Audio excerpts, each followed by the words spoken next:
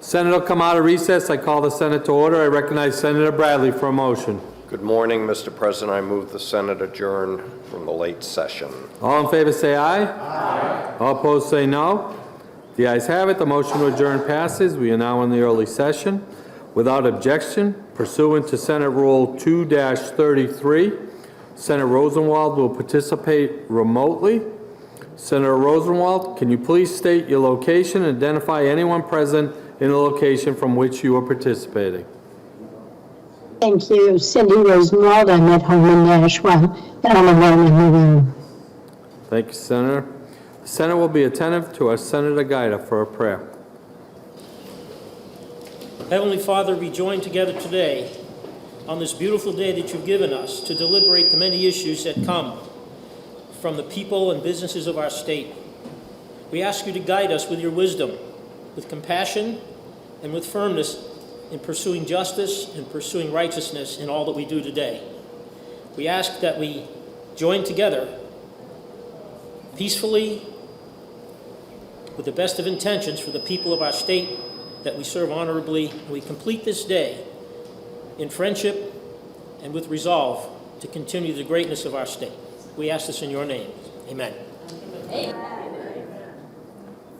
Senator Rashadi, will you state the pledge? I pledge allegiance to the flag of the United States of America and to the republic for which it stands, one nation, under God, indivisible, with liberty and justice for all.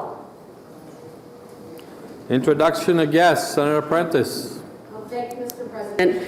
And Senate colleagues, May is both National Trauma Awareness Month in our country, here in New Hampshire, as well as the first Saturday of May has been recognized by this legislature as EMS Provider Day. Today I'd like to invite you to join me in welcoming members of New Hampshire's trauma and EMS system, and they are all of our guests because we have representatives here from different parts of the state. These are the men and women that work from injury prevention through to we have a trauma survivor who's joined us today, and they work to provide the best care possible in the most complicated of circumstances to our granted staters and our visitors. Trauma remains the leading cause of death between the ages of 1 and 34.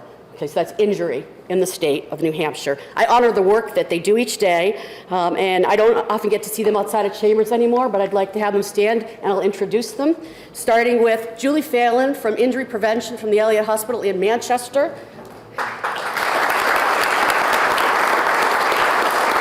We have 3 trauma surgeons with us today. Dr. Eric Martin, who's the chair of our Trauma Medical Review Committee from DHMC. Dr. Lisa Patterson from Concord Hospital, who's the head of their trauma program. Dr. Raj Gupta from Elliott Hospital, trauma surgeon. Our trauma program managers, we have 3 with us today. Marlene Van Dyke from Concord Hospital. She lives in Wareham. Mary Adam from the Catholic Medical Center.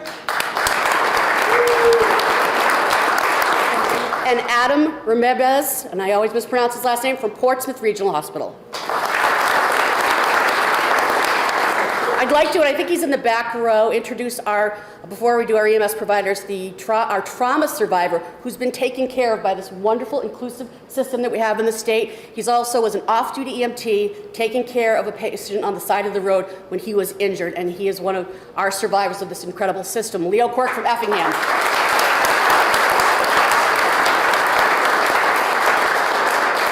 Representing the EMS community today, Kaylee Eastman from my home city. She's a firefighter paramedic of Lebanon. Stacy Meyer from Stewart's Ambulance from our Great Lakes region. Michael Ronka from Action Ambulance, covering all parts of the state. Mike, you're up there. There you are. Okay, good. Carroll County. Ryan Hornblower from Henniker Fire Department and EMS paramedic. He also works at the Cheshire Medical Center in Keene. Chris Stawaz from Manchester, Keene, the great state of New Hampshire. Good to see you again, Chris. And we have 2 representatives from our state EMS staff that are here from the Bureau of Emergency Medical Services, leading and working to support this system. Your Chief, Justin Romanello, and our Systems of Care Coordinator, Vicki Blanchard. So, again, thank you all for being here today. Thank you for the work that you do every day. And colleagues, thank you for joining me in welcoming our trauma and EMS system providers. You do a great job, and we're grateful. Thank you.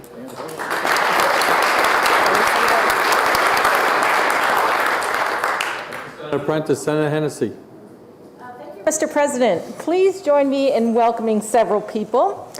Dana Newt. Dana founded the Resilient Buildings Group after 12 years as the Director of Housing Rehabilitation and Energy Conservation for the Community Action Program, Belknap, Merrimack Counties. Prior to his work with the CAPS, he managed and developed large commercial construction projects throughout the Northeast and overseas. I also want you to welcome Berkeley Patino. She's 12 years old, in the 7th grade, and loves outdoor recreation such as skiing and hiking, and her grandparents reside in Whitefield, New Hampshire. Marlena Renton and Ann Dowling. They co-founded Reckless Brewing Company in 2018. Their highly successful business that started in a shed in Bethlehem has grown to $3 million a year company that employs 80 people during the busy months of the year. They have also been instrumental in the development of a popular mountain bike trail system in the North Country known as the Bethlehem Trails Association. Also like you to welcome Joel Bador, Littleton businessman who established Joel Bador and Associates, a regional accounting firm partnering with other local businesses to restore and purchase and operate the Bretton Woods Ski Area, Mount Washington Cog Railway, and the Mount Washington Hotel and Resort. Additionally, Professor Adam Finkel from Dalton, environmental scientist and political appointee at OSHA and the EPA during both the Clinton and G.W. Bush administrations, and also an AMC hut worker at the Lakes of the Clouds from 1984 to 87. And the Reverend Dr. Fred Anderson, pastor and Whitefield resident and president of the Forest Lake Association. And I apologize, I'm sure there's many, many others up there that I've missed, so I thank you all for joining us today.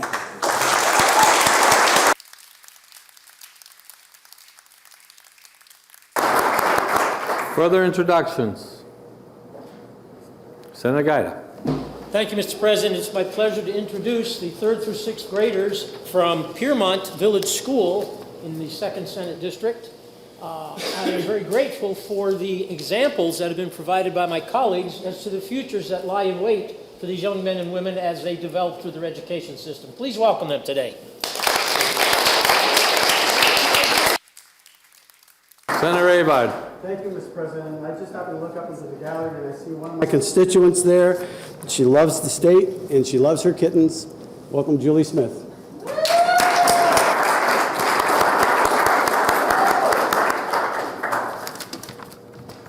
Further introductions? Senator Khan. Thank you, Mr. President. Is Trinity Christian School in the house?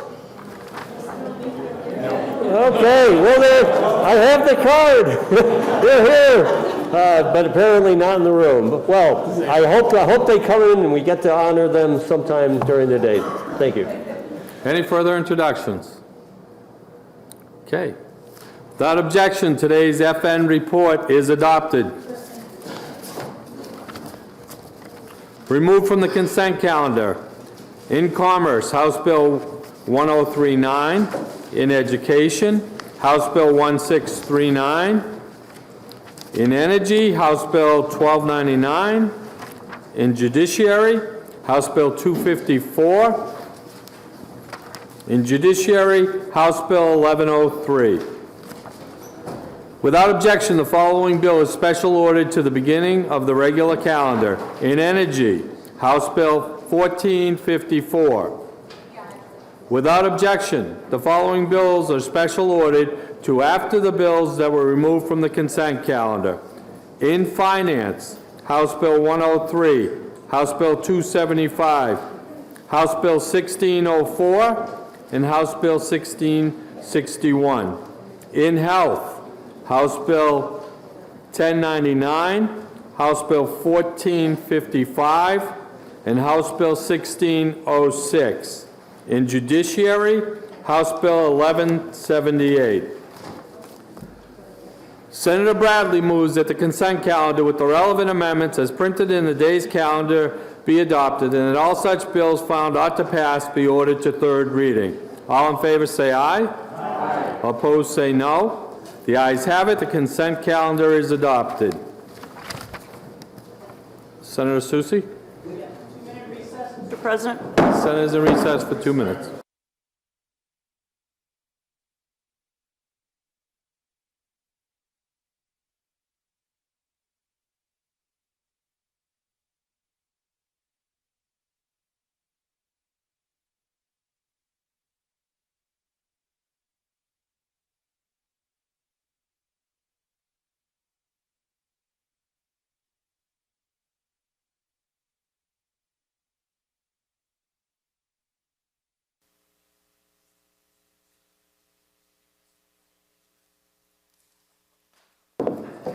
Senate will come out of recess. Senate will be attentive to the clerk.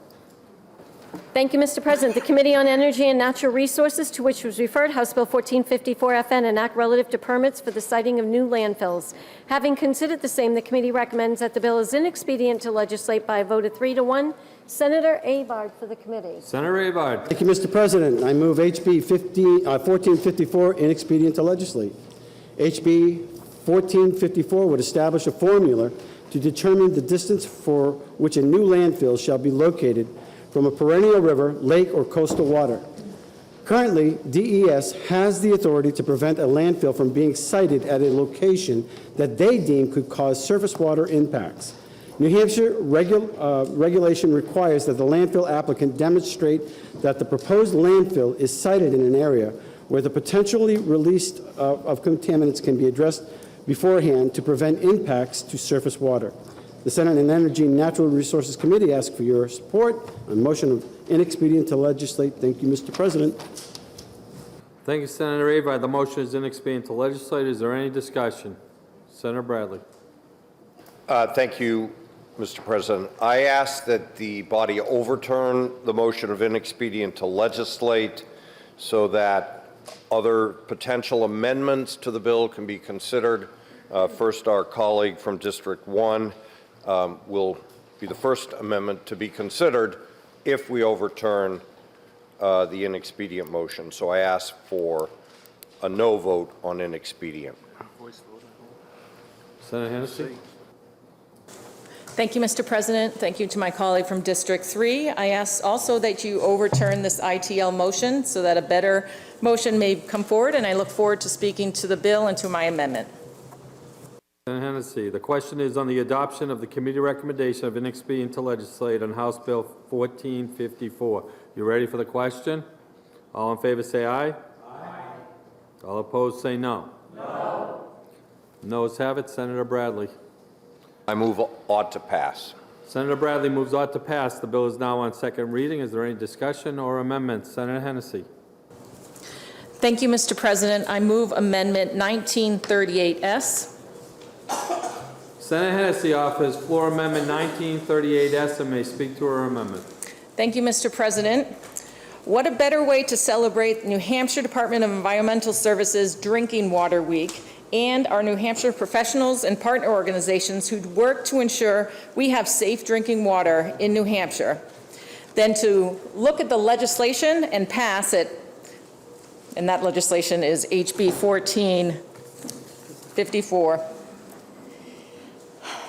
Our state has paid hundreds and hundreds of millions of dollars cleaning up and mitigating the impacts of PFAS contamination in communities like Merrimack. Later today, we'll take up HB 1547 and vote to spend $25 million more in order to get triple that from the federal government. Imagine if we had the opportunity years ago to put in place safeguards necessary to prevent these contaminants from entering our groundwater before they happened. That is what is at stake today, especially for towns like Littleton, Lisbon, Whitefield, Woodsville, and hundreds of private wells in Dalton, all of whom rely on safe drinking water from Forest Lake and the Ammonoosuc River. A modern landfill can produce several billion gallons of toxic leachate during its decades of operation and after, enough liquid to fill every public swimming pool in the entire United States. The scientific community unanimously agrees that landfills will eventually leak. Yes. Yes, they are more reliable than they used to be, but all landfills will fail, and many have histories of above-ground spills, accidents, or flooding. Just last year, one of our state's modern landfills in Bethlehem had a significant spill that the modern spill mitigation technology failed, and thus failed to detect and prevent this spill. When chemical and other pollutants leak from a landfill, they contaminate the groundwater, which then flows away from the site.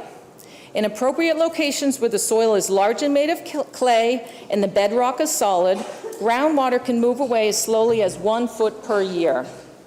In inappropriate locations where the soil is made up of sand and gravel or bedrock that's fractured, groundwater can move as quickly as 20 feet per day. DES has never been required to consider whether a proposed landfill site polluted groundwater will trickle away towards lakes, rivers, and wells, or whether it will hurtle towards them at high velocities. In 1991, New Hampshire established a one-size-fits-all 200 feet setback between new landfills and major surface water bodies. Unfortunately, landfill operators only have to test the groundwater at their boundary once every 4 to 12 months, allowing for a plume of contamination to travel this distance in as little as 2 weeks. HB 1454 replaces this one-size-fits-all 200-foot setback with a site-specific time-to-travel setback that many states use and that the federal EPA has recommended for more than 30 years. I'm sure all you remember HB 177 from last year and the hundreds, if not thousands, of emails we received on the two-mile setback. 14 of this body voted against the legislation, and many of those 14 asked me to come back with a scientific approach to determining what a safe setback is. After months of work with legislators, residents, and scientific experts, HB 1454 is what you asked me to come back with, and I was happy to work with Representative Tucker on this legislation. It asks DES to establish this site-specific setback distance on any proposed new landfill from any perennial river, lake, or coastal water. The goal of the setback distance is to be sufficient enough to prevent contaminated groundwater from reaching these bodies. The goal of the setback distance is to be sufficient enough to prevent contaminated groundwater from reaching these water bodies. That's the goal. They calculate this by having an independent hydrologist do a routine on-site field test of the speed in which groundwater moves in any given direction, AKA the seepage velocity. They then take this number and multiply by 5 to see how long it would take this potential contaminated water to move in 5 years. Why 5 years? Because there needs to be enough time to realize there was a leak to begin with and then to mitigate the effects of the spill. States across the country have offered a range of years. New Jersey has 5 to 12 years, Maine has 6. If this bill passes with my amendment or no amendment, New Hampshire would still have some of the most lenient requirements in our area. For the 5-year calculation, the hydrology tests are the same tests that would be done during the application process anyways. Instead, it would be required right away and with additional seepage velocity calculation so that the state and developers can know they are in an appropriate location. This due diligence upfront will save the applicant and the state time and money. Testing the soil on the first day is akin to ensuring you do not place a fireworks factory next to a match factory. This legislation does not affect the expansion of landfills who have already gone through the full approval process. This legislation does not ban new landfills. This legislation does not ban new landfills. In fact, multiple landfills that are currently sited in our state would have passed this very test. The landfill in Success that is in my district recently performed this test and reported to DES that any undetected leak at their location would be 60 to 150 years away from the nearby Androscoggin River. Let me repeat that this bill does not ban landfills. Let me also address the misinformation around landfill capacity in our state. In March, Director Wimsatt testified that there has been a narrative that there is always a solid waste capacity crisis. This is because DES posts diagrams that show the current permitted capacity when it ceases. This tends to show a drop-off that people refer to as the cliff that seems to point to a looming crisis in our state.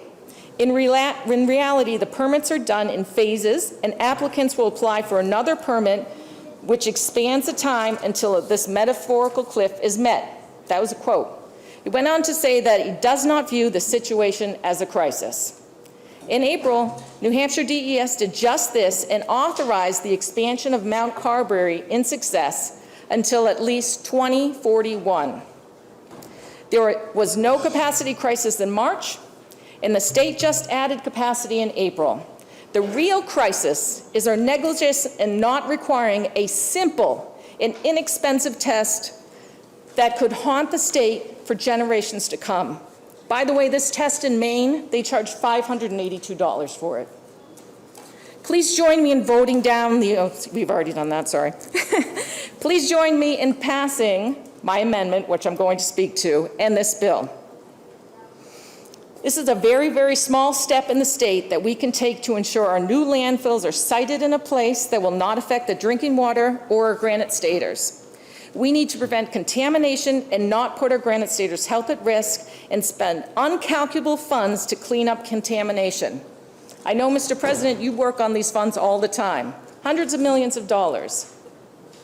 How much more are we going to spend? The amendment responds to requests from the industry to incorporate the offset concepts used in Maine's time of travel setback. It allows for a landfill to be sited closer than 5 years' time from surface water if the operator adds specific engineering or safeguards that go beyond the requirements for landfill design that we currently have. This incentivizes operators to embrace technology and better landfill design in order to be sited as little as 2 years away from surface water. In support of this amendment is the Conservation Law Foundation, the Sierra Club, Society for the Protection of New Hampshire Forests, and NCAB.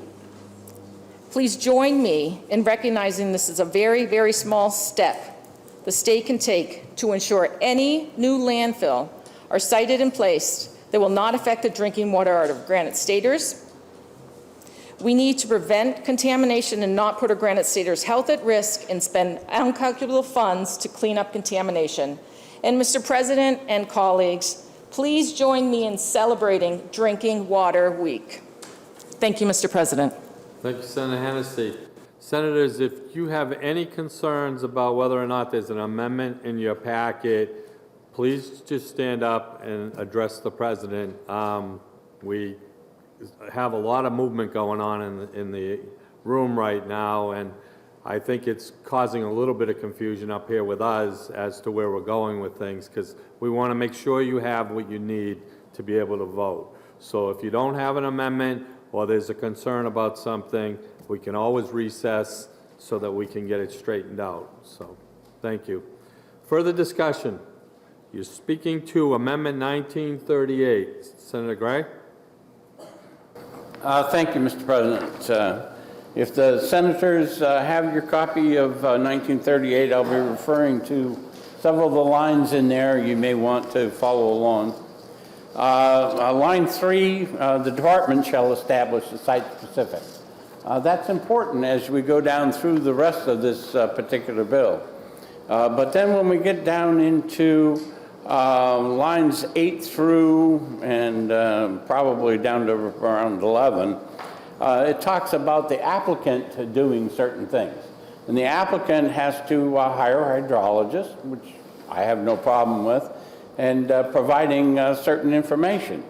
But that information in 1, 2, and 3, in lines 8 through 16, are things that already are required in New Hampshire state law when someone submits an application. They have to do the hydrology report. They have to do a geological report. They have to do other things. And if you go to the rules for citing this, and I think it's like 804, I didn't bring all of the references with me because I didn't know how the senator from District 1 was going to speak about this. Lines 17, all right? And it's important through 17 through 19, no permit shall be issued by any division of the department for siting a new landfill that fails to conform with the setback distance calculated using the method set forth in paragraph A. Well, we heard testimony that we're going to give allowances. Well, that allowance information is down in lines 20 through to 28. So this would at least, if we're going to have allowances, you'd at least need an amendment to say as modified by paragraph D. But when we get down into D, on lines 25, it talks about additional years of setback. And then line 28, 3 additional years. So the way I read this, just taking it, we've got 5 already. If I'm doing additional years, it's 8 years now. And that's 8 years because I did something to improve it. Again, the way this amendment is written right now does not support what the senator from District 1 is trying to accomplish, and would need severe revisions to get it to there. And I believe that there's other amendments that I will speak about once they're presented if this amendment fails. Thank you, Mr. President. Thank you, Senator Gray. Senator Sherman. Thank you, Mr. President.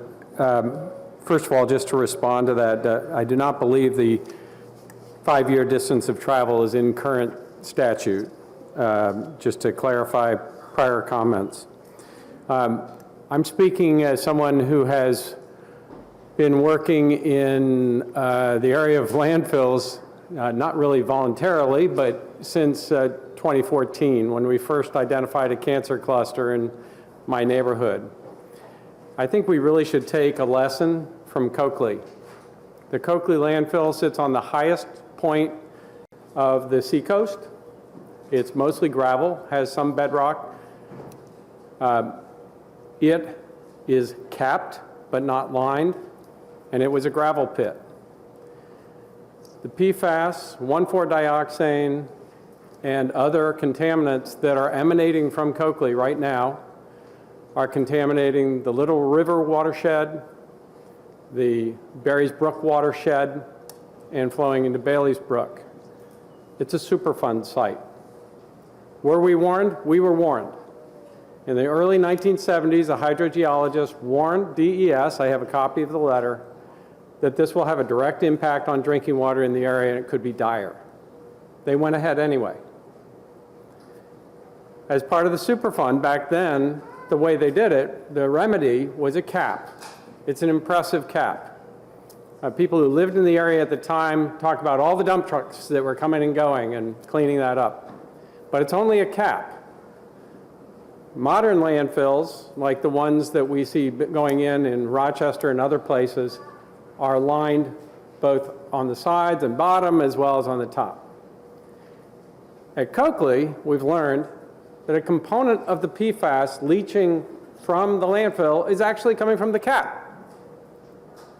They've sampled the cap. The cap is impregnated with PFAS. So, lesson number 1, don't site a landfill in the wrong place. Lesson number 2, we can't trust the integrity of either the landfill's lining or even the liner itself, that it won't be leaching contaminants. So what about a setback? What is the most important, or one of the most important things that we preserve in New Hampshire? That's our environment. That is the beauty of the North Country and everywhere around the state. I've been all over the state recently, and it's breathtaking. This is one of the most beautiful states I've ever lived in, if not the most beautiful, and we have to be good stewards of that. So the sole purpose of a setback between new landfills and surface water, no matter where they are in the state, is whether that setback is given in units of distance or of time, is to protect the water. I've served under the Senate President on the Drinking Water Groundwater Trust Fund for the last several years as Vice Chair. I am more knowledgeable about drinking water than I ever thought I'd dream to be. But the sole purpose is to protect that water from the inevitable leaks and oft experienced spills.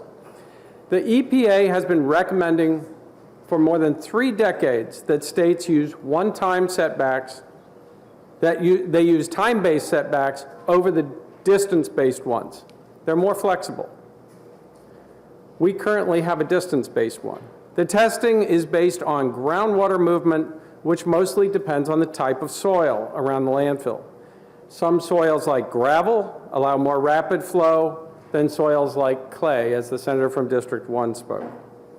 It is essential that we know how fast groundwater flows in order to know how much time will be needed for an appropriate response if a leak or a contaminant is detected. That response is the remedy. In the case of my neighborhood, that response is a super fun cleanup. But we knew before, we knew ahead of time that this shouldn't happen. The more years, this is one of the things that I found very confusing until this was explained to me by multiple hydrogeologists. Years are not random. The more years that are allowed in statute, the more certain you can be that there will be enough time to stop the leak and remove the contaminant before it has a chance to reach the body or source of water you want to protect. Average migration time across the country can vary from 3 years to 28 years. The average is 8 years. Maine uses 6. Vermont, Massachusetts don't allow new landfills. Neighboring states, and this amendment actually picks one of the most lenient times, which is 5 years, and then allows for you to subtract if the person putting in the landfill is really putting in something that will mitigate the flow.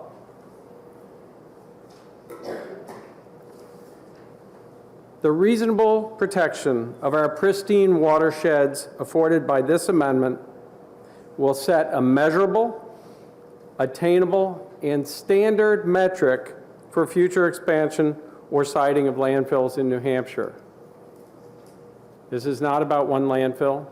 This is about making sure we learn from the past and we're as smart as we possibly can moving forward with as much flexibility as we can possibly give to the developers. So I hope you'll pass this amendment. Thank you. Thank you, Mr. Thank you, Senator Sherman. The discussion is on Floor Amendment 1938. Senator Hennessy. Just want to respond to some comments that were made about the amendment. Lines 8 through 19 are not in current law. This is the section that calculates the rate of flow of groundwater, setting it to a minimum of 5 years. And Section D does not add time to that. It adds specifically in line 25, adds the time to the calculated travel time. So if you have an application and you've done the test, which is inexpensive again, and it says any leak is going to take 4 years to get to a body of water where it could potentially pollute it. And DES has said, if you add an additional liner or do these other mitigating steps, you can add 1 year back or 2 years back or 3 years back. That is what the time is calculated to. So if they say you can add 2 years back to that travel time and you initially calculated at 4 years, then now you have a 6-year travel time and your landfill is legal.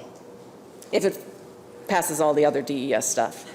So this is a simple calculation, a simple amendment that will keep New Hampshire's drinking water safe. I hope that you will pass this, and please know that if you are thinking about voting for any additional amendment and not voting for this amendment, I fully believe that despite the good intentions and undoubtedly a lot of work, any additional amendment that is proposed today that you may find in your packet accomplishes nothing and is worse for our state and pushes our states and regulations back many years. It replaces a bill that has a simple premise that there are some places in our state simply not suitable for landfills and places it 5 to 10 years worth of things for DES to potentially consider during hypothetical rulemaking. We work closely, the sponsors and the scientists that worked on this bill and residents, with DES and changed the initial draft of 1454 to produce a bill DES said would not require any costly rulemaking. The amendment I am proposing will require some rulemaking, but not much. The other amendment before you today will require significant, timely, costly rulemaking. It adds dilution to factors that supposedly protect people, in essence saying, we put a lot of PFAS into the groundwater, but there's a lot of groundwater between here and the lake. The most fatal flaw is something that surely must be a drafting error. The amendment attempts to have DES put forward a setback, not in statute, but in rulemaking. But even so, the setback is completely subjective and not based on science. It says that the setback should be 1.5 times greater than the time it takes to stop the contaminant plume from reaching a river or lake. Well, if you haven't had contamination yet, how will you know how long it's going to take to clean up that contamination? Look at the Valdez oil spill. Could you ever have imagined that spill happening? If anyone even did imagine that, could they ever imagine the time and money and effort and devastation on our environment that happened? You do not know how long in advance a contamination will take to clean up. That's why, friends, I hope that you will pass this amendment before you today. Do not consider any other amendments. This is the best future for New Hampshire. Thank you very much. Thank you, Senator Hennessy. Senator Carson. Parliamentary inquiry, Mr. President. We've had testimony about an amendment that hasn't even been introduced to the body, so I don't know what is going on here. Senator Carson, floor amendment 1938 was introduced about a half an hour ago. When? I'm sorry, as an amendment? Senator Hennessy introduced the amendment. Well, I've been sitting here, I didn't see it. Thank you. It's in the packet, though. We're not handing them out.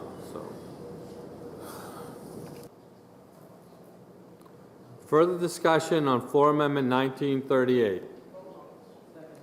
Roll call has been requested by Senator Hennessy, seconded by Senator Giuda.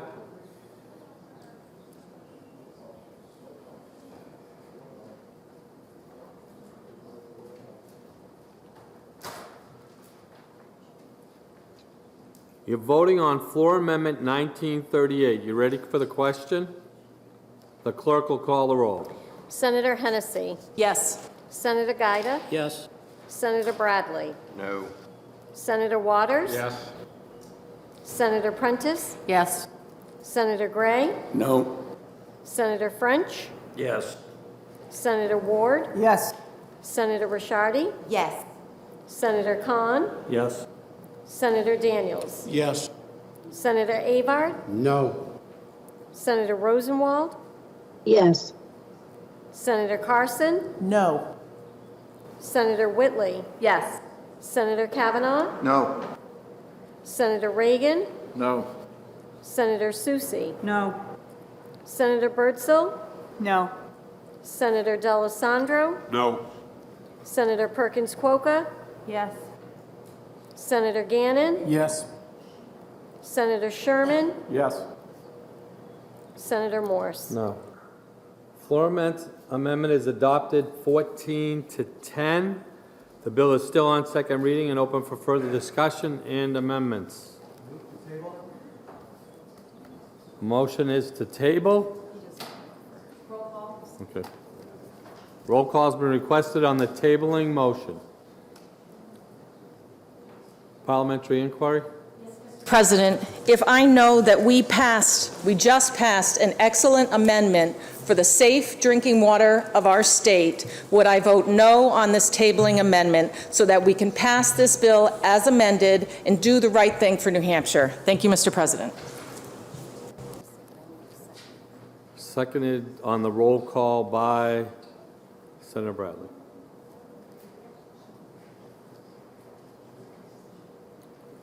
This was Yep. The clerk will call the roll on the tabling motion. Senator Hennessy. No.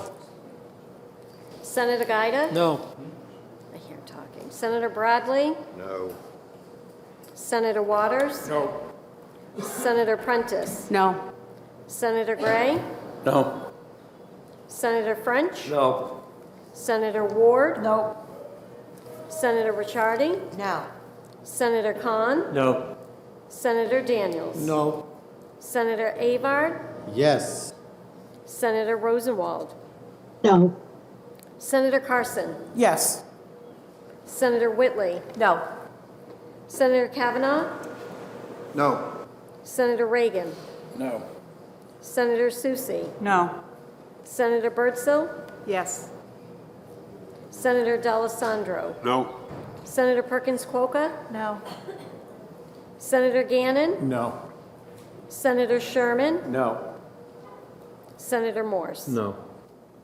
Tabling motion is defeated 3-21. The bill is still on second reading and open for further discussion and amendments. The question is the adoption of ought to pass as amended on House Bill 1454. Roll call has been requested by Senator Hennessy, seconded by Senator Bradley.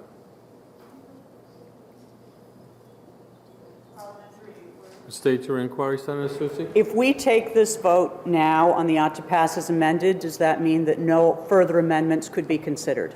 Yes. Thank you, Mr. President. You ready for the roll call? Mr. President, 2-minute recess. Senator's in recess.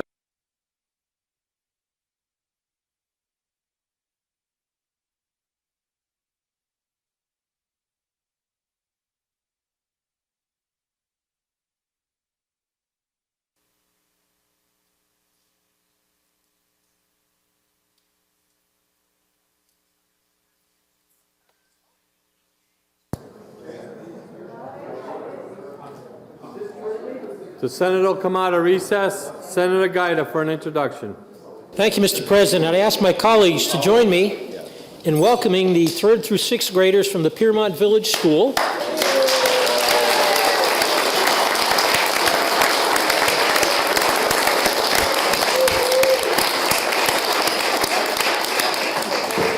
And the town of Piermont, bounded in part by the Connecticut River and Lake Tarleton, in light of our previous discussion. Thank you, Mr. President.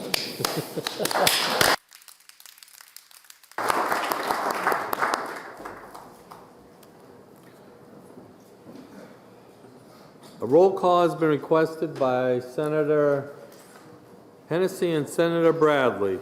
Any further discussion? Senator Perkins Coco. Us freshmen, we're tough ones.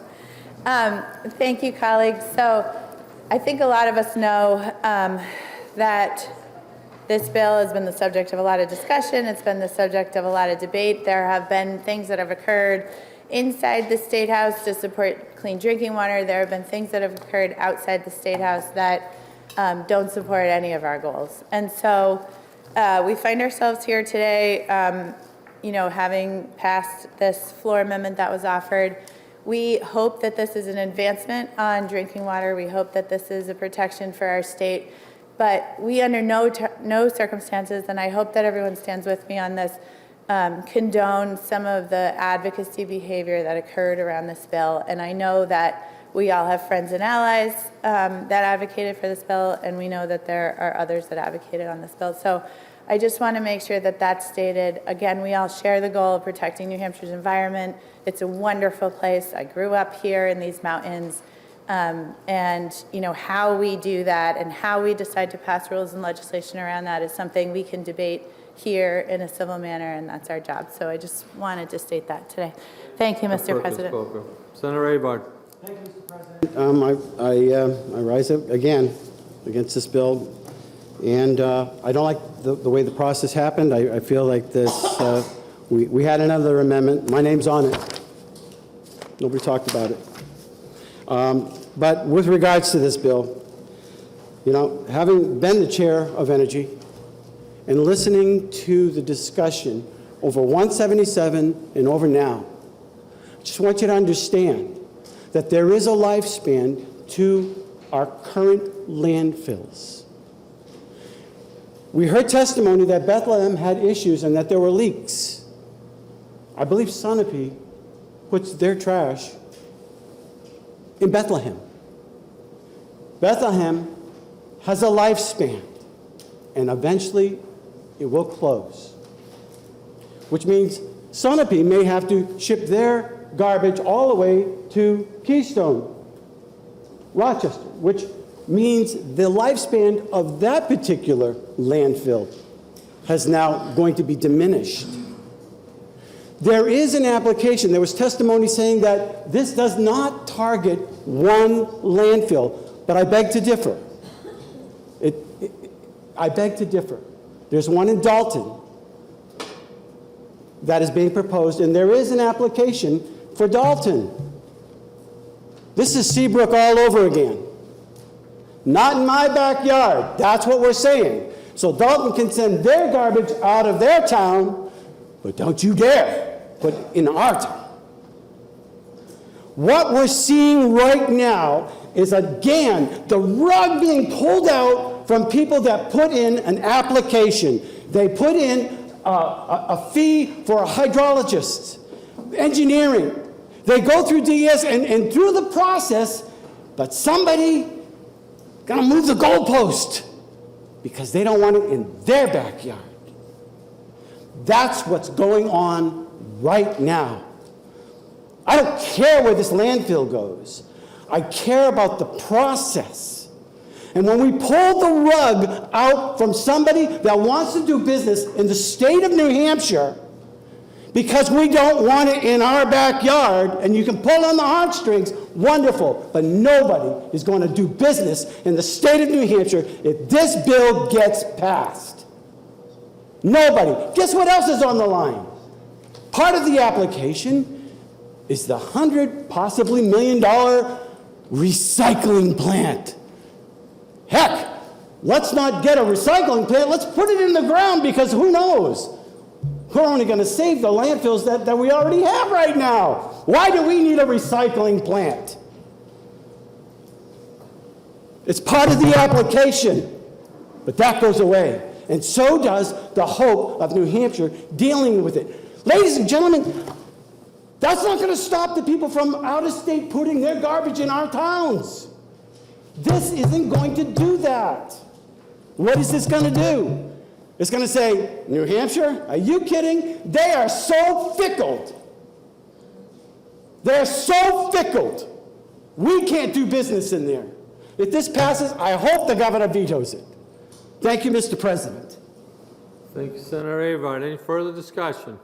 Senator Susi. Thank you, Mr. President. Mr. President, I rise to echo some of the comments made by my colleague in District 21, but also my colleague in District 12. I'm serving in my 10th year in this body, and I have nothing but the utmost respect for my colleagues. But I have to say, the process surrounding this bill and its predecessor, the worst I've ever seen, the worst I've ever experienced. This legislation purports to be about protecting the environment, about protecting health, but it's got the most toxic atmosphere that has ever existed around a piece of legislation. Mr. President, I want to be clear today with each and every one of you. The vote I cast today, whether for or against, and you'll find out when the roll call is called, has nothing to do with the fact that I was bullied, that I was threatened, that I've been insulted, that so many of my colleagues have as well around this issue. I'll cast my vote and I'll do what I think is right, but be clear, everyone that's surrounding this issue. This has probably been the worst process ever seen, and you have put people in an uncompromised position. So just want to make that statement and be clear. Thank you, Mr. President. Thanks, Senator Soucy. Senator Hennessy. Any further discussion? Senator Bradley. I'm going to vote in favor of the amended version of the bill. I think some of us tried to find a compromise. Let's hope for the best with the amended version of the bill. And I just want to second the words of my friend from Manchester, my friend from Portsmouth, and my friend from Nashua about the process. Let's pass this bill, and let's hope for the best. Thank you, Mr. President. Senator Carson. Mr. President, I rise to speak against this bill, and I would like to echo the comments of my colleague from District 19. I am extremely concerned about this process. And also my colleague from District 12. We all know what this is about. This is not about all the landfills. This is targeted to one landfill. And let's be very, very clear about this. We all support clean drinking water in our state. Mr. President, you and a number of senators in here have worked tirelessly for hours and days upon days, ensuring that the people of New Hampshire have clean drinking water. But I can't support this because of the process. And now, after listening to the debate here today, I understand why the committee, the majority of the committee, ruled inexpedient to legislate. This is not ready to come forward. This is not ready to come forward. And I am concerned, Mr. President, if we put this into statute, we are going to be doing more harm to our state and to our citizens than we can even think about. So thank you very much, Mr. President. Further discussion? Seeing none, you ready for the roll call? The clerk will call the roll on ought to pass as amended on House Bill 1454. Senator Hennessy. Yes. Senator Giuda. Yes. Senator Bradley. Yes. Senator Waters. Yes. Senator Prentice. Yes. Senator Gray. No. Senator French. No. Senator Ward. No. Senator Ricciardi. Yes. Senator Khan. Yes. Senator Daniels. Yes. Senator Avard. No. Senator Rosenwald. Yes. Senator Carson. No. Senator Whitley. Yes. Senator Kavanaugh. No. Senator Reagan. Yes. Senator Soucy. Yes. Senator Birdsell. No. Senator D'Alessandro. Yes. Senator Perkins Quokka. Yes. Senator Gannon. Yes. Senator Sherman. Yes. Senator Morse. No. The ayes have it, 16-8 is ordered to third. The motion is adopted and it's ordered to third reading.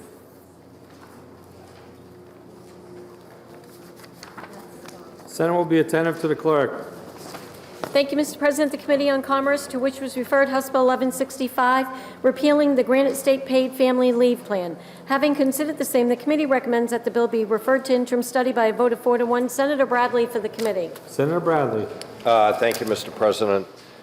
I urge the body to vote yes on the pending motion of interim study. We have had an awful lot of debate over the years about differing plans to provide for paid family medical leave. We came together in the budget to pass Governor Sununu's voluntary paid family medical leave. It's been put out to bid. The process is working. We'll see what the bids come back and hopefully this program will work as intended. Now is not the time to pull the rug out from under the Granite State paid family leave plan, given how much work has gone into it and where it's at in the process. I think most of us would agree if we can have a paid family medical leave plan. While we might disagree about some of the details on how it's implemented, I think many of us believe it's a important public policy initiative. So repealing it, I can't support, and I ask for a yes vote on interim study. Thank you. Thank you, Senator Bradley. The motion is referred to interim study. Is there any discussion?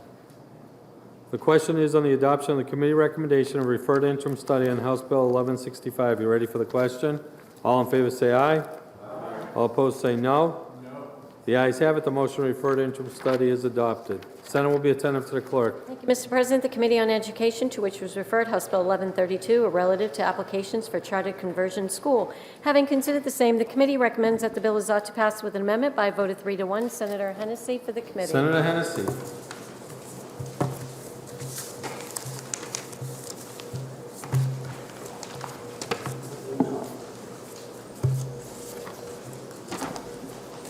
Thank you, Mr. President. I move House Bill 1132 ought to pass with amendment. Right, Bill? That's the right one? Thank you. This bill removes certain vote requirements for the conversion of a public school to a chartered public school and adds the requirement for a 2/3 majority vote of the school district at a regular annual meeting. While New Hampshire does not currently have any charter conversion schools, there are examples of successful charter conversions in other areas of the country. For example, Washington, D.C. charter conversion schools are public schools with more community involvement from their founding. These often have set a mission and are more likely to meet the needs of unique student groups. The committee amendment makes clear the school district's obligation to provide special education services if the conversion is approved. The Education Committee asks for your support on the motion of ought to pass with amendment on HB 1132. Thank you, Mr. President. Thank you, Senator Hennessy. The motion is ought to pass with amendment. The bill is now on second reading. The first order of business is the committee amendment. Is there any discussion on the committee amendment? Senator Giuda with a question. Thank you, Mr. President. Of the Senator from District 1. Senator Hennessy. Thank you, Senator, for taking my question. Can you explain why there's a 2/3 requirement at the annual meeting as opposed to just a simple majority? Thank you, Senator, for the question. This is the language that came over from the House. I don't believe we heard testimony as to that fact, but I do believe that most towns, when they make a significant decision like this one would be, like bonds or anything or a new school, that's a very, very large decision that you would want more than just a majority in your town.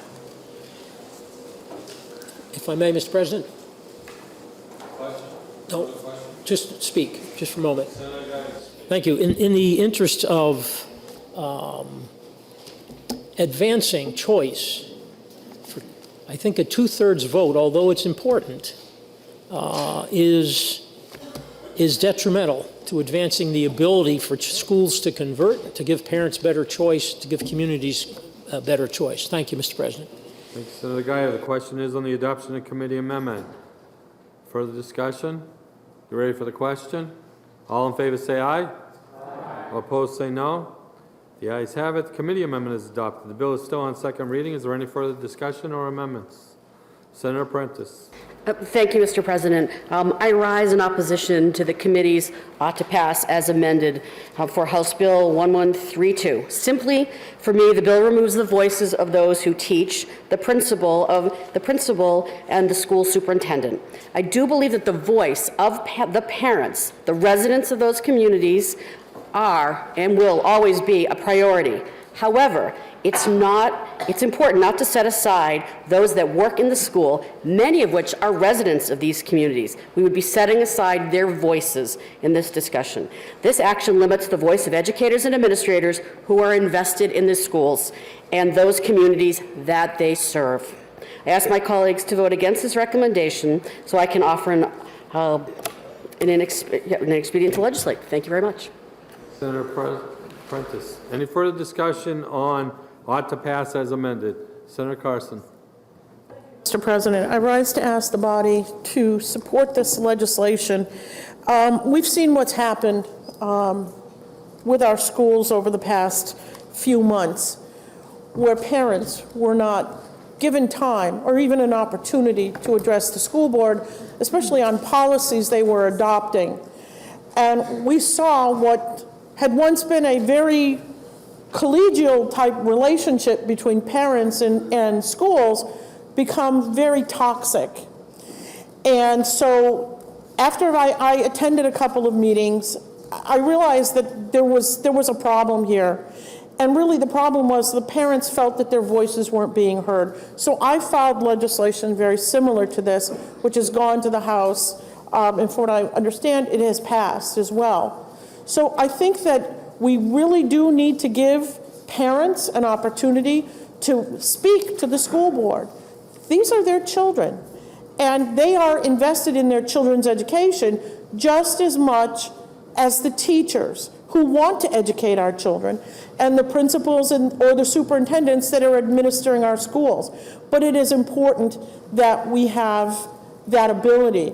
Unfortunately, what I see happening is some school districts are adopting a committee, and it's the Committee to Counter Misinformation. I see that as a very chilling effect on free speech. If people feel if they're going to go and speak in front of their school board, their comments are going to be fact-checked, much like on Facebook or wherever else people are on social media.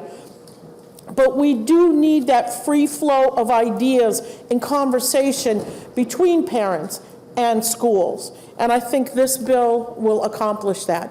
Thank you very much, Mr. President. Thank you, Senator Carson. Senator Giuda. Senator Khan. Thank you, Mr. President. I rise to speak against the motion and hope that the body will take the recommendation of my colleague from District 5 and defeat this motion and vote for an inexpedient to legislate motion which would be offered subsequently. And here's why. And I respect the opinions of our colleagues that say our parents need more voice in our schools. And I couldn't disagree with that. But your comments are about parents and school boards. And that's not what this bill is about. This bill specifically deletes 2 lines in current statute. Line 1, it deletes teacher input. Remember, this is Teacher Appreciation Week. I hoped I say that only once today, but probably not, Mr. President. This deletes their input into the process.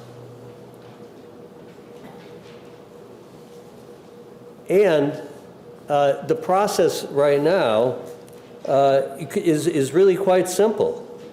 The teachers give their input, they're supportive, the thing moves forward, essentially. I got to remind us that just last year, I know this probably isn't high on many people's memory list, but we adopted innovative schools.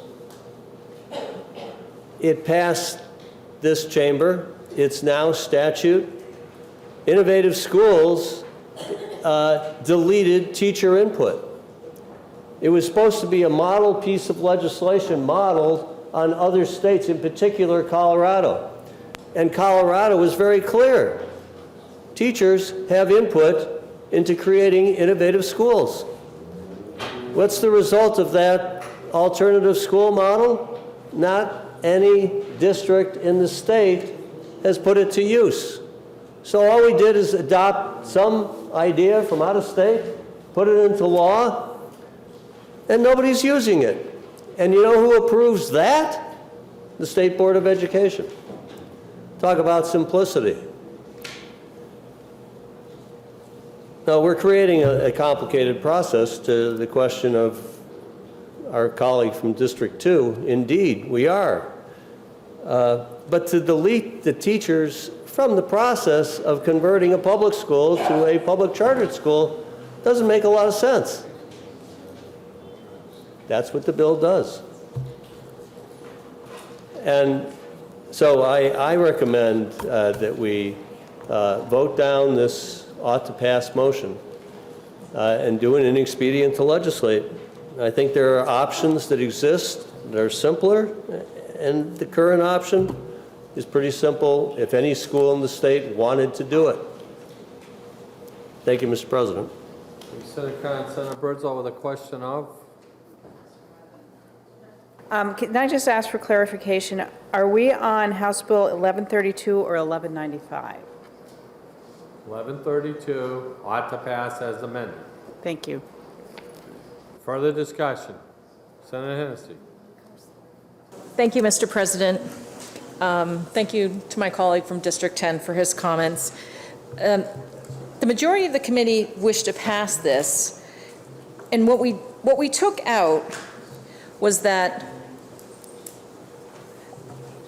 2/3 of the teachers don't have to vote for this, and that the school superintendent and principal both don't have to vote for this in writing. Particularly in my home district where my kids go to school, we see an extreme turnover of superintendents and principals. And they may not be from the community, they may not be from New Hampshire, and they may only be in our school for a year or two, which is what we've seen. But what this does do is add in the 2/3 vote from the community. And if that principal, if that superintendent, and 2/3 of the community, which can include a lot of the teachers. So if they live in your town, if they live in your city, they can vote for this. They have their input. The school board also has to vote to approve this. Teachers can have their input in the school board's vote. They can go before the school board and make their comments. They can go before the legislative body and make their comments. There's nothing that in this bill that prevents their voice from being heard, especially if they are a voter in that town. So I hope you will join me in voting for this. Thank you, Mr. President. Thank you, Senator Hennessy. Any further discussion? Senator Carson. Mr. President, I rise to apologize to the body. I was speaking on the next bill, which is House Bill 95. Thank you. Senator Sherman with a question of? Senator from District 10. Senator Cont. Thank you, Senator. This is kind of I could do this in two parts, one question, or I'll just say, my understanding is that the experts in the room, the people who have their master's in education or even higher level degrees, are the teachers and the superintendents and the principal. This bill, just help me understand, this bill actually would allow the process to move forward without any input from them. There's no input required? That's the way that I read it. Thank you. Further discussion on House Bill 1132 as amended? Seeing none, you ready for the question? The question is on the adoption of ought to pass as amended on House Bill 1132. Roll call has been requested by Senator Cont, seconded by Senator Sherman. The clerk will call the roll. Senator Hennessy. Yes. Senator Giuda. Yes. Senator Bradley. Yes. Senator Waters. No. Senator Prentice. No. Senator Gray. Yes. Senator French. Yes. Senator Ward. Yes. Senator Ricciardi. Yes. Senator Kahn. No. Senator Daniels. Yes. Senator Avard. Yes. Senator Rosenwald. No. Senator Carson. Yes. Senator Whitley. No. Senator Kavanaugh. No. Senator Reagan. Yes. Senator Susie. No. Senator Birdsall. Yes. Senator D'Alessandro. No. Senator Perkins Quokka. No. Senator Gannon. Yes. Senator Sherman. No. Senator Morse. Yes. The ayes have it, 14 to 10. The motion about to pass as amended is adopted and it's ordered to third reading. Senate will be attentive to the clerk. Thank you, Mr. President. The Committee on Education, to which was referred 1195, an act relative to public comment periods at school board or school administrative unit public meetings. Having considered the same, the committee recommends that the bill is ought to pass with an amendment by a vote of 5 to 0. Senator Hennessy for the committee. Senator Hennessy. President, I move House Bill 1195 ought to pass with amendment. This bill requires that all open meetings for school boards or school administrative unit boards have a period designated for public comment.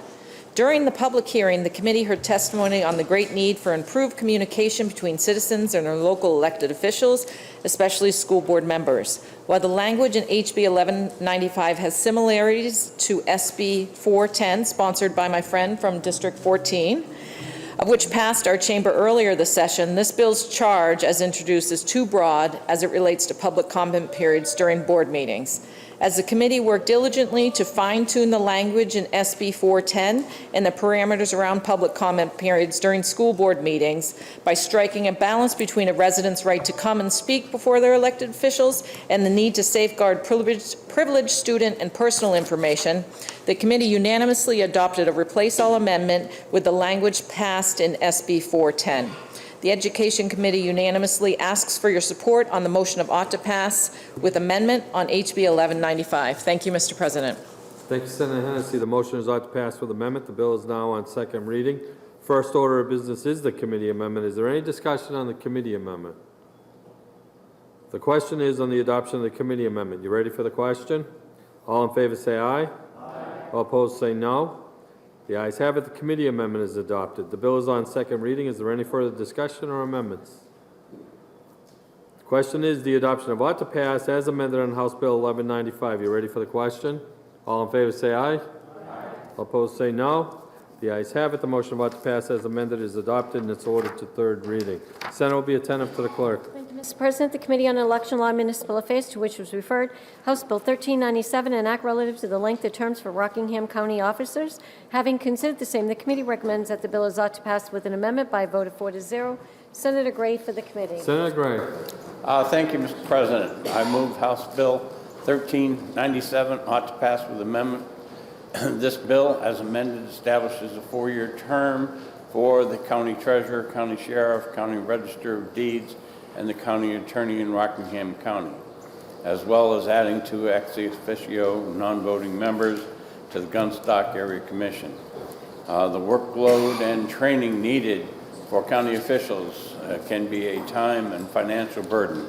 Establishing 4-year terms as opposed to the current 2-year terms will ease that burden and will provide for consistency in the administrative functions of the offices.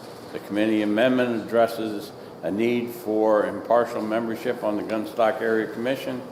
It adds the Commissioner of New Hampshire's Department of Business and Economic Affairs or designee and the Belknap County Administrator as ex officio non-voting members. The Election Law and Municipal Affairs Committee asks for your support on the motion of ought to pass as amended on the House Bill 1397. Thank you, Mr. President, and I would like to speak.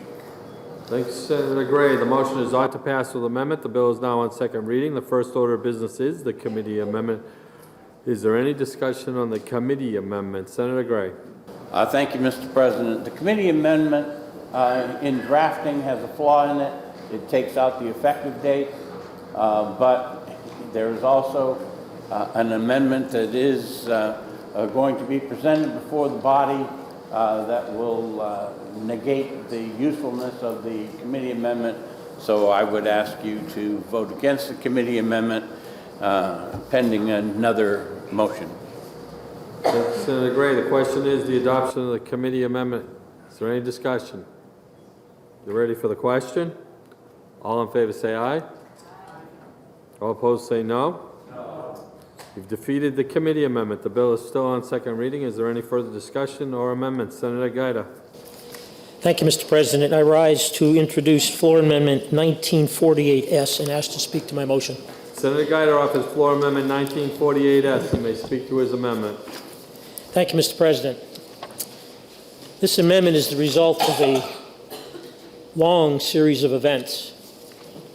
In 1959, the legislature passed and the governor signed into law a bill that was intended to keep the delegation from interfering in the business affairs of Gunstock area, Gunstock Resort. For 62 years, that worked.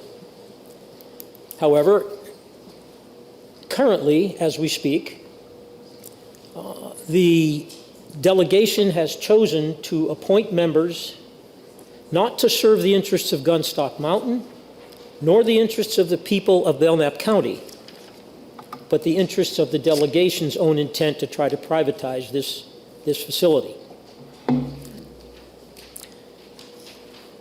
Two petitions signed by 3,600 residents of Belknap County been presented in opposition to the delegation's actions, yet the delegation continues its pursuit. The amendment takes the appointment of commission, Gunstock Commission commissioners out of the hands of the delegation and puts it where it properly belongs, in the hands of the people of Belknap County. It is their mountain. It belongs to them by law. It does not belong to the delegation, whose members change and whose interests with respect to the mountain are sometimes, and in this case, almost always, in opposition to the better interests of Gunstock as a resort. This bill also establishes that the county commissioners would appoint any vacancies that were unintended or unanticipated for the duration of that term. It would be a nonpartisan election. The operation of Gunstock Mountain should not be subject to partisan divides or differing opinions on economics or differing opinions on the people who serve on that commission because of their political affiliations. This mountain belongs to the people of Belknap County. This mountain belongs, and its management in the hands of the people of Belknap County, who have overwhelmingly spoken. Over 3,000 signatures on petitions for a county in favor of this, returning control of Gunstock Mountain to the commissioners that the people want to elect, not at the mercy of delegations that change every 2 years. And for those reasons, Mr. President, I would ask for your support for this amendment so that the people of Belknap County can return the operation of that mountain to commissioners chosen by those people that own it. Thank you. Thank you, Senator Guyer. The question is the adoption of Floor Amendment 1948. Further discussion? Ready for the question? All in favor say aye. Aye. Opposed say no. No. The ayes have it. The floor amendment is adopted. The bill is still on second reading and open for further discussion and/or amendments. Question is on the adoption of ought to pass as amended on House Bill 1397. You ready for the question? All in favor say aye. Aye. All opposed say no. No. The ayes have it. The motion is adopted and it's ordered to third reading. Senator will be attentive to the clerk. Thank you, Mr. President. The Committee on Energy and Natural Resources, to which was referred House Bill 490, an act relative to the definitions of game camera and hunting day and relative to the use of game cameras. Having considered the same, the committee recommends that the bill is ought to pass with an amendment by a vote of 5-0. Senator Avard for the committee. Senator Avard. Thank you, Mr. President. I move House Bill 490 ought to pass with amendment. This bill requires that hunters receive written permission from landowners if they wish to place their game cameras on landowner property. Current hunting laws permit hunters to place cameras on private property without the knowledge or permission of the landowners. Similar laws exist in Maine, Wisconsin, and North Dakota and Nevada. Landowners are concerned with the prospects of having cameras on their property without their knowledge. And Fish and Game is also concerned that technology advances will begin to see hunters simply wait for the game to pass in front of their camera before taking it, and therefore it undermines the chase. Also, there's a non-germane, or in committee, we added an amendment related to hunting. Due to the recent court findings on gunpowder guns, we added an amendment allowing black powder hunting by those with previous felon convictions. Hunters have been arrested not knowing that the courts had changed the rules. And so the people that have been felons in the past who are hunting are breaking the law and didn't realize it.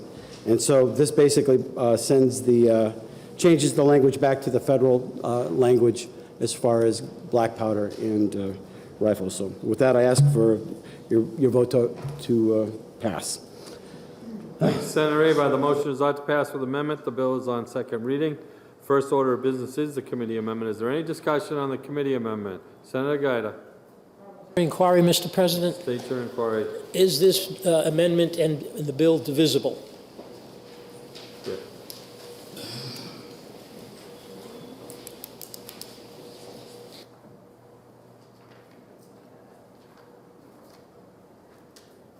Senator, are you asking if the committee amendment is divisible? No, I'm Because asking we if... haven't voted on the committee amendment. Then I'll withhold my question until we have. Thank you. The question is on the adoption of the committee amendment. Any discussion? Senator Daniels. Thank you, Mr. President. I rise opposed to the committee amendment for just one section, and that's in section 2, if you'll find it on page 20 of your calendar. The sentence says in this chapter, firearm shall have the same meaning as in 18 USC section 921A3, as it appears on April 12th, 2022. New Hampshire firearm owners have been very protective of their Second Amendment rights. What this does is cedes the definition of a firearm to the federal government, whatever that happens to be on April 12th. I think that New Hampshire, in the way that it has acted in the past, would be better off having control of their own definition of what a firearm is, as opposed to ceding it to the federal government. So I would ask you to vote against this committee amendment for that reason. Thank you. Further discussion on the committee amendment? Seeing none, are you ready for the question? Roll call. Roll call has been requested on the committee amendment. Seconded by, roll calls by Senator Abad, seconded by Senator Daniels.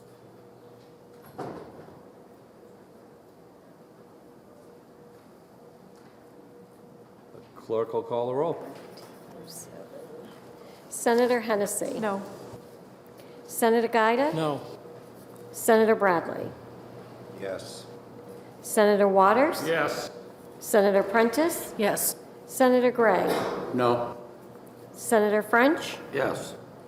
Senator Ward. Nope. Senator Ricciardi. No. Senator Khan. Yes. Senator Daniels. No. Senator Abard. Yes. Senator Rosenwald. Yes. Senator Carson. Yes. Senator Whitley. Yes. Senator Kavanaugh. Yes. Senator Reagan. No. Senator Susi. Yes. Senator Birdsell. Yes. Senator D'Alessandro. Yes. Senator Perkins Coca. Yes. Senator Gannon. Yes. Senator Sherman. Yes. Senator Morse. Yes. The committee amendment is adopted 17-7. The bill is on second reading. Is there any further discussion or amendments? Senator Giuda. Thank you, Mr. President. I rise to introduce Floor Amendment 1924S and ask to speak to my motion. Senator Giuda offers floor amendment 1924S and may speak to his amendment. Thank you, Mr. President. This bill is the subject of a lot of debate, and the current version of the original underlying bill has some holes in it. This amendment provides for a number of things. A large concern was expressed about personal privacy. Someone could put a camera on your property, you wouldn't know it. You might go out and be photographed and you didn't want to be. That's a valid concern. Okay? So we have concern of the property rights people. Property rights are paramount. But we also have an issue of safety.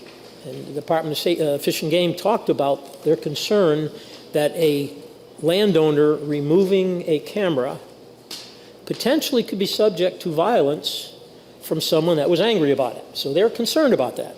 So what I've done with this amendment is several things. First, out of respect for the right to privacy, all right, I established in this legislation a boundary of 300 feet or the curtilage as defined under law, whichever is farther away from the structure, from the home, okay?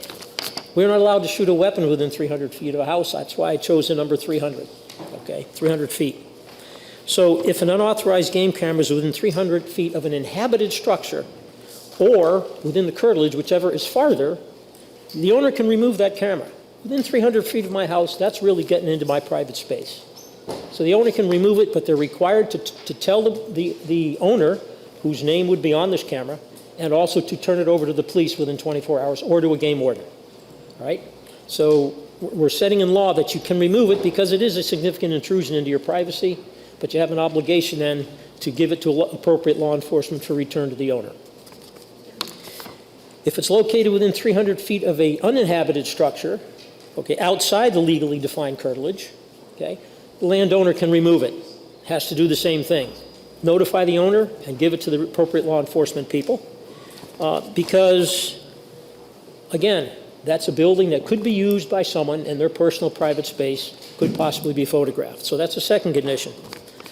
The third says if the landowner discovers an unauthorized game camera in an area not defined in either of the other two, somewhere out in the woods, okay, and they desire to remove that camera, notify the owner and call appropriate law enforcement and let them do it. Much more likely to have an incident out in the woods than you are in your own yard, so to speak. And then last, in a brilliant stroke of common sense, for those who are concerned about privacy, this bill allows the landowner who finds a camera to put tape over the aperture on the camera so it's non-functional, protecting my privacy, and then of course that person can notify the owner and tell them, hey, come take your camera. So trying to balance the needs of concern for public safety, the right to individual privacy on a property, okay, I offer this floor amendment and ask for your support. Thank you, Senator Gaia. The question is the adoption of floor amendment 1924S. Senator Waters.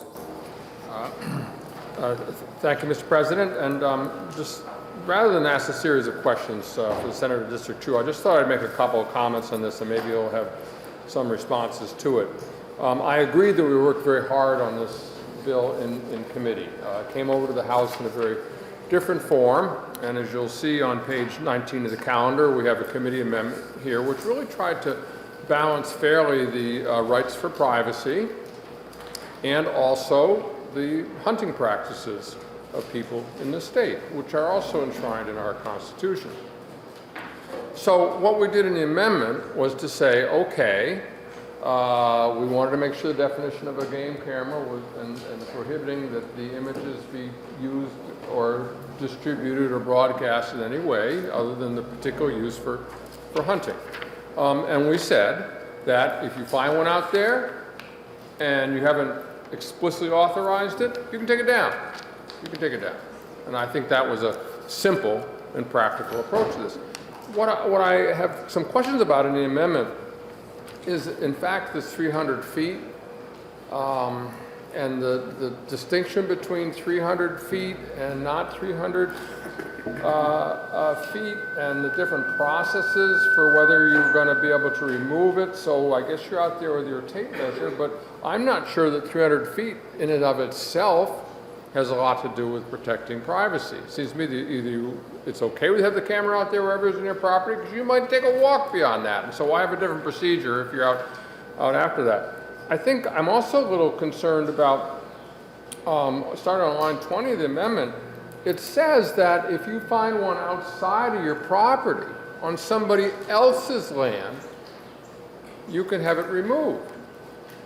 So in a sense, I mean, maybe the land is not posted about for trespassing, but in a sense it's saying you can go on somebody else's property if there's a camera within 300 feet. Again, you've got to have your tape measure because you might be subject to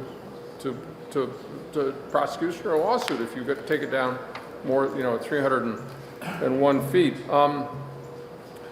I'm a little concerned about here too that the shall request the local department or conservation officer 2324.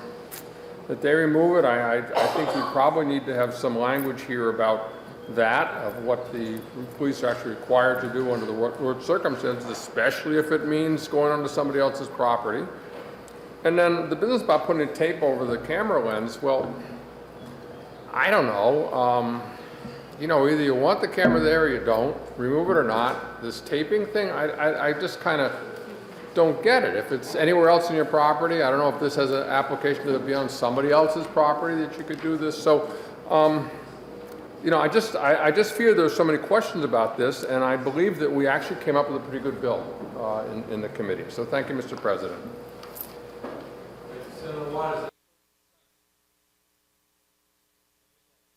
Thank you, Mr. President. To address some of the concerns, a game camera's focal length is nowhere near 300 feet. Nowhere near. I use game cameras when I hunt, okay? And anything outside that would be at best blurred, if even visible at all. So that's why the 300 feet. And a tape measure would quickly delineate from the edge of any building 300 feet to where the camera might be. With respect to unauthorized game cameras on other people's property, Section C refers to the limitations established in Sections A and B, which are on the landowner's own property. So it references that. And so for those reasons, again, trying to strike a balance between the hunting community and the privacy interests of the owners of the property in an attempt to avoid having landowners remove their property from the rolls of hunting by posting them, I would ask for your support for this amendment. Thank you. Question. Senator Sherman with a question? President, 2-minute recess. Senator's in recess.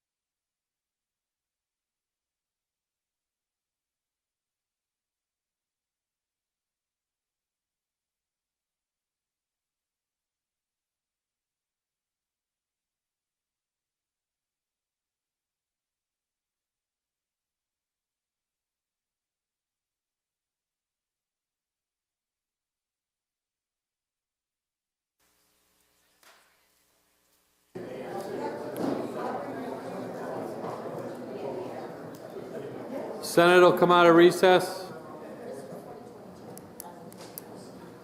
The question is on the adoption of floor amendment 1924S. Further discussion? You ready for the question? All in favor of 1924S say aye. Aye. All opposed say no. No. Ooh, the chair's in doubt. Here we go. That'll be the first of the year. Roll call has been requested by Senator Bradley, seconded by Senator Giuda.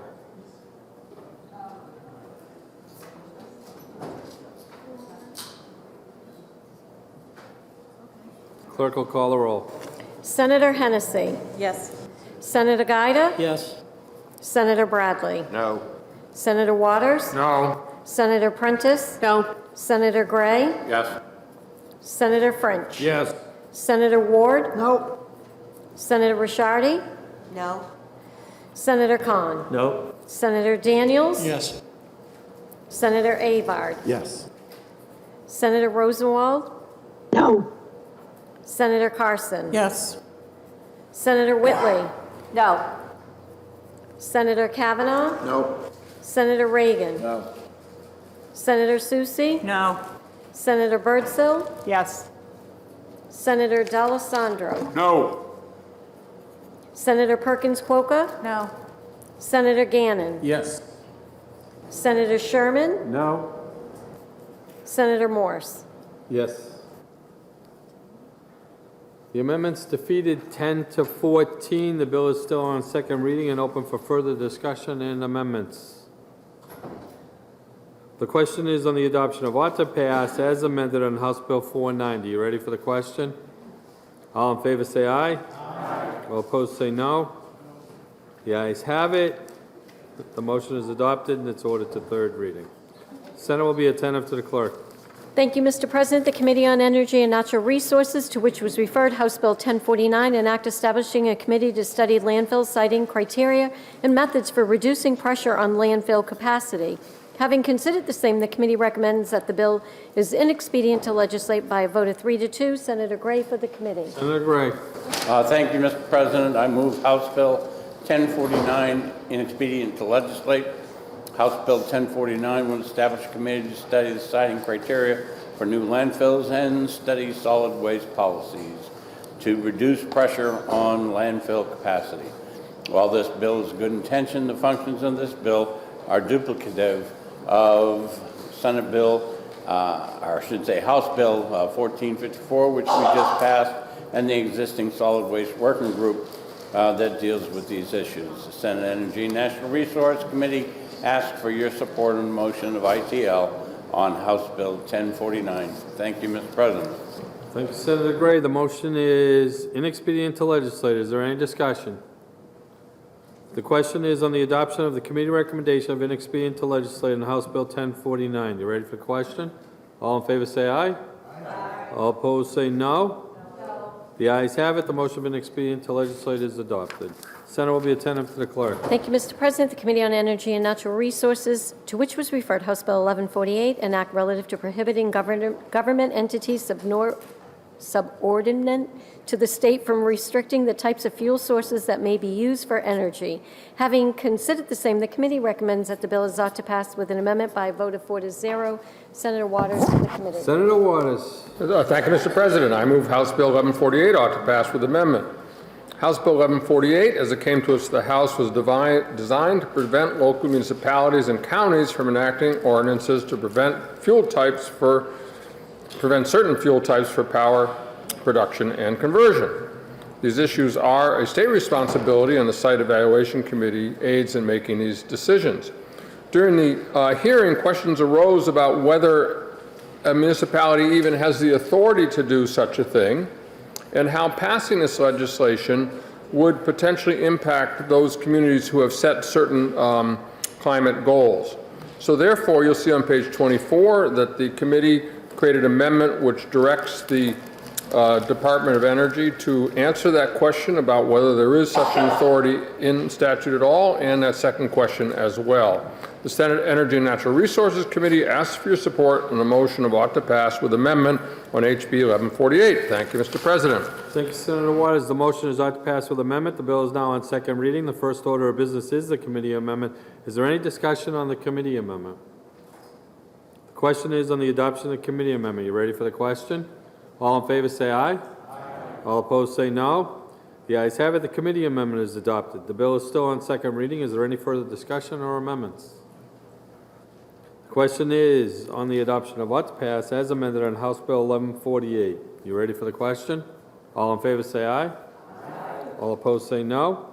The ayes have it. The motion of ought to pass as amended is adopted and it's ordered to third reading. Senate will be attentive to the clerk. Thank you, Mr. President. The Committee on Energy and Natural Resources, to which was referred, House Bill 1185, an act relative to treatment of water contaminated with perfluorinated chemicals. Having considered the same, the committee recommends that the bill is inexpedient to legislate by a vote of 4 to 0. Senator Gray for the committee. Senator Gray. Thank you, Mr. President. I move House Bill 1185 inexpedient to legislate. House Bill 1185 would enable wastewater treatment plants to require providers to discharge to test such discharge. The committee heard testimony from DES that the bill is duplicative of RSA 149. Therefore, it is unnecessary at this time, but I am told that there may be an amendment and request to overturn the ITO motion.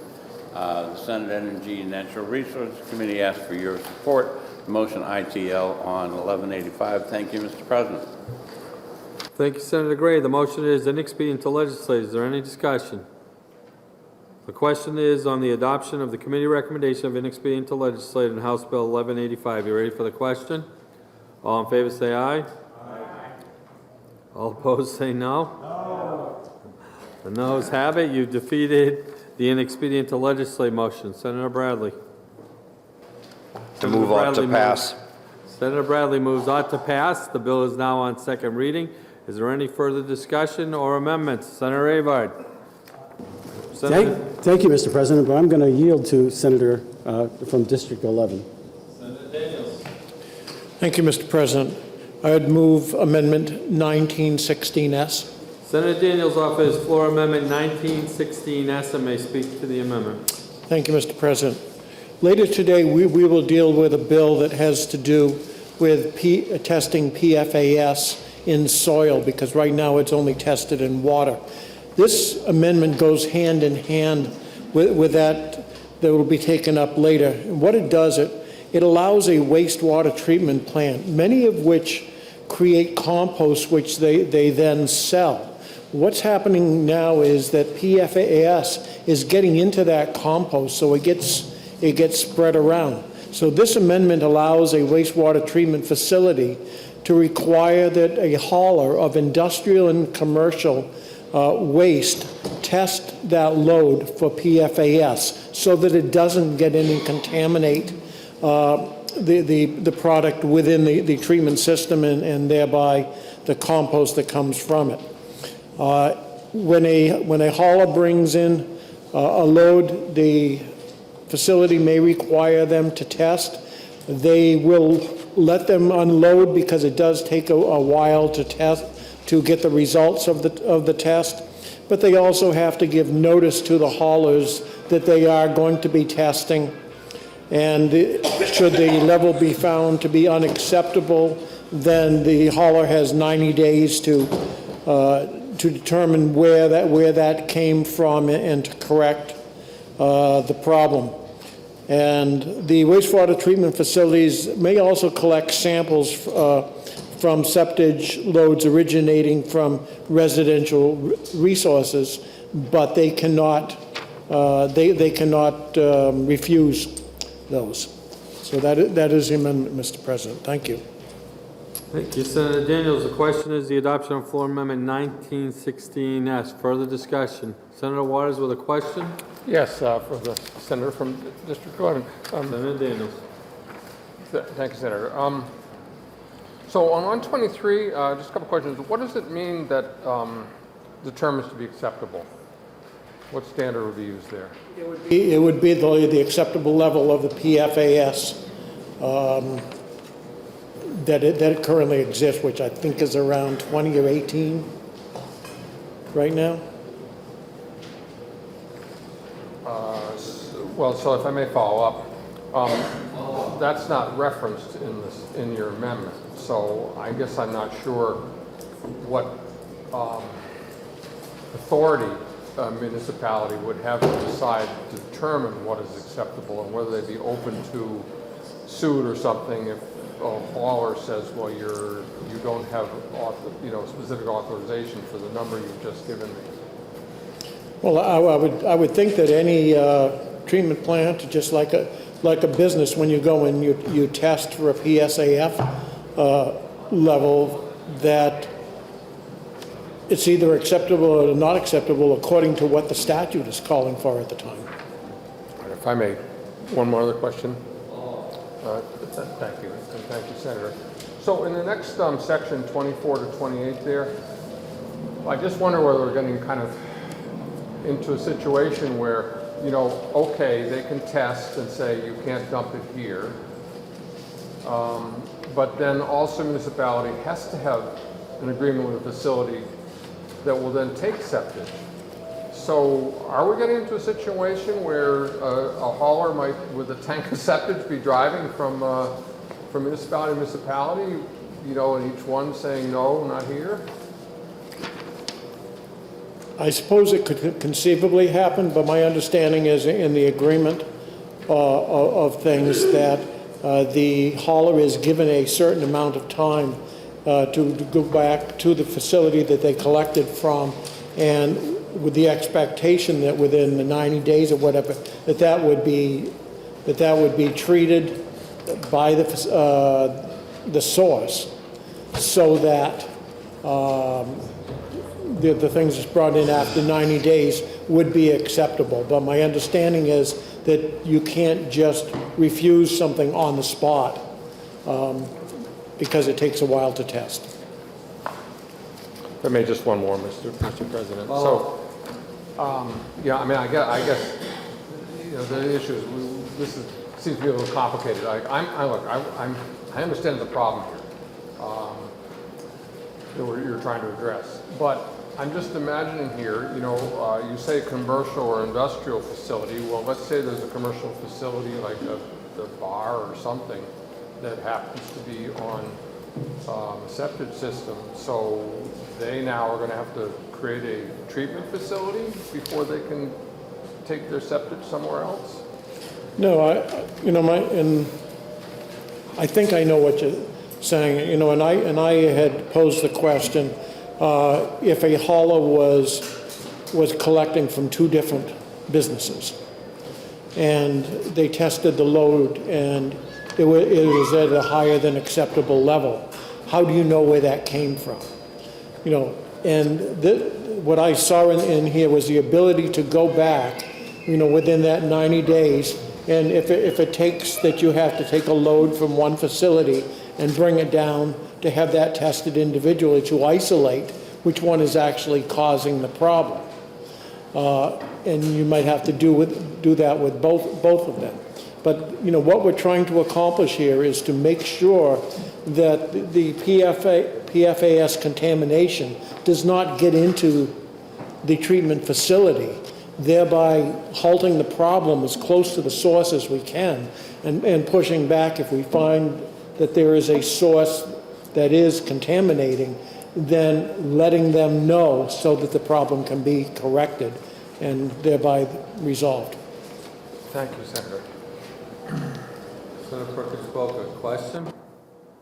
Thank you, Mr. President. A question of the senator from District 11, please. Thank you for answering all the questions. I guess mine's simple. Could you clarify what the difference is between Section 2 in your amendment and Section 2 of the bill as amended by the House? Because would you believe I'm not seeing any differences? I think my understanding is there were some things that went on in the House that Amendment 0583 was initially brought in to the House, and in the discussions within that committee, they had some issues. The representative had gone out and fixed those with Amendment 1916 S, and what they did is added in that the septic haulers, they specifically added in of industrial and commercial waste, because originally it was going to also pertain to residential. That's one of the things that took out. So primarily in the difference between what you saw in the calendar passed by the House and what you have here is just a a clarification that when we talk about septic haulers, you are talking about industrial and commercial waste haulers. Okay, thank you. Further discussion on the floor amendment? Seeing none, you ready for the question? The question is on the adoption of floor amendment 1916S. All in favor say aye. Aye. Opposed say no. The ayes have it, barely. The floor amendment's been adopted. The bill is still on second reading and open for further discussion or amendments.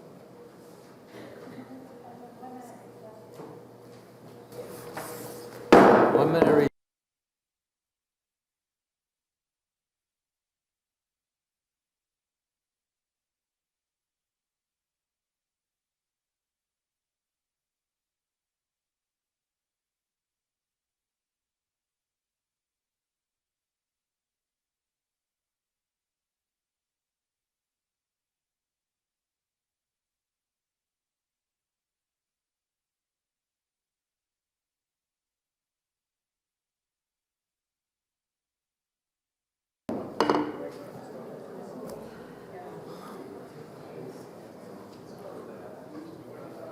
Senate will come out of recess.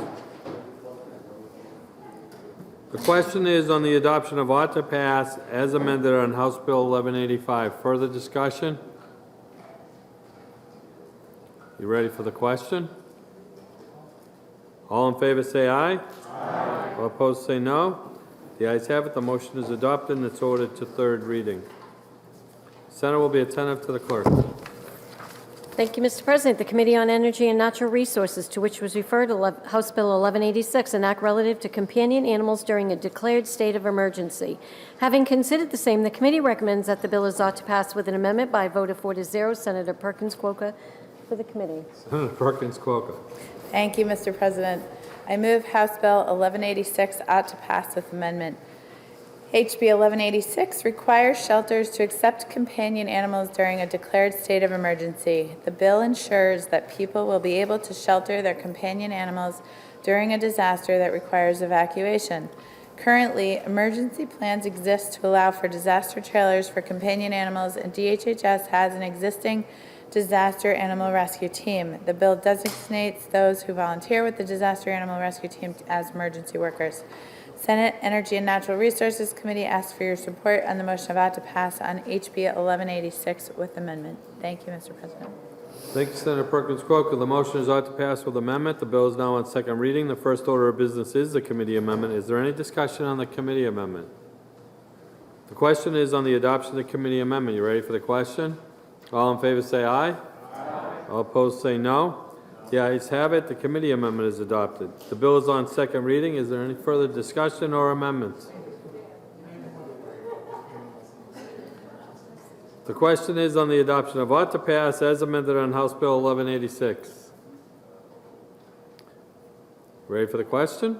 All in favor say aye. Aye. All opposed say no. The ayes have it. Motion about to pass as amended is adopted and it's ordered to third reading. Senate will be attentive to the. Thank you, Mr. President. The Committee on Energy and Natural Resources, to which was referred House Bill 1356, an act relative to taking of gray squirrels. Having considered the same, the committee recommends that the bill is inexpedient to legislate by a vote of 3-2. Senator Waters for the committee. Senator Waters. Thank you, Mr. President. I move House Bill 1356, inexpedient to legislate. House Bill 1356 would require the Executive Director of Fish and Game to establish a season for the year-round taking of gray squirrels. Currently, property owners may take an animal that is in the process of causing damage to their property. Establishing a year-round taking of gray squirrels in statute could decimate their population, which then could have a domino effect on other species that rely on gray squirrels as a food source. The committee, most importantly, believes in retaining the existing authority of the directors to establish hunting seasons based on scientific analysis, as is the authority of the director for all other species, rather than by legislative direction.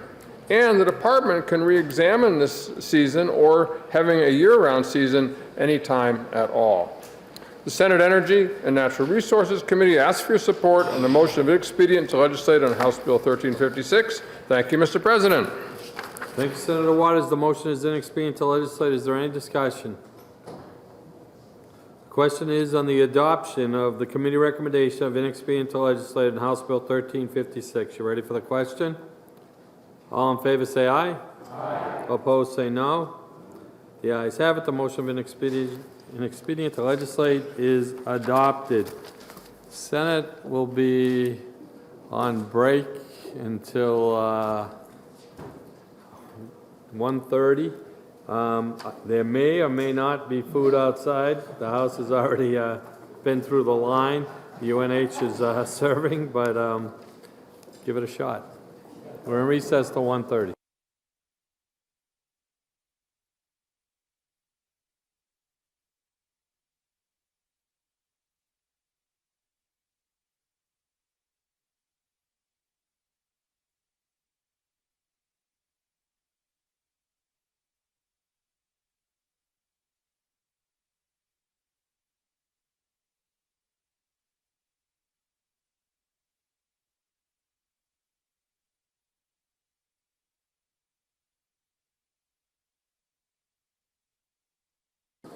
Senate will come out of recess. Senator Rosenwald, can you hear us?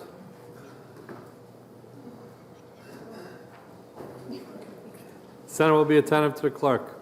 Thank you, Mr. President. The Committee on Finance, to which was referred, House Bill 214, an act relative to public school facility condition assessment school building aid grants. Having considered the same, the committee recommends that the bill be referred to interim study by a vote of 4 to 3. Senator Daniels for the committee. Senator Daniels. 2-minute recess?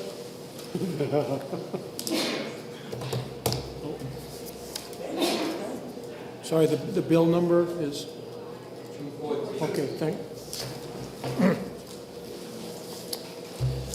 Thank you, Mr. President. I move House Bill 214 re-referred to interim study. This bill expands the usage of Public School Infrastructure Fund to include funding for the Department of Education to support the development, implementation, and maintenance of a facility condition assessment for public elementary and secondary schools. Some Senate Finance Committee members questioned why such an initiative isn't already being done at the local level, thereby holding local employees and the school district accountable to local voters. Deficiencies should already be tracked if improvements are needed.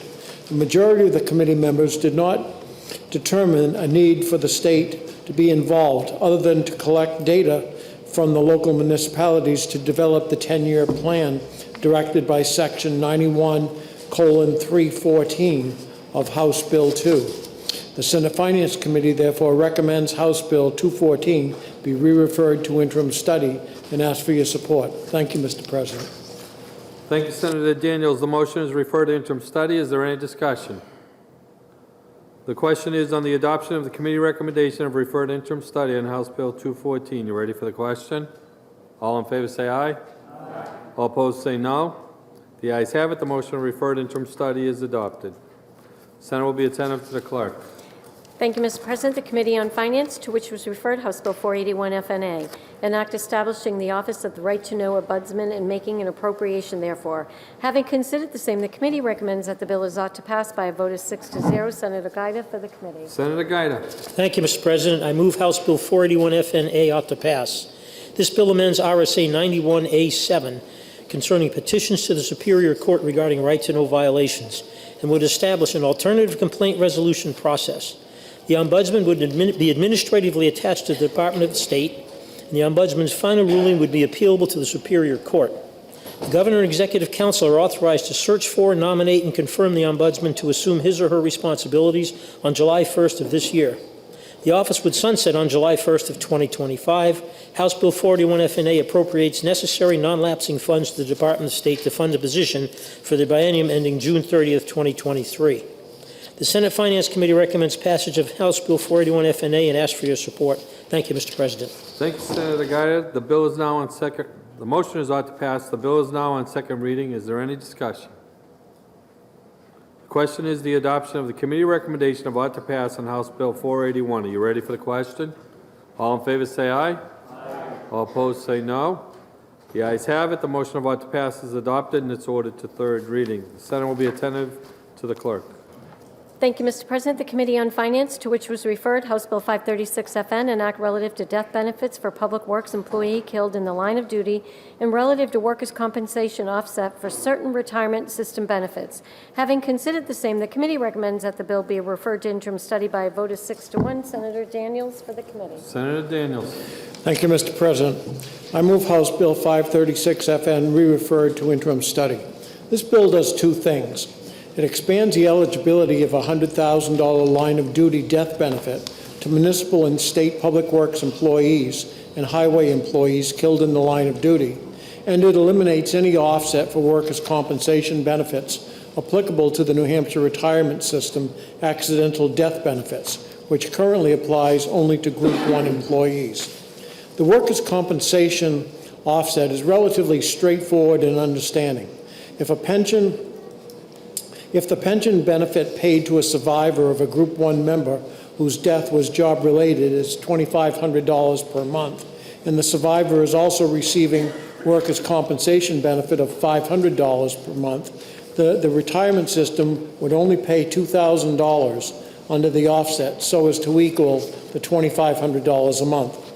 Understanding the death benefit is more complex, as a refund of the member's accumulated contributions, and I'm not sure what exactly those are, would be payable to the member's beneficiary or beneficiaries, in addition to an accidental death benefit, as I understand it, something separate from the benefit proposed in House Bill 536, payable according to the individual's personal situation. There are currently numerous questions that remain unanswered, even after the public hearing.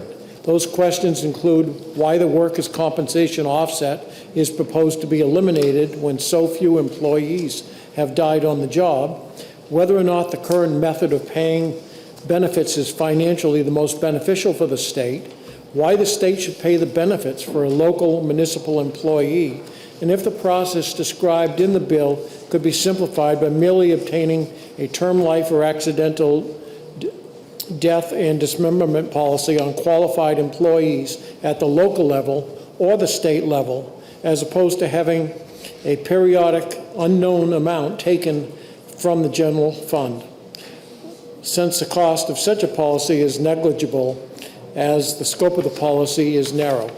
Committee members also wondered if the elimination of the offset of the workers' compensation benefits might actually result in a greater increase.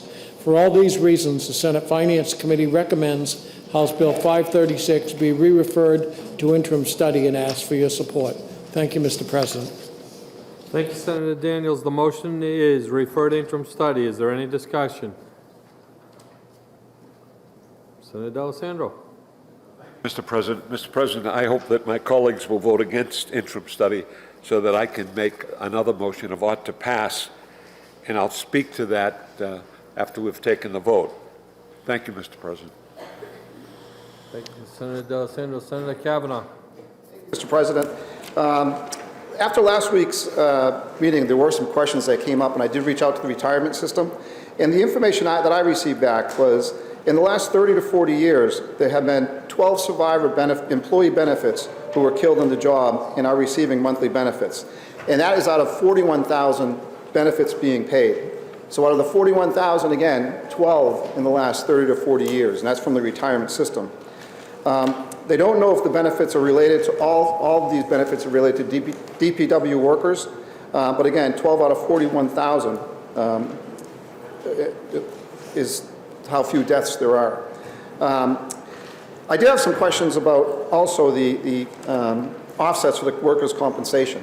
And it was explained to me that if someone's out on workers' comp and you're retired with a medical retirement, your reduction down from your retirement is what the reduction down from what the retirement system pays, what you're getting from workers' comp.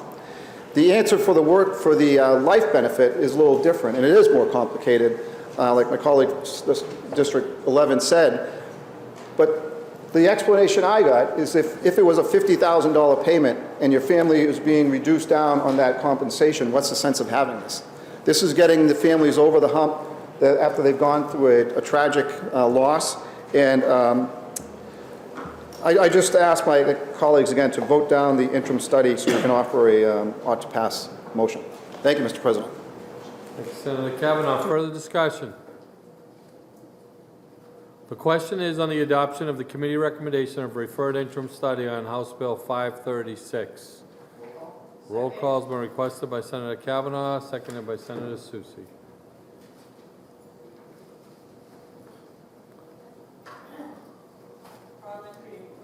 State your inquiry. Mr. President, if I know that there are some questions that people have asked, and I know that information is forthcoming and would be part of our debate, would I now vote against the interim study so that we can consider this bill? If you're in favor of interim study, you're going to say aye. If you're opposed, you're going to say no.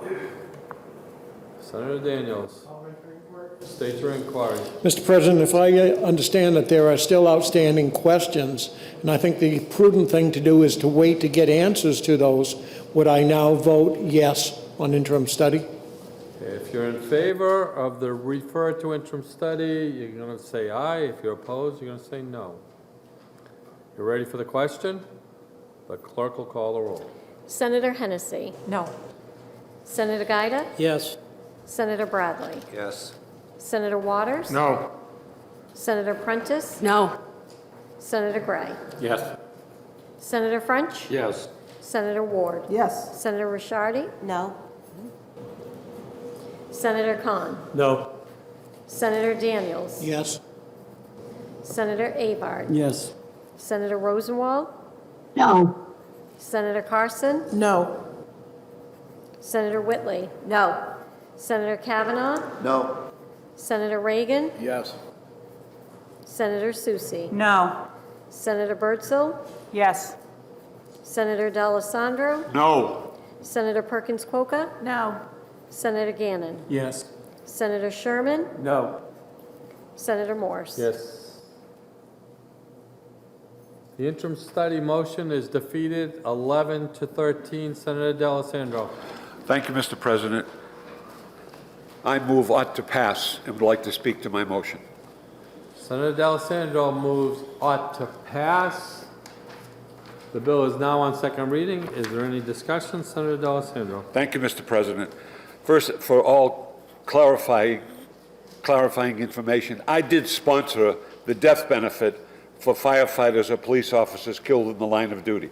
I sponsored that a number of years ago, and as a result, the losses of a couple of our guys have been taken care of, and I think that was vital. It was a vital piece of legislation that we got passed, and it was no easy task. It was a hard sell, but we got it done, and the people of this legislature responded positively. New Hampshire RSA 21-I:29 provides a death benefit for police officers or firefighters killed in the line of duty. Recognizing that these responses are put in harm's way for the protection and good of the public, the legislature granted a death benefit to their families if they were killed in the line of duty. And as I said, that death benefit has been given a number of times. House Bill 536 amends this RSA, making public works employees eligible for the same benefits afforded to the police and firefighters who are killed in the line of duty. In given weather events or other emergency situations, when the public at large is cautioned to stay at home, public employees work for the state and the municipalities. They don't stay at home. They leave the safety of their home and family and venture out to work in hazardous conditions. They do this to keep essential infrastructure open and functioning for everyone else. Many of these employees work next to high-speed traffic, a few feet away from motorists who refuse to slow down, moreover, or pay attention, putting the public employees in harm's way. I think we've all seen that. We've all been on the highway when people pay no attention to the speed limit, drive excessively, and as a result of that, cause a lot of damage. I look at the roads every day as I drive up here, and I see the sides of the roads falling apart because of accidents, people driving improperly along the roads. An industrial leader, Environmental Health and Safety, lists the 10 most dangerous occupations and related duties. Of these jobs, public works employees perform tasks directly defined in 8 of the top of the 10 most dangerous occupations. 8 of the 10 most dangerous occupations.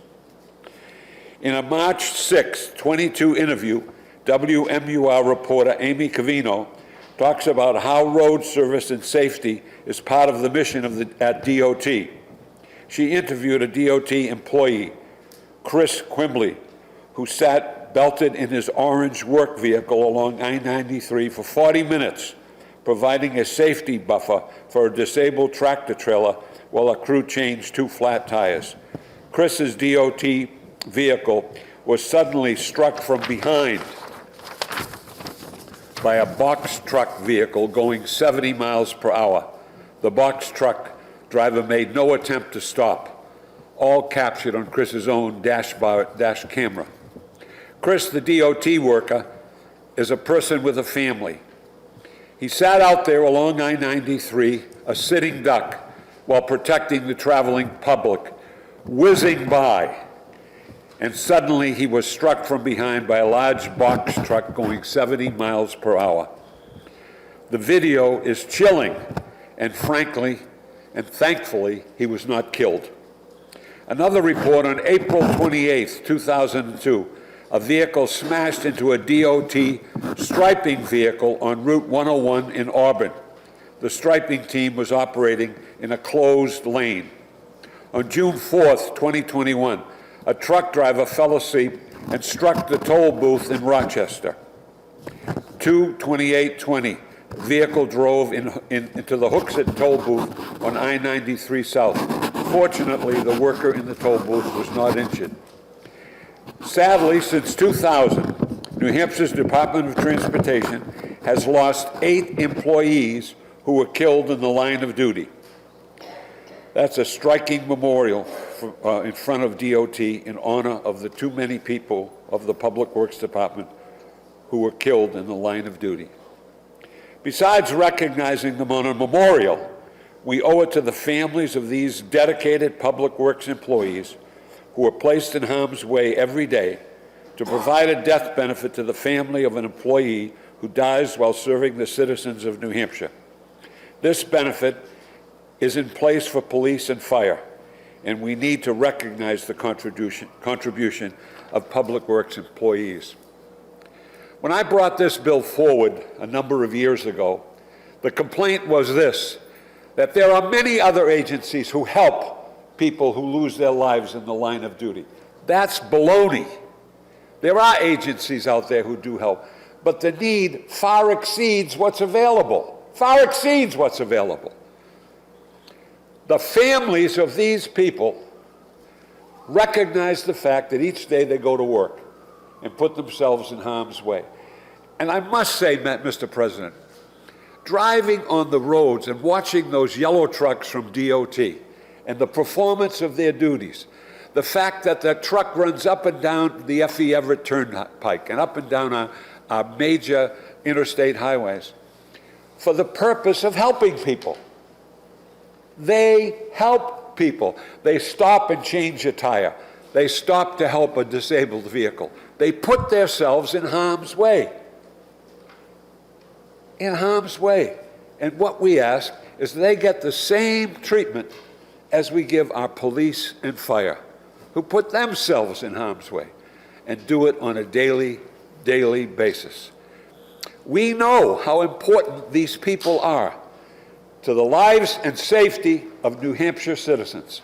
Let's respond positively by doing something that makes an impression for their family and also makes us feel better about the fact that we take care of those who take care of us.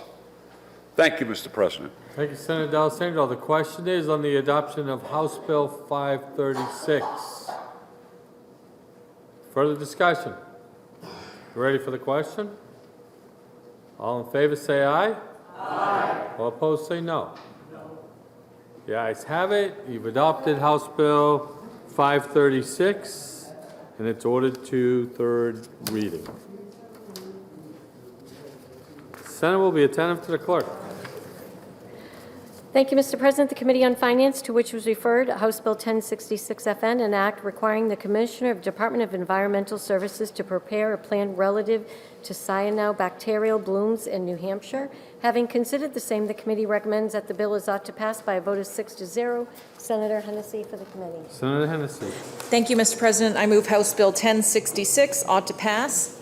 This bill requires the Department of Environmental Services to prepare a plan no later than November 1st of 23 to prevent the increase of and eventually control of cyanobacteria blooms in New Hampshire's lakes and other waters.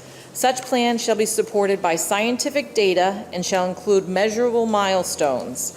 The Commissioner of DES shall form an advisory committee of appropriate stakeholders which shall determine the causes and impacts of cyanobacteria, develop possible solutions, and advance ways to better communicate with the recreating public. The sum of $30,000 is appropriated to the department for the purpose of funding this study. The Senate Finance Committee recommends passage of HB 1066 and asks for your support. Thank you, Mr. President. Thank you, Senator Hennessy. The motion is ought to pass. The bill is now on second reading. Is there any discussion? Senator Prentice.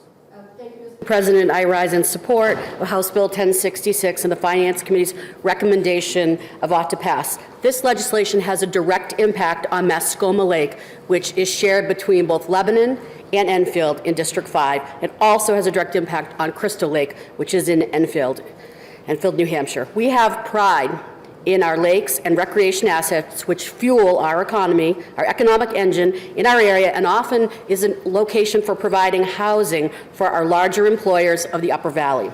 House Bill 1066 will help reduce the pollution that leads to cyanobacteria and in the lakes and will help keep them clean and healthy for our use and for future generations. As John Klug, a selectman in Enfield, stated, we need to leave this place better than we received it, and we should be proud of what we leave our children and our grandchildren. Thank you, Mr. President. Thank you, Senator Prentice. The question is on the adoption of the committee recommendation of ought to pass on House Bill 1066. Further discussion. Senator Cont. Thank you, Mr. President. I rise in support, and I want to thank the Energy and Natural Resources Committee and the Finance Committee members for unanimously through this Senate recommending the bill and the funding and the advisory commission to the Department of Environmental Services. There are over 950 lakes in this state. I believe I got that right, Mr. Chairman. And there are over 90 lakes in the state that have experienced cyanobacteria blooms. In my district, that is 10 different lakes. And we don't know how climate-related and how human or highway maintenance behavior is contributing to this. But we need to find out, because it's certain that if they're 90 this year, it's going to be 99 next year and in this season. And it's coming to your neighborhood soon. And all of us need to be concerned about this. So thank you. This is progress, and I hope in the next legislative session we have the information that would allow us to make more progress in the future. Thank you, Mr. President. Thank you, Senator Cont. Further discussion. The question is the adoption of committee recommendation of ought to pass on House Bill 1066. You ready for the question? Roll call by Senator Avard, seconded by Senator Daniels.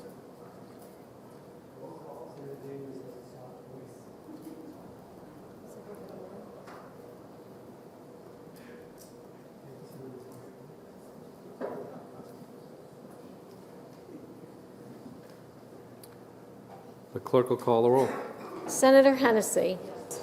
Senator Giuda. Yes. Senator Bradley. Yes. Senator Waters. Yes. Senator Prentice. Yes. Senator Gray. Yes. Senator French. Yes.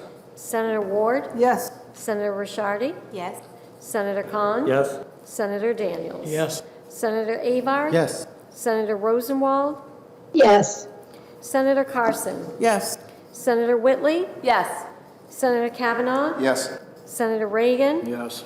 Senator Susi, Yes. Senator Bertzel, Yes. Senator D'Alessandro, Yes. Senator Perkins Coca, Yes. Senator Gannon, Yes. Senator Sherman, Yes. Senator Morse. Yes. The ayes have it, 24-0. The motion of ought to pass is adopted and it's ordered to third reading. The Senate will be attentive to the clerk. Thank you, Mr. President. The Committee on Finance, to which was referred House Bill 1221 FN, an act relative to the rate of business profits tax and the relative to payment by the state to municipalities of the amount equal to a portion of retirement system contributions of the political subdivision employers. Having considered the same, the committee recommends that the bill is ought to pass with an amendment by a vote of 6-0. Senator Giuda for the committee. Thank you, Mr. President. I move House Bill 1221 FN ought to pass with amendment. This bill reduces the business profits tax rate from 7.6 to 7.5% for taxable periods ending on or after December 31st, 2023. House Bill 1221 FN also grants a one-time appropriation equal to 7.5% of both the normal and accrued liability contributions of each municipality for benefits under the New Hampshire retirement system on account of its Group 2 members and its Group 1 teacher members. The Board of Trustees of the retirement system shall certify the amount required for each such state payment based on the actual payroll data from the fiscal year ending June 30th, 2022. It's the intent of the legislature that this will result in a one-time reduction in local property taxes without increasing state or local baseline spending. The committee amendment simply clarifies the term municipality included in the bill by replacing it with political subdivision. The Senate Finance Committee recommends passage of House Bill 1221 FN as amended and asks for your support. Thank you, Mr. President. Thank you, Senator Giuda. The motion is ought to pass with amendment. The bill is now on second reading. The first order of business is the committee amendment. Is there any discussion on the committee amendment? Senator D'Alessandro, did you want to speak to the amendment or to the bill? Okay, thank you. Senator Rosenwald, the bill? The question is on the adoption of the committee amendment. You ready for the question? All in favor say aye. Aye. All opposed say no. The ayes have it. The committee amendment is adopted. The bill is on second reading. Is there any further discussion or amendments? Senator Susi. Mr. President, I move to divide the question on the motion of ought to pass as amended on House Bill 1221 FN. Request that the first vote be on sections 1, 3, and 7, and that the second vote be on the remainder of the bill, including the effective date.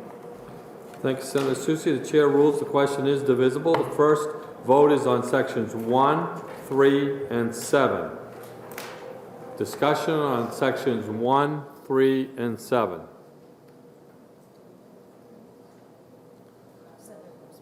Senator Rosenwald. Thank you, Mr. President. I rise to oppose the motion of ought to pass as amended on this bill. I'm concerned about what we're doing to our business tax revenues over the next several years that will result in downshifting costs to cities and towns and increasing property taxes. The Department of Revenue Administration has told us that the changes to business tax policy made last year, most of which were bipartisan agreements, will result in a potential projected cost of $300 million over the next 3 years. Over the next 5 years, the changes we've already made will result in a cost of $620 million.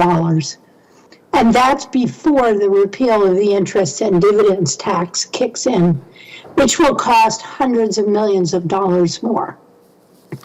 At the same time we're reducing taxes and revenues, we're facing some big and potentially unknown future costs. Specifically, I'm thinking about the DCYF abuse lawsuits. We're talking a little bit later about setting aside $100 million. Will that be enough? And the education funding lawsuit will also be decided in the next few years, potentially costing the state hundreds of millions of dollars a year.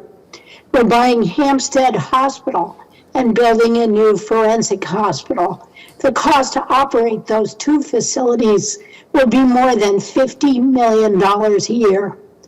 How will we handle those expenses as we keep cutting state revenue sources? Now, I know that state revenues have been well ahead of plan this year, and that's great. But let's not forget that our economy is benefiting from over $2 billion of federal stimulus funds that are only available until 2026.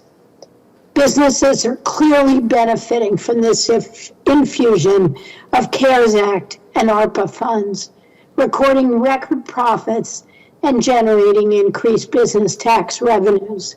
But we should not kid ourselves that this will continue forever. When the additional federal funds run out in the next few years, our economic picture will look very different, and at the same time, we will be facing significantly higher costs in a number of areas that I mentioned. If we continue down this path, cutting taxes again and again, benefiting only the most profitable businesses, the one sure result will be increased property taxes on our businesses, individuals, and families. That is not what the public wants from us. Thank you, Mr. President. Thank you, Senator Rosenwald. First vote is on sections 1, 3, and 7. Further discussion. Senator D'Alessandro. Thank you, Mr. President. I rise to speak against the reduction in the business profits tax. Over the past few years, we have done an outstanding job of reducing taxes. We eliminated the electric consumption tax. We reduced the business profits tax. We reduced the business enterprise tax. We're on our way to eliminating the interest and dividends tax. Tax after tax after tax has been reduced. Very, very fortunately, we've had a robust economy. If you looked at the focus for last month, you'll see that we are almost $300 million ahead of plan in terms of revenue. That's a good thing. States around the country are having the same situation. They're all accruing significant gains. In New Hampshire, we do a couple of things with our business taxes that they don't do in other states. A portion of our business profits tax is dedicated to education funding. A portion of our business enterprise tax is dedicated to education funding. We create the amorphous educational trust. Every time you reduce a tax, you reduce the amount of money that goes into the education trust. As a result of that, more pressure is put on the general fund. There is no need to reduce the business profits tax. There's no need.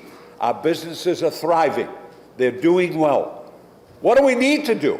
We need to find employees for them. We haven't got any employees. In Manchester, BAE Systems needs 500 employees. I was there at the groundbreaking earlier this week. They need 500 employees. We have a 20% vacancy rate in state government. We can't hire anybody. We're down 65 state troopers. Recruitment and retention is what we should be thinking of. That's what we should be doing. Let's find people to fill these jobs.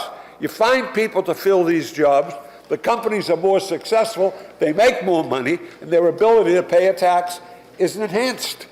That's what we should be doing.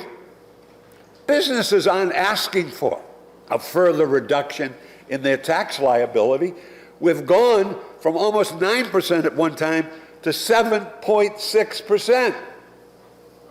How much more can we do? And as I say, the interest and dividend tax, when it gets stretched out, we're going to lose $135 million in revenue. We lose $5 million a year by eliminating the electricity consumption tax. That's already gone. That's disappeared. We can't keep doing this.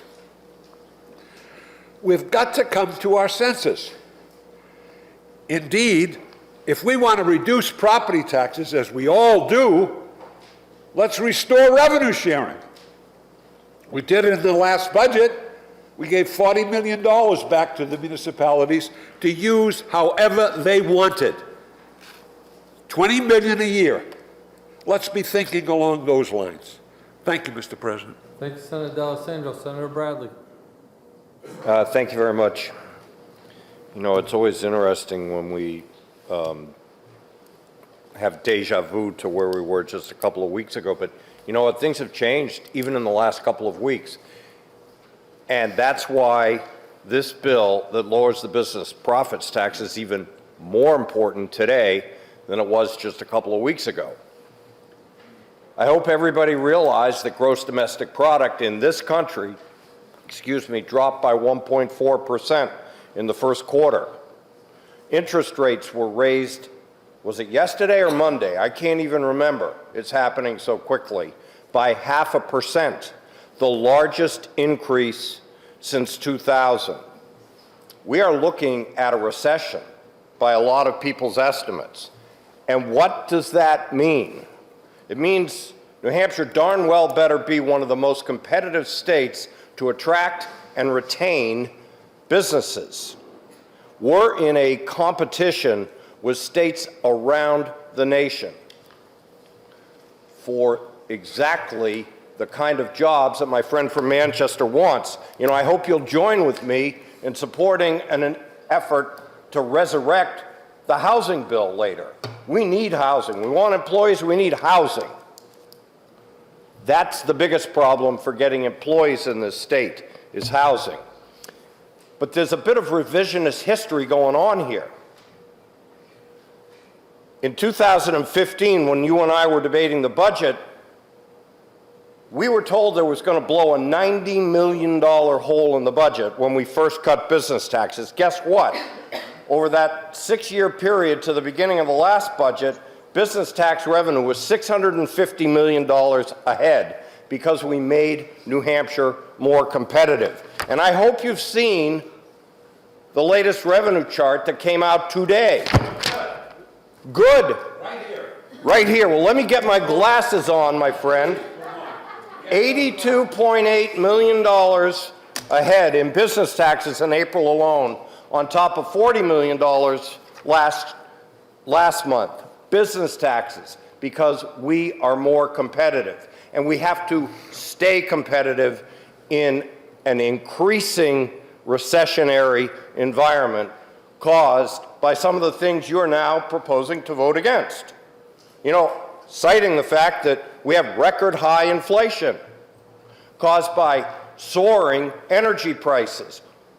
Not because of anything any of us have done in this room, but because of policies that we have no control over in Washington. But at least we can say they are happening, and why we need to make sure that New Hampshire remains the most competitive state in the nation. And the argument that somehow passage of this bill is going to undermine our ability to lower property taxes, I've heard a lot of smoke over my time in this building, but let me remind my friend from Manchester what you voted against in the last budget. You voted against $100 million of statewide property tax relief, $30 million going back to county taxpayers. Our friend from District 9's rooms and meals tax revenue sharing, education funding from our friend from District 1. That's real property tax relief. And if we want to continue to have real property tax relief and do what the second part of this bill is that we all agree to, we better make New Hampshire have the kind of economic growth that produces these revenues. You undermine that, you kill the golden goose, you don't get property tax relief. And the economy is what drives property tax relief. We have all said we're in favor of it, but you have to be able to vote for the policies that produce it. Lowering the business profits tax has been wildly successful. And if we continue to make New Hampshire competitive, and yes, solve some of the problems that we have, like housing, which you and I have joined together, and I hope all 24 of us do, and stand up for housing, that will be what we need to do to keep our economy strong. But raising taxes as we're going into a recession is the absolute wrong message for New Hampshire. Thank you, Mr. President. Thank you, Senator Bradley. Senator Sherman. I defer to my colleague from District 20 if he wanted to speak. Okay, I'll do the deferring. Thank you. Senator D'Alessandro. Thank you, Mr. President. Thank you, Senator from District 24. I think my colleague from District 3 is eloquent. I love hearing him speak. I think it's one of the most enjoyable facets of my experience here in this legislature. Really, it's like the golden voice of the majority. I think the way to address property tax relief is to send more money back to the communities. Let's reinstate revenue sharing. Walter Peterson, a Republican governor, Royden Sanders, who headed Sanders Associates, which was the forerunner of BAE Systems, created the business profits tax. Created it. And if it weren't for Governor Benson, we wouldn't have the business enterprise tax, because he sued us because the business profits tax was only being paid by businesses, and other people were escaping paying this tax. So A number one, when the stock and trade tax was eliminated, when the inventory tax was thrown out, we had the business profits tax. It was like at 9%. It's now at 7.6. That's fine. That's a beautiful tax at that level. We don't need to lower it anymore. What we need to do is take the proceeds that I see on this sheet. And by the way, I'm going to put my glasses on because I really want to see it. We have $382.2 million more than we expected. That's a lot of money. That's a lot of money. And why don't we ship it right back to the municipalities and say, let's lower property taxes. And at the same time, we might even think about increasing the minimum wage from $7.35 an hour, because Dunkin' Donuts is paying $14 and Burger King is paying $15. And Manchester, and my dear friend Senator Kavanaugh was one of the drivers of this force, has increased the minimum wage for employees to $15 an hour. Remarkable. Manchester, the Queen City, the forerunner of great economic process. That, my dear friend from District 3, is why we shouldn't lower the tax, but we should give the proceeds where they belong, to the people. Thank you, Mr. President. Thank you, Senator D'Alessandro. Senator Sherman. Thank you, Mr. President. I'm going to put on my glasses. I have not spoken to a single CEO or other business person in the state, and I've talked to a lot of them recently, who say that they want this tax decrease, this tax cut, more than they want property taxes decreased.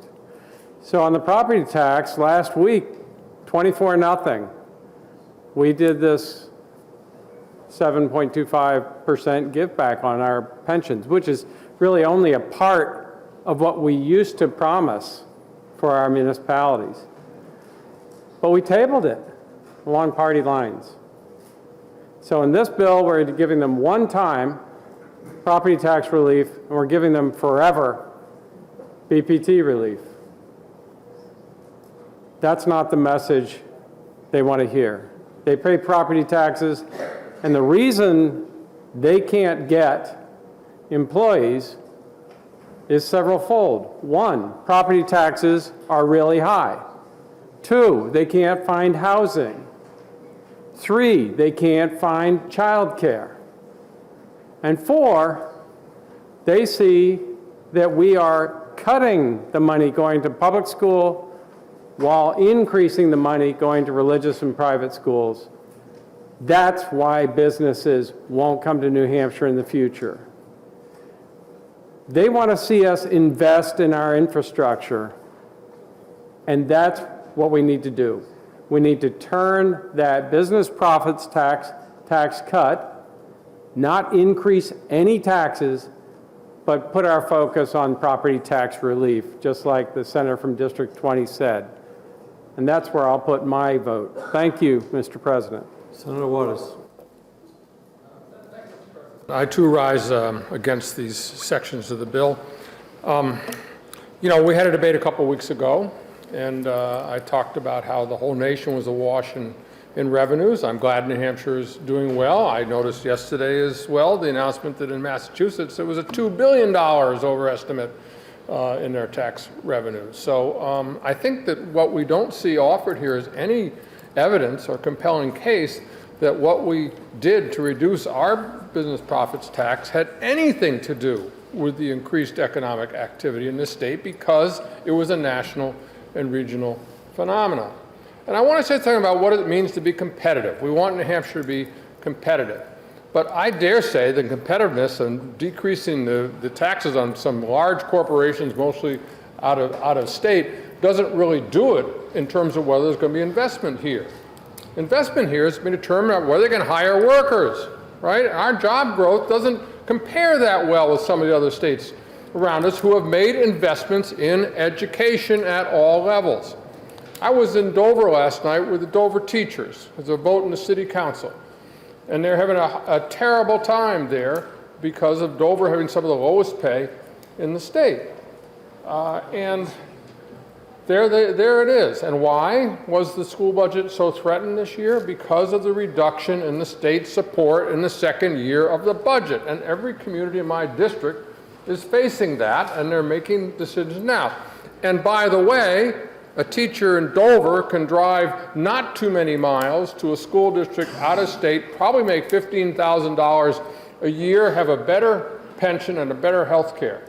And so we hire great teachers, we train them, and then bye-bye. And by the way, they can't get housing in Dover anymore. They can't afford childcare, can't find it. So this is the system that we're setting up. And to correct the senator from District 3, we're not talking about raising property taxes by not voting this. We're talking about not cutting property taxes further. And I dare say that if we are going into uncertain economic times, that this is not a reason to preemptively jeopardize a system which I think right now seems to be relatively stable in terms of what it's doing for the state. And I think really it's finally is who does government serve? Yes, businesses serve the state and its economy. We know that. But businesses are not only responsible for, they're responsible finally to themselves and to their shareholders. Our shareholders are the people of the state of New Hampshire. That's who we're responsible to.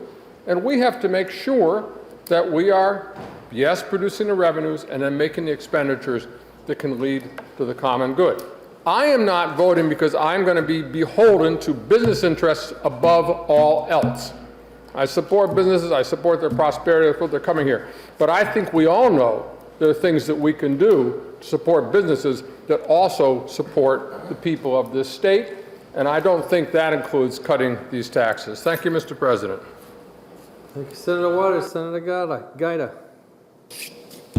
Thank you, Mr. President. I'm going to rise in opposition to stopping the tax cut. And I'm going to leave my glasses on. We're going to talk about some facts. Reducing the business profits tax does not downshift a penny to any community in the state. The projected cost that was given by the senator from District 13, projected cost $300 million, $620 million over 5 years. DRA also stated that's called a static estimate. Okay, that is, if our revenues don't go up a penny, we will see that amount of revenue decline. However, our revenues are going up explosively. We're setting record levels of excesses in surplus revenues because of our tax policies. Okay, so I don't worry about that because I know that the policies we are enacting and continuing to prosecute are going to continue to raise those business taxes. The stimulus funds. Those stimulus funds were not increased revenue to any business. They replaced lost revenues. So there was really, in the net, no aggregate tax cut or tax rise because of them. They replaced lost revenues. That's what they did. Reducing taxes doesn't reduce funding to the Education Trust Fund. Okay? That is set by statute. It reduces the amount of taxes that we raise, which is in a vast surplus as we speak. Okay? With respect to employees, if we reduce business profits tax, that's more money that they can pay towards higher wages. And I would parenthetically add that a $15 minimum wage has been an absolute disaster for the people it was supposed to help in every instance in this country where it was implemented, in every single case without exception. Because business people are going to put computers in the place of workers. I would call my friends' votes on on property tax relief in this body to their votes against $100 million for statewide property tax, 30 million county taxes, 50 million, ed funding, 100 million. We keep sending money back to towns and cities for property tax relief. Okay? And for some reason or other, those who have voted against doing that are trying to hold us accountable. I don't think that's good headwork. I've not spoken to a single CEO who doesn't like the idea of an additional 0.1% of a tax cut. And we come back to, again, the big businesses versus the small businesses. Okay? The big businesses pay the vast majority of the taxes in this state, business profits tax. Okay? Housing. Okay? We have a housing bill that I hope you will support today. That's going to go, hopefully, in the direction of enabling the employers to have more housing. Okay? With respect to pay for teachers, it's a local decision to hire. That's not a state obligation, that's a local obligation. And although it might be onerous, that's what our Constitution says. Each community has the ability to hire their own teachers, and you pay them what you can. Okay? That's a local decision, it's not a state decision. We've spent hundreds of millions of dollars to property tax relief and other causes, okay, for our communities and for our schools. Infrastructure and stuff over the last 6 years, over $500 million. Okay, so we are doing the responsible thing and trying to pit the interests of the people of the state against the interests of business, I think, is not a good strategy. And I thank you, Mr. President. Thank you, Senator Giuda. Senator Cont. Thank you, Mr. President, and I will take my mask off. There are just a few points I want to touch on. You wanted to get a unanimous vote in this room. Nobody wants to see taxes raised, but that's not what we're voting on. But nobody in this room, not that your party, not our party, wants to see state taxes raised. The question that there is, though, before us is, do we use the taxes that we have in place for permanent property tax relief? Permanent. Not one time. Nobody can plan with one-time sendbacks. You know how the cycle works. Counties, municipalities, school districts, they all make their decisions ahead of our decisions. So we come trailing in on the backside of those decisions, and we give them one-time relief, and nobody can plan on it for the second year. That's the flaw. That's the flaw in this discussion. That's what I hear. The biggest thing that we could do in this body is to harness our resources when they're available and make multi-year commitments. Not one time, not infrastructure, but multi-year commitments for permanent property tax relief. That's what we need to do. And I am supportive of what we did with the municipal sendbacks that our friend from District 9 proposed this last year. It was a good move. It's the first thing that I'd seen in this body that was permanent in a long time relative to property tax relief. But we're not getting there. And one-time relief doesn't add up to permanent tax reductions in business profits tax. It doesn't add up. And that's where that's our flaw. It's government. It's a government thing. Quick decisions, one time, without making the multi-year planning decisions that can really make a difference at the local level.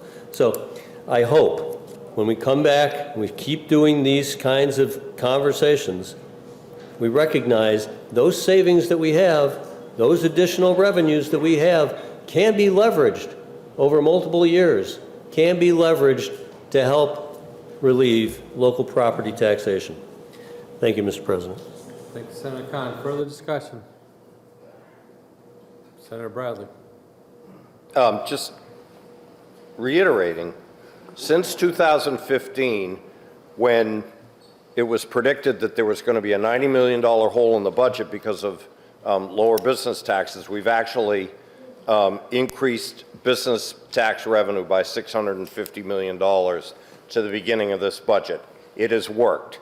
It has worked long before the pandemic, and it continues to work as we see here.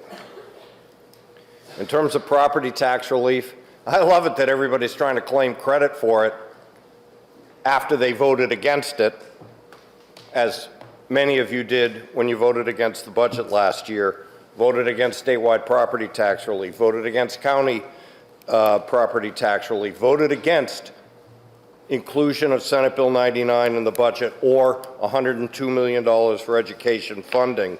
Thankfully, we've come together on roads funding, bridges funding, extraordinary grants funding, and now the $28 million that's in this bill. Let's ensure New Hampshire stays competitive so that we produce the kind of revenues that will allow us to continue to do the things that we're doing and some of us profess to do but then vote against. Thank you, Mr. President. Thank you, Senator Bradley. The vote is on sections 1, 3, and 7. Are you ready for the question?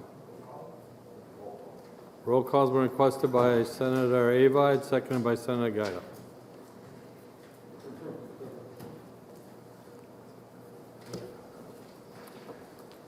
You ready for the roll call?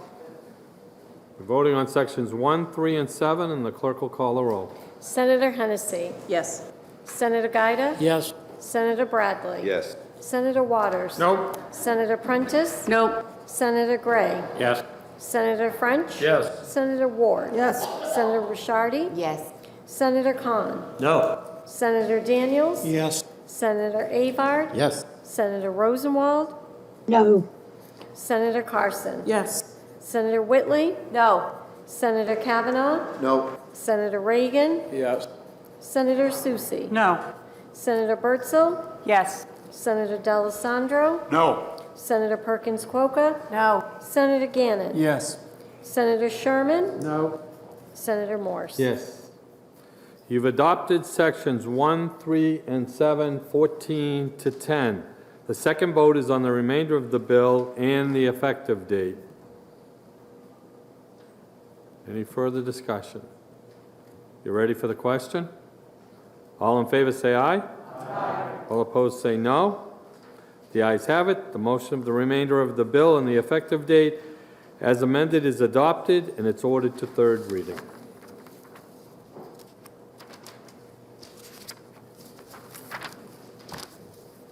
Senate will be attentive to the clerk. Thank you, Mr. President. The Committee on Finance, to which was referred House Bill 1263, an act relative to prescribed studies on health, physical education, wellness, personal finance, literacy, and schools. Having considered the same, the committee recommends that the bill is ought to pass by a vote of 4 to 2. Senator Reagan for the committee. Senator Reagan. Thank you, Mr. President. I move House Bill 1263 ought to pass. The bill provides for prescribed studies in health, physical education, wellness, and financial literacy. The Department of Education shall survey school districts regarding compliance with this statute, and the Senate Finance Committee recommends passage and asks for your support. Thank you, Mr. President. Thank you, Senator Reagan. The motion is ought to pass. The bill is now on second reading. Is there any further discussion? Senator Giuda. And I rise in opposition, not because I don't believe that this is a good idea, but because there's no guidance in this legislation about at what grade levels some of the materials are being presented. And I find that problematic, that I believe some of our younger children may possibly be exposed to things that are inappropriate or perhaps outside the bounds of what their parents would want them to learn at that age. Thank you, Mr. President. Thank you, Senator Giuda. The question is on the adoption of the committee recommendation of ought to pass on House Bill 1263. Further discussion? You ready for the question? All in favor, say aye. Aye. All opposed, say no. No.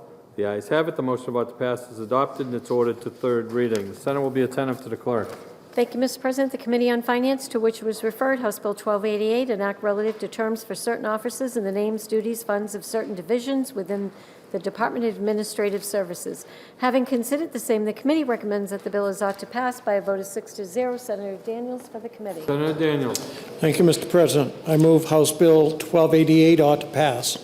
This bill establishes terms for the Deputy Commissioner, the Assistant Commissioner, and each unclassified division director in the Department of Administrative Services.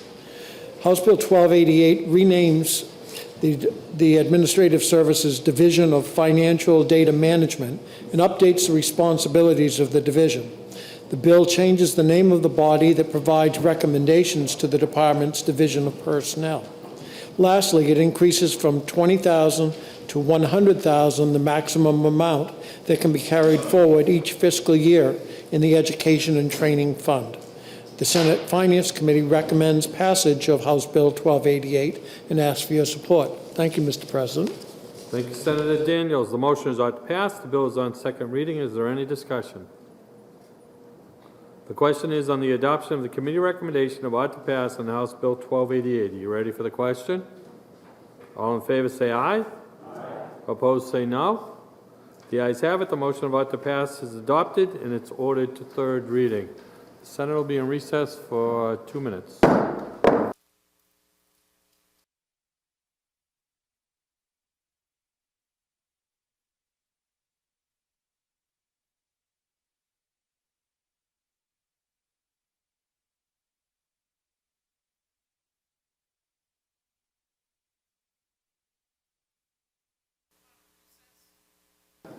The Senate will be attentive to the clerk. Thank you, Madam President. The Committee on Finance, to which was referred, House Bill 1431 FNL, an act establishing the Parental Bill of Rights. Having considered the same, the committee recommends that the bill is ought to pass by a vote of 4-3. Senator Giuda for the committee. Senator Giuda. Thank you, Madam President.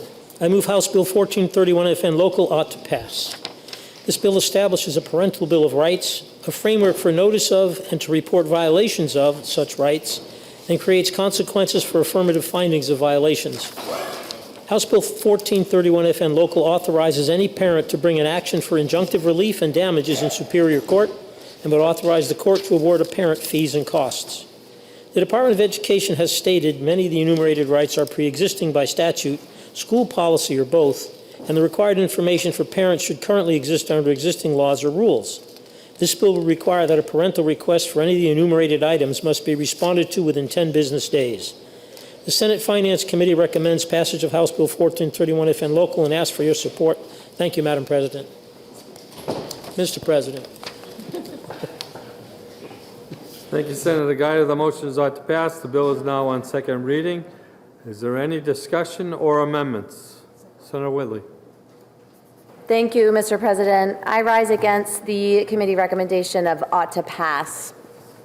As I said last week, the stated aim of this bill is understandable and praiseworthy, but the unintended consequences of the bill are really dire.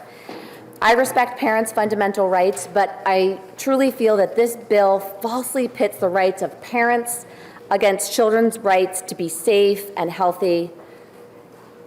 And I think the language is so sweeping about parents' unrestricted rights, it also fails to consider that other people have rights as well, of course, including vulnerable children, but other parents. In addition to the significant child protection concerns raised on the floor last week, this bill contains several other alarming provisions, including requirements that parents are notified immediately anytime a student joins a club or sees a counselor, and anytime a school employee affirms a student whose gender is different from their sex assigned at birth. School faculty and staff must not be forced to disturb the private relationship between students and their parents by automatically disclosing very sensitive information to families. We know that this could cause harm to LGBT students and undermine schools' efforts to create an affirming learning environment for all students. Automatic reporting to parents when students seek counseling at school will also deter students from seeking help in some cases. The unfortunate inevitable result could be increased rates of anxiety, depression, and poor academic performance. We don't want to see that in New Hampshire schools and our youth. New Hampshire can't afford these outcomes amidst the current mental health crisis sweeping through the country and sweeping through New Hampshire. No one would argue that parents are the key to providing mental health support to their children and schools. And schools should be supportive to parents by providing these tools to youth and their families. But this law would remove schools from a very supportive role and instead force them to undermine family autonomy and destroy student trust in schools. It would also interfere with the right of students to freely express themselves at school and to associate freely at school with their peers and clubs. And it would also interfere with family privacy rights by inserting schools where they don't belong. Schools should never be in the position of outing LGBT youth to their parents. That's what this bill would do. Not to mention that this bill conflicts with existing laws. Laws that require all students to have access to equal education opportunities without respect to gender identity.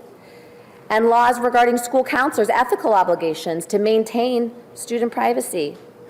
This body has demonstrated very strong leadership in supporting the rights of New Hampshire families and protecting the most vulnerable youth among us, including LGBT youth. This irresponsible change in law would have the opposite impact, causing harm to children and families.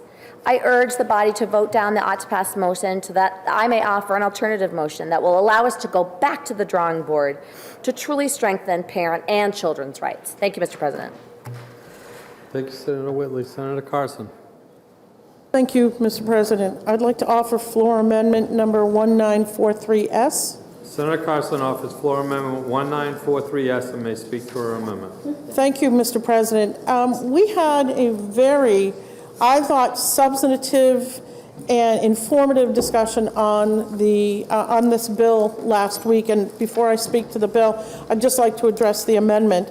What the amendment does is makes it very, very clear that that children are protected, that DCYF can still do the job of the parent, that they can do their job, that this Bill of Rights does not interfere with them doing the job.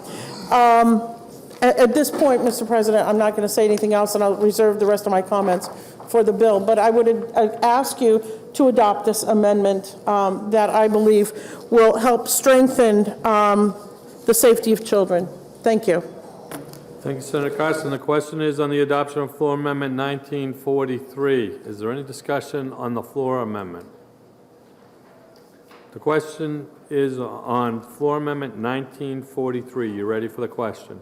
All in favor say aye. Aye. All opposed say no. The ayes have it. The floor amendment is adopted. The bill is still on second reading and open for further discussion. Amendment. Senator D'Alessandro.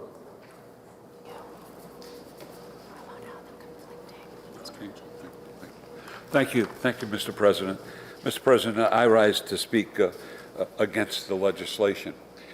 And I rise to speak to you and to my colleagues as a teacher, as a coach, as a parent, as a person who's been involved with young people all of my life. I hate to reveal my age because I think people might hold that against me, but I doubt it. But I celebrated 60 years as a teacher.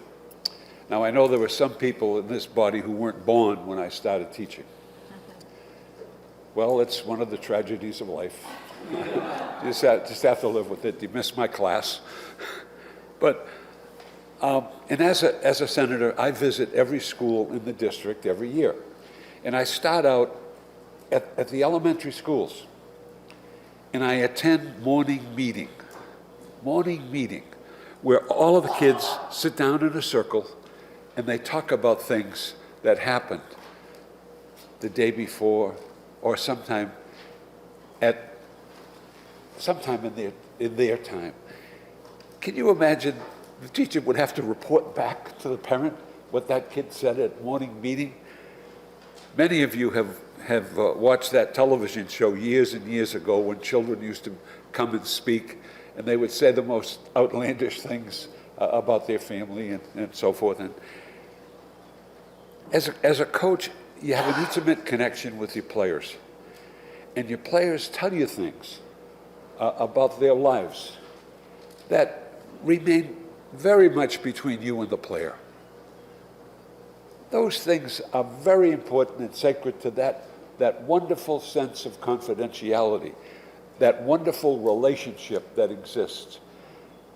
This would break that relationship. It would break that opportunity. I don't want that. I don't want it to happen to people who have a vested interest in the success of that child and who want to make things better for that child. Everything isn't peaches and cream in everybody's life. We all know that. We all know that. There are certain things that can be solved at this level. There are other things that have to be solved at another level. But again, that super relationship that you develop between the coach and the player, the teacher and the student, these are sacred relationships. And you don't want to violate these relationships because they're so meaningful. And my players come back and talk to me today. Kids, men that I had as players almost 50 years ago come back and talk to me about things, go over things with me. And I'm going to be meeting one on the 11th of this month. We're going to meet for lunch, a guy that played for me years and years and years ago.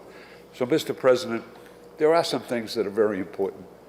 Let's not fool ourselves into thinking that we can get around that. We can't. Let's not get around the fact that relationships are sacred, they've got to be treasured, and you can't break those. Thank you, Mr. President. Thank you, Senator D'Alessandro. Senator Waters.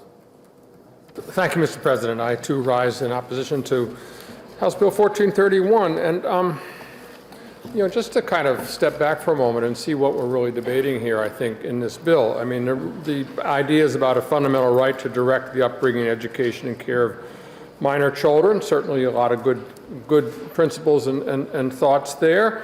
Then that, okay, the next step is that parents ought to know about what's going on with their school's education, and it says that even something inadvertently not revealed to parents makes you subject to litigation, inadvertently. And then the idea finally that any infringements here should be because of a compelling state reason, and yet so narrowly defined, it's hard to know how a compelling state reason could actually be sustained in this. Now, it's pretty clear that, in this debate and others, we have a kind of a fundamental debate that's been going on in American political life since there has been an American political life about how do we balance the needs of the state and the public with individual rights, right? That was the ferment over those rights that gave us the English Revolution, and it propelled people of English descent to settle here. And frankly, if you look at the immigration over centuries after, it's these kinds of struggles that compelled people to come to America. And yet it unleashed a problem. How do you balance the private interests and individual rights with the public interest? Now, everybody, of course, looks at the Mayflower Compact, which was the first political document on these shores, which said that people come together to form a social contract and they govern themselves. But perhaps more extensively, the first piece of kind of political philosophy on these shores was John Winthrop's model of Christian charity, and in which he says, here we are, he's on the deck of the Arabella, the flagship, bringing the people into Boston, and he says, well, okay, we got a problem. How are we going to take the diversity of all of us and accept a common authority? And he has that model of Christian charity. What it means here is that the notion of charity, that you give up some of your individual authority and power because a larger charity, and caritas is what he is referencing there, is being served. And of course, being a Christian, he used the model of Christ's body. He says that in a church, that we are in one body, and when you enter one body, then you accept certain authority, and you are all the different parts and their functions serve the greater good together with it. Now, the genius of what he said was that he was able to take what had been a religious concept and say this is a functioning concept for how we form a republic, and that people need to kind of come together in these ways and give up some individual rights without abandoning them, of course. And that informed the Constitution. That's why it starts with "we the people." And of course, Benjamin Franklin looked to the Iroquois Confederacy when they finally came up with the structure of the Constitution, because there was another way of not only balancing individual rights from the Iroquois Confederacy, but also states' rights and federal rights. So we got we the people from that, and that's the foundation of the New Hampshire Constitution. It's trying to balance that out individual groups. Now, to make it even simpler, we think of good fences make good neighbors, right? And then something there is a doesn't love a wall. So those two phrases Frost uses kind of encapsulates this struggle in character. So where does the pendulum swing? Where do we end up with us? And I think that it leads to that question of what is the compelling interest of the state in a public education that can ask that parents entrust their children to it, and that there is a balance between the individual and parents' rights and that of the society, which has a compelling interest in education. Well, why do we have a compelling interest in public education? Again, I'll go back in history. The first Public Education Act, 1645 in Boston, was the Old Deluder Satan Act, and it said because ignorance fuels the old deluder Satan, we have to have a public school in every community. And then Noah Webster, kind of banning the kind of religious stuff, saw the other sources of ignorance, and Noah Webster, the Blueback Speller, we have for American children, now that we're an independent nation, an education which fosters citizenship, right? That's what we want. Then Horace Mann grafts the compelling need in citizenship onto the need for economic opportunity. That's why we got the common school movement. That got us up through 8th grade. But then, of course, high schools and the Morrill Act gave us public colleges and universities. That's why we have them in New Hampshire. Compelling interest in the education of all the public. And why else do we have a definition of adequacy, right, in our struggles here related to our Constitution, unless we think that there's a compelling state interest in having an adequate education for every child? Well, fine. But why then is this bill a problem? I've raised some issues about how in this bill would you ever define the compelling state interest, which would somehow kind of set a context for the right here, the inherent right of a parent to direct a child's education. What does that mean? I get it in the abstract, but when it comes down to the classroom, or the curriculum or anything else, what does that possibly mean? And that notion of reporting even inadvertently that the kid said something and you didn't really think about it or think of it in a certain way, and then you're up for charges because you just forgot it or you didn't think you should report that to the parent. How are you supposed to function in the classroom with that? And I think also here what bothers me as a teacher, and kudos, I got 44, I didn't get the 60, okay, man? I don't think I'm going back to the classroom either. But what I think we end up doing is we end up policing curiosity. That a child who wants to explore things, think about things, maybe get together with other groups of children and talk and learn about how they are. I think of, some things be targets of this. Almost, most schools have the so-called DEI or inclusion club or group. Dover is the Dream Project. Students of color gather together and talk about their aspirations, their dreams, and their education. Or other kinds of diversities that students gather together and talk about, and are we going to police that curiosity? And then also, are we here policing the child's right to privacy? The child's right to privacy here. We're talking about, the privacy respected of the parent, but what about the child?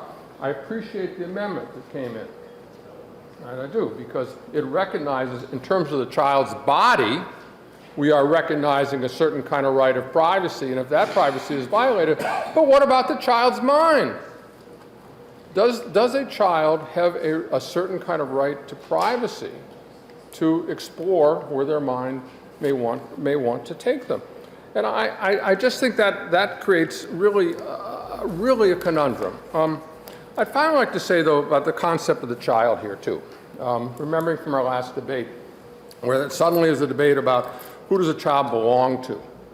And I know how we're using that word, but just think about it for a minute. Belong means is the property of, right? It means the property of. Now, nobody here is going to, agree that we go back to considering the child to be the property of the parent, which then could be bought and sold. Slavery.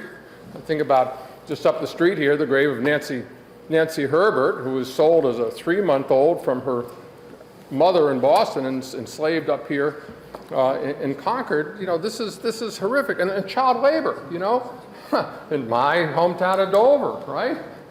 1912, trying to get the child labor laws by secret photographs taken there of the 9-10-year-olds at the wombs. No, we don't have property in children's bodies.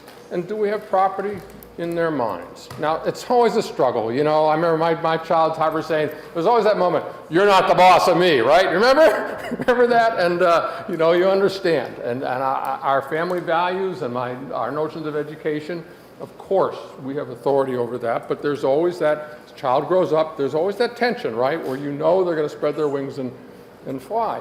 I think what the difficulty here is we're taking that natural process of maturity that may be in a child and certainly is in the family context, and then trying to insist that every single employee of the schools, and it says any other entity, right? The bill isn't just schools, it's any other entity, any end of the state, that we have to insist that those values get spread out to everybody. Now, I think here the final consequences of this is that, you all know Gresham's law, right? Bad money drives out good money. And what I'm afraid here is that this kind of policy, where we, in the rights of an individual child's education to be directed by the parents, and all this bill entails, means that every other child in that classroom, that school, may not be able to get the education, the common education, the public education, which schools are supposed to be out. So if bad money drives out good money, I think bad policy drives out public education. Thank you, Mr. President. Thank you, Senator Waters. Senator Carson. Thank you, Mr. President. I don't know about you, Mr. President, but I always enjoy listening to the senator from District 4 talk about history. I'm a history professor myself, so it's always good to get a refresher from him.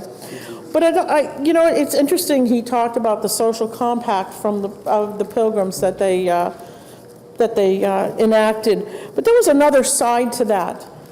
And that, most people are not aware, during the first year or so of the Pilgrims settling here in Massachusetts, most of the women passed away. And the population was extremely uneven. So they decided they were going to do something, and William Bradford on Plymouth Plantation talks about it, how they were going to now share these women.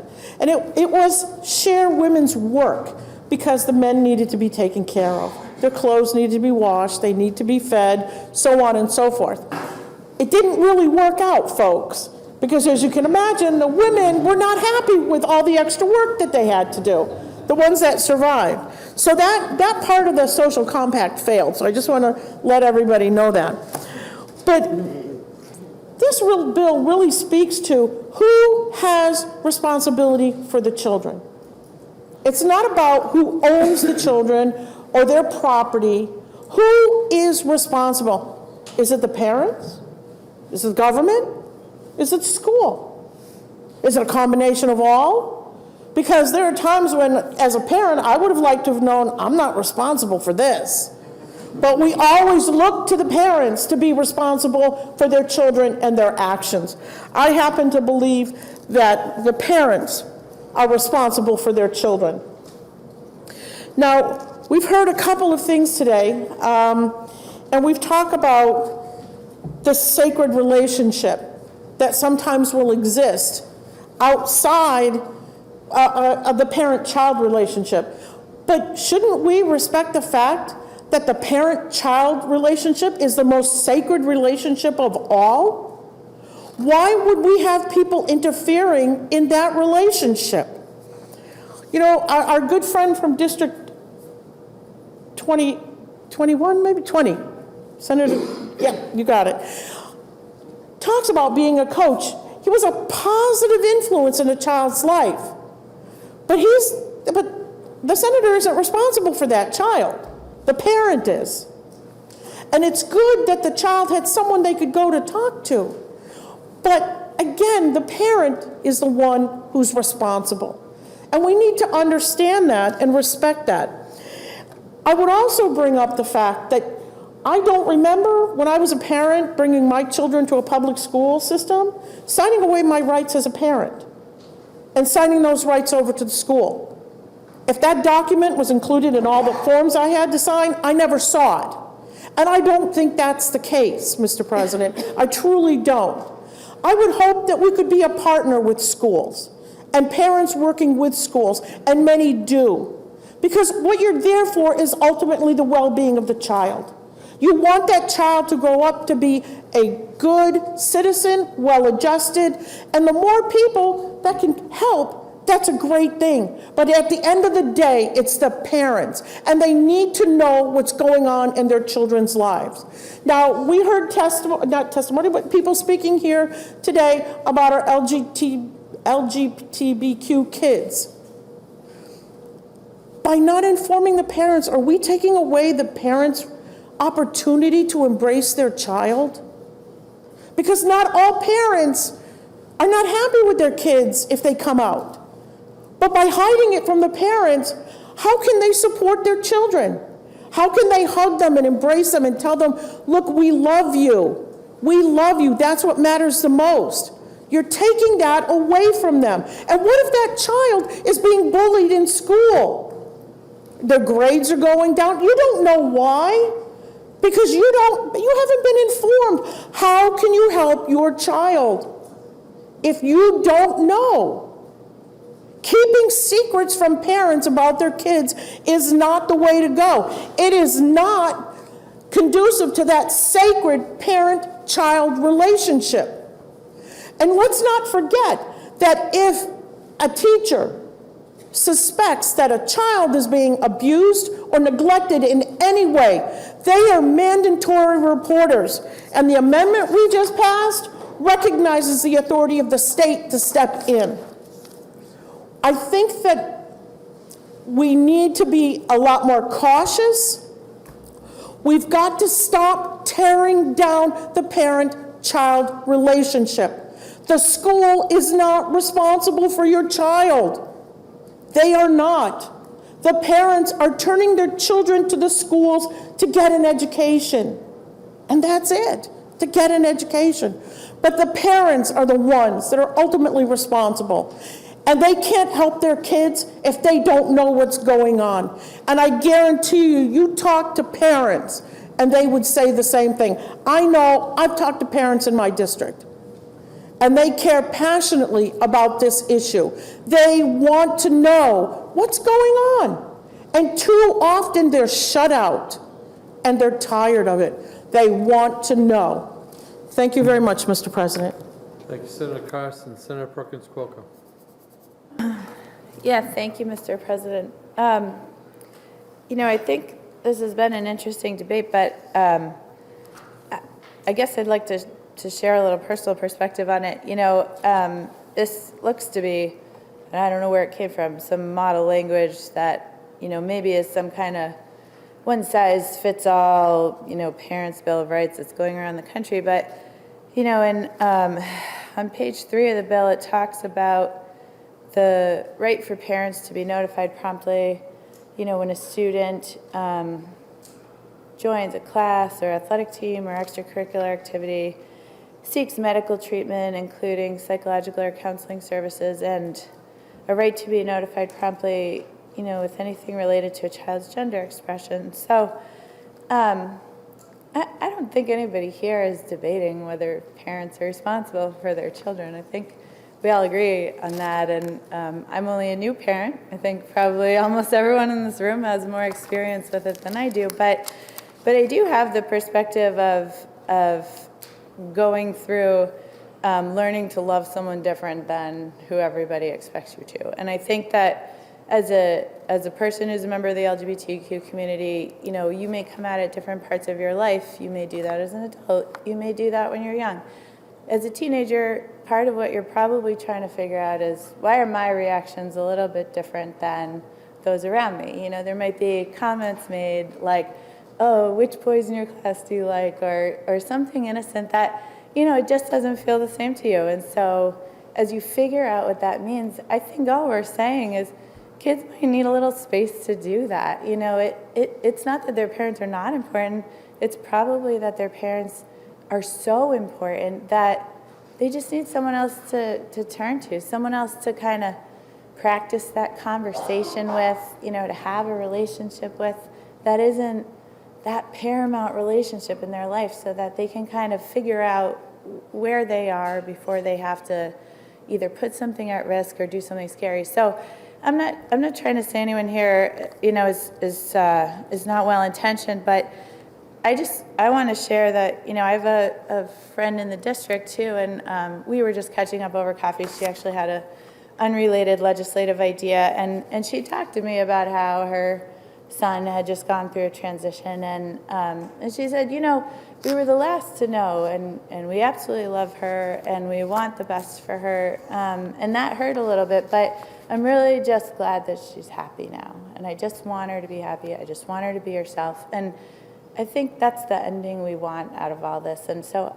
I don't know that we need to legislate to get there. And I guess I just wanted to share that because I don't think there's a way to put down on paper how we hope that our children, you know, have the opportunity to have someone like a Lou or some other special coach or teacher in their lives who, they don't replace your parents. They're just also there. So thank you. Thank you, Senator Perkins Coker. Senator Cont. Thank you, Mr. President. I rise against the bill again, as I did a couple, I guess, last week. And it's the vagueness and expansiveness of the bill that makes this so unwieldy. One can't begin to define how it's going to be used. It makes statements that the bill requires prompt notification, not prompt notification, no definition of it, on everything and anything that happens to the child in the school, anything. A schedule change, a change in the school activities, a change in a disability accommodation that might be in a classroom, a dress code violation, the gender identity question. It's as was stated before, student might join a club. It might be a DEI, diversity, equity, and inclusion. It might be LGBTQ club in a school. It could be, and if the student drops out, is that a second notification? Students do need the space to explore, to begin to understand themselves, to begin to understand and seek, are there people like them in the school? These are important developmental questions. And does every move need to be reported? And that's what's unclear about this legislation and being as undefined as it is.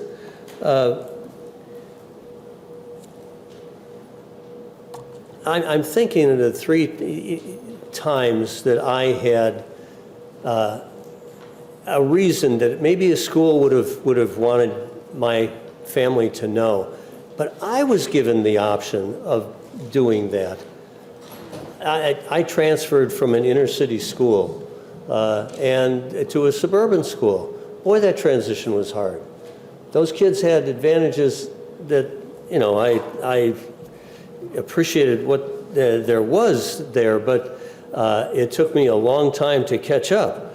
And the best teacher I ever had is the person in 6th grade who helped me catch up on some things, and reading skills and writing skills.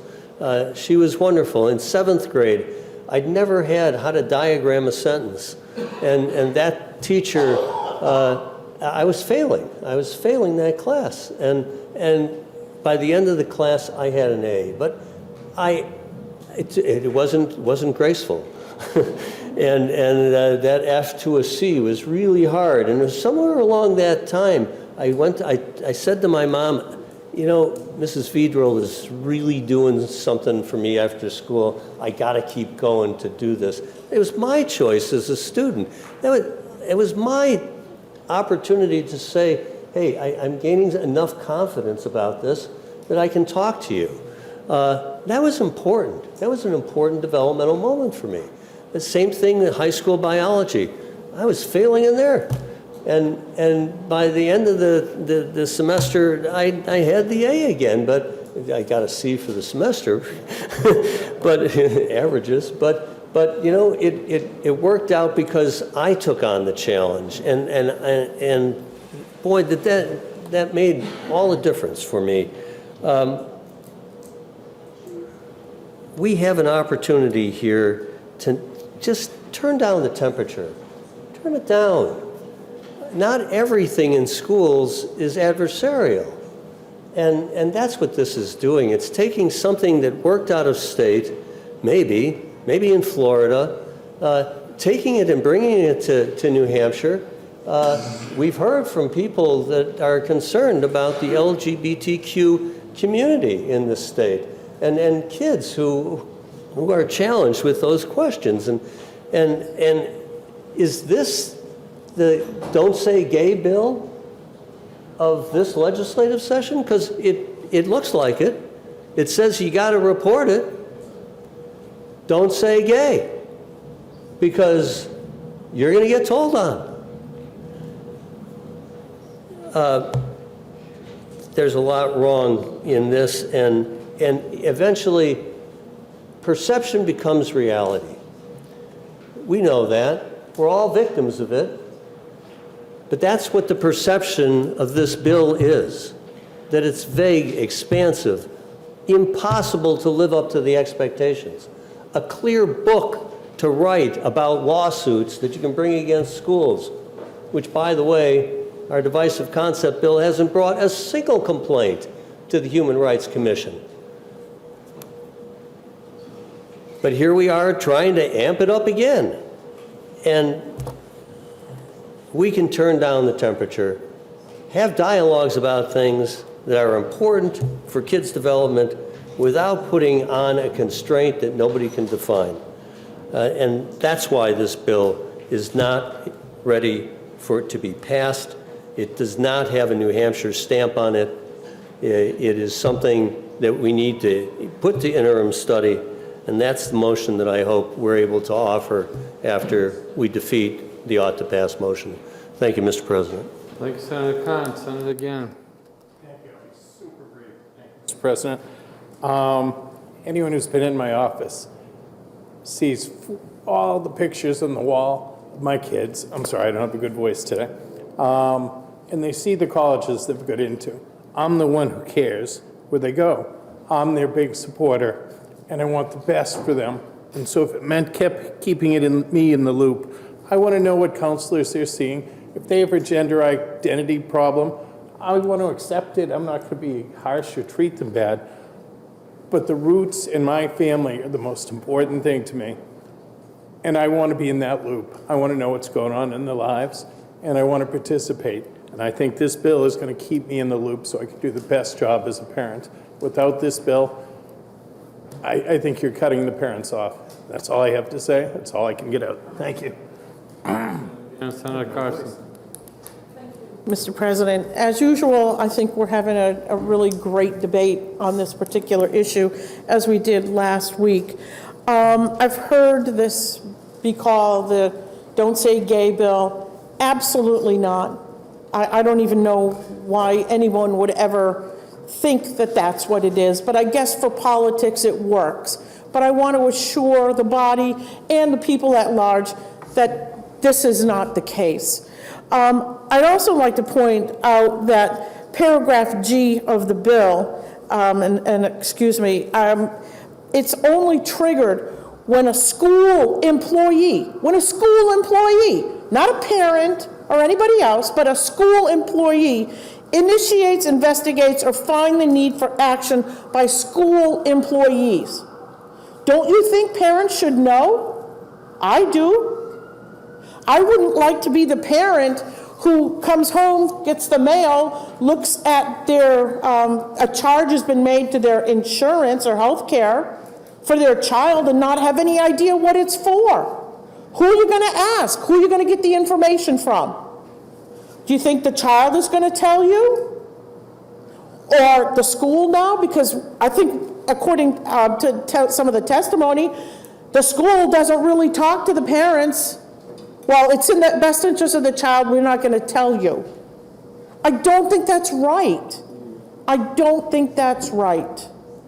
Parents are going to be there for their children until they're gone. They're going to support their children. They're going to love their children. Does it always end up that way? No, it doesn't, because we're human beings, and we all have different personalities. But we love our children, and we respect our children. We want our children to grow, to be happy. And if they're having a period in their life where they're just confused, they don't know what to do, what better person to turn to than your parent, rather than a school official?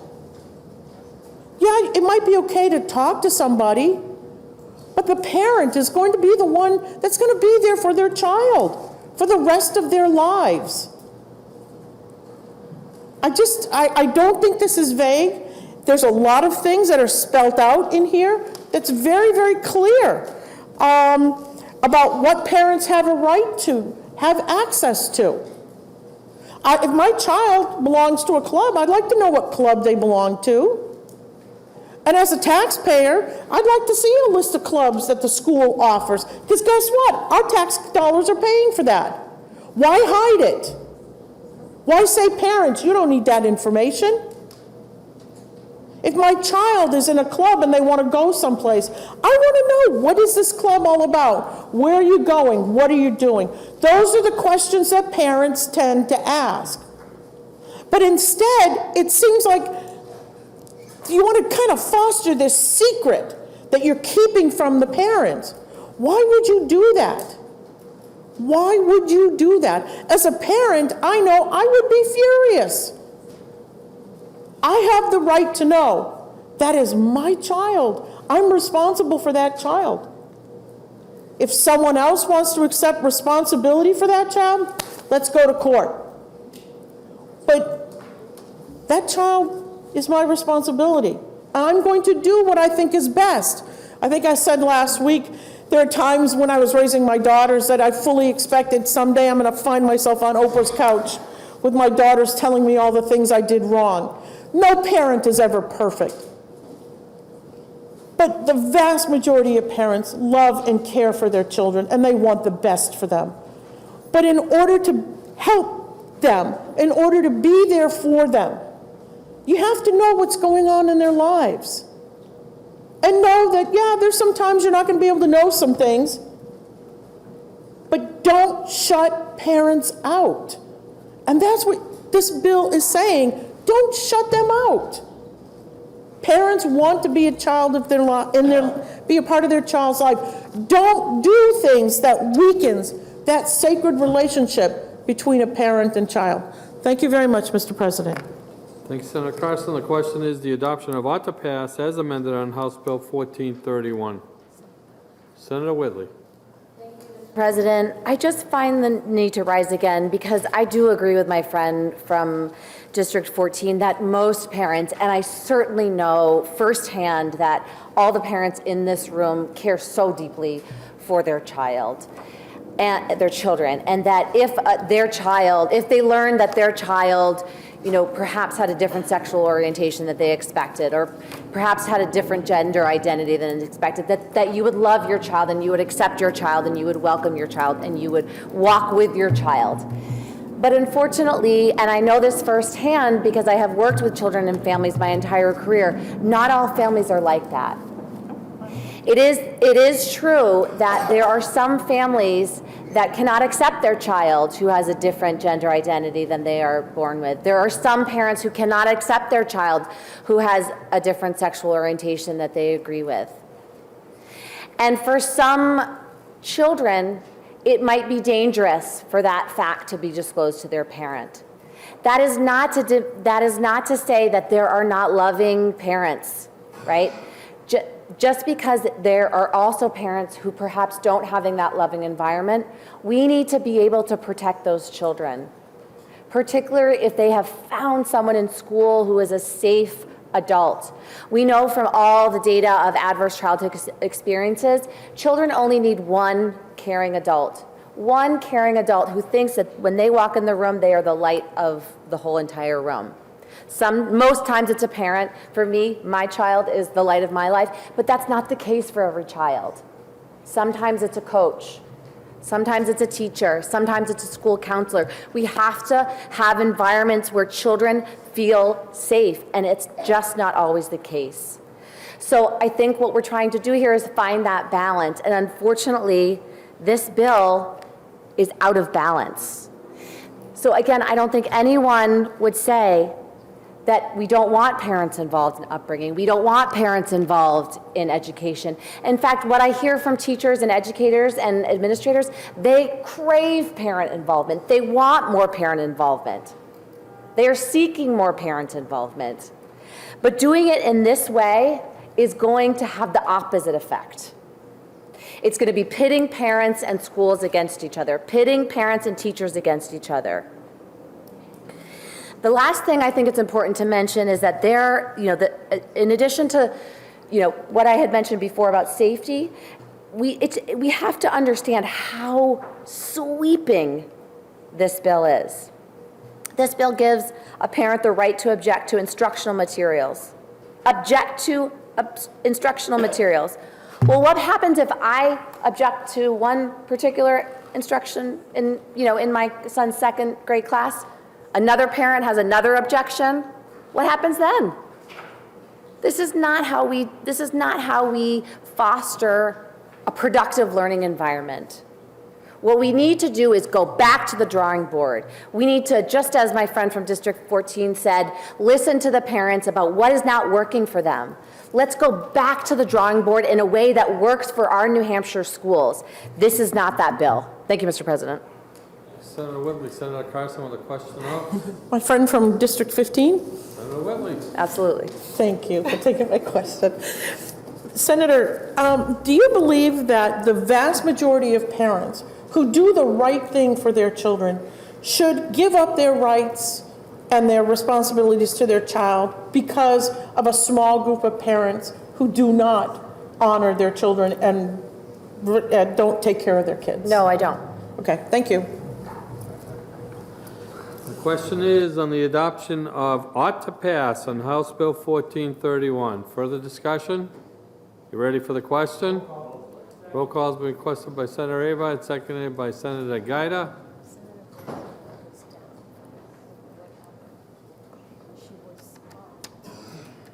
Senate will be in recess for 1 minute, maybe 2.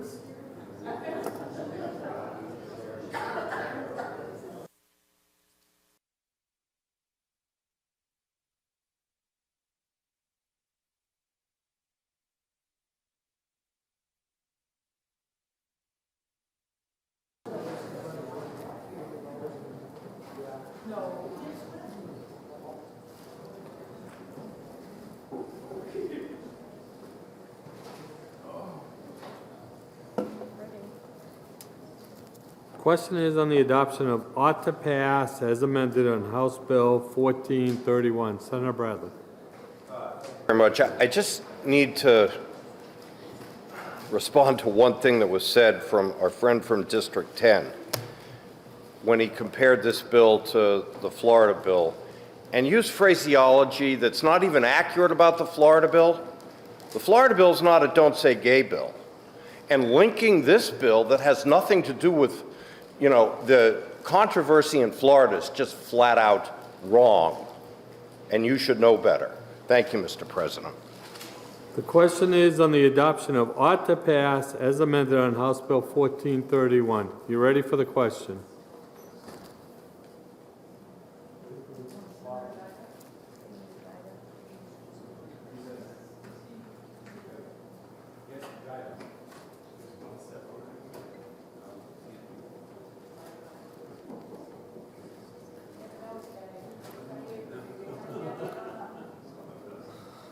The clerk will call the roll. Senator Hennessy. Yes. Senator Giuda. Yes. Senator Bradley. Yes. Senator Waters. No. Senator Prentice. No. Senator Gray. Yes. Senator French. Yes. Senator Ward. Yes. Senator Ricciardi. Yes. Senator Khan. No. Senator Daniels. Yes. Senator Avard. Yes. Senator Rosenwald. No. Senator Carson. Yes. Senator Whitley. No. Senator Kavanaugh. No. Senator Reagan. No. Senator Susie. No. Senator Bertzel. Yes. Senator D'Alessandro. No. Senator Perkins Quokka. No. Senator Gannon. Yes. Senator Sherman. No. Senator Morse. Yes. The ayes have it, 13 to 11. The motion is adopted and it's ordered to third reading. Senate will be attentive to the clerk. Thank you, Mr. President. The Committee on Finance, to which was referred House Bill 1476, FN, an act relative to release of defendant pending trial. Having considered the same, the committee recommends that the bill is ought to pass by a vote of 7-0. Senator Giuda for the committee. Senator Giuda. Thank you, Mr. President. I move House Bill 1476, FN, ought to pass. This bill lists certain offenses which, if committed by the defendant, create a rebuttable presumption that the defendant is a danger to the public and shall be detained for up to 36 hours. Arraignment shall occur no later than 36 hours after arrest. These 36 hours exclude Saturdays, Sundays, and holidays. Although the fiscal impact of House Bill 1476 is indeterminable, it is potentially significant. The Senate Finance Committee recommends passage of House Bill 1476 FN and asks for your support. Thank you, Mr. President. Thank you, Senator Giuda. The motion is ought to pass. The bill is now on second reading. Is there any discussion or amendments? Senator Bradley. Thank you very much, Mr. President. I rise to introduce, I believe it's Amendment 1941. Senator Bradley offers floor amendment 1941 and may speak to his amendment. Thank you, Mr. President. This is a technical fix somehow in the translation between myself and the House and trying to come up with something that can pass both bodies. Lines 9 through 14 were inadvertently dropped from the Senate passed version of the bill last week. So this amendment adds the language 7 through 9. It just talks about what happens in a detention. It was inadvertently dropped, and it should have been in the bill. Thank you. Thank you, Senator Bradley. The question is on the adoption of floor amendment 1941. Senator D'Alessandro for an introduction. Thank you, Mr. President. In our gallery, we have a former state senator and a former Superior Court judge and a distinguished American, a great friend of the Senate and a great friend of New Hampshire's, former Senator Ned Gordon.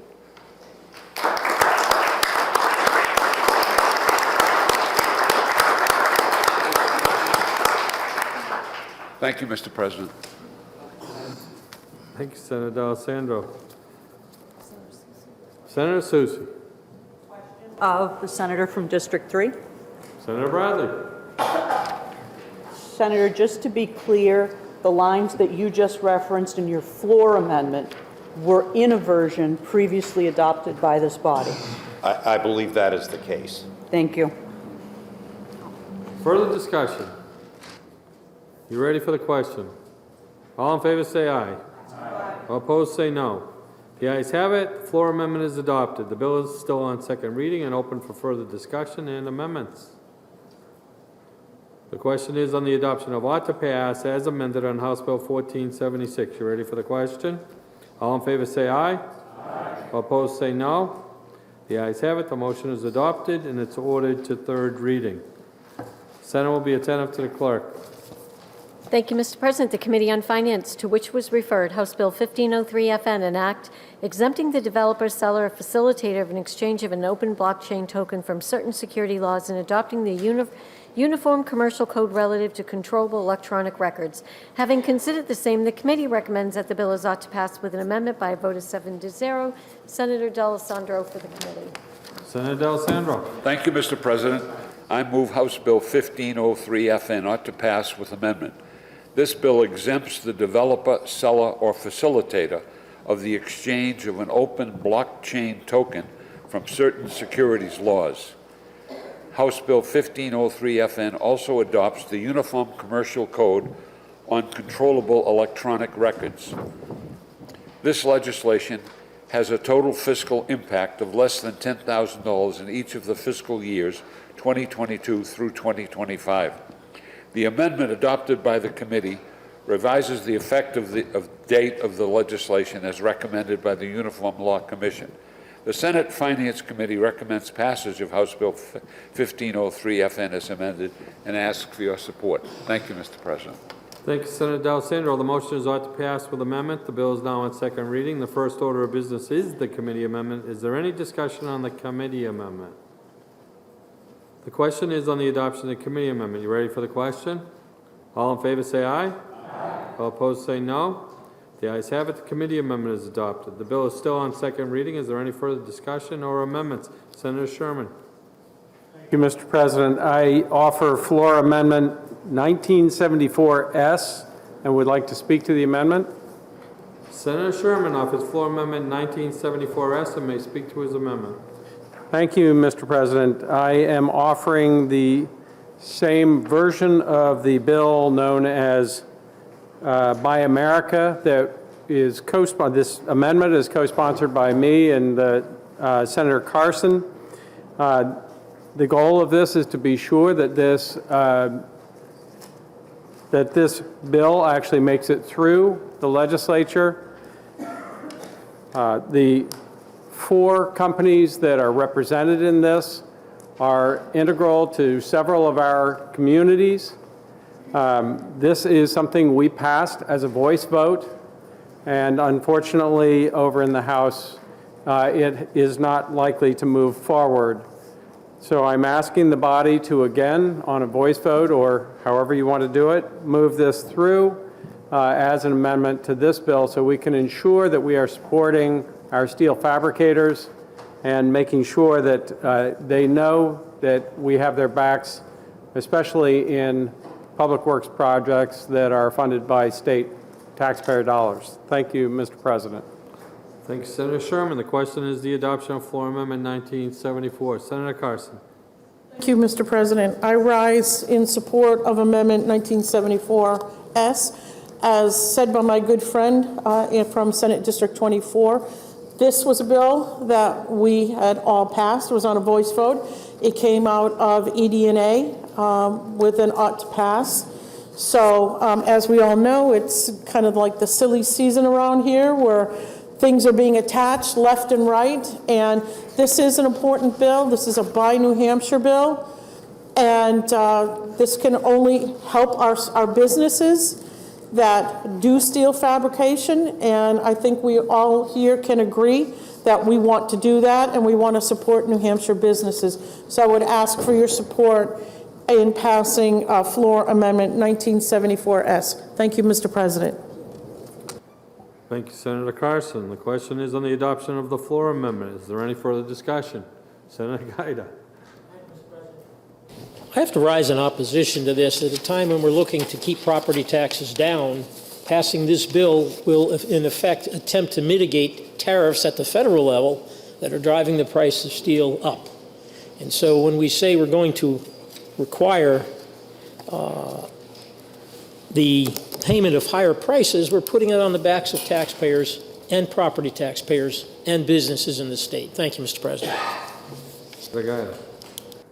Senator Carson.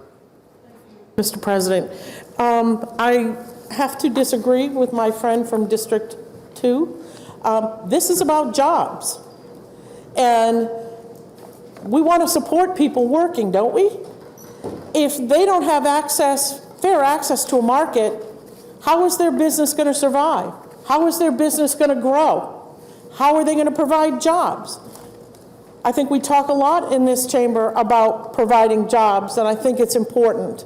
So again, I will ask for your support for Amendment 1974S. Thank you very much, Mr. President. Thank you, Senator Carson. The question is the adoption of Floor Amendment 1974S. You ready for the question? All in favor say aye. Aye. All opposed say no. The ayes have it. The floor amendment is adopted. The bill is still on second reading and open for further discussion and amendments. The question is on the adoption of ought to pass as amended on House Bill 1503. You ready for the question? All in favor say aye. Aye. All opposed say no. The ayes have it. The motion is adopted and it's ordered to third reading. Senate will be attentive to the clerk. Thank you, Mr. President. The Committee on Finance, to which was referred House Bill 1513 FN, an act relative to the definition of child with disability for purposes of special education. Having considered the same, the committee recommends that the bill is ought to pass with an amendment by a vote of 6-0. Senator Rosenwald for the committee. Senator Rosenwald. Thank you, Mr. President. I move House Bill 1513 FN ought to pass with amendment. This bill changes the definition of a child with a disability under special education laws to include students between the ages of 3 and 21 inclusive. The committee amendment provides funding for the upcoming school year for special education costs for students over the age of 21 until their 22nd birthday. The Senate Finance Committee recommends passage of House Bill 1513 FN as amended and asks for your support. Thank you, Mr. President. Thank you, Senator Rosenwald. The motion is ought to pass with amendment. The bill is now on second reading. First order of business is the committee amendment. Is there any discussion on the committee amendment? The question is on the adoption of the committee amendment. You ready for the question? All in favor say aye. Aye. All opposed say no. The ayes have it. The committee amendment is adopted. The bill is still on second reading. Is there any further discussion or amendments? The question is on the adoption of ought to pass as amended on House Bill 1513. You ready for the question? All in favor say aye. Aye. All opposed say no. The ayes have it. The motion of ought to pass as amended is adopted and it's ordered to third reading. Senate will be attentive to the clerk. Thank you, Mr. President. The Committee on Finance, to which was referred House Bill 1526 FN, an act relative to income eligibility for in and out medical assistance. Having considered the same, the committee recommends that the bill is ought to pass with an amendment by a vote of 5-0. Senator Rosenwald for the committee. Senator Rosenwald. Thank you, Mr. President. I move House Bill 1526 FN ought to pass with amendment. This bill repeals Chapter 91:424 Laws of 2021, a provision in the budget trailer bill that suspended changes to the Medicaid in and out program for the fiscal years 22-23 biennium. House Bill 1526 FN restores the changes effective January 1st, 2023, and appropriates $2.685 million to the Department of Health and Human Services for this purpose. The committee amendment makes it clear the department may accept and expend matching federal funds for this purpose without prior approval of the fiscal committee. The Senate Finance Committee recommends passage of House Bill 1526 FN as amended and asks for your support. Thank you, Mr. President. Thank you, Senator Rosenwald. Just so everyone knows, that's Senator Rosenwald. When she's speaking, you shouldn't be in front of Senator Rosenwald. The motion is ought to pass with amendment. The bill is now on second reading. The first order of business is the committee amendment. Is there any discussion on the committee amendment? The question is on the adoption of the committee amendment. You ready for the question? All in favor say aye. Aye. All opposed say no. The ayes have it. The committee amendment is adopted. The bill is on second reading. Is there any further discussion or amendments? Senator Cont. Thank Mr. President, I rise to offer Amendment 1956. Senator Khan offers floor amendment 1956S and may speak to his amendment. Thank you, Mr. President. We passed Senate Bill 397 that asked the state to enter into a mental health counseling compact. As you may recall, it takes a minimum of 10 states to enter into that compact. That process is well underway. In fact, I think New Hampshire will be state number 10, which will activate the compact.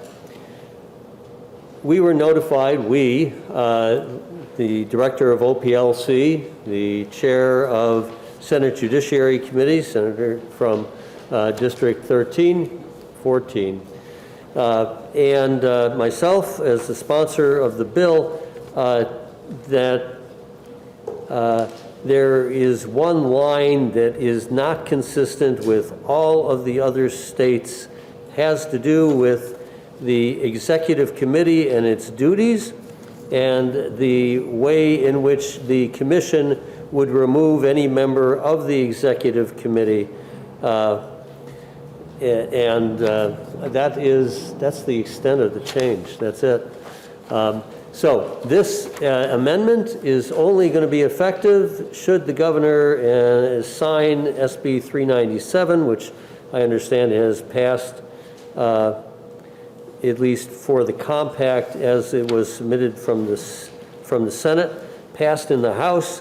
So if the bill gets into law, then this contingency would be activated at 12:01 of the next day after the bill was signed. That's how we fix things, I guess, Mr. President. And I appreciate the indulgence of the body to do this and get into conformance with the other 9 states. Thank you, Mr. President. Thank you, Senator Khan. The question is on the adoption of floor amendment 1956S. You ready for the question? All in favor say aye. Aye. All opposed say no. The ayes have it. The floor amendment is adopted. The bill is still on second reading and open for further discussion and amendments. The question is on the adoption of ought to pass as amended in House Bill 1526. You ready for the question? All in favor say aye. Aye. All opposed say no. The ayes have it. The motion is adopted and it's ordered to third reading. Senate will be attentive to the clerk. Thank you, Mr. President. The Committee on Finance, to which was referred House Bill 1535FN, an act relative to a one-time allowance for certain state retirees. Having considered the same, the committee recommends that the bill is inexpedient to legislate by a vote of 4 to 3. Senator Daniels for the committee. Senator Daniels.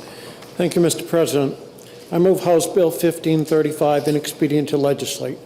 This bill would create a one-time additional allowance in the amount of $500 to retirees or any beneficiary of such retiree in the New Hampshire retirement system who has an annual retirement allowance of not more than $30,000 on June 30th, 2022, and has been retired for at least 60 months prior to July 1st, 2022. House Bill 1535 would make an $11.75 million general fund appropriation to the New Hampshire retirement system to fund the one-time retirement payments. In addition to the cost of this bill, the bill is inequitable to retirees, as it gives an allowance to some retirees, but not to others, without regard to the individual retiree's assets, financial needs, and employment situation. A COLA was just passed for retirees during the last term, again based solely on the retiree's pension, without regard to their assets, financial needs, and employment situation. Mr. President, all of my constituents have been affected and continue to be affected by the soaring inflation we have experienced over the past year. The cost of gasoline jumping 48% and food and energy prices skyrocketing. They too would like a quote-unquote one-time allowance, but no, we are not considering them.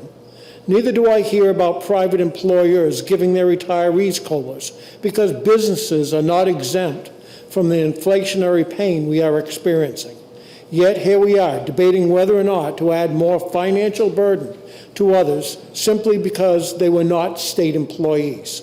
At this time, in this environment, it creates a somber moment when considering the inequity proposed by this bill.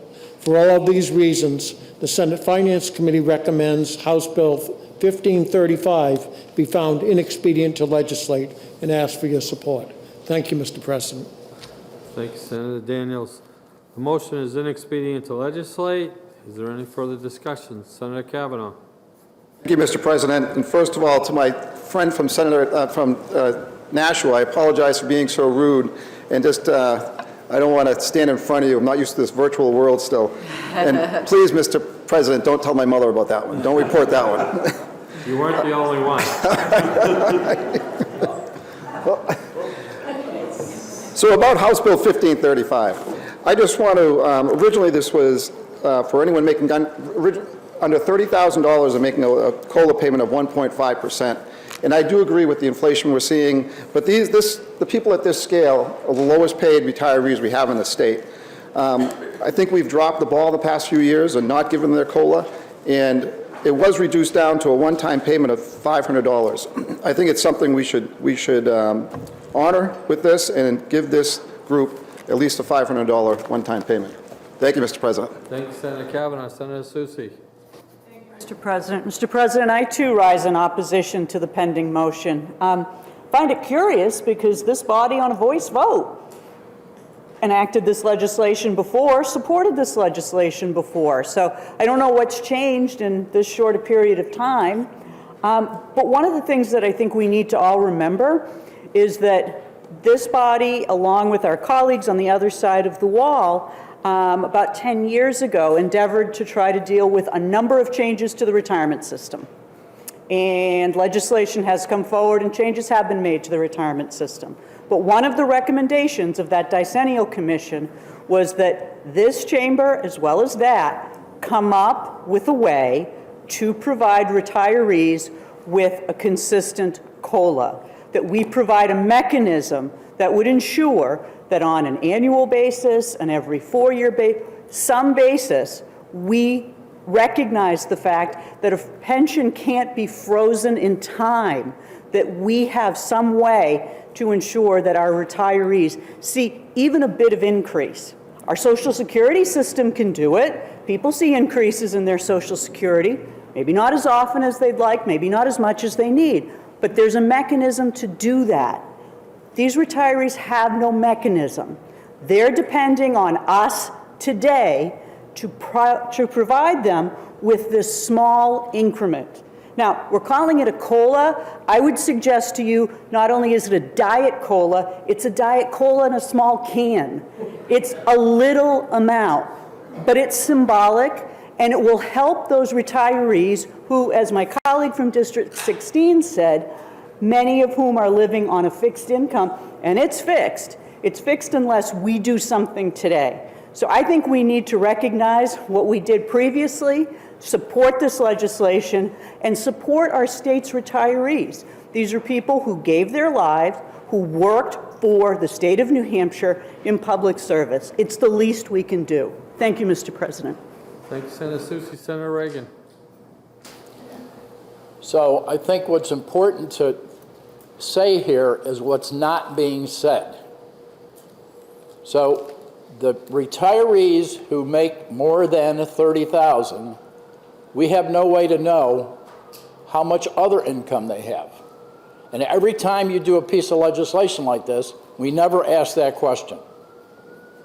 We never say how much in need, but instead we make this case that these poor people are all going to starve to death if they don't get this COLA.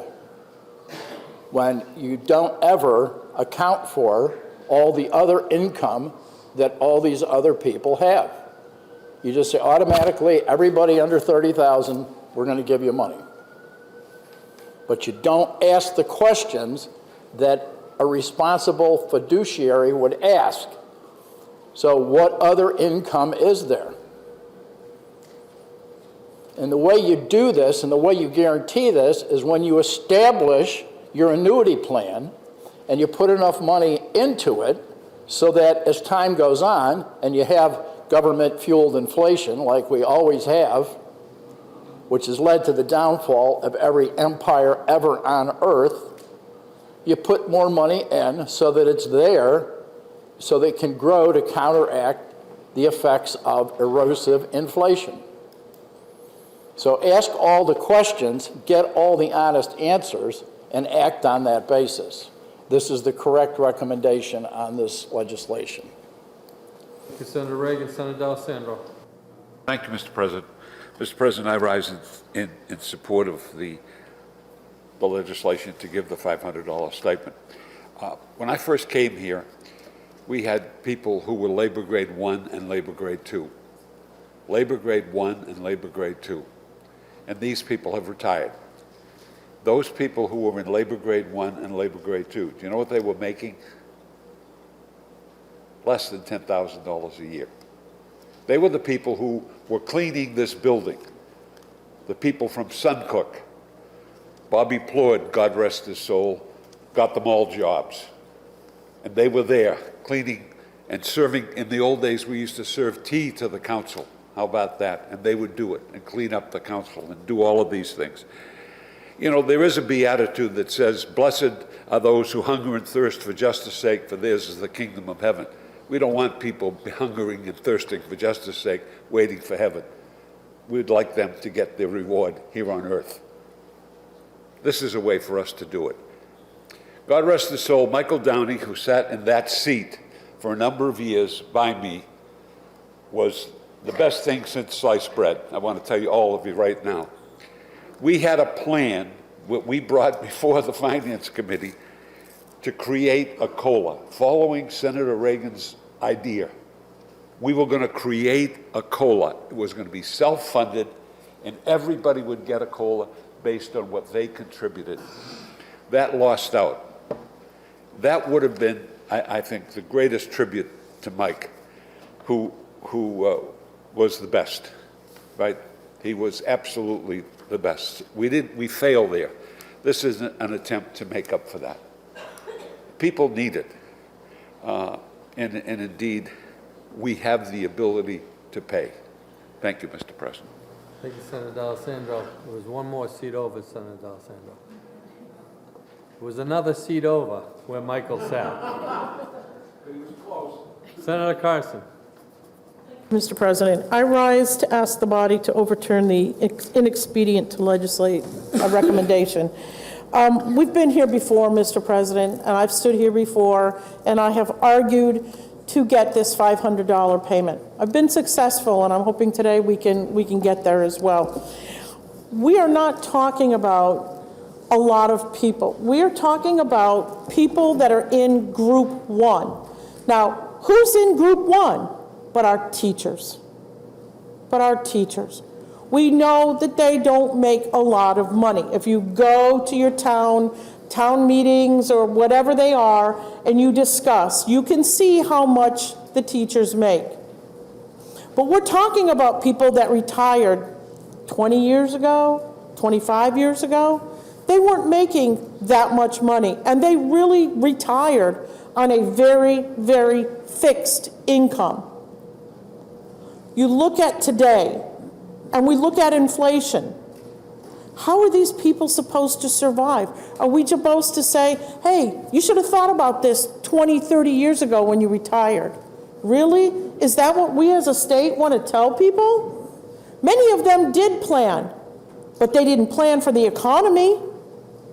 Think about it. 2008, we went into a deep recession that lasted for a number of years. It hurt the state. It hurt the state retirement system. How are you going to get these people, how are they going to survive? Are we going to have, a 75, 85-year-old person working in McDonald's slinging hamburgers? Too bad you didn't get enough money. I don't think that's right. There are years and years of honorable service to this state and to our communities, and we need to start doing right by these folks. We talked about this extensively during the Decennial Commission, and I think it's time that we step up and we come up with a program so we don't have to keep fighting this every single year. Thank you, Mr. President. Thank you, Senator Carson. Senator Gray. Thank you, Mr. President. Since Social Security was brought up by one of the speakers, I want you to know that the federal government has struggled with this issue also. And right now, if you're a civil service retiree, not a FERS retiree, Federal Employees Retirement System, because the civil service people did not pay into Social Security, they calculated my Social Security different than everybody else's. Social Security is based on your earnings, and for the lowest bracket, most people get 90% of that bracket in payments. Go up, and the percentage comes down. But that's not the same for people who are also drawing a federal retirement, a civil service retirement. So, can we come up with a formula that takes care of what the good senator from District 17 is talking about? I don't know. And will that system be fair to everyone? I don't know. But right now, it's a long, tall order, and it's not something that you're going to solve today. But no matter what system you come up with, there's going to be inequities. There's going to be people who don't make out as well as everyone else. So if you want to try to live on the $650 that I get in Social Security income, good luck, because that's it. Thank you, Mr. President. Senator Gray, further discussion? You ready for the question? Roll call. Roll call has been requested by Senator Susi, seconded by Senator Carson. Clerk will call the roll.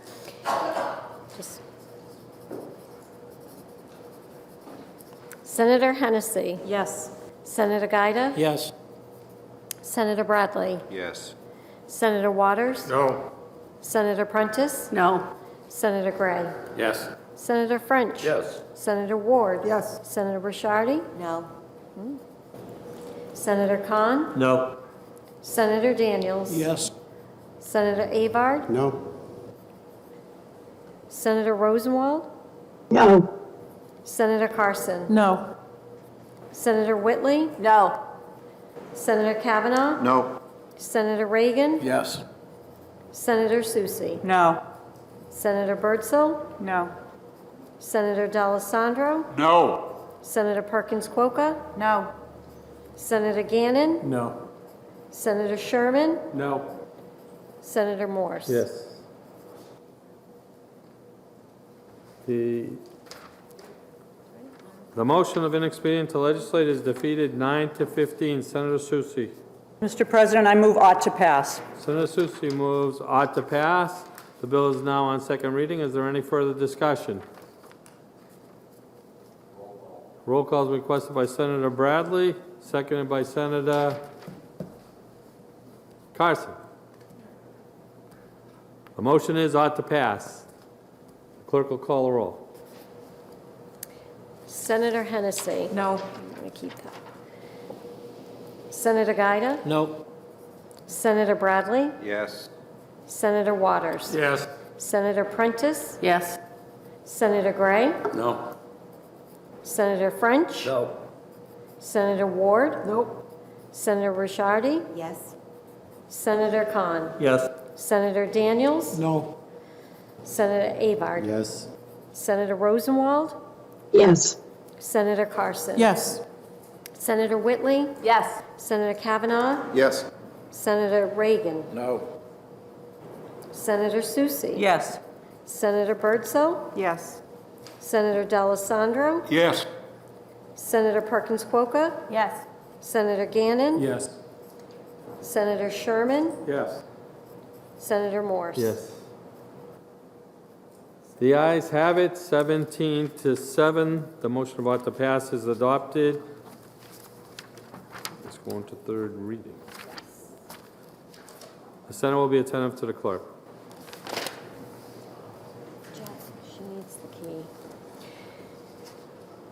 Thank you, Mr. President. The Committee on Finance, to which was referred House Bill 1547 FN, an act relative to perfluorinated chemical remediation in soil and procedures for certain hazardous waste generators.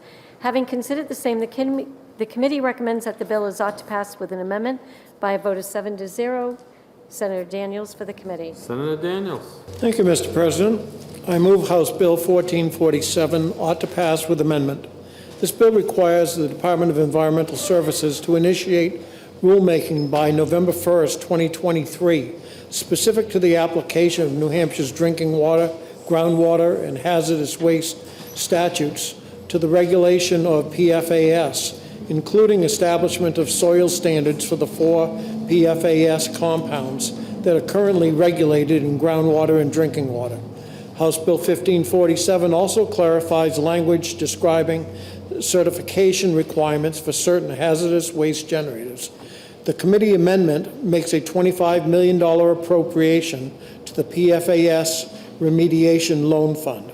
The Senate Finance Committee recommends passage of House Bill 1547 as amended and asks for your support. Thank you, Mr. President. Thank you, Senator Daniels. The motion is ought to pass with amendment. The bill is now on second reading. The first order of business is the committee amendment. Is there any discussion on the committee amendment? Senator Waters. Thank you, Mr. President. I just want to rise in support of the amendment, and I also want to thank the body and you, Mr. President, for this continuing work to try to make sure that we have clean and healthy water for the state. We took some action a couple of years ago on funding for PFAS, and being able to add this additional funding here, I think, is a really important step forward, because goodness knows we're going to see a lot more problems and a lot more needs for municipalities to get some help from this fund. Thank you, Mr. President. Senator Waters, the question is the adoption of the committee amendment. You ready for the question? All in favor say aye. All opposed say no. The ayes have it. The committee amendment is adopted. The bill is still on second reading. Is there any further discussion or amendments? Question is on the adoption of ought to pass as amended on House Bill 1547. You ready for the question? All in favor say aye. All opposed say no. The ayes have it. The motion of ought to pass as amended is adopted. It is ordered to third reading. Senate will be attentive to the clerk. Thank you, Mr. President. Committee on Finance, to which was referred House Bill 1548L, an act relating to the sale of the Lakes Region facility. Having considered the same, the committee recommends that the bill is ought to pass by a vote of 7-0. Senator Hennessy for the committee. Senator Hennessy. Thank you, Mr. President. I move House Bill 1548 local ought to pass. The process for the sale of Lakes Region facility is contained in RSA 1011, enacted as part of HB 2 last year. The property is currently being marketed. A portion of the property includes the parcel identified as 50 through 67 Communication Drive, which contains the state's 911 call center and the Lakes Region Mutual Fire Aid. If this portion is sold with the property, then ARPA funds or a portion of the proceeds must be used to relocate this facility to a new location. Relocation shall include purchase of land, renovation, or construction of a new facility if necessary. The Senate Finance Committee recommends passage of HB 1548 local and asks for your support. Thank you, Mr. President. Thank you, Senator Hennessy. The motion is ought to pass. The bill is on second reading. Is there any further discussion? The question is on the adoption of the committee recommendation of ought to pass on House Bill 1548. You ready for the question? All in favor say aye. All opposed say no. The ayes have it. The motion of ought to pass is adopted, and it's ordered to third reading. Senate will be attentive to the clerk. Thank you, Mr. President. The Committee on Finance, to which was referred House Bill 1584 FN, an act establishing a capital improvement grant program for the benefit of state fairs and agricultural fairs. Having considered the same, the committee recommends the bill is inexpedient to legislate by a vote of 4-2. Senator Daniels for the committee. Senator Daniels. Thank you, Mr. President. I move House Bill 1584 inexpedient to legislate. This bill sought to establish a capital improvement grant program and fund for the benefit of state and agricultural fairs. As proposed, the state treasurer would transfer $250,000 from the state general fund into the grant fund each fiscal year. There are currently 12 members of the New Hampshire Fairs Association. If the funds were distributed evenly, a minimum of $20,833 per year would be available to each fair if all fairs submitted applications. It is likely, however, that the funding will be distributed on a competitive basis. In its consideration of the bill, committee members expressed some concerns. Number one, that the state would start subsidizing these fares after all the years the fares have been self-sustaining, the oldest being Deerfield Fair, which is celebrating its 146th anniversary this year. Secondly, that smaller fares could be neglected to the benefit of the larger fares. And finally, there was a reluctance on the part of some committee members to have an annual ongoing appropriation. For these reasons, the Senate Finance Committee recommends House Bill 1584 be found inexpedient to legislate and asks for your support. Thank you, Mr. President. Thank you, Senator Daniels. The motion is inexpedient to legislate. Is there any discussion? Senator Hennessy. President, I rise in opposition to the committee's motion of ITL in hopes that I can bring another motion and an amendment. A little history on our fares. From 1937 through 1987, when parimutuel betting at Rockingham Park occurred, all bets were placed in a pool from which a percentage of the pot was taken by the state of New Hampshire. Annual distributions were then provided to support capital improvements at New Hampshire's summer fairs, of which 13 remain today. In '79, the distribution to asset capital costs of fairs amounted to $275,000, and in some subsequent years, the amount dropped to $50,000 and eventually stopped when Rockingham closed. Many of the fairs, such as the North Haverhill Fair, are now struggling to keep up with the maintenance on their aging buildings and infrastructure. The pandemic only heightened this when many of our fairs had to be closed for multiple years, some of which weren't able to receive CARES Act or ARPA funding to help them out. The grant created in perhaps a proposed amendment of this bill would provide funds to repair these buildings and will assist in bringing the buildings up to current codes, and would only result in a one-time funding and not in continuous funding. The funds would be managed by the Commissioner of Agriculture with reporting requirements from the fairs. Thank you, Mr. President.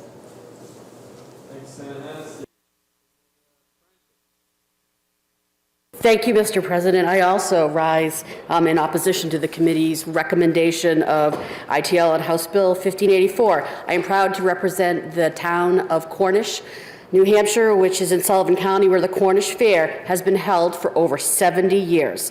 Fairs, as we've already talked about, is part of our state's culture, agriculture, economics, and education, as well as are also important to our 4-H programs for our youth.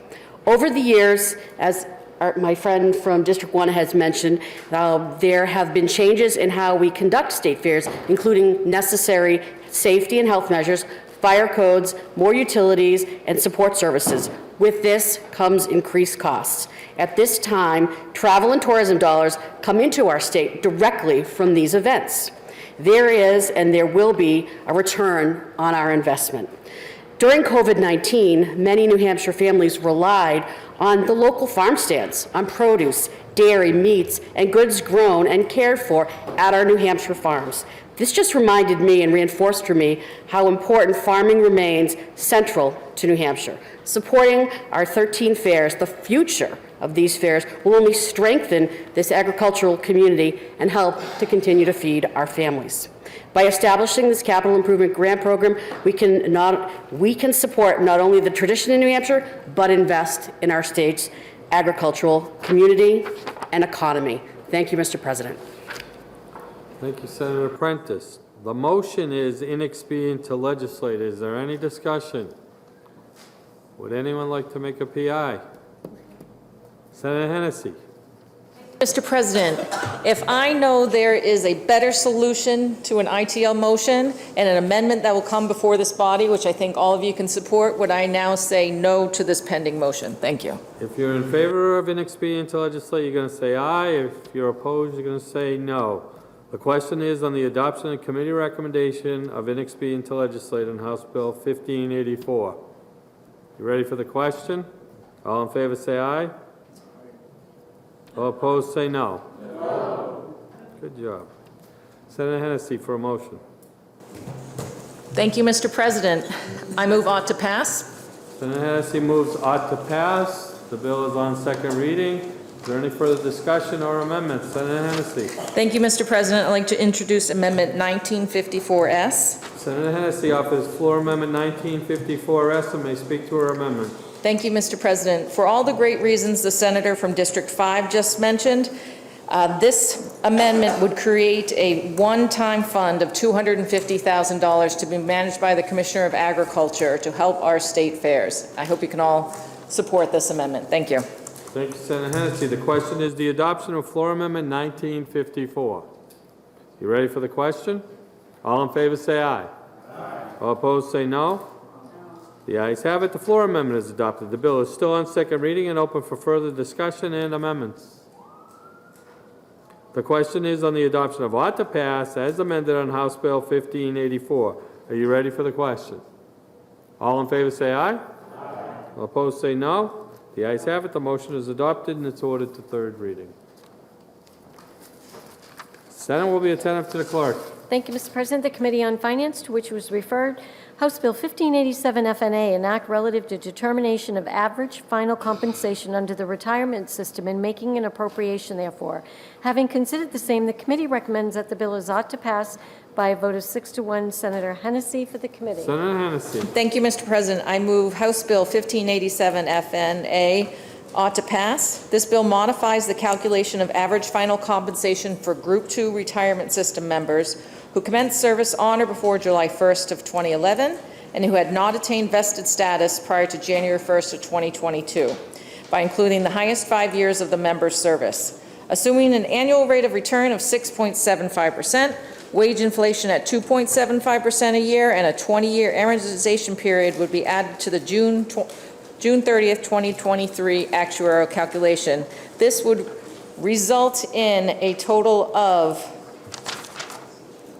just over $43 million. The bill also requires the proposal to be terminally funded.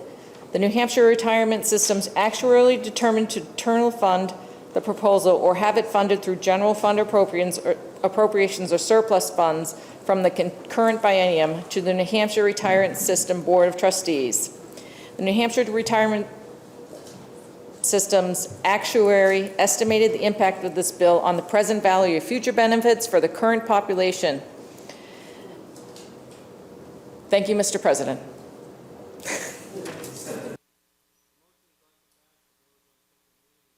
Discussion. Senator Hennessy. It was discussed in the Finance Committee that this bill will not add any amounts to the deficit that we currently have in our retirement fund.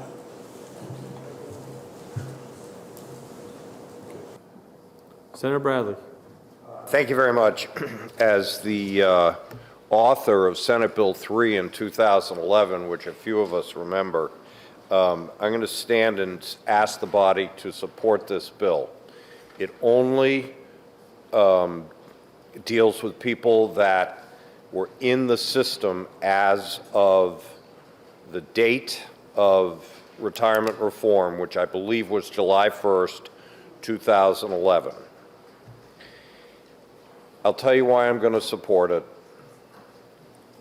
We're having a problem with retention of first responders in Group 2 in particular, police and firefighters. It is a problem of public safety. As our friend from District 1 said, this is a general fund appropriation, will not increase the unfunded liability, will not increase costs to property taxpayers in cities and towns. The way the bill was originally introduced would have done that, but people read it carefully and realized what it was going to do, and it got narrowed down significantly, even though the actuarial cost is higher than anticipated. It gets back to the discussion that my friend from District 20 and I were having an hour ago about how you're able to do things like this.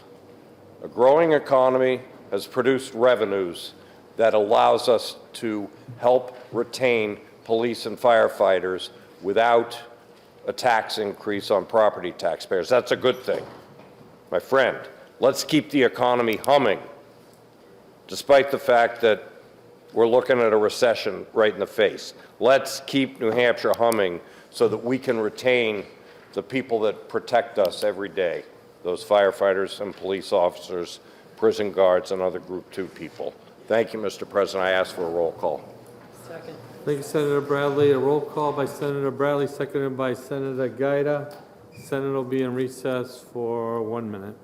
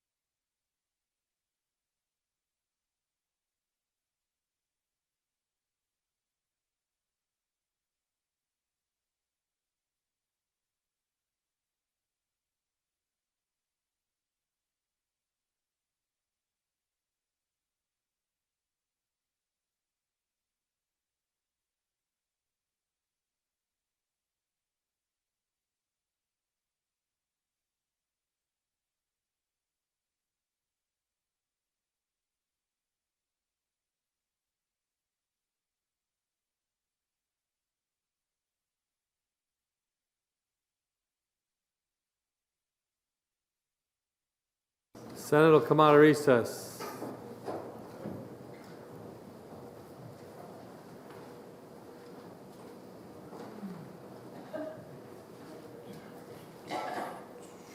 The question is on the adoption of the committee recommendation of ought to pass on House Bill 1587. You ready for the question? The clerk will call the roll. Senator Hennessy. Yes. Senator Giuda. Yes. Senator Bradley. Yes. Senator Waters. Yes. Senator Prentice. Who's talking? Senate is in recess.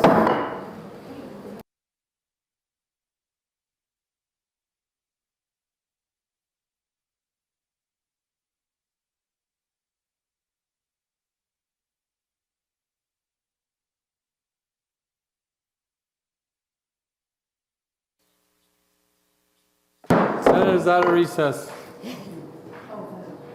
Clerk will call the roll. Do you want me to start up the Prentice? Okay. Senator Hennessy. Yes. Senator Giuda. Yes. Senator Bradley. Yes. Senator Waters. Yes. Senator Prentice. Yes. Senator Gray. Yes. Senator French. Yes. Senator Ward. Yes. Senator Ricciardi. Yes. Senator Cont. Yes. Senator Daniels. Yes. Senator Avard. Yes. Senator Rosenwald. Yes. Senator Carson. Yes. Senator Whitley. Yes. Senator Kavanaugh. Yes. Senator Reagan. Yes. Senator Susie. Yes. Senator Birdsell. Yes. Senator D'Alessandro. Yes. Senator Perkins Quokka. Yes. Senator Gannon. Yes. Senator Sherman. Yes. And Senator Morse. Yes.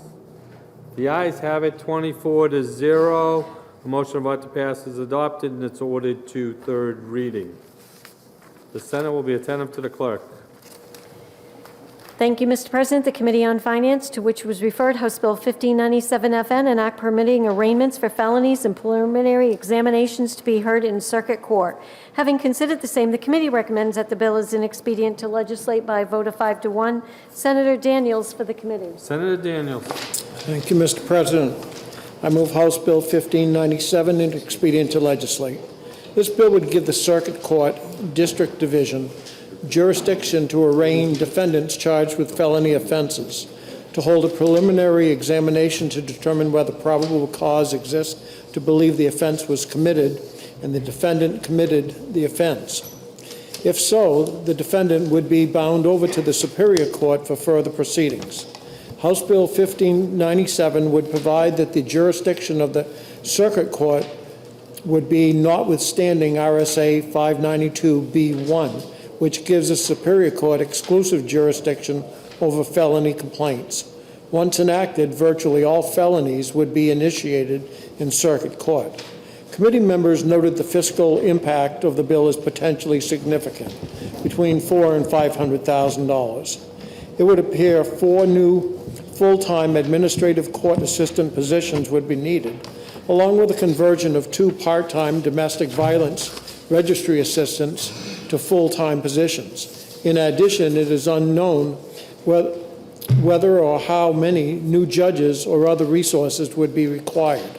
It was suggested this type of initiative might be better suited for next year's budget process.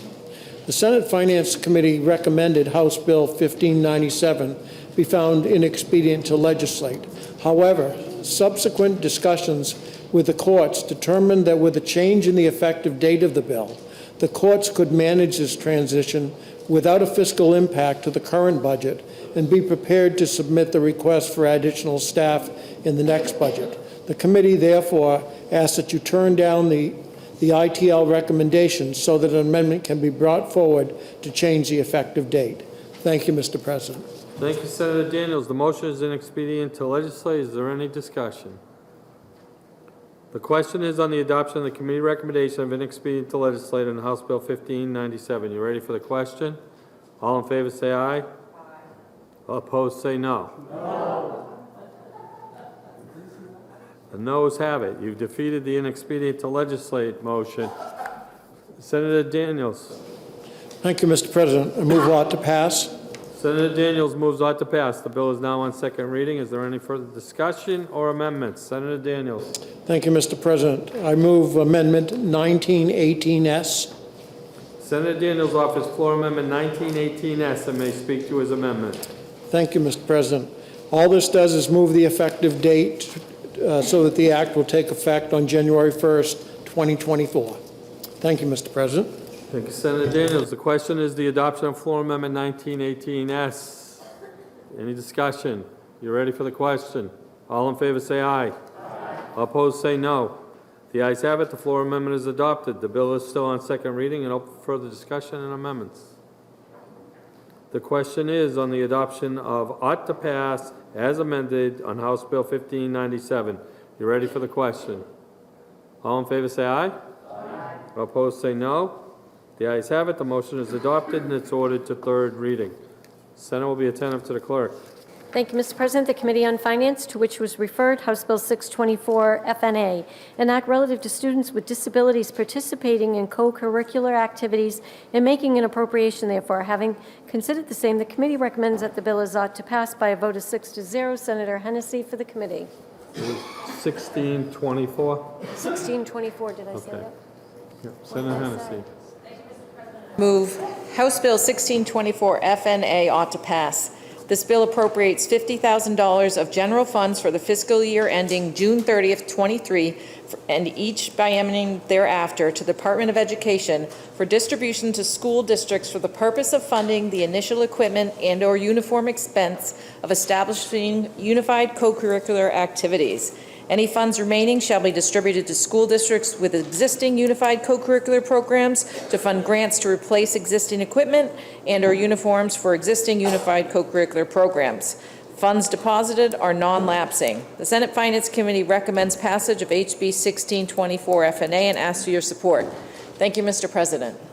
Thank you, Senator Hennessy. The motion is ought to pass. The bill is on second reading. Is there any discussion?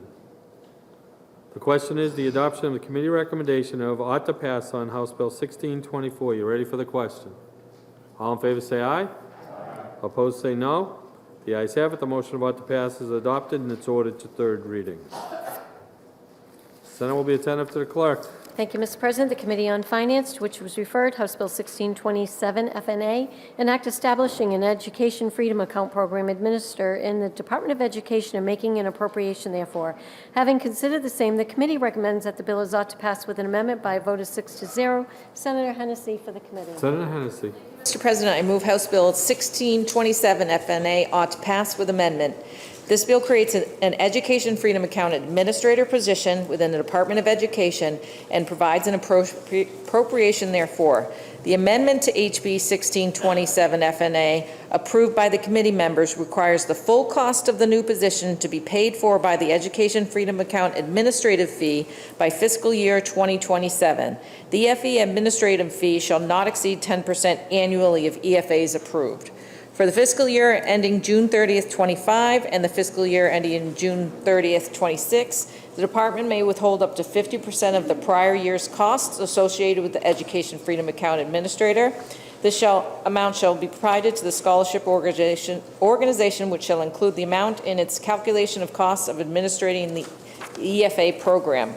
For the fiscal year ended June 30th, 27, and each year thereafter, the department may withhold up to 100% of the prior year's costs associated with the EFA account administrator, which the scholarship organization will again include in its calculation of cost of administrating the EFA program. The Senate Finance Committee recommends passage of HB 1627 FNA as amended and asks for your support. Thank you, Mr. President. Thank you, Senator Hennessy. The motion is ought to pass with amendment. The bill is on second reading. The first order of business is the committee amendment. Is there any discussion on the committee amendment? The question is on the adoption of the committee amendment. You ready for the question? All in favor say aye. Aye. All opposed say no. The ayes have it. The committee amendment is adopted. The bill is on second reading. Is there any further discussion or amendments?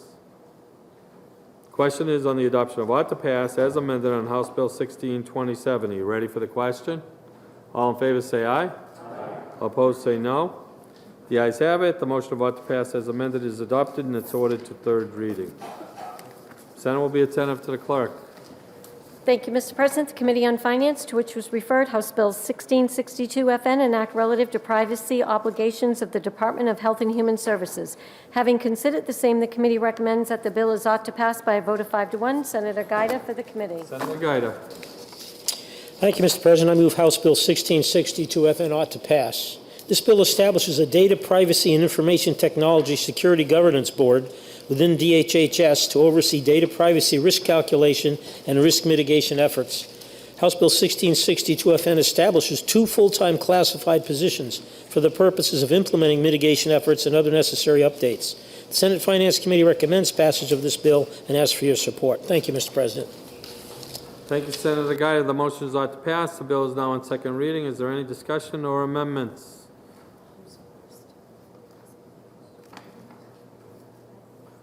Senator Bradley. Thank you, Mr. President. I ask the body to move ought to pass on Amendment 1969. Senator Bradley offers floor amendment 1969 and may speak to his amendment. Thank you very much, Mr. President. I'm going to yield also to our colleague from District 19. I believe this is Senate Bill 333, which deals 355, which this body adopted unanimously. It deals with online marketing and transparency of information as it gets to third-party marketers to try to prevent theft and abuse of process. So if I could yield to Senator Birdsall, I'd appreciate that. With all this yielding today. Senator Birdsall to speak. Thank you, Mr. President. Just a reminder, this body passed Senate Bill 355 by a voice vote back in February. I don't know if you saw the Union Leader article by Nancy Kyle, who's wrote an op-ed regarding this, but this bill went through the Senate, passed, went to the House. They interim studied it yesterday. But this is really a Consumer Protection Act bill. It covered when online marketers go ahead and bring in third-party vendors. It requires them to get some information from these third-party vendors so that states like New Hampshire, things like bank accounts, name of the payee for payments issued on the online market, contact for high-volume third-party sellers. This allows, if we get this passed through, this allows the Attorney General in New Hampshire to get information from the online marketers, because without our authority, the online marketers will not give the information. I've had experience working with the online marketers, trying to get legal information from them when they hit my car. They will not give you any information. With this, they will do that. But in addition, there's been starting a real problem with some of these third-party vendors putting counterfeit products online, including supposedly medications that people can buy. We don't know what's in this medication. People are purchasing it. A lot of the smash and grabs that you're hearing recently in the news, a lot of these people are doing smash and grabs and selling these products online through these marketings. So I know the argument in the House was, well, if I'm unsatisfied with the product, then the online marketer will give me the money back. That is fine. However, what if someone is hurt by the online prescription drug? Are the online marketers going to go ahead and pay for their hospital bills? No, there's a lot more at stake. This is a $500 billion problem in this country. So with that, I ask for your vote on ought to pass on Amendment 1969. Thank you, Mr. President. Thank you, Senator Birdsall. Just so everyone understands, we're going to have a lot of amendments coming up as we go into the evening. We will read a statement at the end to stack these amendments up properly with the clerk, so I wouldn't worry about that. And I did go over that with Senator Soucy earlier. So the question is on the adoption of Floor Amendment 1969. You ready for the question? Roll call is requested by Senator Giuda. Seconded by Senator Avard.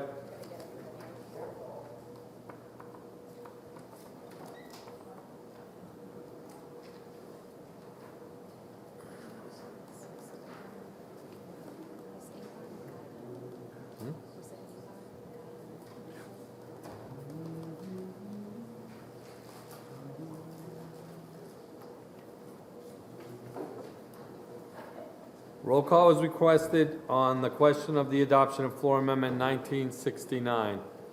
The clerk will call the roll. Senator Hennessy. Yes. Senator Giuda. Yes. Senator Bradley. Yes. Senator Waters. Yes. Senator Prentice. Yes. Senator Gray. Yes. Senator French. Yes. Senator Ward. Yes. Senator Ricciardi. Yes. Senator Cont. Yes. Senator Daniels. Yes. Senator Avard. Yes. Senator Rosenwald. Yes. Senator Carson. Yes. Senator Whitley. Yes. Senator Kavanaugh. Yes. Senator Reagan. Yes.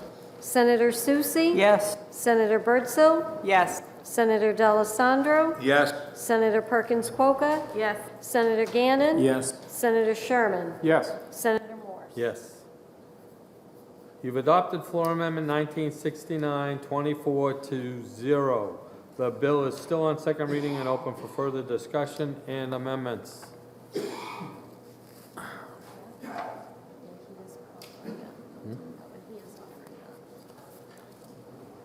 Senator Khan for a floor amendment.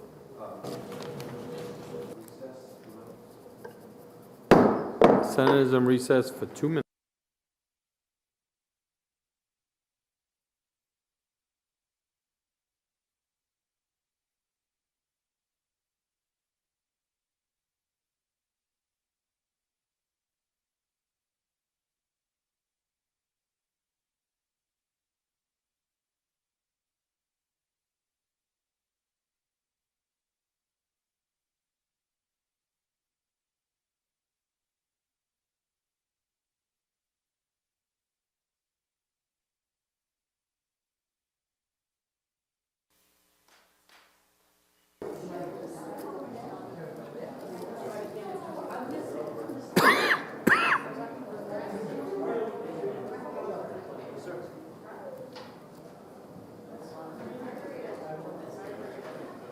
Senate will come out of recess. Senator Khan for a floor amendment.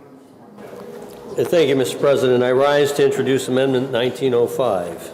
Senator Khan offers floor amendment 1905 and may speak to his amendment. Thank you, Mr. President. You said the Senate would have an opportunity to consider housing support for the state's homeless population, and I appreciate having the opportunity for the Senate to consider a proposal today. I appreciate the suggestion you offered that I talk with the majority and minority leaders about the goals of this amendment. And Amendment 1905 proposes a means for helping the state's homeless population during this time when housing supply and affordability can't meet the state's needs. The proposal before us today modifies the proposal submitted for consideration by the Finance Committee in Senate Bill 415. During that debate on adding to the daily reimbursement rate to homeless shelters of $8, currently $8 per day. It was suggested that not every community has a homeless shelter, and many communities are subsidizing homeless accommodations in local hotels or overnight rooms. I can vouch for that. Even in towns with homeless shelters, they are subsidizing homeless accommodations in local hotels because most homeless shelters that provide congregate beds are not suitable for a family needing shelter. Recently, I asked an elementary school counselor if they had a child experiencing homelessness, and she told me a story about a boy in 2nd grade, same as my grandson. And the mom and 2 children were living with mom's boyfriend in an apartment. The boyfriend moved out. Mom could not afford an apartment on her own. Mom and 2 kids moved into an apartment with her parent, and the apartment was operated by a community action program in my region. That violates the lease, that no others can move into the apartment or they lose their housing. So now mom and 2 children are living in her car. Mom drives son to school, drops off the other child with her parents in a different apartment, and she goes to work. An 8-year-old son is not doing well in school. When he experiences anxiety, begins screaming, requiring an escort to the counselor's office, resulting in lost learning time for the entire class. Mom does the same thing in reverse when school concludes, and the child will sleep in the car. That's the story a month ago.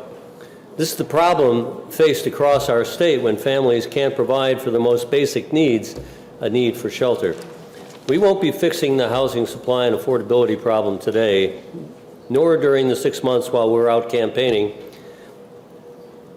But homelessness will still be a problem, an underfunded problem, and kids will still be sleeping in cars unless we do something today. So let's provide local communities with the resources for them to determine who best qualifies for a housing subsidy. Towns can determine the housing provider and the homeless that will benefit. It's hard to calculate exactly the cost benefits here, but if you take a town like Winchester with their allocation for homelessness, they could be providing shelter to about 25 people with that grant, and in each class, those children, which would be at least 20 classes, that would be 300 students that are beneficiaries whose classes would not be interrupted because of students that are experiencing extreme anxiety and homelessness. This is a great return on investment, and in addition, the parent is getting directed services which they can qualify for additional benefits like job training. We win many times over when basic needs can be met. I ask the body for your support and appreciate this consideration of Amendment 1905. Thank you, Mr. President. Thank you, Senator Cont. Further discussion. Senator Bradley. Senator Bradley with a question of Senator Cont. Yes, and hopefully I'll phrase this in such a way we'll get a yes answer or a no answer. How's that?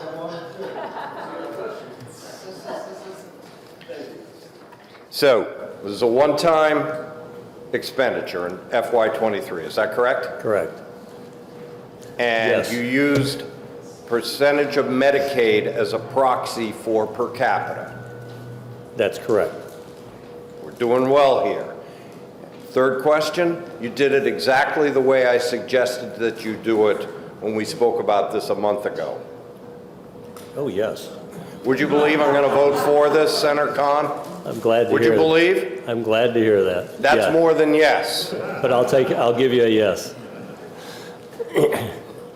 The question is on the adoption of Floor Amendment 1905. You ready for the question? Senator Hennessy, do you speak? Yes. Sorry, I had already asked. Thank you, Mr. President. I would just like to thank my colleague from District 10 for bringing this forward to us. I know we had some great discussions about this, and you really addressed my concerns about how we fund homeless supports in our state, and all of my little towns in the North Country will be very happy. Thank you. Further discussion. The question is on the adoption of Floor Amendment 1905. Who requested the roll call? Senator Bradley, seconded by Senator Giuda.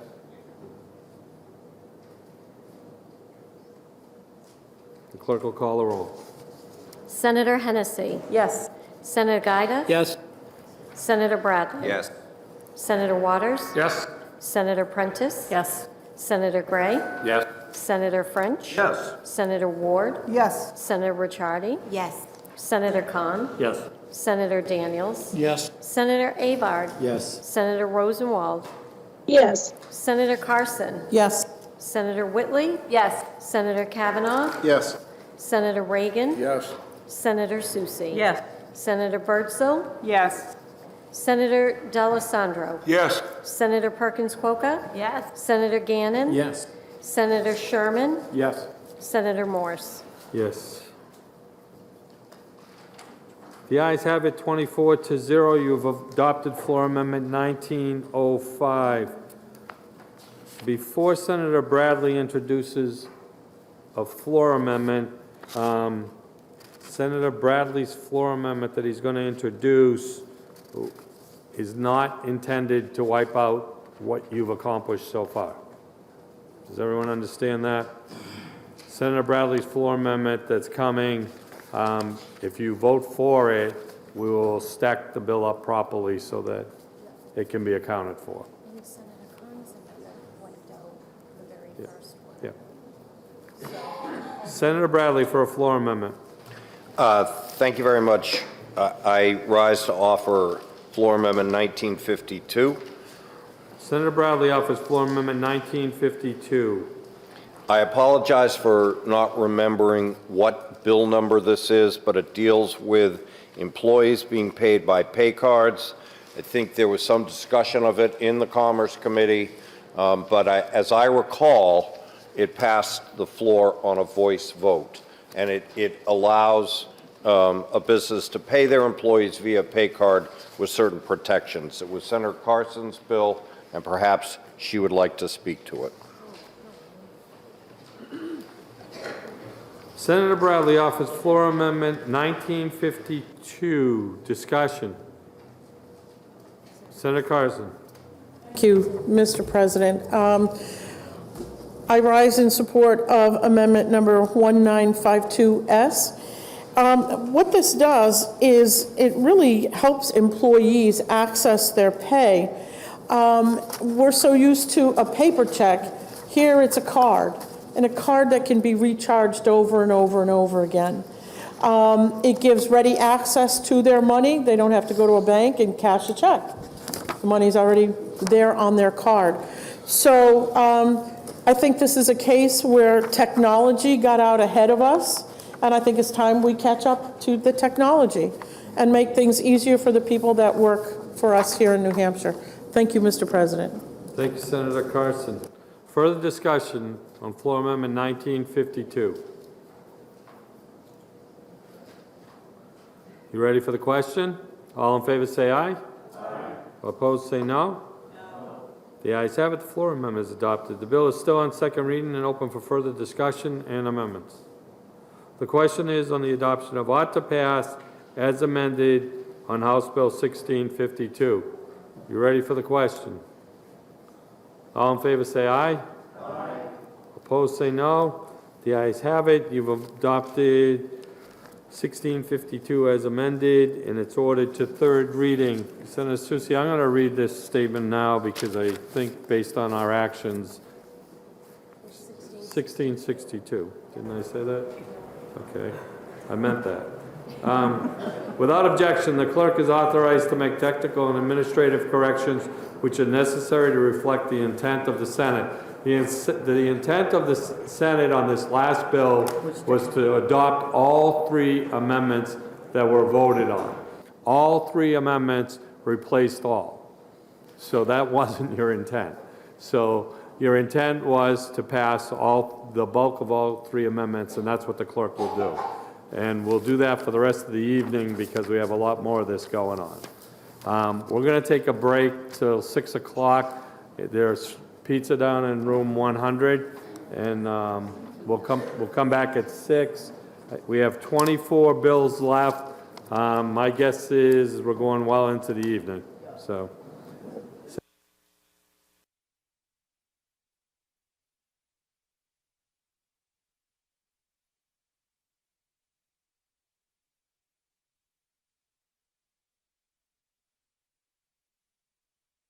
Attentive to the clerk. Thank you, Mr. President. The Committee on Finance, to which was referred House Bill 1677 FN, an act relative to administration and settlement claims of abuse at the Youth Development Center and making an appropriation therefore. Having considered the same, the committee recommends that the bill is ought to pass with a vote of 5-2. Senator Daniels for the committee. Senator Rosenwald, can you hear us? She's frozen. She's nodding her head, yeah. Yeah, I can see the nose. She's frozen again. May I? It's frozen. Do you want me to call her again?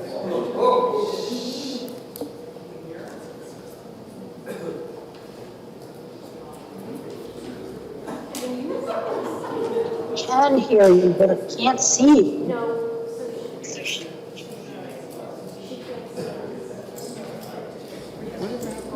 Did we pass that? Have the option. It didn't pass. It passed here. Passed here, the House closed.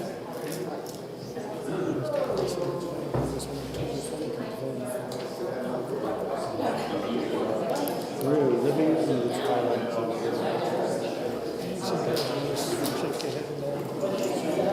We're doing it here.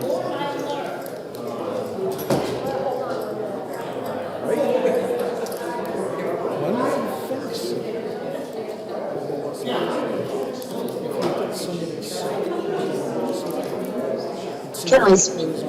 I am speaking.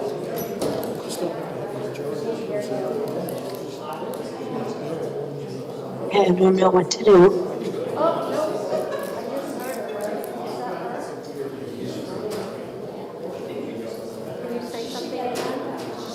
Oh, and then my heart with pleasure fills and dances with the daffodils. No, we can hear you.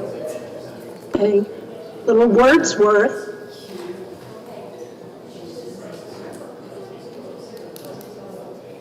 Is that good enough?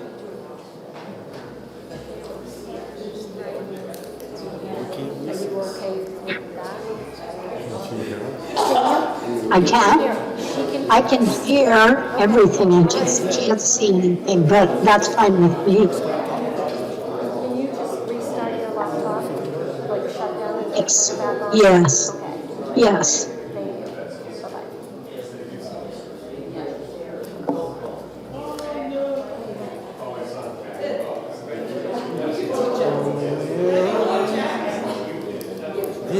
Yeah, that's Jack. There's a Jack.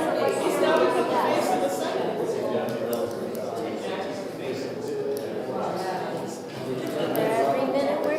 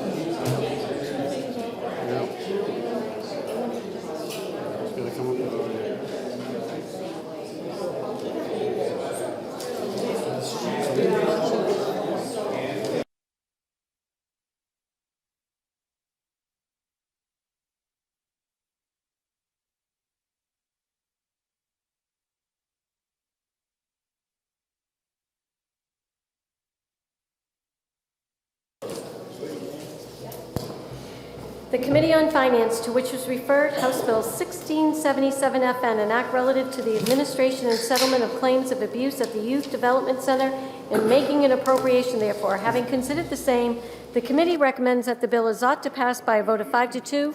Senator Daniels for the committee. Senator Daniels. Thank you, Mr. President. I move House Bill 1677 ought to pass. This bill creates a dedicated non-lapsing fund administered by the New Hampshire Department of Justice to address claims of abuse at the Youth Development Center. Although the settlement process itself will be handled by the judicial branch, the bill directs the DOJ to make payments and pay for the administration of the process from the Youth Development Settlement Fund that this bill creates.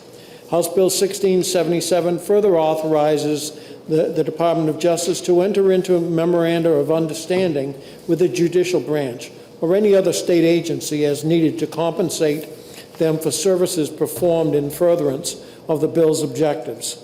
To enable payment for the administration and settlement of claims, House Bill 1677 makes a non-lapsing appropriation of $100 million for the biennium ending June 30th, 2023, to come from the Revenue Stabilization Reserve Account, also known as the Rainy Day Fund. Because the state is in the middle of litigation, and the advice of counsel was that outstanding issues should be resolved between the Attorney General and the plaintiffs, not the legislature, the majority of the committee heeded the advice of counsel and rejected any attempts to amend the bill. The Senate Finance Committee therefore recommends passage of House Bill 1677 without any amendments and asks for your support. Thank you, Mr. President. Thank you, Senator Daniels. The motion is ought to pass. The bill is on second reading. Is there any discussion or amendments? Senator D'Alessandro. Thank you, Mr. President. I'd like to offer Amendment 1961S and speak to my amendment. Senator D'Alessandro offers floor amendment 1961S and may speak to his amendment. Thank you, Mr. President. This bill amends RSA 21M:11-A, Roman 1, and inserts by inserting Section 2 of the bill and replacing it with the following. Sexual abuse and the definition of sexual abuse. We amend RSA 21M:11-A, Roman 5, by talking about the claims and saying that individual claims shall be paid but not more than $2 million in the settlement in aggregate, and that all claims for physical abuse only, no individual claim paid, will be more than $200,000 in the settlement of all physical abuse claims in aggregate. The other amended section talks about claims should be submitted under oath. Claims and all documents and information in connection with the claims shall be confidential. And when a claim requests that the administration decide the claim, the administrator shall schedule the claim for a resolution proceedings according to the procedures approved by the Joint Fiscal Committee. This, in essence, deals with the amount of money in aggregate that can be spent, the $2 million or $200 million, and the claim, individual claims, no more than $200,000. Thank you, Mr. President. Thank you, Senator D'Alessandro. The question is the adoption of floor amendment 1961. Further discussion. Senator Bradley. Excuse me, Mr. President. I rise in opposition to this amendment, though I think it is well intended. We don't know what we don't know. And while there may be claims, and I think Senator Rosenwald outlined what some of them might look like in the Finance Committee the other day, I would remind the body that the Attorney General has the authority to settle claims on a whole range of things, not just claims related to the Youth Development Center, but on a whole range of things. The Attorney General has that authority. So again, not knowing what we don't know and how many of these there might be, I think it's appropriate to just sit tight and wait before we broaden the scope of House Bill 1677 and the settlement. I think it's important that, and what this amendment will, or what the bill will do, is it starts the process of recovery, in a monetary sense at least, for the victims. And I think, what I've read in the press, it was egregious treatment that happened years and years and years ago many times. And I think it really is a credit to the Attorney General, to the Governor, to Senator Morse for taking the lead on this legislation and shaping it so that we address the wrongs that were committed. $100 million is a significant amount of money, and we don't know what the end results will be, but it is nevertheless an admission that we as a state need to address the claims that, at least what we know about the claims, and again, there's a lot that we don't know, and $100 million is a major, major, major commitment to doing that. But in terms of this amendment and broadening the scope without the parties, either the plaintiffs or the Attorney General agreeing to it, I think somewhat oversteps the role of the legislature at this point in time. Our most important role is authorizing the funding, and the bill does that. And again, I think it's a credit to Mr. Formella, Governor Sununu, Senator Morse, the sponsors of the bill, in stepping forward. But given the fact that the Attorney General has this settlement resolution authority, and the Attorney General can settle these types of claims outside of the process that's being envisioned in 1677, I don't think we need to do it at this point in time. It may be because, as the Attorney General has said to me, 1677 and the negotiations that have gone on are the start of the process. It's not the end of the process. So let's let the process work and try to bring the parties together and start with the bill without these amendments, because I don't think they're necessary given the settlement authority that the Attorney General has. Thank you, Mr. President. Thank you, Senator Bradley. The question is on the adoption of Floor Amendment 1961. Further discussion. Senator Susi. Thank you, Mr. President. Mr. President, I rise in support of this floor amendment, and I do so for a number of reasons. First, I want to comment on what my distinguished colleague from District 3 said. And one thing he said that I completely agree with, and that's that the legislature's role is to fund this settlement. But what I don't agree with is it's the legislature's role to create the settlement. I think we need to step back and look at how these things occur. And if you look around the country, and there's certainly precedent, there have been other awful circumstances, it's been courts that have established these settlements. It's been judges, and there's been a process, and then if it's the state that's involved, then the money follows. By setting this up the way we are without this amendment, we're going to be establishing a precedent. We're establishing a precedent by creating a legislative settlement fund, and it's going to have ripple effects around the country. Now, we might like to be first in a lot of regards, but I don't know that without this amendment, we are acting in the best interests of everyone involved. Last week at the end of our session, I had a moment of personal privilege where I talked about one of our colleagues who had recently passed, Representative Kathy Rogers. One of the very last conversations that I had with Representative Rogers. As you know, she was a long-term legislator. She was also a prosecutor for a number of years. More importantly, she was a county attorney. She was involved in the Finance Committee. The last time she came to the legislature, it was to work on this bill. And when we talked about it, it was critical, and she asked me to say something, and she asked me to fight for two things. One, to ensure that we include the emotional abuse that these youngsters at the time in state care, some of these children didn't have families even, but were entrusted to the care of the state and were emotionally abused, that we expand that definition as it does in this amendment. And the other thing is that we increase the cap on what these claims can be. It was critical to her. She literally, from her deathbed, talked about how important it is that we make these changes.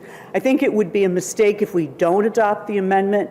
I think every one of us wants to stand with victims at the end of the day, but I don't think we're doing it correctly if we don't adopt this amendment. For all of those reasons, Mr. President, I think we need to adopt this amendment this evening at this point. Thank you. Further discussion? You ready for the question? Roll call is requested by Senator Susi, seconded by Senator Bradley. You're voting on the question of adoption of Floor Amendment 1961. Senator Hennessy.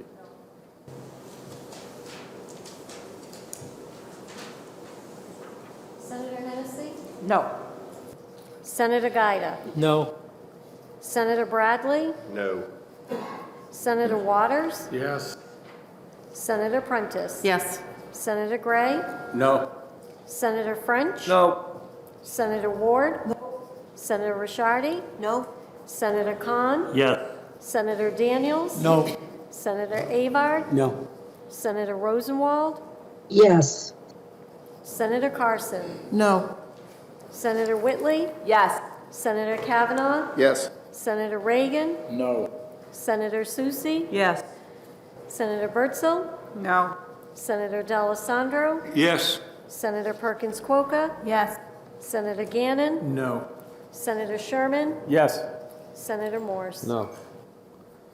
Floor amendments defeated 10-14. The bill is still on second reading and open for further discussion and amendments.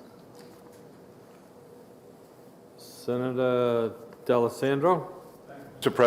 President, I'd like to offer Amendment 1967S and speak to my amendment. Senator D'Alessandro offers floor amendment 1967S and may speak to his amendment. This amendment calls for an appropriation of $100 million for the biennium ending June 30th, 2023. It's appropriated to the YDC Settlement Fund established in RSA 21M:11-A for the purpose of administering and settling claims as provided. The governor is authorized to draw a warrant for the sum of any money in the Treasury not otherwise appropriated.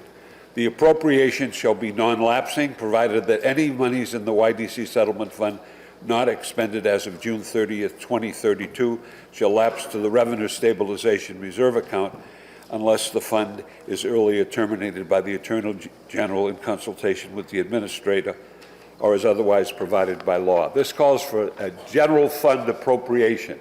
We have the money.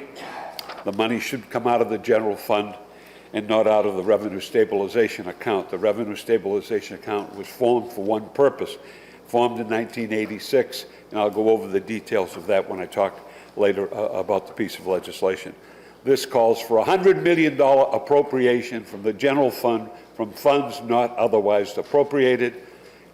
There's a period of time that the funds remain in place, and they would lapse into the Revenue Stabilization account if not all used. Thank you, Mr. President. Senator D'Alessandro, the question is on the adoption of Floor Amendment 1967. Senator Rosenwald.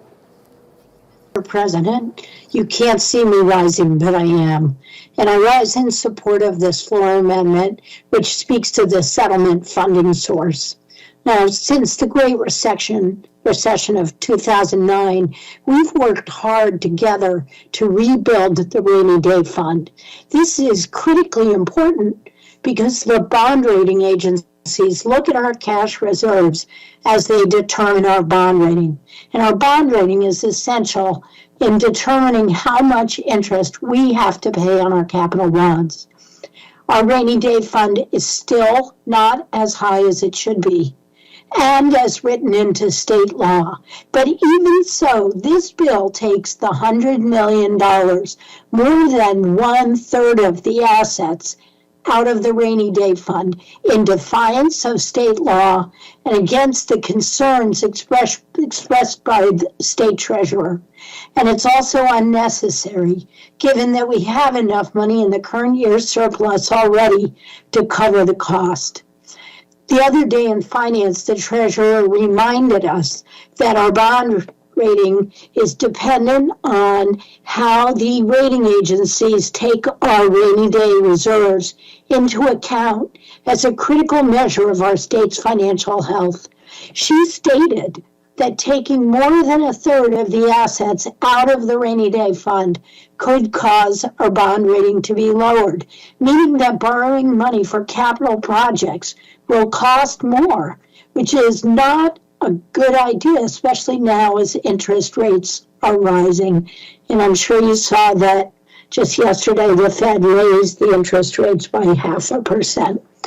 To take this money out of the rainy day fund, which is already too low, when we have enough money to fund it out of surplus and possibly make it more expensive to borrow money from Wall Street, is reckless and completely irresponsible. We would not do so in our own financial lives, and we should not do it with the state's finances. I hope my colleagues will agree and vote this amendment ought to pass. Thank you, Mr. President. Thank you, Senator Rosenwald. Senator Giuda. Thank you, Mr. President. I rise in opposition to Floor Amendment 1967S.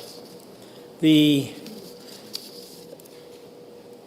severity of this situation with YDC makes it very prudent for us, as a statement of our commitment to resolving this thing, to dedicate funds already there.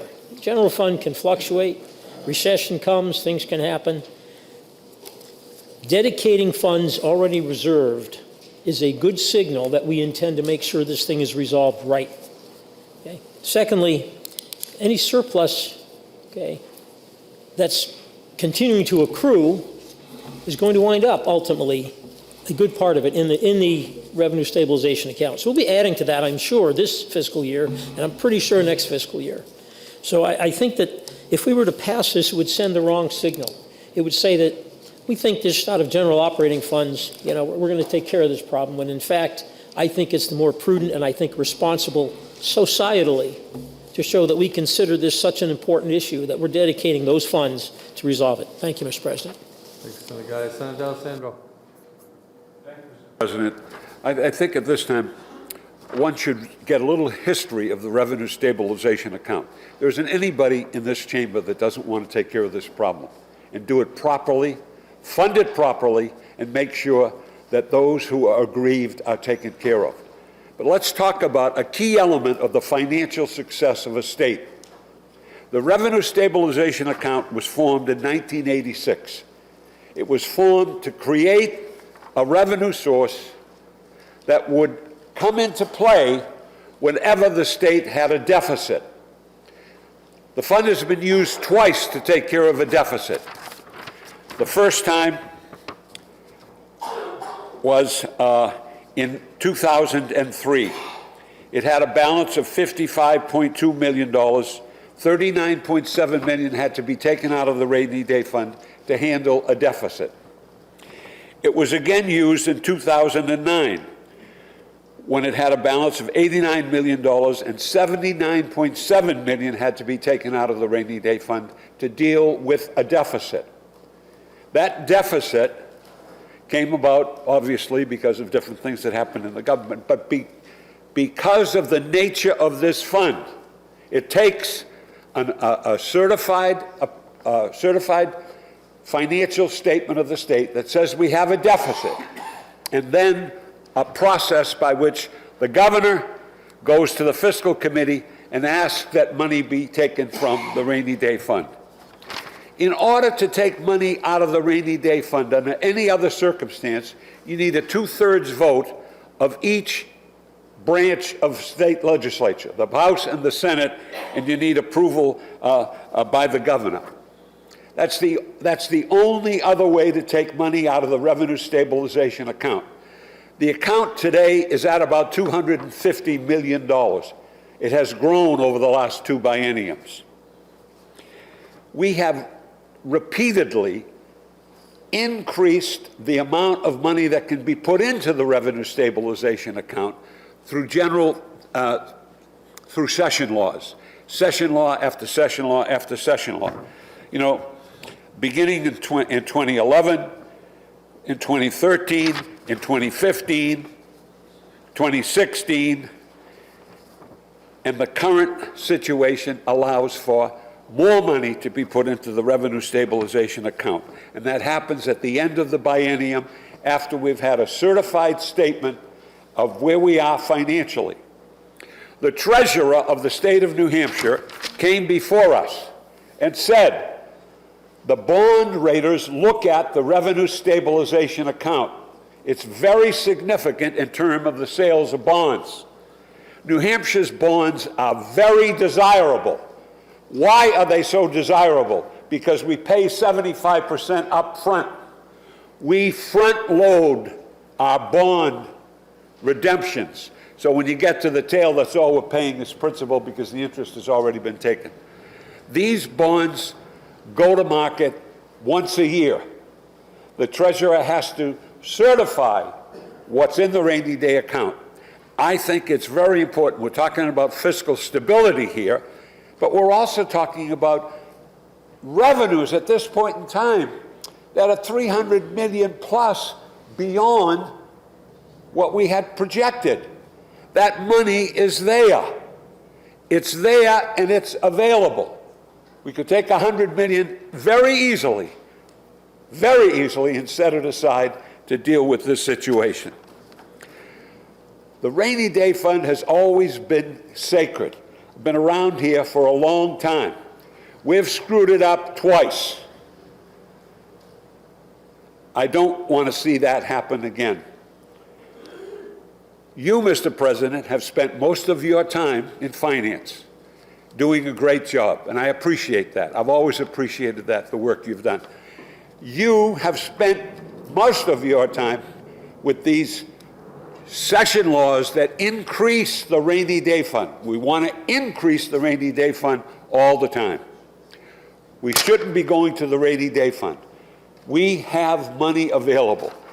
And that money, as I said, it's there, and we all want to take care of these claims. There are over 500 claims as we speak. And one thing that boggles me is we got the Attorney General who has to defend us and prosecute. How do you do that? How do you do both things at the same time?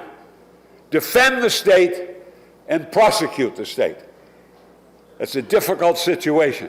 And this particular problem, the settlement of this problem, this is the first time this has been faced. We are going to set a standard. This state is going to set a standard as to how we handle this, how we handle it justifiably, how we make things as good as we can for those who are so egregiously affected. 500 cases are currently before us. We all have a responsibility. Let's take it very, very seriously and move it in the right direction. Thank you, Mr. President. Thank you, Senator D'Alessandro. Any further discussion? Ready for the question? The question is on the adoption of Floor Amendment 1967. A roll call is being requested by Senator Susi, seconded by Senator Bradley. Clerk will call the roll. Senator Hennessy? No. Senator Giuda? No. Senator Bradley? No. Senator Waters? Yes. Senator Prentice? Yes. Senator Gray? No. Senator French? No. Senator Ward? No. Senator Ricciardi? No. Senator Cont? Yes. Senator Daniels? No. Senator Abard? No. Senator Rosenwald? Yes. Senator Carson? No. Senator Whitley? Yes. Senator Kavanaugh? Yes. Senator Reagan? No. Senator Susi? Yes. Senator Bertzel? No. Senator D'Alessandro? Yes. Senator Perkins Quokka? Yes. Senator Gannon? No. Senator Sherman? Yes. Senator Morse? No. Floor amendment is defeated 10 to 14. The bill is still on second reading and open for further discussion and amendments. Senator Whitley. Thank you, Mr. President. I rise to speak against the committee recommendation of ought to pass on HB 1677. Mr. President, the goal of this bill is incredibly laudable and something I know we all deeply support. The accounts of the victims who were brutalized as children at YDC are the stuff of nightmares. And I cannot fathom the pain and trauma that these victims live with. When we heard this in Senate Judiciary, we knew that the bill had shortcomings. And I joined my colleagues in a bipartisan fashion in not only passing the bill, but in remarking that the bill needed more work and closer examination, particularly around the troubling narrow definition of sexual abuse contained in the bill.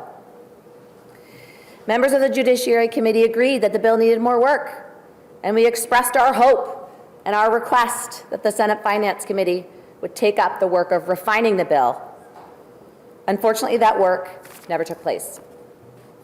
In its current form, many victims who experience horrific acts of sexual violence as children in the state's care are purposely prohibited from participating in the settlement process.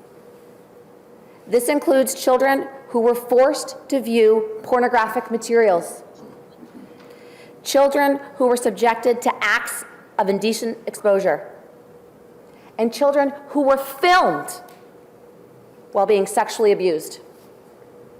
To truly rectify this situation, the definition of abuse in this bill must be expanded so that any child who is sexually abused at YDC is eligible to participate in this settlement process. We cannot choose winners and losers here. After the vote in Senate Finance, one of the individuals who was abused as a child in state custody at YDC said he felt re-victimized by what was passed, specifically by the exclusion of the definition of sexual abuse. He was quoted as saying, "We were children.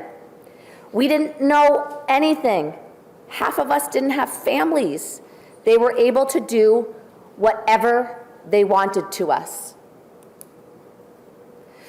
Colleagues, these were our most vulnerable children. This is not a partisan issue. I know that everyone in this room is appalled and devastated by the revelations of what took place over 4 decades at YDC.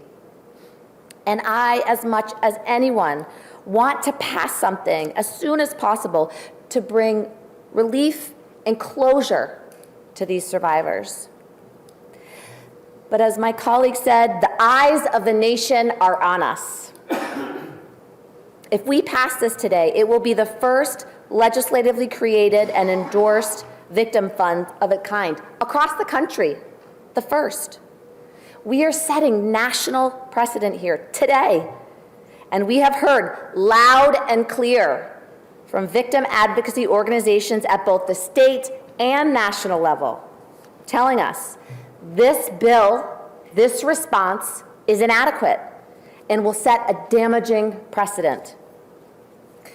Because of that, I cannot in good conscience vote for this bill today. These victims deserve better. We need to go back to the drawing board, get all the stakeholders around the table, including, this time, the victim advocacy community. And we need to get this right. It's not just the right thing to do, it's the least we can do for these victims. I would urge my colleagues to vote down the OTP recommendation so the subsequent motion can be made and we can come back together as a body and get this right. Thank you, Mr. President. Thank you, Senator Whitley. The question is on the adoption of the committee recommendation of ought to pass on House Bill 1677. Further discussion? Senator Cont. Thank you, Mr. President. I'm just going to rise to second what our colleague from District 15 has just said. I remember us talking in the Judiciary Committee. We said, yes, let's move this along. We've got to move this along the process. Let's get this to the Finance Committee. That'll give us another month to get some work done. I remember talking with the Attorney General during the meeting or just after and saying, is that going to be feasible for you? Will you be able to get together with the other party representatives and sit down and get to this question about the definition of victims in this bill. And he said, yes, I think that's fair and we'd be able to do that. And now today we're here without any movement in the direction of mental harm that was emotional abuse that occurred at the center. This is an issue I'm kind of new to. I haven't spent my career at this the way my colleague has, but and others who have been close to this in their Manchester communities. But you know, this issue needs better resolution, and so I will join the no vote on this today. Thank you, Mr. President.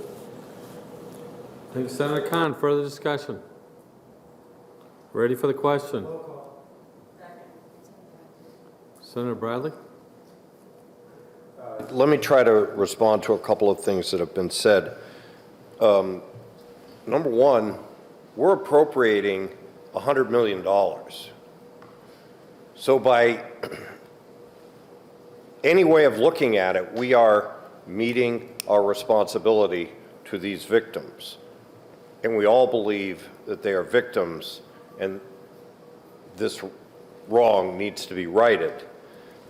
But as the Attorney General, I think, has said repeatedly, this is a starting point. It's not an end point. And negotiations have to occur between the plaintiffs and their representatives and the Attorney General's office. Our primary job is to appropriate the money, and we are doing that. And it's a credit, again, to the Attorney General and to the Governor that they have brought this forward. Negotiations will continue to occur for the potential victims of sexual and emotional abuse. The settlement process, as I outlined, outside of this legislation can occur, or if there are negotiations between the plaintiffs' attorneys and the Attorney General's office, those of us that are here next year can address it at that point in time if it should be brought under the rubric of this fund. So with that, Mr. President, I urge a yes vote, a strong yes vote, because we need to stand with righting this wrong. This bill does that. Thank you. Senator D'Alessandro. I too want to see justice done, but I'm going to give you 7 reasons why I cannot support this piece of legislation. In its current form, House Bill 1677 is an incomplete and inadequate response to the extensive and horrific abuse of children that was allowed to take place for decades at the Sununu Center. Number one. Number two, I don't feel that the definition of sexual abuse in the bill adequately captures the atrocities we understand took place at the Sununu Center for decades. Number three, the bill as written will not ensure that all victims can access this process. And the whole point of this bill is to ensure, to the extent we can, that the state is making these people whole. Number four, the bill has the Attorney General's office playing 2 roles, one of seeking justice for victims who were abused at the hands of the state, and the other that is representing and defending the state. This is an inherent conflict of interest, and I don't know how these dual roles can be fairly balanced. Number 5, the bill as written requires victims to waive their rights to pursuing other remedies against the state, keeping these atrocities out of the courts and the public eye. This seems self-serving to me and not in the victim's best interest. Number 6, for these reasons, and despite testimony we've heard, I do not find this bill to be victim-centered or trauma-informed, which should absolutely be our overreaching goal. And number 7, while I'm disappointed that I cannot support this legislation as written. My vote today is on behalf of those victims who were horrifically abused as children. I cannot fathom the pain and suffering they have endured, and this is simply too much not to get right. For those reasons, I will not support the bill, but I will support the children and support those who follow my lead. Thank you, Mr. President. Thank you, Senator D'Alessandro. Senator Waters with a question of? 15, please. Yes. Thank you. My question. We heard from the senator from District 3 that we are trying to meet our commitment by appropriating the money, and that of course is. I'm sorry. We heard from the senator from District 3 that we are trying to appropriate money and meet some responsibilities there, and that is a good thing. But we also heard that the Attorney General would be able to negotiate perhaps, and as I understood it, to include areas of abuse, which you articulated and outlined there, that are not necessarily covered here. But would it be your understanding that since the bill does not include those other areas of child abuse, that this fund actually could be used for those purposes? Thank you for the question. I think it's an important one because we also heard some testimony about how, look, it's not for the legislature to do this. But that's the whole point of this bill. This is a legislatively created fund, first in the nation. So why wouldn't we include something that we know is already documented? There are claims. So if we know it's documented, there are going to be claims. The legislature is creating the fund. We're defining all the terms. Why wouldn't we put it in there? Thank you. Thank you. The question is on the adoption of committee recommendation of ought to pass on House Bill 1677. Senator Rosenwald. Mr. President, our friend from District 3 said that our primary job was to appropriate the money. And I agree with him on that. But if that's all we were doing, this would have been a very short bill. It would have created the fund and it would have appropriated $100 million. But instead, it goes far beyond that and creates the policy, and that is the legislature's purview. We set public policy. And the public policy this bill creates is we are shutting the door on young victims of sexual abuse. And it's intentional on our part because not only are we excluding some victims who were subject to really awful acts of abuse, but we're also saying if you take this settlement, you cannot then go to court and try to get redress for the other abuse that you were subject to. So we are setting a policy that really shuts the door on young children in the state's care. We are going far beyond just appropriating the money and setting up the fund. Thank you, Mr. President. Thank you, Senator Rosenwald. Further discussion? State your inquiry. Mr. Speaker, if I know that I don't have the fact... Mr. Speaker's on the other side of the wall. Oh, sorry. He's actually on a plane. Mr. President, if I know that I don't have all of the facts on both sides of this issue, and I have been advised by counsel that this is an issue that should be resolved between the AG and the plaintiffs, not the legislature, would I now vote yes on this bill? If you're in favor of ought to pass on House Bill 1677, you're going to say aye. If you're opposed, you're going to say no. Further discussion? You ready for the question? Someone asked for a roll call. Can't remember. Senator Avard, Senator Bradley, Senator Susi. Senator Avard and Senator Susi. You ready for the roll call? The clerk will call the roll. Senator Hennessy. Yes. Senator Giuda. Yes. Senator Bradley. Yes. Senator Waters. No. Senator Prentice? No. Senator Gray? Yes. Senator French? Yes. Senator Ward? Yes. Senator Rishardi? Yes. Senator Khan? No. Senator Daniels? Yes. Senator Avard? Yes. Senator Rosenwald? No. Senator Carson? Yes. Senator Whitley? No. Senator Kavanaugh? No. Senator Reagan? Yes. Senator Susie? No. Senator Birdsell? Yes. Senator D'Alessandro? No. Senator Perkins Coca? No. Senator Gannon? Yes. Senator Sherman? No. And Senator Morse? Yes. The ayes have it, 14 to 10. The ought to pass motion is adopted and it's ordered to third reading. The Senate will be attentive to the clerk. Thank you, Mr. President. The Committee on Health and Human Services, to which was referred House Bill 1022, an act permitting pharmacists to dispense the drug ivermectin by the means of standing order. Having considered the same, the committee recommends the bill is ought to pass with an amendment by a vote of 3 to 2. Senator Gray for the committee. Senator Gray.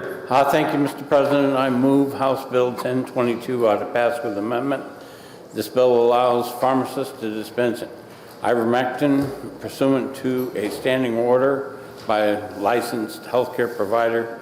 As amended by the committee, House Bill 1022 would authorize standing order for ivermectin for 2 years while the study commission researches the data and makes a permanent recommendation. The majority of the Senate Health and Human Services Committee asks for your support on the motion of ought to pass on amendment of HB 1022. Thank you, Mr. President. Thank you, Senator. The motion is ought to pass with amendment. The bill is now on second reading. The first order of the business is the committee amendment. Is there any discussion on the committee amendment? Senator Whitley? Thank you, Madam President. Kind of like saying that. I rise against the committee amendment on 1022. I want to just provide a little background and give the body some context about what this amendment actually does and how it is vastly different from what we have done with other standing orders in New Hampshire.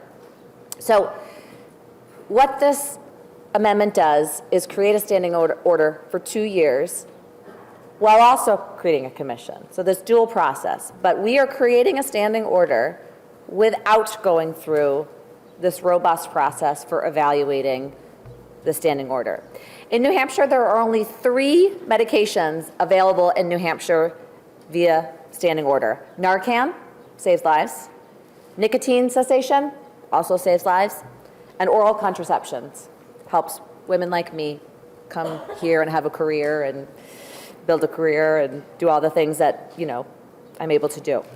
Okay? All 3 of these standing orders had a very vigorous approval process that included all stakeholders, regulators, doctors.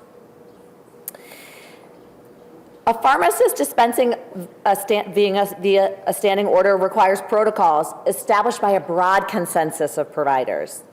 Unfortunately, that broad consensus just does not support the use of ivermectin for COVID-19. Contrast that with the standing orders for oral contraception, Narcan, smoking cessation medications. All are broadly supported by our medical community, New Hampshire's medical community. So I ask, why would we allow an order for ivermectin when it hasn't gone through the rigorous process of other standing orders, and when our New Hampshire medical community is advising against it? What are we doing here? And then furthermore, the FDA has not authorized or approved ivermectin for COVID-19 in humans. The issue isn't whether ivermectin is safe or not. It's just not proven to treat COVID-19. It's that simple. Studies published by the National Center for Biotechnology Information, JAMA, Internal Medicine, and the New England Journal of Medicine independently determined that ivermectin did not help COVID-19 patients.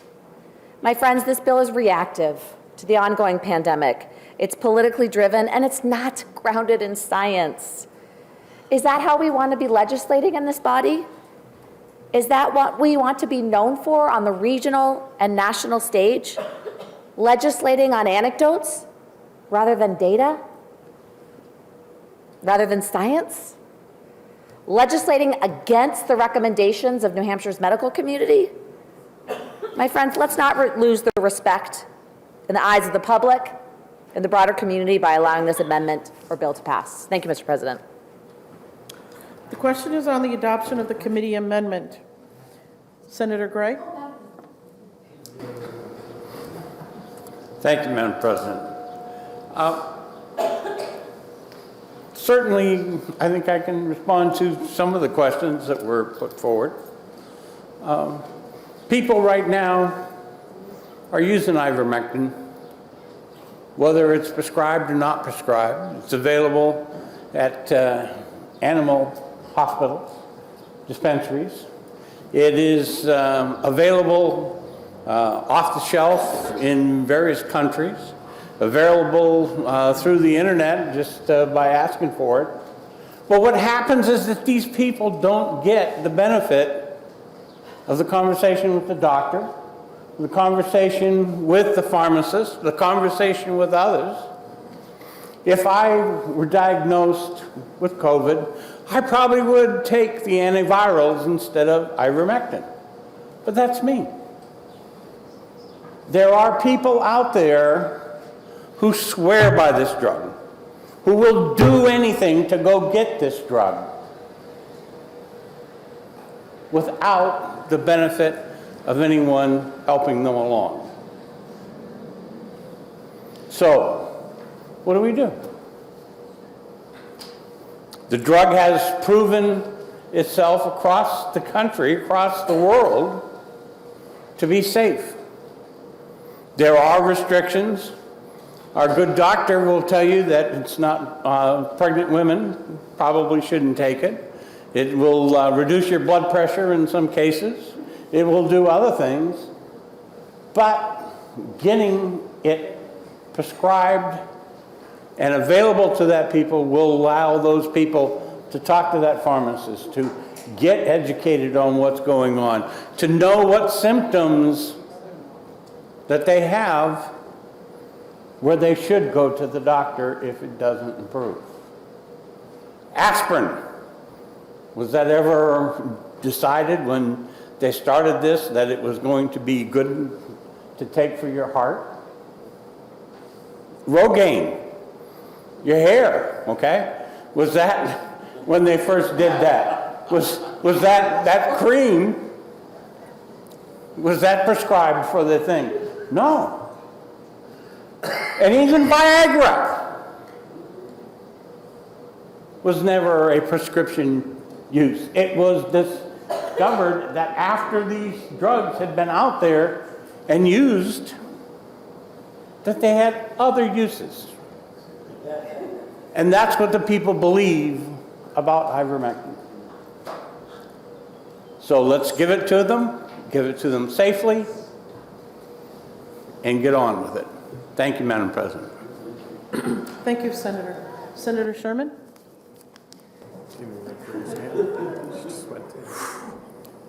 Thank you, Madam President. He stole everything I was going to say.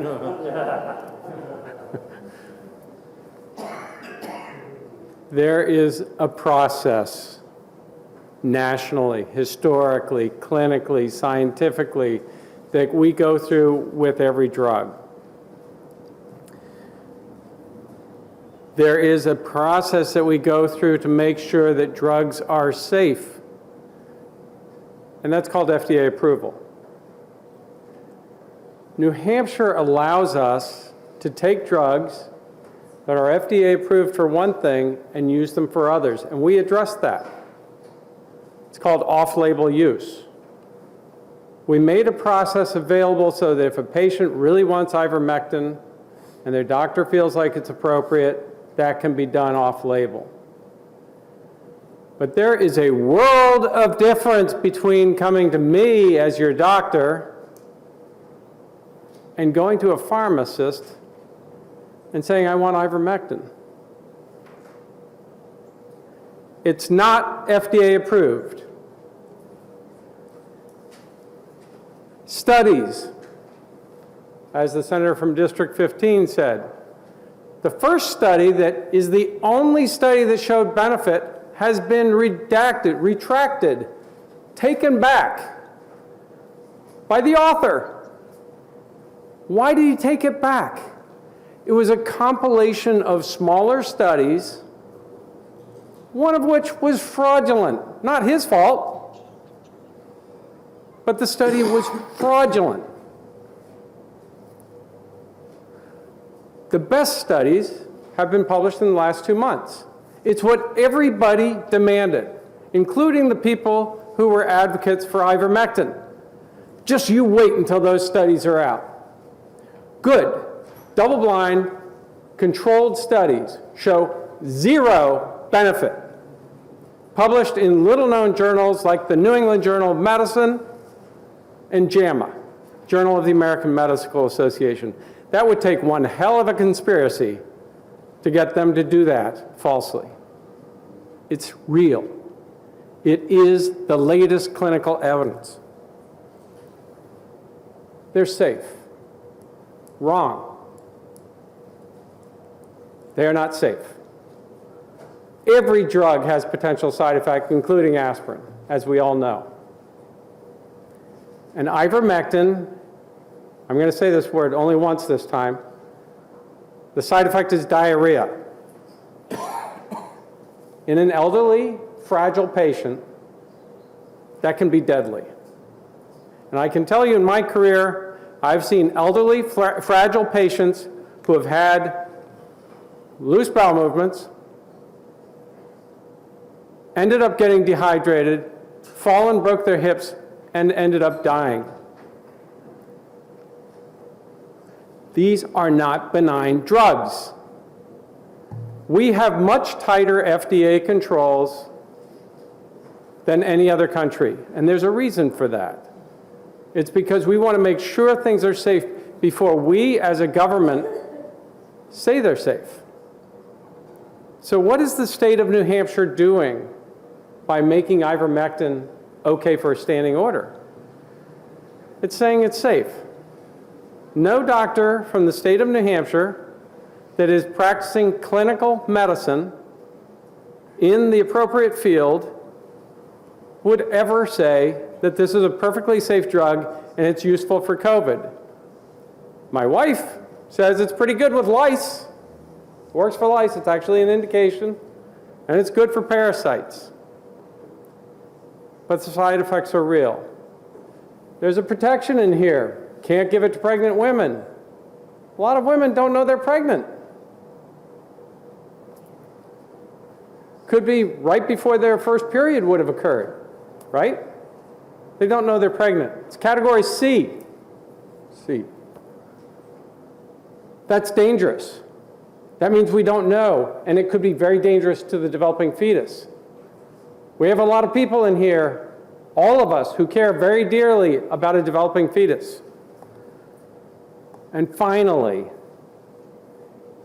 we have a tried and true system for approving drugs for a standing order in the state of New Hampshire. It's a commission.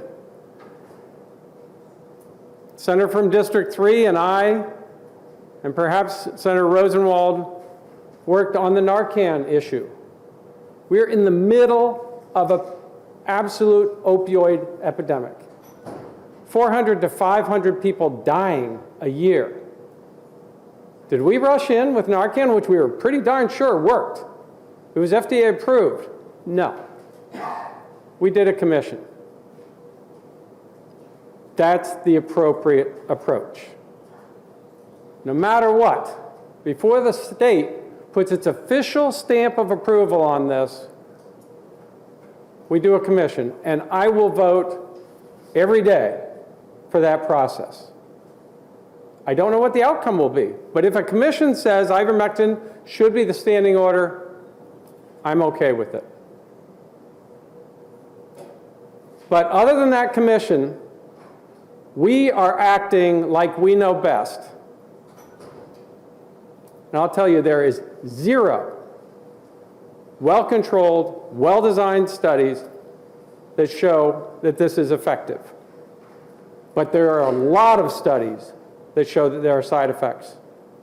that could be dangerous and potentially deadly. And for everyone who votes for this bill, you're responsible for that. Because you're saying that you know better than science, you know better than the New Hampshire Medical Society, you know better than the New Hampshire Hospital Association, you know better than all the pharmacists in this state. And you're going ahead and you are bypassing the commission and you're saying, I'm an attorney. I don't know what everyone does in here, but there are a lot of attorneys, so it's a safe bet. I'm an attorney and I know better than the entire medical community. I know better than the FDA, and I'm going to put the New Hampshire seal on ivermectin. You have to live with that. I can't. Thank you, Madam President. Thank you, Senator. Senator Giuda? Thank you, Madam President. I rise in support of this bill. Let's talk about process.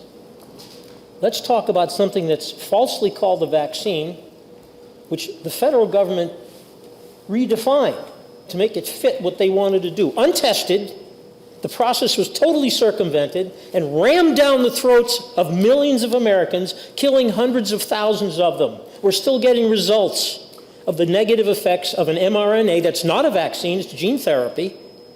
This bill gives a citizen the right to choose how they want to live, or if they so choose, how they want to die. They don't have a choice right now. The mRNA serum that's required as a condition of employment in our hospitals and in our businesses, for if a business so chooses, did not go through the protracted, required process for certification as safe. So if we're going to allow the government to force people to take a shot that's not proven, that does have definitely defined and shown negative results, including death and myocardia and all the things that the good doctor would probably be better qualified to talk to than I, then I think our citizens have the right to choose themselves a drug that has saved hundreds of thousands of lives in India, because the Journal of the American Medical Association and the New England Journal of Medicine don't look into India. Okay. We owe our citizens the right to choose how they want to live, and if it's their choice, in this case, an option from a mandated government serum that is causing definite harm and death to our citizens, we owe them the opportunity to say, I choose something different, and I'm willing to take that risk. Thank you, Madam President. Thank you, Senator. Senator Sherman? President, I can't sit here, even though this bill has nothing to do with vaccines, and let that go unchallenged. The vaccine is FDA approved. mRNAs have been around for over a decade. They are not new technology. And there is no study that would corroborate most of what you just said, Senator. This is about a process in the state of New Hampshire, not the federal process. This is about a process in the state of New Hampshire that we have chosen not to follow today, that we followed when people were actually dying in large numbers in the state of New Hampshire. We knew we had to have answers really quickly when it came to Narcan. We knew that. People were dying. We had a whole joint task force to deal with it. But we followed the process. That's what we need to do. This has nothing to do with vaccines. And by the way, if we want to make the argument that these should be made available because people want them, oh my gosh, what is the slippery slope there? People want digoxin. People want nifedipine. These are drugs that have been around for years. They're safe when they're prescribed, but let's take them off label. Let's just let them use them anyway. Isodil, nitroglycerin. If anybody has chest pain in the state of New Hampshire, let's let them go to any pharmacy and pick up a little white pill called nitroglycerin? Why not? Put it under their tongue. It's been used in other countries, probably available without a prescription in other countries, and it can kill you really quickly. Also gives you a massive headache. Bottom line is there is a process that we are going around that is there for the safety of New Hampshire people. I will go along with what a commission says, but I can't bypass a commission and put the seal of approval from the state of New Hampshire on a drug that's not FDA approved, that does not show efficacy, and has not, at the very least, gone through the commission process. Thank you, Madam President. Thank you, Senator. Senator Ricciardi, you have a question of? The senator from District 24? Yes. Oh, sorry. Thank you, Madam Chair. Thank you for taking my question. You may want to talk to the mic. Oh, sorry. Well, beside my back to you. Sorry. That's all right. You have referenced the FDA several times. Can you answer the question for me? Has the FDA ever approved a drug that has ended up causing harm? Of course they have. Thank you. Senator Giuda to speak. This is a bill that is more about the rights of New Hampshire citizens, okay, than it is about the medical efficacy of the drug. Ivermectin works. I have friends that are alive today because they took, in the first week or two, ivermectin. I'm alive today because I took hydroxychloroquine. 10 days, within the first 10 days that I was sick with COVID, the original COVID, okay? Those were, by the way, as I understand it, those were prohibited or restricted in use. So yes, I got mine from an MD that decided he was going to violate whatever the state's ordinance was on that. I'm alive because of that today, and I believe that. Okay. If we believe that the vaccine is so good, why did we indemnify the companies or the businesses that are requiring their employees to use it? Why are the hospitals immunized from litigation for forcing the use of an unproven, in terms of the entirety of the process, mRNA vaccine? Right? This is about the rights of citizens. That's what this is about. Okay?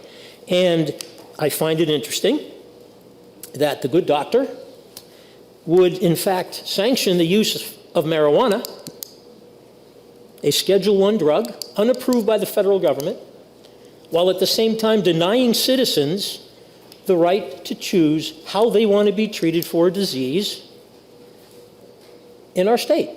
I just am appalled. Thank you, Madam President. Thank you, Senator. The question is on the adoption of the committee amendment. Are you ready for the question? Okay, so a roll call has been recommended, as asked, for Senator Avard, seconded by Senator Giuda.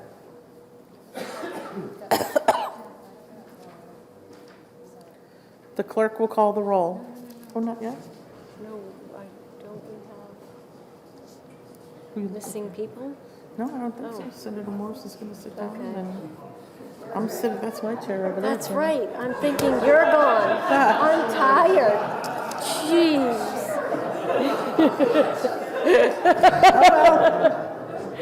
Okay. The clerk will call the roll. Senator Hennessy. Yes. Senator Giuda? Yes. Senator Bradley? Yes. Senator Waters? No. Senator Prentice? No. Senator Gray? Yes. Senator French? Yes. Senator Ward? Yes. Senator Ricciardi? Yes. Senator Cont? No. Senator Daniels? Yes. Senator Avard? Yes. Senator Rosenwald? No. Senator Whitley? No. Senator Kavanaugh? No. Senator Reagan? Yes. Senator Susie? No. Senator Birdsell? Yes. Senator D'Alessandro? No. Senator Perkins Quokka? No. Senator Morse? Yes. Senator Gannon? Yes. Senator Sherman? No. Senator Carson? Yes. The ayes have it, 14 to 10. Step out. Okay. Are you going to come back up here? Yeah, they can come back. Thank you. You're welcome. You're taking Deb's get.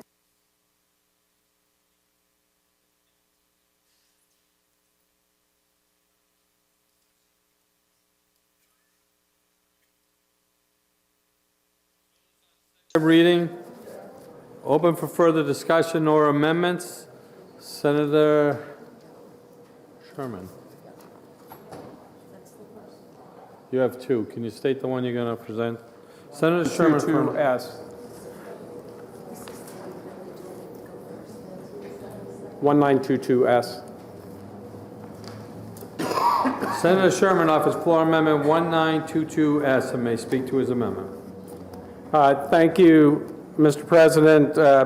I am introducing floor amendment 1922S to try to recapture our responsibility and not allow a standing order of a drug that has not been FDA approved, has a pregnancy category C, studies show no benefit, it has dangerous side effects, diarrhea, dehydration, and it does not follow the system of commission.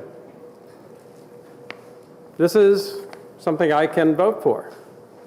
This is where we can get a unanimous ought to pass with amendment. This is the commission.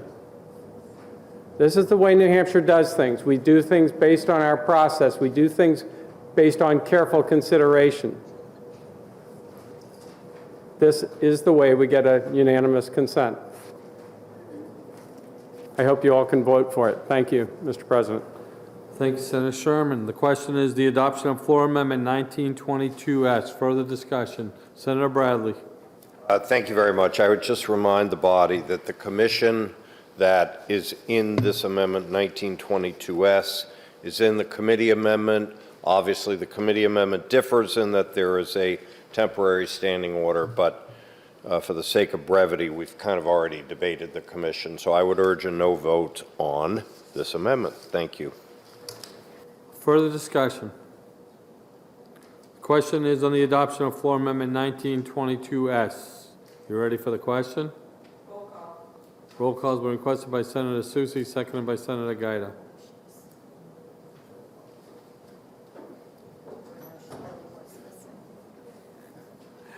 Clerk will call the roll.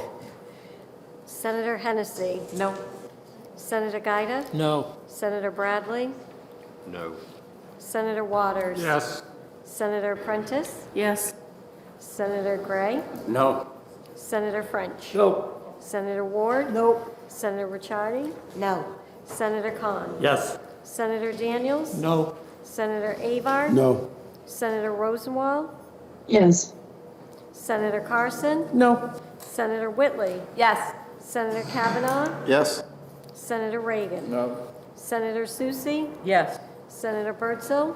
No. Senator D'Alessandro. Yes. Senator Perkins Quokka. Yes. Senator Gannon. Nope. Senator Sherman. Yes. Senator Morse. No. Floor amendments defeated, 10-14. The bill is still on second reading and open for further discussion and amendments. Senator Sherman. Thank you, Mr. President. I'm introducing floor amendment 1977S. Senator Sherman offers floor amendment 1977S and may speak to his amendment. Thank you, Mr. President.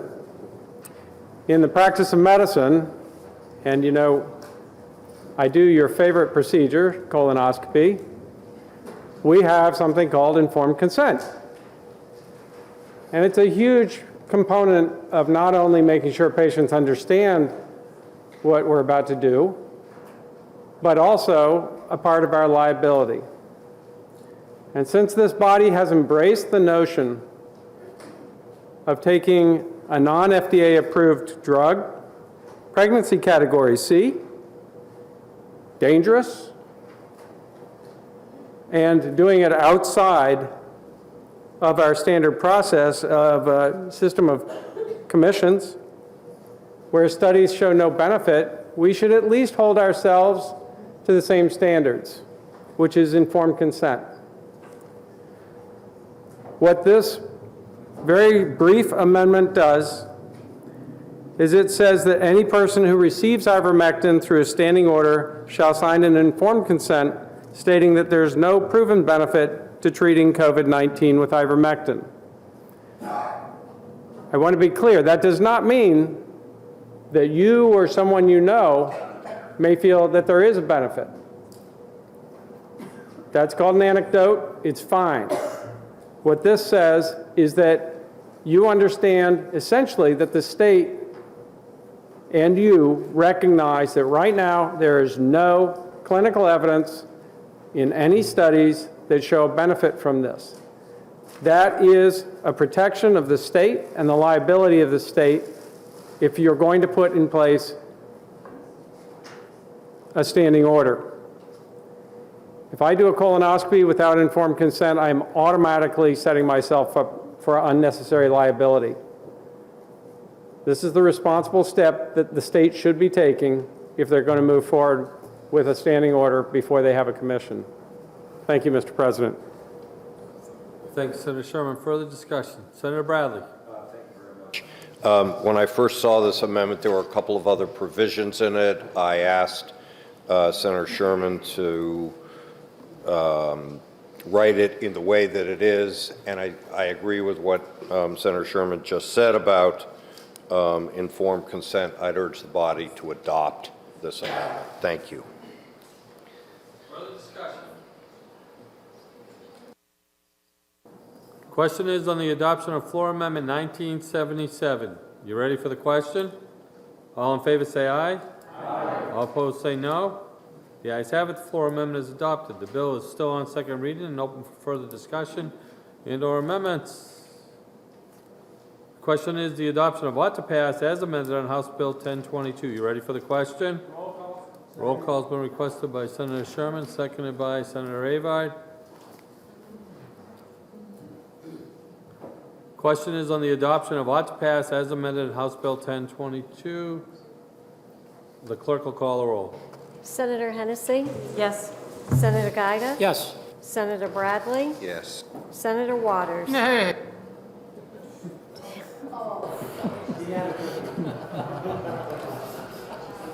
Senator Prentice?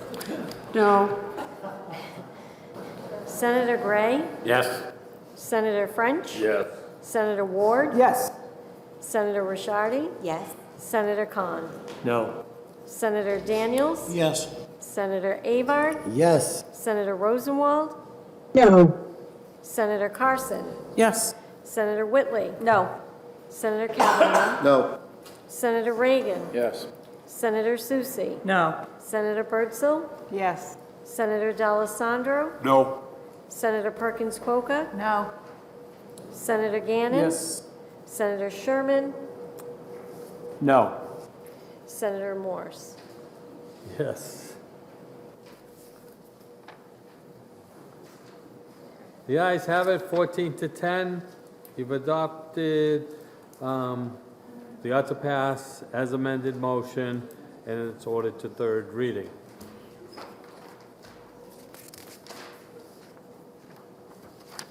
Senate will be attentive to the clerk.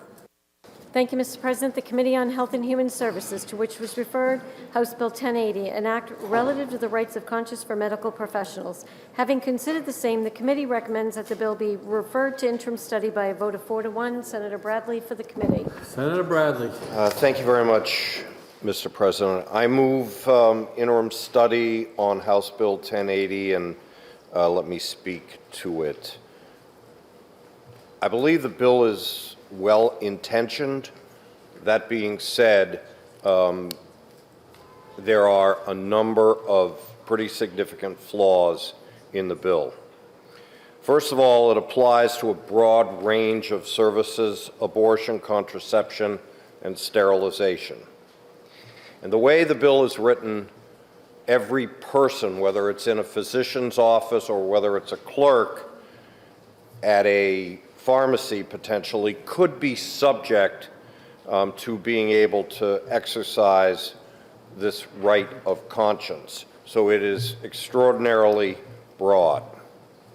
Secondly, and I think of significant concern, there are no provisions in this bill for emergency situations. The Health and Human Services heard extensive testimony from an incredibly well-respected attorney from Manchester, Ms. Haynes, about what can happen in emergency situations if the services are not available. And so in rural areas where a provider had potentially exercised their right of conscience, there could be, in some circumstances, no ability to provide those emergency services. And the bill, that is in my opinion, a significant flaw, and really almost a fatal flaw in the bill. A third problem in the bill is that there is blanket immunity for providers, but there is no recourse for a patient that may be harmed in the circumstance I just spoke of, where emergency services are not provided because a provider has exercised his or her right of conscience. And lastly, there are protections under federal law. It's contained in Code 42-300A-7 that any healthcare provider that's accepting federal funds, i.e. Medicare or Medicaid, has a right of conscience already under federal law. So for these reasons, I hope that the body will uphold the 4-to-1 committee vote of interim study, and I ask for a yes vote on interim study. Thank you, Mr. President. Thank you, Senator Bradley. The motion is referred to interim study. Is there any further discussion? Senator Giuda. I rise to ask the body to overturn the interim study so that I may introduce a floor amendment, 1950S, which will address the concerns expressed by the senator from District 3. Thank you, Mr. President. Thank you, Senator Giuda. Further discussion? Senator Avine. President, I agree with my colleague from District 2. Let's turn down the interim study so that he can introduce his amendment, please. The question is on the adoption of the committee recommendation of referred interim study. Further discussion? Seeing none. A roll call was requested by Senator Giuda, seconded by Senator Avine.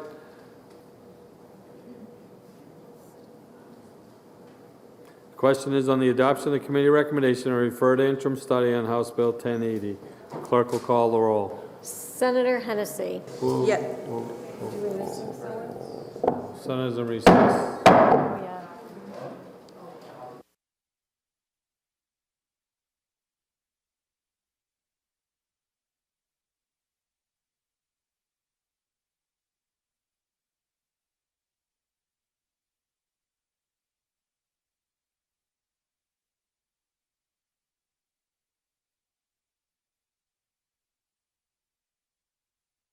Yes.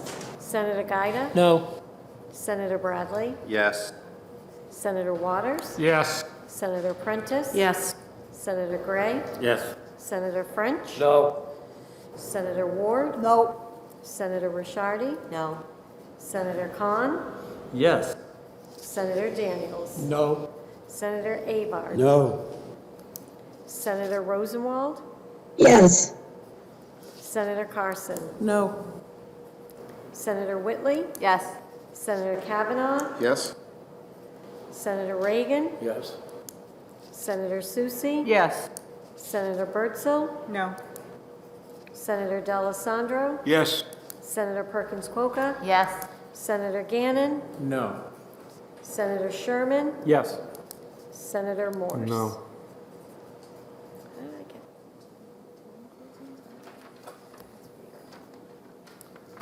The ayes have it.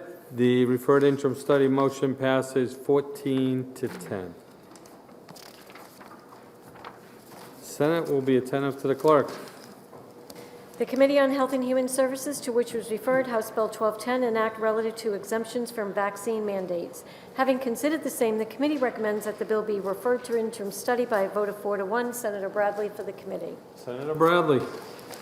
Thank you very much, Mr. President. Seems like we've already had much of this debate on House Bill 1022 regarding the efficacy of vaccines, and we're probably going to have it again. I would ask the body to support the motion of interim study, and if I could, let me speak to that. Refer to interim study. Senator Bradley to speak. Thank you, Mr. President. I don't know that there's been a more difficult issue that we've had over the last couple of years. We heard the passion in the debate on the ivermectin bill. I think you have to respect both sides of the debate on this. I will say from personal experience, I'm fully vaccinated, proud to stand up here and say it, fully boosted, think it made sense. I did my own risk analysis and research and determined that that was the best course for me. I don't agree with people being fired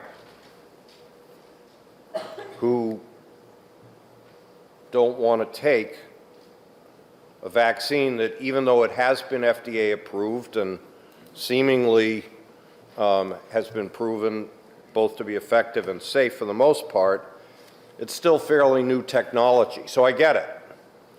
There are those competing points of view. But what's problematic and why I'm asking the body to interim study this is the way the bill is written.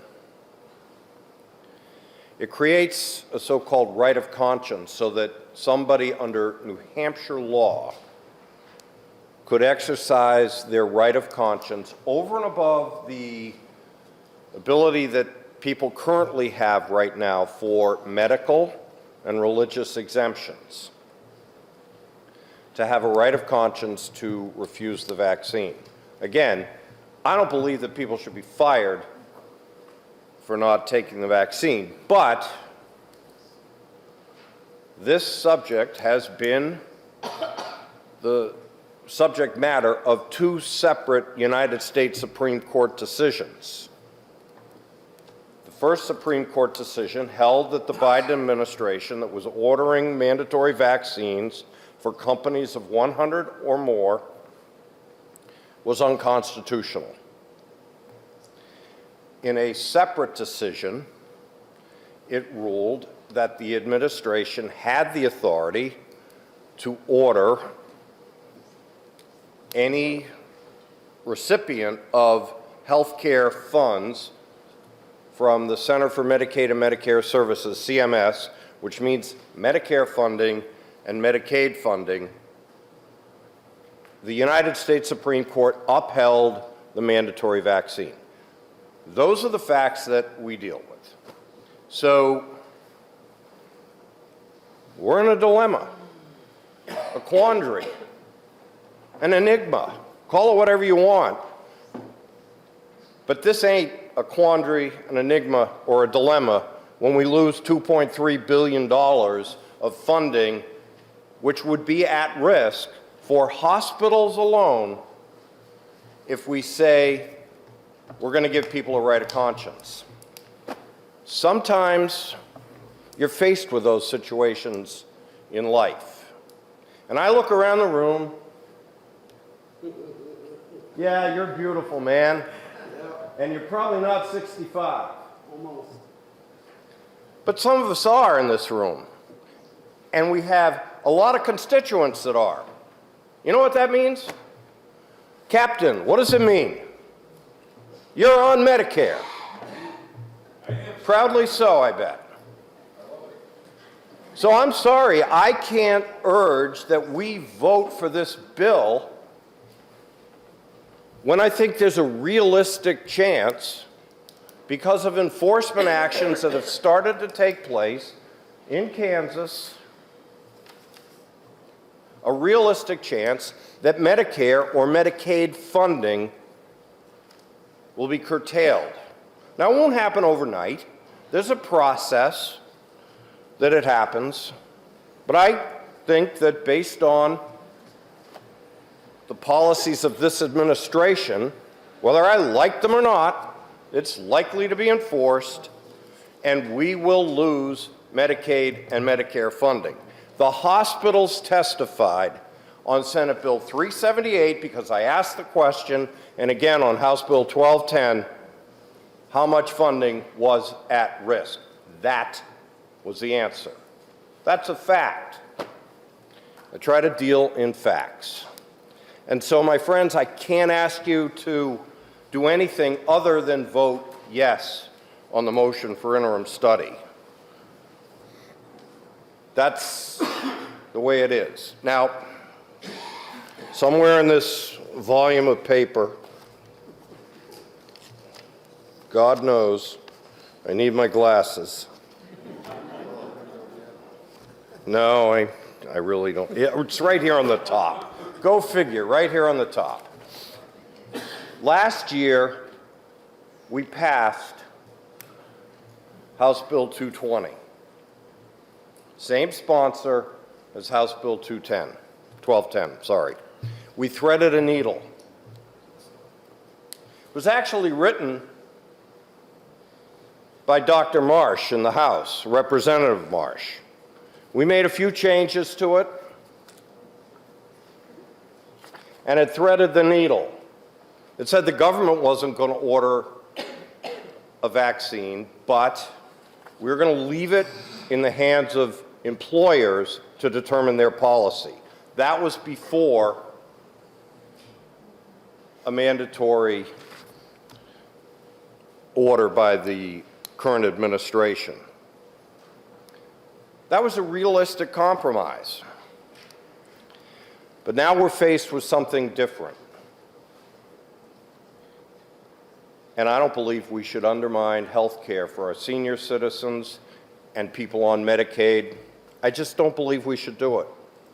So that's why I'm asking you to vote yes on the pending motion of interim study. Thank you. Great. Been looking forward to this all day.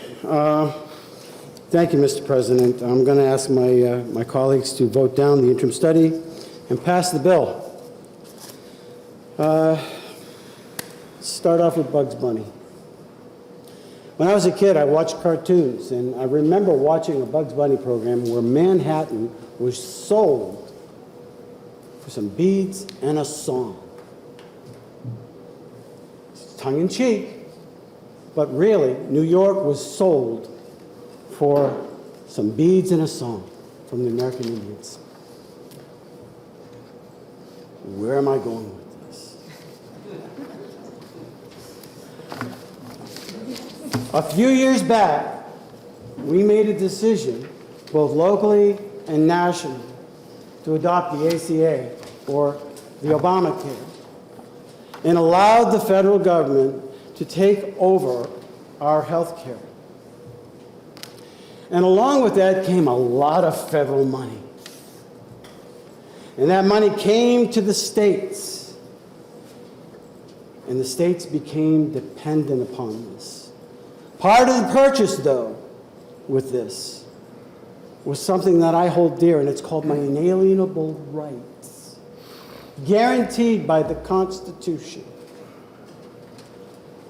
And I think we sold some of our freedom by adopting these policies, by accepting this federal money.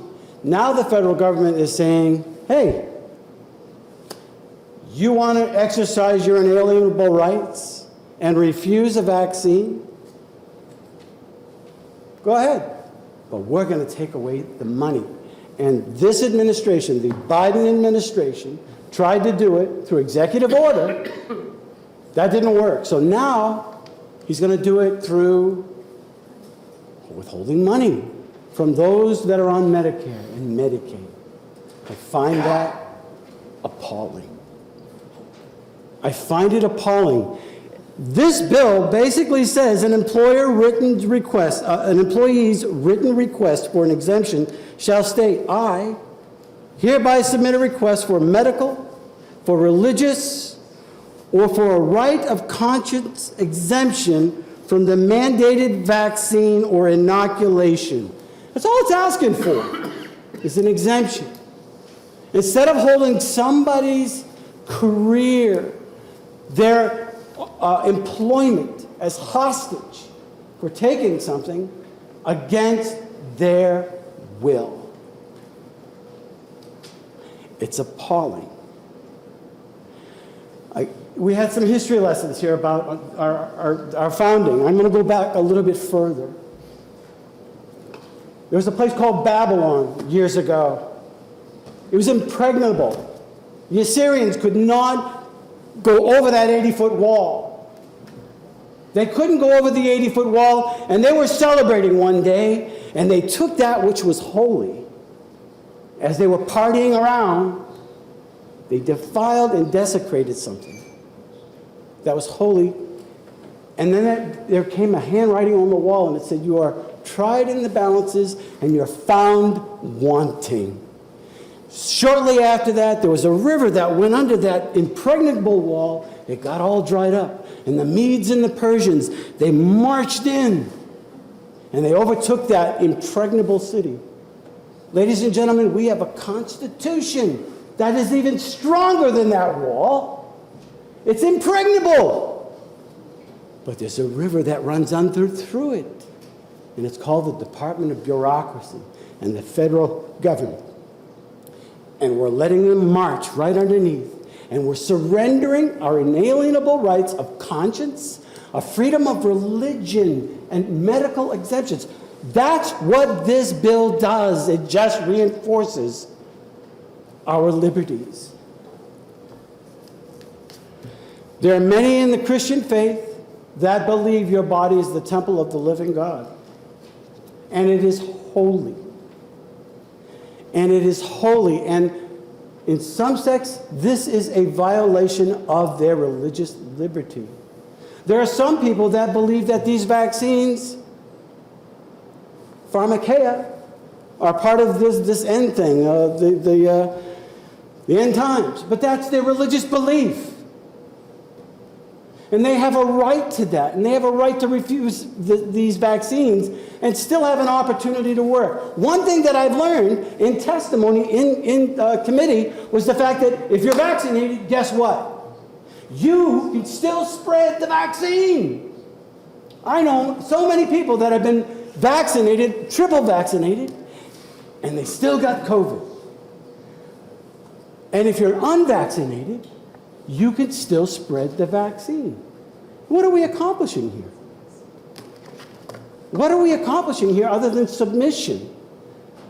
30% of our workforce in the medical field dropped out because these people refused to receive the vaccine. They lost their career. Yes, they were in the battle fighting this disease, and when they're all done with you, guess what? You got to get vaccinated or you're out.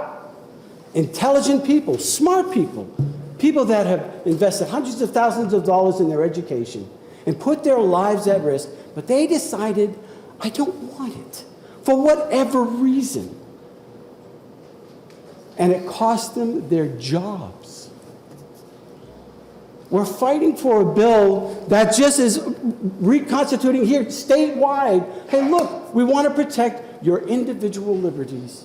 We want to protect them. That's all this is saying. And we're asking you, look, turn down the interim study. Allow the people to have their voice. The people want this. They don't want the government telling them they don't have a right over their own body. I'm sure we'll be talking about that again. Let's be consistent anyway. Please turn down the interim study. And let us pass this bill. Let's protect the individual citizens' rights. Thank you, Mr. President. Thank you, Senator Ray. Senator D'Alessandro? No? Senator Gray? Thank you, Mr. President. I am one of the committee members who voted with the prevailing motion. When Senator Avard read you a portion of the text in here about the applicant, the employee, a written request for exemption shall, and he quoted there, but he stopped. And the next words in there are what made me vote the way I did on the bill. It says the request for the exemption shall be granted. That's telling the employer that you have to grant the request. Then it does go on to talk about the employer may then work with the employee for a reasonable accommodation. I spoke to the author of the original bill, the sponsor, and I said, I've got problems with those words that it shall be granted. And he says, if you take those out, I can't live with it. So we came to an impasse. I couldn't live with those words. He couldn't live without it. And that's why in committee I voted the way I did, and will support the recommendation of the committee here. And again, much briefer. As the good senator from 6 sort of hit on my points, but that's okay. I have in Danville a friend of mine who owns a small business. She's had cancer twice. She's very paranoid that she has to accept as an employee someone who has COVID, someone who's not willing to take the vaccine is going to present a higher risk, she feels. Whether or not that's true, whether or not the risk is higher, I think it is, but whether it is or it isn't the material matter. It's just that she should have a right. It's her small business. She has 5 or 6 employees working there. If she feels it's a risk to her, it's her business. I don't feel I should be telling her what to do with her small business and her personal safety. So I appreciate the 2.3 million the good senator mentioned. I appreciate Senator Avard, but I have to go, the 1210 should be ITL'd because you are going to put this woman at risk who doesn't feel that she should be. Thank you. And again, Senator Avard with a question. Senator Gannon, if I may? Senator Gannon? Yeah. Question of Senator Gannon? Sure. Thank you. Thank you, Senator. It has come to my understanding that both people that are vaccinated and unvaccinated can still spread the disease. There's nothing that contradicts that. Are you aware of that? What I'm aware of, Senator, is that I have heard from all the medical institutions say that your risks of getting the virus are lower. So that person, the employee who won't vaccinate at all, has a higher risk of getting the virus. Therefore, would have a higher risk of also spreading it. One follow-up, if I may. Thank you. And so also you expressed the fact that you don't want the state coming in and telling these people what to do. Isn't that kind of like right to work? The state coming in and saying, hey, you shall have right to work or not have right to work one way or another, yet it might not, you know what I'm saying? The state's coming in and telling you how to run your business. You're looking to, you can look at it one way. I'm looking to, I appreciate your right not to take the vaccine. Yeah. I also appreciate the small business person's right to work in an environment that they feel safest at. So I'm willing to, I feel it's a conflicting problem here, but I have to go on the side of the business making their personal choice. I always try to let businesses regulate themselves in New Hampshire. Thank you. Yes, thank you, Mr. President. I have a question for the senator from District 3. Senator Brown. Thank you, Senator, for taking my question. It was my understanding that we already have exemptions for medical and religious exemptions against vaccine. Am I mistaken? That's true. They do have to be granted and approved. Some are, some aren't. It's been somewhat contentious, but we do have that right under the communicable disease statute. Thank you. Further discussion? You ready for the question? Senator Giuda. Mr. President, Article 4 of our state constitution says, rights of conscience unalienable. That among the natural rights, some are in their very nature unalienable because no equivalent can be given or received for them. Of this kind are the rights of conscience. Tonight we make a choice with a vote yes or no. The choice is simply this. You stand for the Constitution and for the individual rights for which millions have given their lives, or you stand to subrogate that for the sake of $2.3 billion. That $2.3 billion will not be taken away by turning off the faucet. It will require legal action and so forth.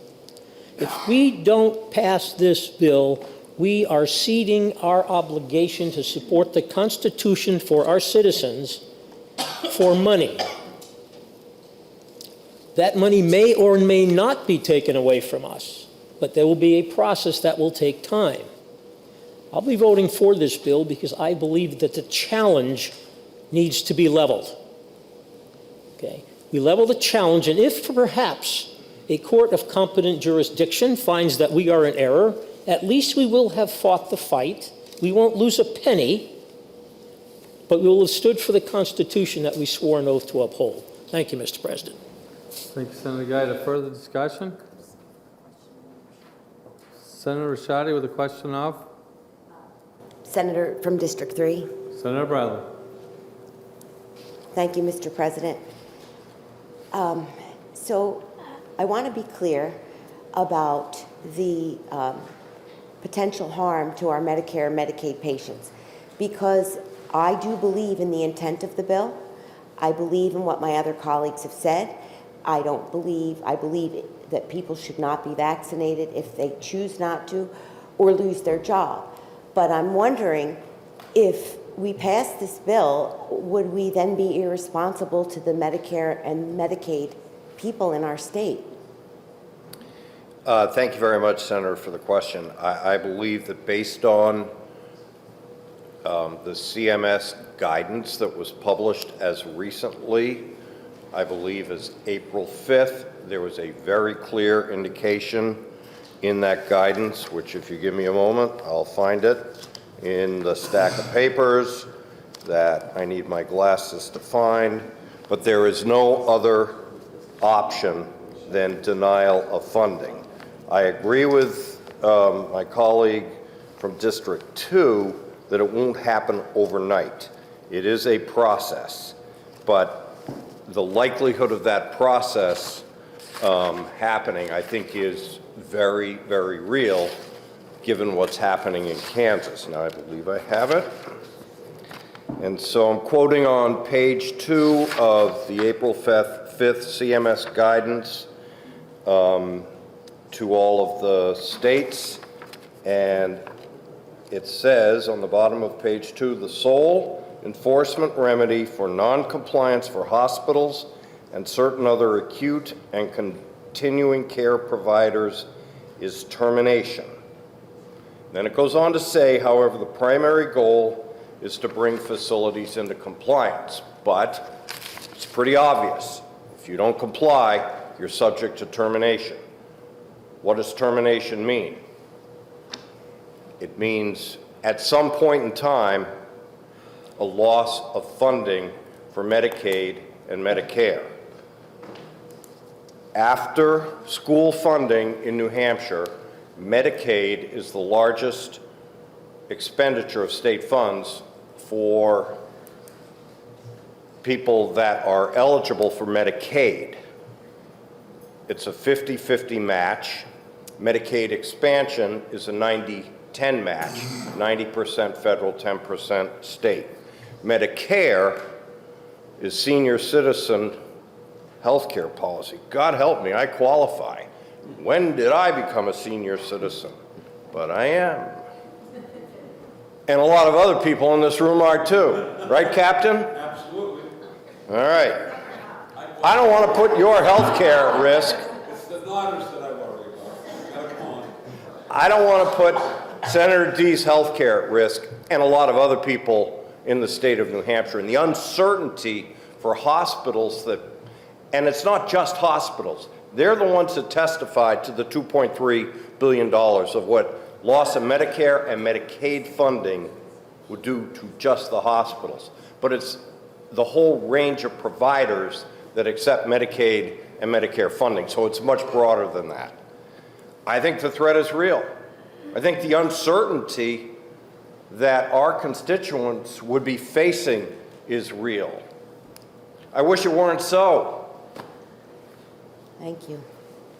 Senator Abad with a question of? District 3. Senator Bradley. How are you? Well, I'm processing this whole thing, and I have been for a while. And bottom line is, it seems as though that the federal government is dictating to us how we make policy in New Hampshire. Where does this end? So, Senator, my good friend, Medicare and Medicaid were passed, I believe, in 1964. They've been part of the landscape of American policy for health care for almost 60 years. So it's not just the Affordable Care Act. When you talk about federal funding, it goes back to Medicare and Medicaid. And I think that if you query most people, geezers like me, they're pretty happy with Medicare. And I don't think they'd want it under. I wish it weren't so, but it's so. And if we put the health care of those folks at risk, those are real consequences for those people. Real consequences, real health care consequences. I understand, because, you know, I've gotten countless phone calls and texts from people on both sides of the issue. And unlike the discussion that we had about a landfill bill this morning, I will have to say this. Every text and phone call I've gotten has been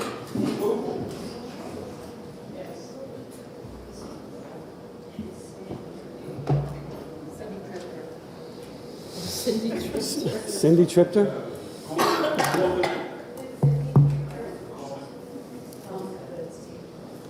every phone call, every text has been totally respectable.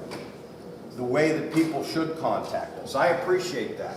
I've read them all. I've listened to them all. But I can't agree with those people that tell me we should potentially end Medicare. I just can't do it, my friend. Can't do it. A quick And follow-up? I hope you don't either. A quick follow-up, if I may? Who is putting at risk if we're exercising our independent rights, our inalienable rights of conscience, according to the Constitution? Who's putting at risk those funds and the Medicare? Is it us or is it the Biden administration? Well, I think I just quoted from the CMS document. CMS is the Center for Medicaid and Medicare Services. They are enforcing the mandate ordered by the administration, but upheld by the U.S. Supreme Court. Those, you know, sometimes you just have to deal with the facts that are in front of you. And those are the facts in front of us. Thank you. Thank you, Mr. President. There's a name for the process that the good senator from District 3 was talking about. It's called blackmail. It's very interesting the path that this bill has taken. House Bill 1210 came through the House with the possibility now that we know now of us losing $2.3 billion. But there was not an FN on that bill. And it got through the House, the Policy Committee, didn't go to Finance, and we didn't hear about $2.3 billion until it hit the Senate. So now we're put in a situation of, okay, it's going to cost us $2.3 billion if we pass this bill. Let me ask you this. What's the price of liberty? You know, Ben Franklin said, those who will give up their essential liberty for a little temporary safety deserve neither liberty nor safety. You know, that's a question that we're faced with right now. You know, so I just pose it to you. For what price will you sell your liberty? Thank you, Mr. President.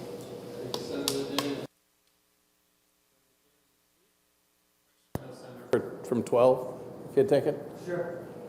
I just want to make sure I understand what we had our discussion about earlier. Are you not then mandating to my female small business owner who's in her second round of breast cancer and is very scared of getting COVID. She's immunocompromised. You're mandating that she has to let this person in that she feels at a risk. Aren't you taking away her rights? Thank you for the question, Senator. No, I think I'm protecting the rights of somebody else from being discriminated. Okay, thank you. Further discussion? Senator Giuda. Mr. President,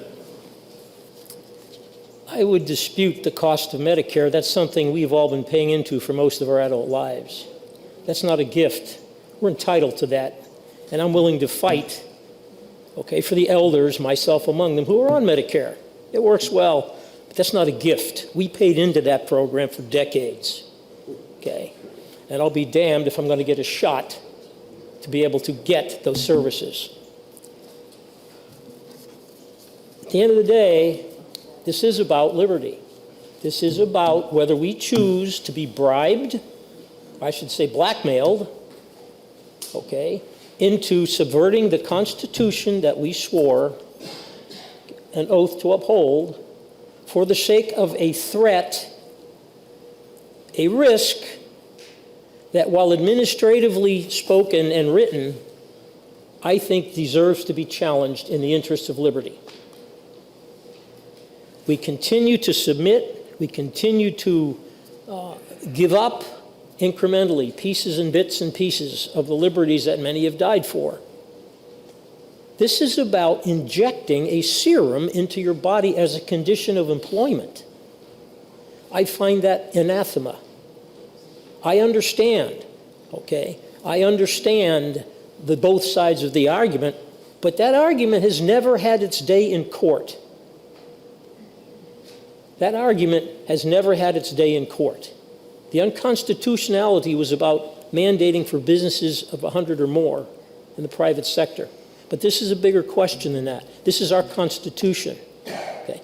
We make a choice today, liberty or tyranny. Thank you, Mr. President. Thank you, Senator Giuda. Senator Prentice. Thank you, Mr. President. I'll keep this brief. I'm going to support the motion for interim study, and I just want to comment on three things: responsibility, challenge, and jeopardy. So let's talk about responsibility. This is about a responsibility that we have as elected officials for all Granite Staters, whether we like the challenge that's been put before us in terms of the funding that's in jeopardy for our healthcare system for all Granite Staters. This is a responsibility that we accepted. So when we're here, we have to deal with this for everyone, in my opinion, and protect the entire system. So I'm willing to take that challenge, accept that responsibility, and not put our healthcare system, our now Granite Staters, in jeopardy. We can continue to have this discussion, but we know what's at stake. It's a little bit like Groundhog Day, and I'll say this briefly. As a city councilor in Lebanon, we have a regional airport. We accepted federal money for that airport the day we opened the door, and anytime an item came up where we disagreed with the federal government, they would come back to us and say, if you don't do this, we will pull that money from you.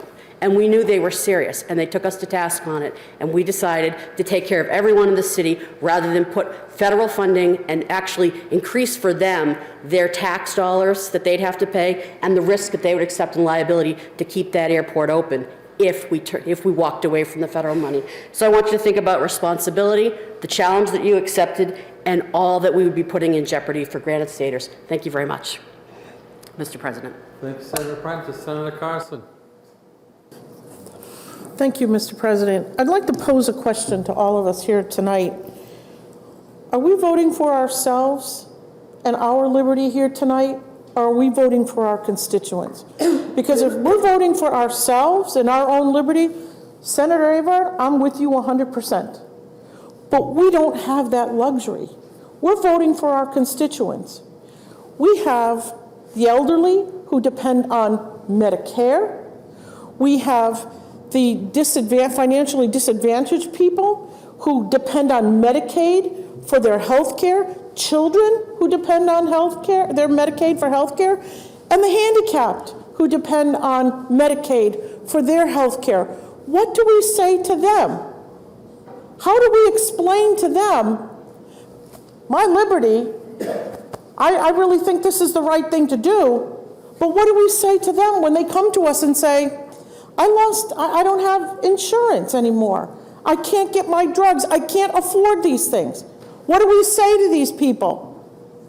We have this responsibility, and it's not easy. And sometimes we have to make tough decisions. And unfortunately, for me, this is a tough decision.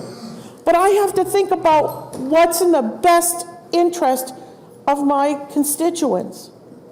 I was contacted by a number of elderly citizens in my community who are scared to death of losing their Medicare. Don't put us in jeopardy. Don't. I can't afford to lose this. I can't afford health care. I can't afford the other things that come along with this. So I think we just need to really think about what we're doing here this evening and who are we actually voting for. Thank you very much, Mr. President. Thank you, Senator Carson. The question is the adoption of the committee recommendation to refer to interim study. Senator Giuda? The sky is not going to fall if we kill interim study and assert the challenge of liberty versus money. Okay, they're not going to stop the payments tomorrow. There will be a process defined in law. Injunctions are there. The question is, what are you willing to fight for? What are you willing to fight for? I did not take an oath to uphold your health care. I took an oath to uphold the Constitution. And our entire republic is in jeopardy because of the health care systems and the progressive elimination and eradication of our individual rights for the sake of health care. Thank you, Mr. President. Okay. Senator Waters? Madam President, with apologies to the senator from District 12, it's not all about the Benjamins. I don't know how this got into a discussion that we were selling our liberties. To me, it's about liberty, but it's also about life. This is about health care. This is from the CMS because there's an understanding that in the health care situation, hospitals and elsewhere serviced by Medicaid and Medicare, there are people whose lives may be lost if they're exposed to this vaccine. You say don't put a price on liberty? How about putting a price on life? Those are the rights here that I think this legislation would threaten. And that's why I think we should sustain the vote of interim study. Thank you, Madam President. Thank you, Senator. The motion is to refer to interim study. Is there any further discussion? The question is on the adoption of the committee recommendation of refer to interim study on House Bill 210. Are you ready for the question? Okay, a roll call has been called by Senator Giuda and Senator Avard. You can come up. Yeah.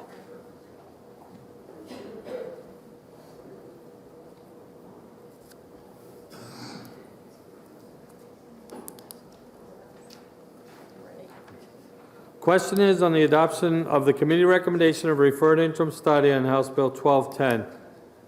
Ready for the question? Clerk will call the roll.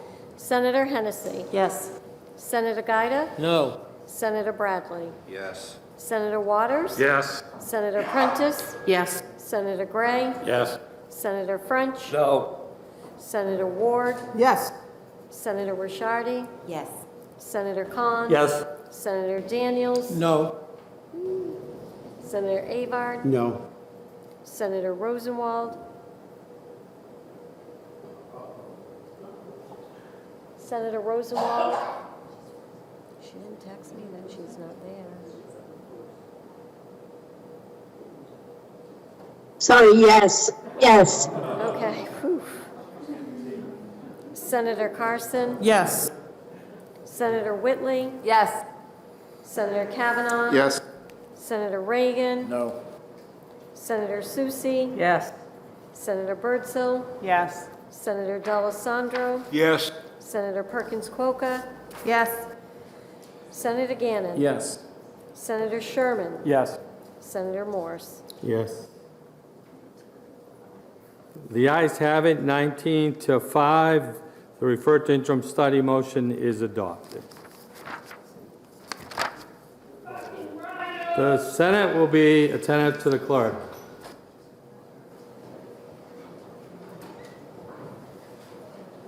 Here we go. The Committee on Judiciary, to which was referred House Bill 238, an act prohibiting provocations based on victims' actual or perceived gender, gender identity, gender expression, sexual orientation, from being used as a defense in manslaughter cases. Having considered the same, the committee recommends the bill be referred to interim study by a vote of 3-2. Senator Gannon for the committee. Senator Bradley. We have a 2-minute recess, please. Senator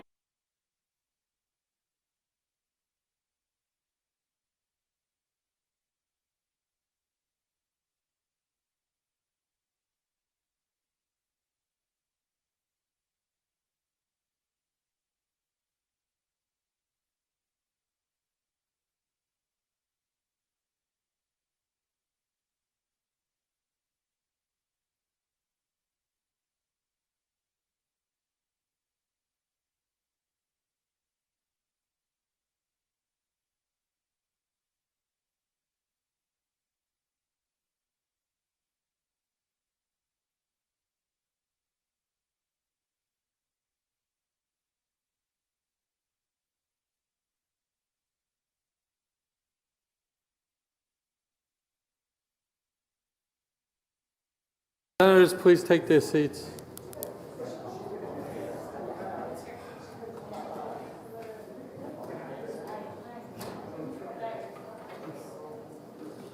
Senate will be attentive to the clerk. What? I already read it in, but you want me to read it again? Okay. Thank you, Mr. President. The Committee on Judiciary, to which was referred House Bill 238, an act prohibiting provocation based on victims' actual or perceived gender, gender identity, gender expression, sexual orientation from being used as a defense in manslaughter cases. Having considered the same, the committee recommends that the bill be referred to interim study by a vote of 3-2. Senator Gannon for the committee. Senator Gannon. Thank you, Mr. President. I'll try to find my voice. It's come back, I think.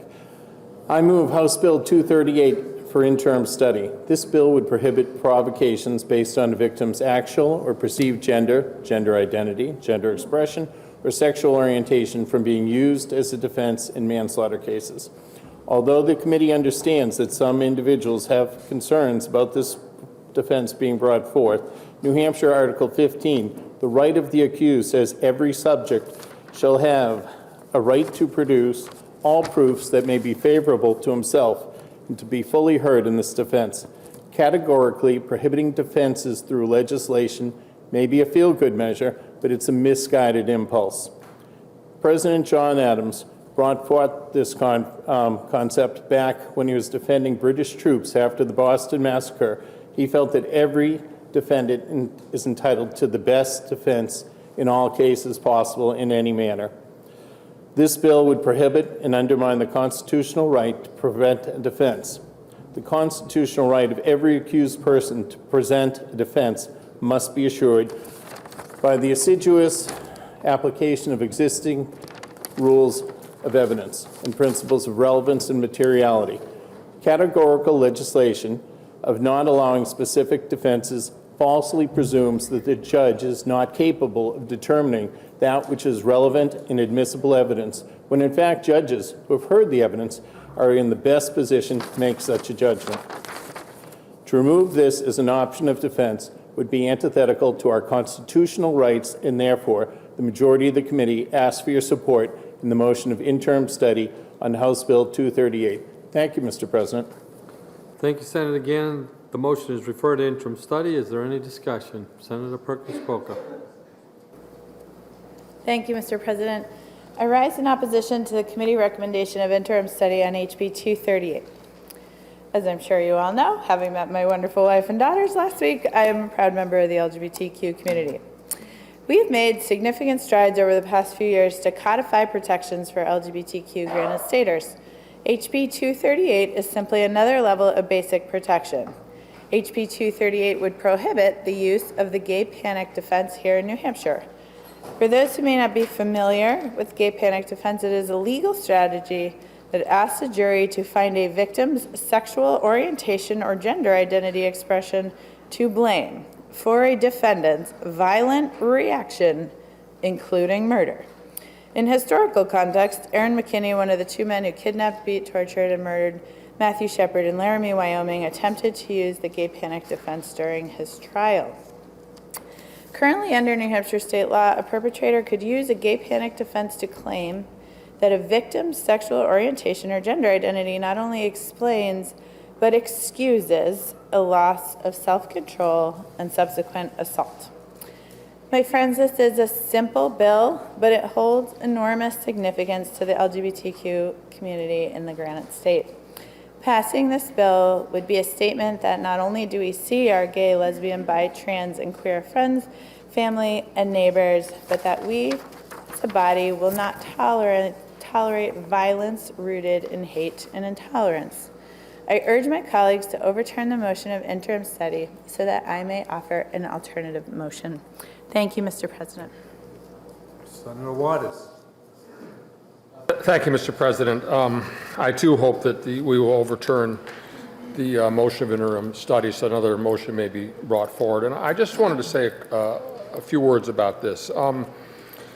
In terms of reference to the Constitution, many other states that have similar constitutional references have passed this legislation, because what are we actually getting at here? Are we going to justify somebody's prejudice and fears of someone based on gender as a just defense for killing that person? Is that what we're saying here?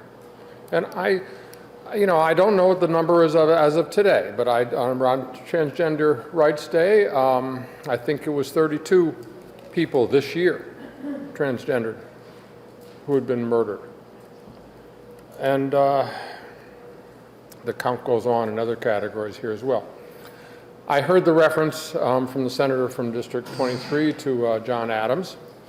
I think that's been evoked often. And I mean, what an interesting case that was of the Boston Massacre, and that he took up the defense of the British troops there. But most people don't actually read the court transcript about what he was using as his defense there. He was saying that Crispus Attucks, who was the first to fall in freedom, who was had an African-American father and a Pequot mother. That's where the Attucks comes from. Crispus was his enslaved name.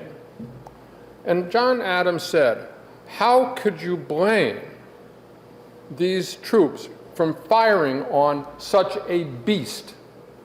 And that's what got them acquitted.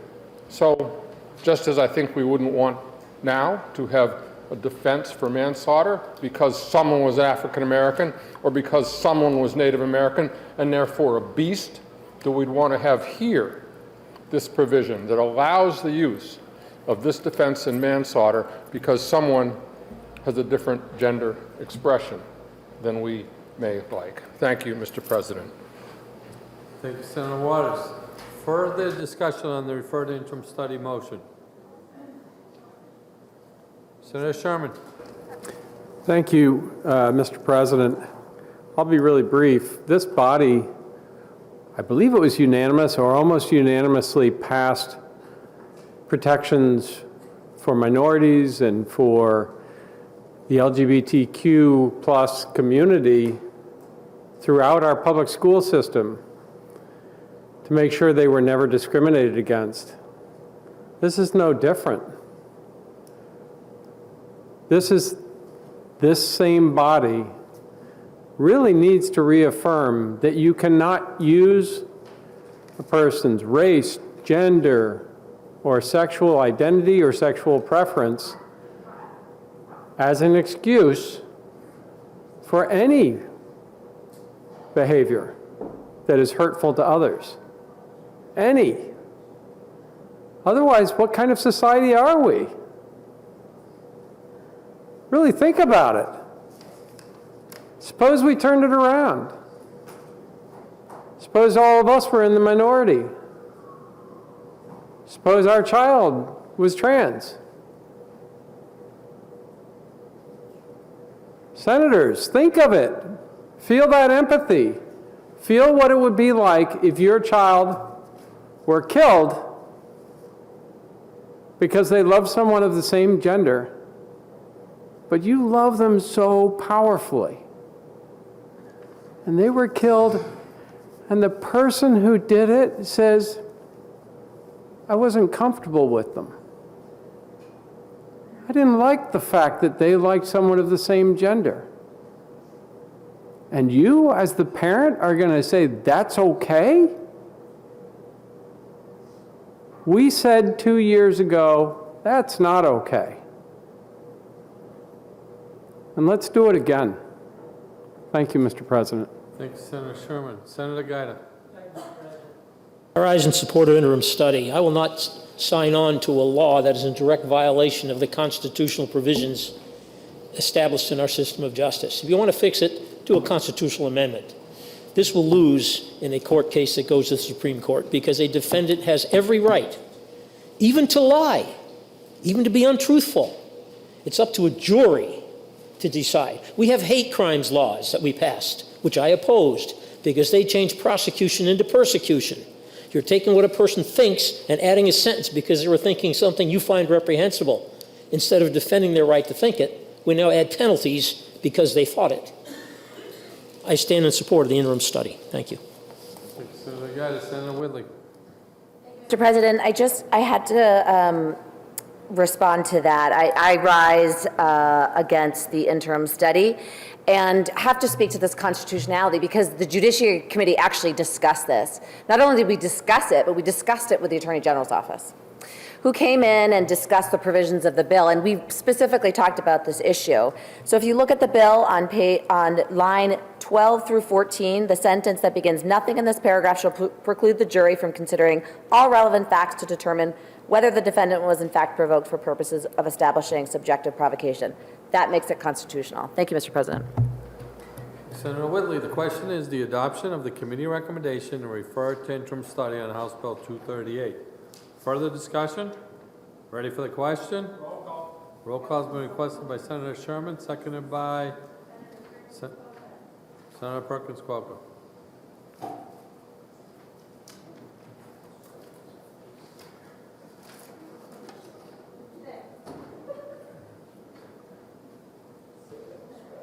The clerk will call the roll. Senator Hennessy. No. Senator Giuda. Yes. Senator Bradley. Yes. Senator Waters. No. Senator Prentice. No. Senator Gray. Yes. Senator French. Senator Ward. Yes. Senator Ricciardi. No. Senator Khan. No.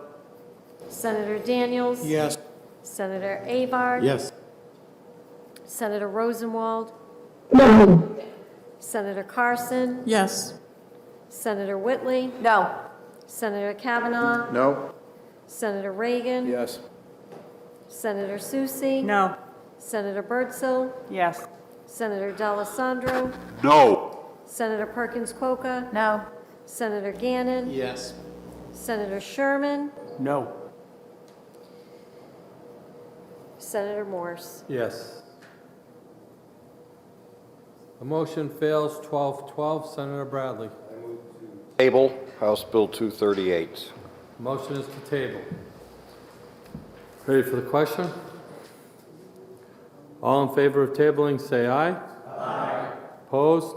No. You've adopted the tabling motion on House Bill 238. Senate will be attentive to the clerk. Thank you, Mr. President. The Committee on Judiciary, to which was referred House Bill 1101, an act relative to a forfeiture of personal property. Having considered the same, the committee recommends that the bill be referred to interim study by a vote of 4-1. Senator Gannon for the committee. Senator Gannon. Thank you, Mr. President. I move House Bill 1101 for interim study.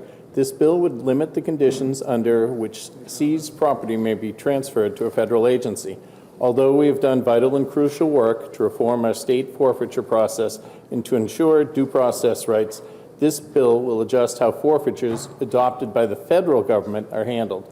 The majority of the committee believes that state forfeitures should remain within the state, but federal government, when they become involved, their forfeitures should go to the federal.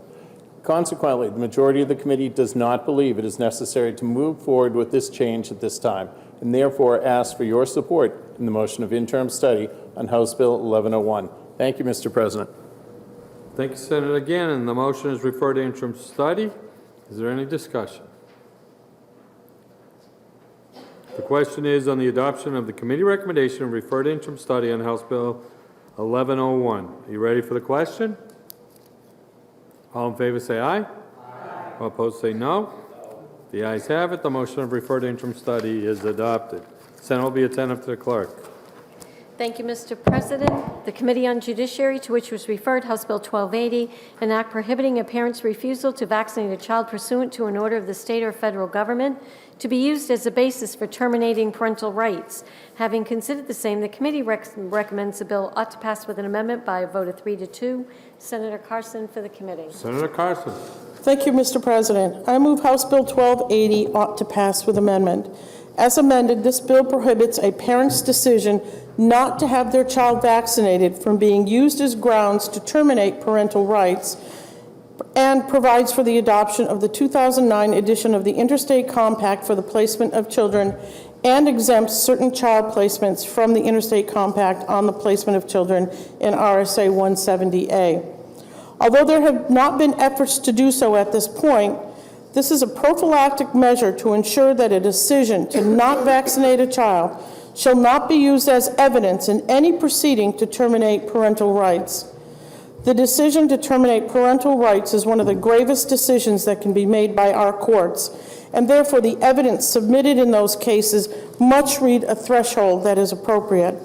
There are many reasons a parent may choose not to vaccinate their child, and it is not the role of the state to question a health decision such as this in the context of terminating rights. Further, the bill adds in the Interstate Compact for the Placement of Children, which the Senate supported earlier this session with Senate Bill 397, but the House is in the process of killing this particular section. This compact is vital to ensure there's communication between states when engaging in the placement of children across state lines, and the inclusion of this language in House Bill 1280 will ensure we will have a Senate position to work from come the Committee of Conference process. In order to support these important measures, the majority of the committee asks for your support in the motion of ought to pass with amendment on House Bill 1280. Thank you, Mr. President. Thank you, Senator Carson. Senator Carson offers ought to pass with amendment. The bill is now on second reading. The first order of business is the committee amendment. Is there any discussion on the committee amendment? Senator Susi. Thank you, Mr. President. Mr. President, I move to divide the question on the committee amendment 1859. The first vote would be on sections 1 and 7, and the second on the remainder of the amendment. Chair rules the question is divisible. The first vote will be on sections 1 and 7. Discussion. Senator Khan. Thank you, Mr. President. I wish I could be real succinct with this. Sorry, colleagues. Lost my testimony. But it's in here somewhere. Hey, here's the thing. This is an important bill. We've got to do something for making sure that the sections of this bill that deal with child custody, with the Interstate Compact, that has to pass. But this section about vaccines is just not a correct position, and here's why. First off, this isn't just about an anti-COVID position. This is dealing with all vaccines that are covered under 170 in our statutes, all vaccines. That's mumps, measles, chickenpox, measles, rubella. Thank you. Keep going. It's every vaccine. All right? That's number one. Number two, this is amending the health section, but it leaves out entirely what the court's responsibility is.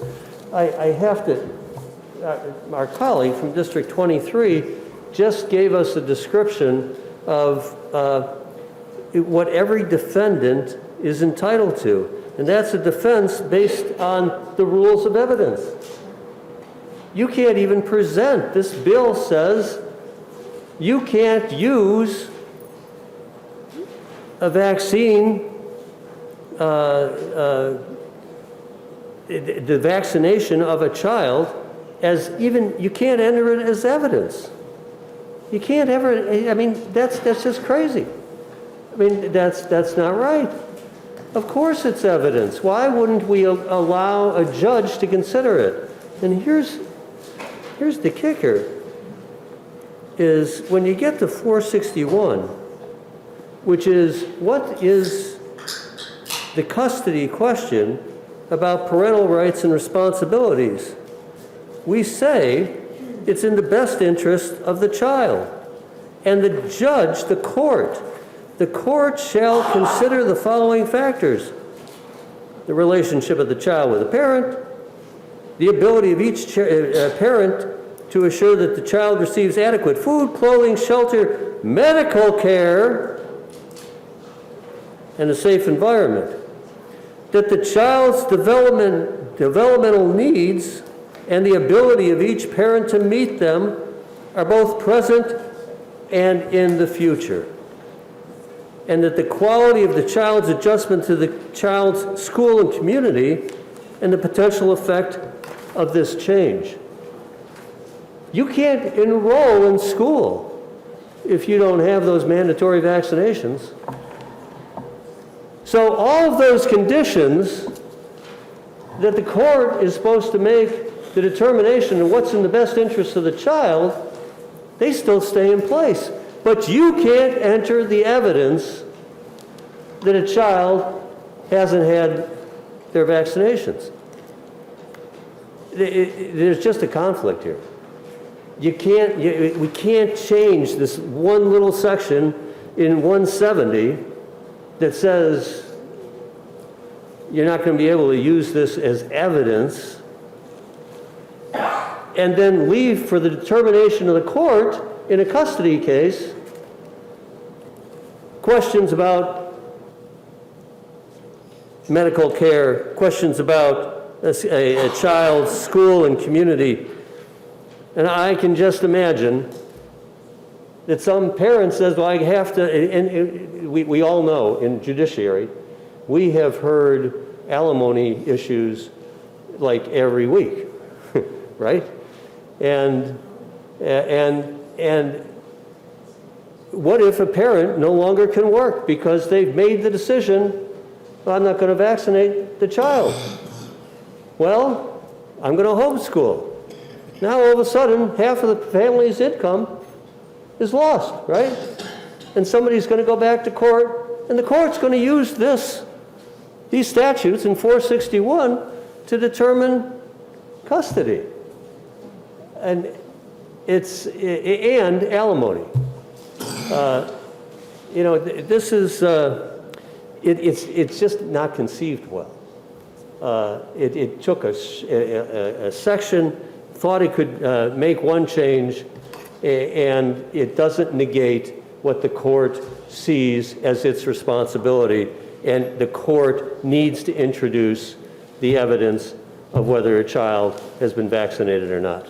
So I just have to thank you, Senator from District 18, for dividing the question, because we need to vote down Section 1 and Section 7, and then vote to adopt the remainder of the bill, because it's important for us to join a child safety compact with other states. Thank you, Mr. President. Thank you, Senator Cont. With discussion sections 1 and 7, Senator Carson.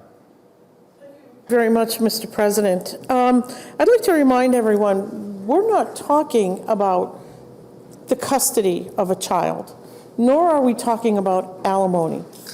We are talking about the termination of a parent's right to a child.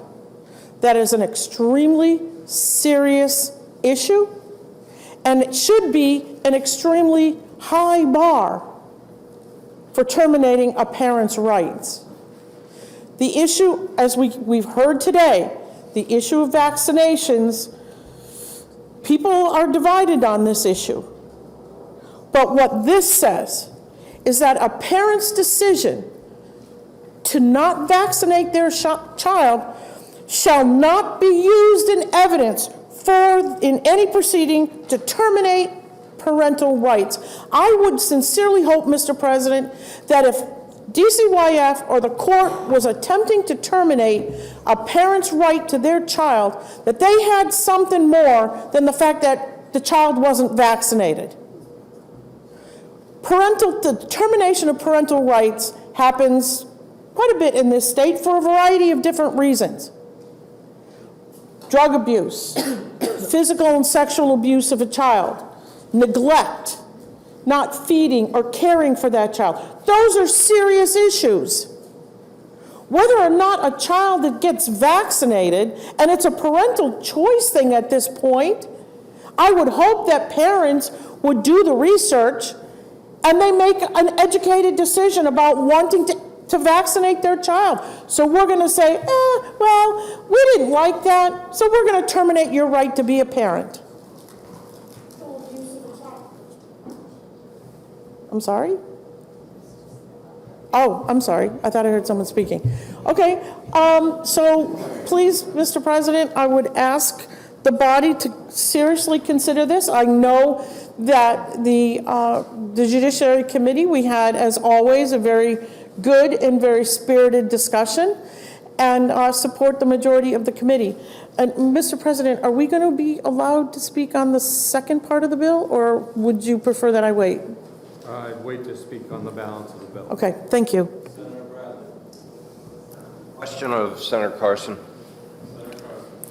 Are you aware, Senator Carson, of RSA 141C:20-C exceptions that allow specifically for not just COVID, because it's not a mandatory vaccine, it has to go through the rules process, but all the other vaccines that were listed by our colleague from District 12, that New Hampshire statute specifically gives the opportunity for a religious exemption or a medical exemption? Yes. So my question then becomes, if we do not pass, right, if we go with our colleague from District 10's point of view, would not that undermine the rights that parents have under existing law for medical or religious exemption? Yep. Thank you. Senator Hennessy. Question of the senator from District 10. Senator Cont. Yes. Thank you, Senator, for taking my question. I'm trying to follow what we're saying here and not being on judiciary. I'm confused as to why, one, the committee changed the language that was brought over by the House.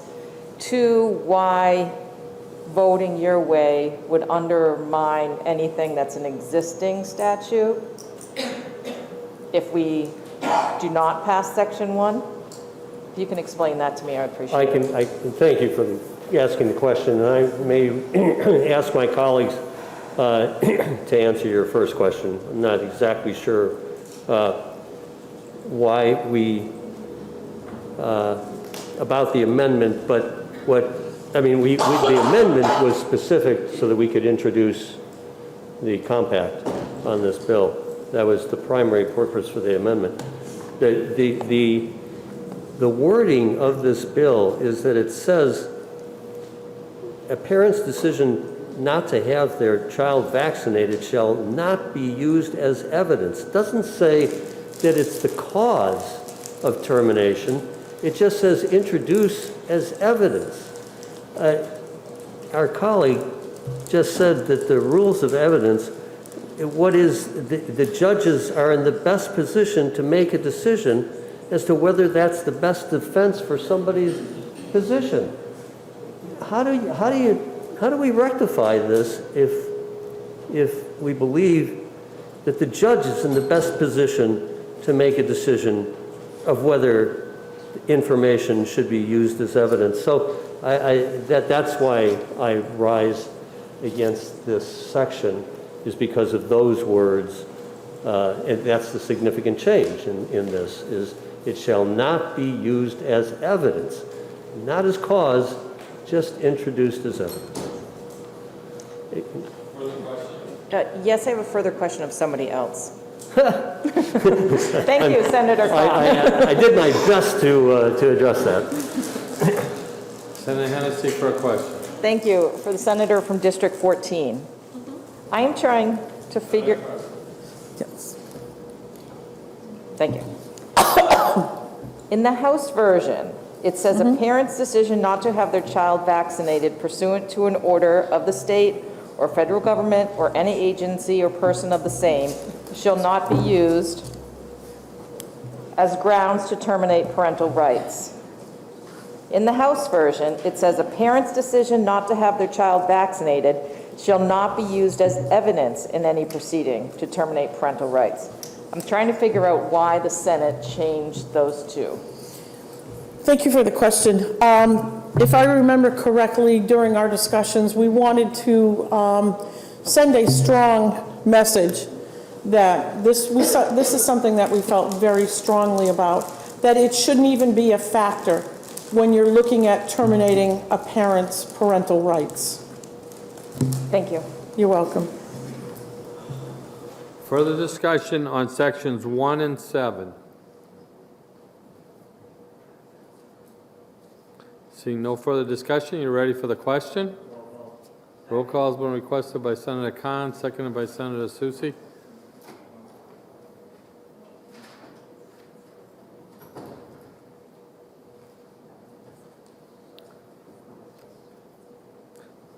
The first vote is on sections 1 and 7. You ready for the question? The clerk will call the roll. Senator Hennessy. Yes. Senator Giuda. Yes. Senator Bradley. Yes. Senator Waters. No. Senator Prentice. No. Senator Gray. Yes. Senator French. Yes. Senator Ward. Yes. Senator Ricciardi. Yes. Senator Khan. No. Senator Daniels. Yes. Senator Avon. Yes. Senator Rosenwald. No. Senator Carson. Yes. Senator Whitley. No. Senator Kavanaugh. No. Senator Reagan. Yes. Senator Susi. No. Senator Birdsell. Yes. Senator D'Alessandro. No. Senator Perkins Quokka. No. Senator Gannon. Yes. Senator Sherman. No. Senator Morse. Yes. The ayes have it, 14 to 10. You've adopted sections 1 and 7. The second vote is on the remainder of the committee amendment and the effective date. Senator Carson. Thank you, Mr. President. I rise to ask the body to support the rest of the bill and the effective date. I cannot impress upon all of you how important it is that we get a seat at the table for the next ICPC doctrine that's going to be compact that's going to be put together. I've spent some time today here reading this document. This was the report from the OCA of Massachusetts about what happened with Harmony Montgomery in Massachusetts. The system failed this child. It failed in the most horrible ways. And they did not abide by this agreement. New Hampshire did the right thing, and New Hampshire asked the right questions.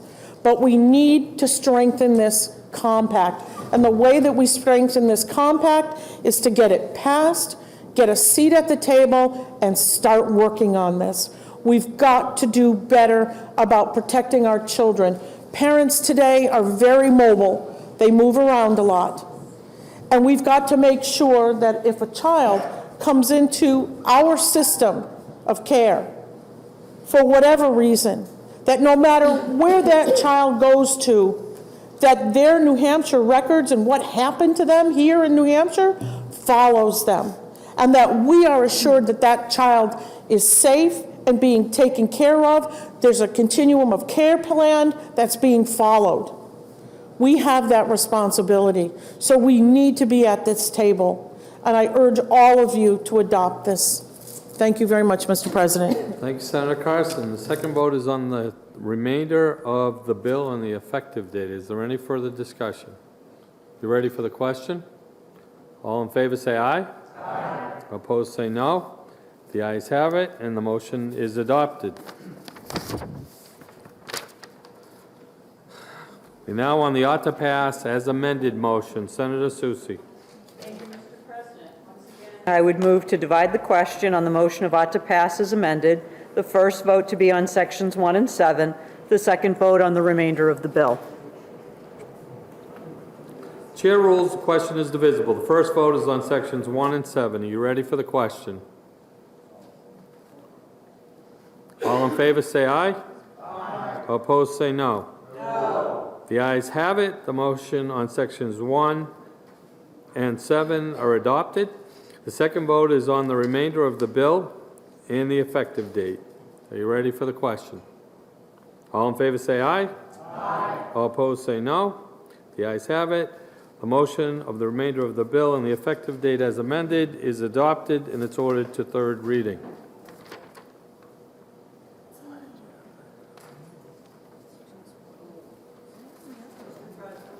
Yes. I request just a 2-minute, literally 2-minute recess.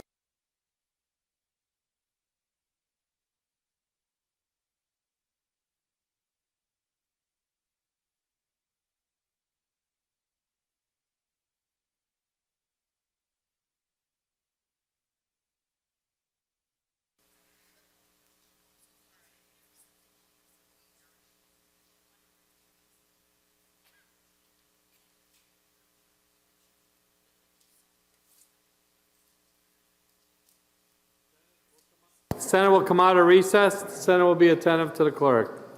Thank you, Mr. President. The Committee on Judiciary, to which was referred House Bill 1625, an act repealing the prohibition on entering or remaining on a public way or sidewalk adjacent to a reproductive health care facility. Having considered the same, the committee recommends that the bill is ought to pass by a vote of 3 to 2. Senator Gannon for the committee. Senator Sherman. Senator Gannon. Thank you, Mr. President. He was just trying to help. I move House Bill 1625 ought to pass. This bill repeals the prohibition on entering or remaining on a public way or sidewalk adjacent to a reproductive health care facility. The Supreme Court ruling of McCullen v. Coakley overturned the Massachusetts buffer zone and ruled that people are allowed in that space as long as they are not impeding traffic. Massachusetts lost the case because the buffer zones burden substantially more speech than is necessary to further those interests. New Hampshire may not be a duplicate, but it is strikingly similar to that and therefore unarguably is also unconstitutional. Here's the basic Coakley analysis for you, just so everyone understands it if they haven't read it. The court said that sidewalk counselors do not simply have a right to protest, they also have a First Amendment right to engage in personal, caring, consensual conversations. And for a very good reason. It is easier to ignore a strained voice or waving hand than a greeting or an outstretched arm. It is thus no answer to say that petitioners can still be seen and heard by women within the buffer zones. We as a state cannot hold laws within our books that we know to be unconstitutional, laws that only remain enshrined due to loopholes in our court system. The buffer zone has never been demarcated, and therefore abortion clinics continue to engage in the chilling effect of free speech by holding this law way up as a way to prevent peaceful protesters from engaging in their constitutional rights, all while never putting it into practice. Free speech is fundamental to our union, and the current law serves nothing more than to privilege one speech over another, preventing individuals who are simply there to counsel and offer their support to women and are not there to engage in these unsubstantiated and patently false accusations of peaceful protesters harassing abortion clinic patients. The removal of this subjugation of our fundamental rights as American citizens must occur, and therefore the majority of the committee asks for your support in the motion of ought to pass on House Bill 1625. Thank you, Mr. President. Thank you, Senator Gannon. The motion is ought to pass. The bill is now on second reading. Is there any discussion or amendments? Senator Perkins Coker. Thank you, Mr. President. I rise today to urge you to adopt Floor Amendment 1971. 1971? And 19. may speak to her floor amendment. Thank you, Mr. President.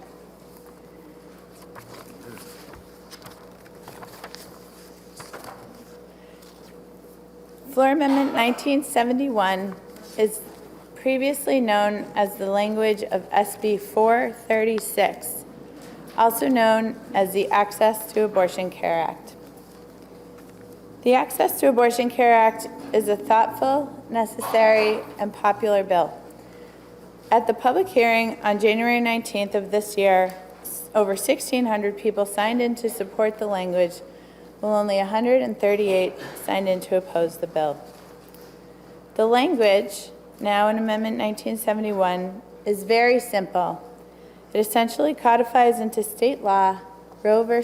Wade, the landmark case that made abortion legal in all 50 states nearly a half-century ago. If passed into law, abortion would remain safe, legal, and accessible in most cases in New Hampshire, regardless of what is currently happening at the U.S. Supreme Court. I've heard from many of my colleagues on both sides of the aisle that they support Roe v. Wade. Well, this is your chance to show that support through action. Earlier this week, Governor Sununu stated that if legislation reached his desk codifying Roe, he would sign it in a second. This is our chance to send him that legislation. For years, I have heard, we don't need this in New Hampshire. And for many years, that was indeed the case. But my friends in this room, times have changed. We do need these protections now.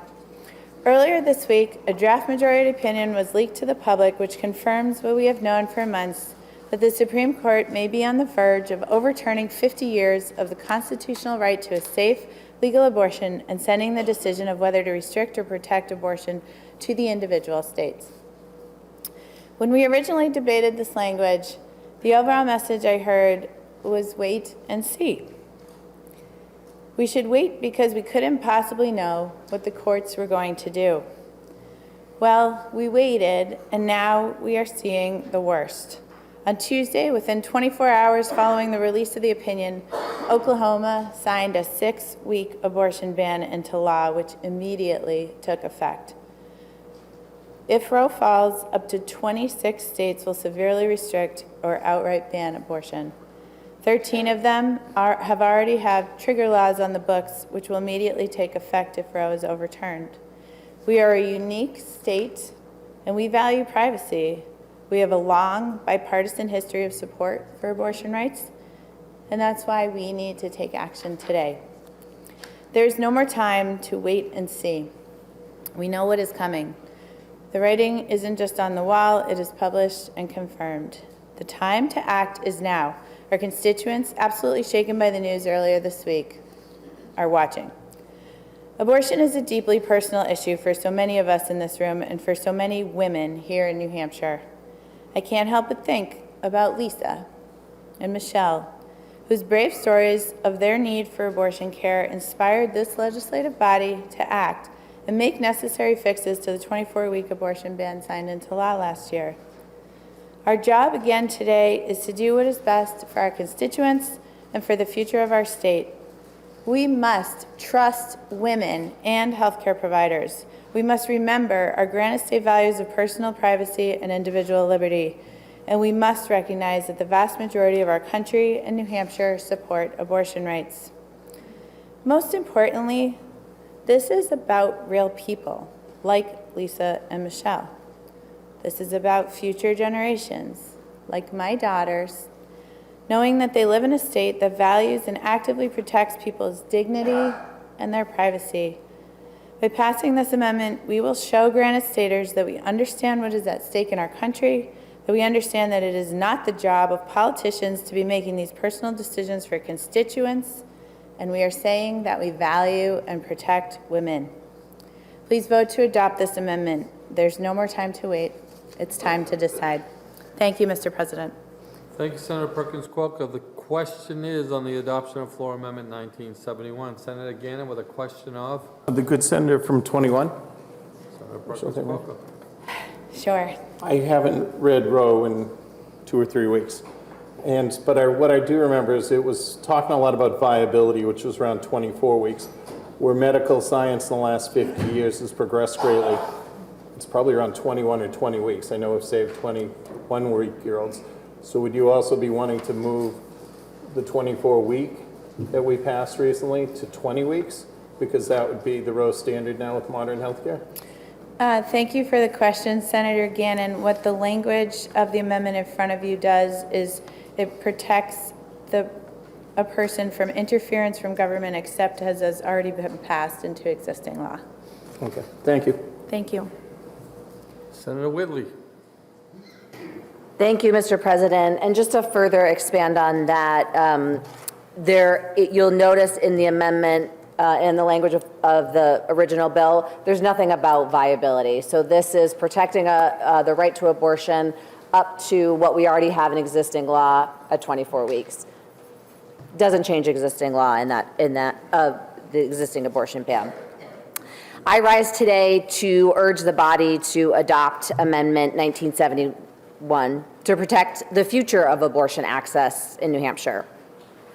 Mr. President, colleagues, I, like many of you, are very tired. But for me tonight, I am particularly tired of fighting this fight over and over again. I'm tired as a woman of having to beg for the right to make my own decision when faced with the most personal, difficult decision of a woman's life. I'm tired of fighting for my fundamental freedoms. And I'm tired of being told to wait and see what happens. Because, as my friend from District 21 said, we have waited. We waited despite knowing the path this nation was most certainly headed. We waited as state after state instituted trigger laws, preparing for what we all knew was coming. We waited as thousands of people find their access to reproductive health care quickly diminishing. We have waited and we have watched, and now we can all see what we have been waiting for. The draft majority opinion leaked earlier this week from the U.S. Supreme Court should scare everyone who believes in a person's right to choose. It should raise every alarm, should sound every siren, and should be the definitive proof that the attacks on abortion care are not stopping and will not stop. Over the summer, we watched Texas set the stage for what was to come. My good friend from District 21 mentioned Oklahoma's brand new 6-week abortion ban. To argue that we can continue to wait, to continue to just watch and see, would be to ignore what is right in front of us. The time to act was months ago, but we have the opportunity tonight to fix this. I think it's important to note that we have never lost a constitutional right, like we are on the verge of doing, like I am on the verge of doing, like my friend from District 21 is on the verge of doing. And while it's been a decades-long systemic effort to take away our right to abortion, it's no less devastating. As someone born after Roe was decided, not being able to access reproductive health care truly seemed unthinkable to me. But here we are. It is clear it is up to the states to protect access to abortion care. Now, I know I have colleagues in this room who will never agree with me that abortion care is health care. I understand that this is a deeply personal issue that has divided this room so many times during my first session. But what I hope you all will understand tonight is that this issue goes beyond the right to abortion. It's about who has power over you, who has the authority to make decisions for you, and who can control how your future is going to be. That makes access to abortion care inextricably linked to our equality and our right to self-determination. So I urge you, my friends, think about this issue in terms of liberty and freedom. It seems every week and even today, our liberties and freedoms are debated as this body works to determine the best course of action that will allow every Granite Stater the opportunity to pursue life, liberty, and happiness. I believe, and I think we all do, that pregnant people deserve those rights just as much as anyone else. And that includes the right to make personal medical decisions about their bodies and about their futures. I am deeply saddened to be having this conversation today. I grieve for the women who came before me, who fought this fight thinking that their daughters and granddaughters would never have to. I grieve for my contemporaries and for the generations of women behind me who might lose their fundamental freedoms. That if the Supreme Court goes through with this decision, which they most certainly will, where you live will decide what you can do with your own body and your own life. But I'm also standing alongside this generation of women who are ready to pick up the torch and continue to fight, hoping that our daughters and our granddaughters never know a nation where a pregnant person is forced to carry a fetus against their will. Colleagues, it's time. It's time to stand up for freedom. It's time to stand up for the right to self-determination. If you believe that every individual should have the right to make personal, private healthcare choices, you should support this amendment. If you support nearly 50 years of Supreme Court jurisprudence on abortion access, you should support this amendment. If you are pro-choice, you should support this amendment. And if you truly care about privacy, you should support this amendment. This should be an easy vote for you. Granite Staters are counting on us, and they're watching us. Thank you, Mr. President. Thank you, Senator Whitley. Senator Carson. Thank you, Mr. President. I think all of us can agree on one thing in this room, the fact that the first draft of a Supreme Court decision that was leaked to the public is reprehensible.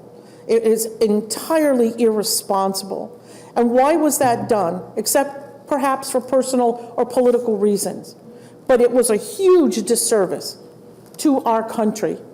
Huge. And I sincerely hope whoever did that is caught and punished to the fullest extent of the law, because we as the American people deserve better than that. We deserve better.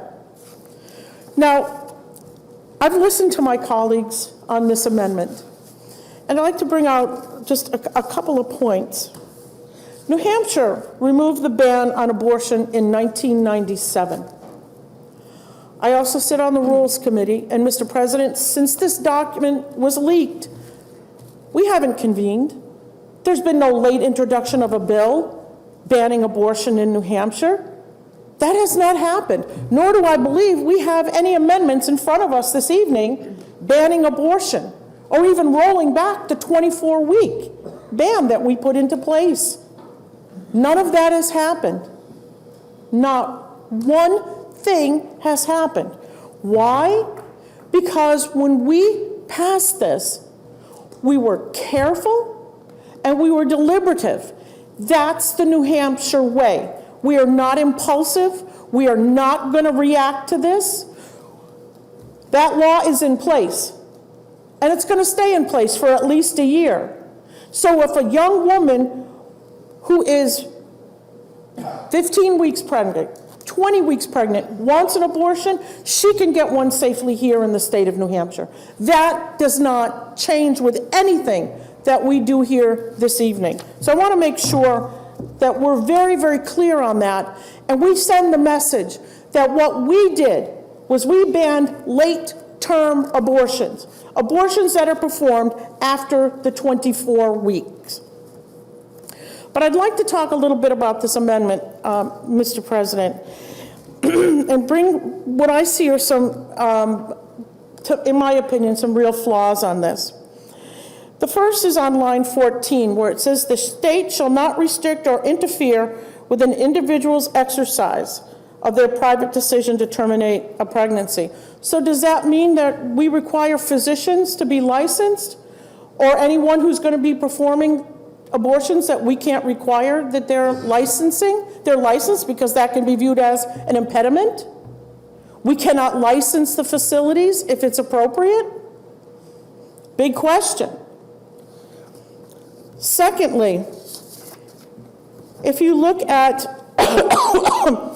what looks like, quite frankly, is a carve-out, where it says on line 15, except as provided in RSA 329.44 and RSA 132:32 through RSA 132:36.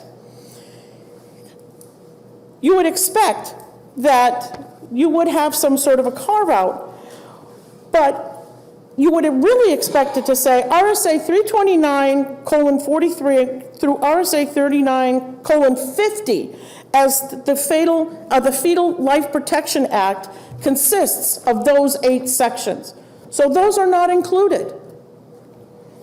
Instead, this amendment only refers to RSA 329:44, the part of the Fetal Life Protection Act explaining what is prohibited.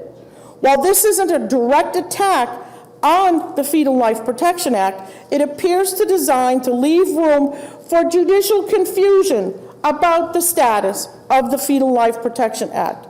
Otherwise, there would be no reason not to list all the sections, as they did, again, for the parental notification law. So, again, I understand why this has come forward, because this is a reaction. This is a reaction to what happened this week in Washington. We shouldn't be reacting to this, Mr. President. We have a good law on our books that allows a woman to get an abortion to the 24th week. I don't see the need for this amendment, and I would ask my colleagues to vote it down. We will wait for the Supreme Court decision. We will wait to see what the parameters are and what it says before we act. That is how we do things here in New Hampshire. Thank you, Mr. President. Thank you, Senator Carson. Senator Gray. Thank you, Mr. President. I want to talk about the definition of concerned and committed. There was an old story so far back in my memory, I don't know where I first heard it, but somebody was trying to describe the difference between concerned and committed. Said, well, think about breakfast. Your ham and your eggs. The chicken is concerned, but the pig is committed. The pig is the one that gives up their life for your breakfast. And part of what we're talking about here is the concern of the woman. Okay? Let's also talk about the commitment of that baby. You may want me to call it a fetus. Earlier stages, you may want me to call it a zygote.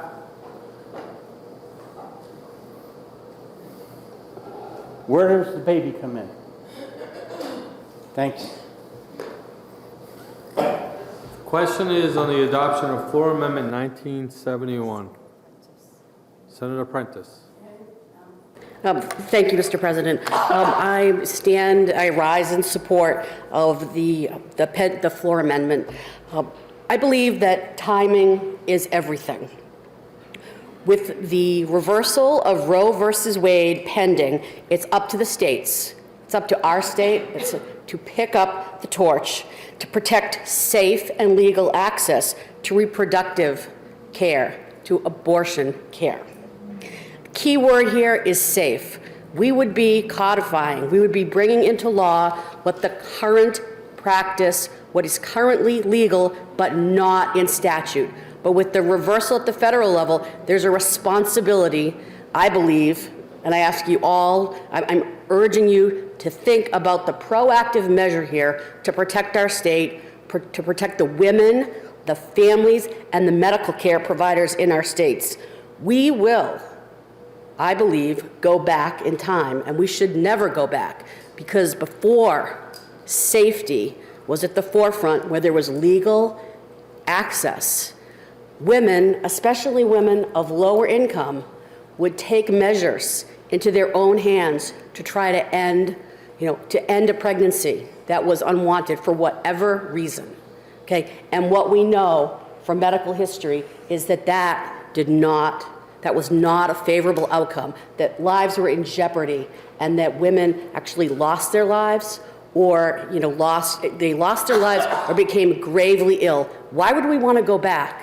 Why would we want to go back to that place? So I urge you all to think about safety, to remember that timing is everything, and now is a time to be proactive, to codify this practice, to protect our women, to protect families, to protect care providers. Thank you, Mr. President. Thank you, Senator Prentice. The question is on the adoption of Floor Amendment 1971. Further discussion. Senator Giuda.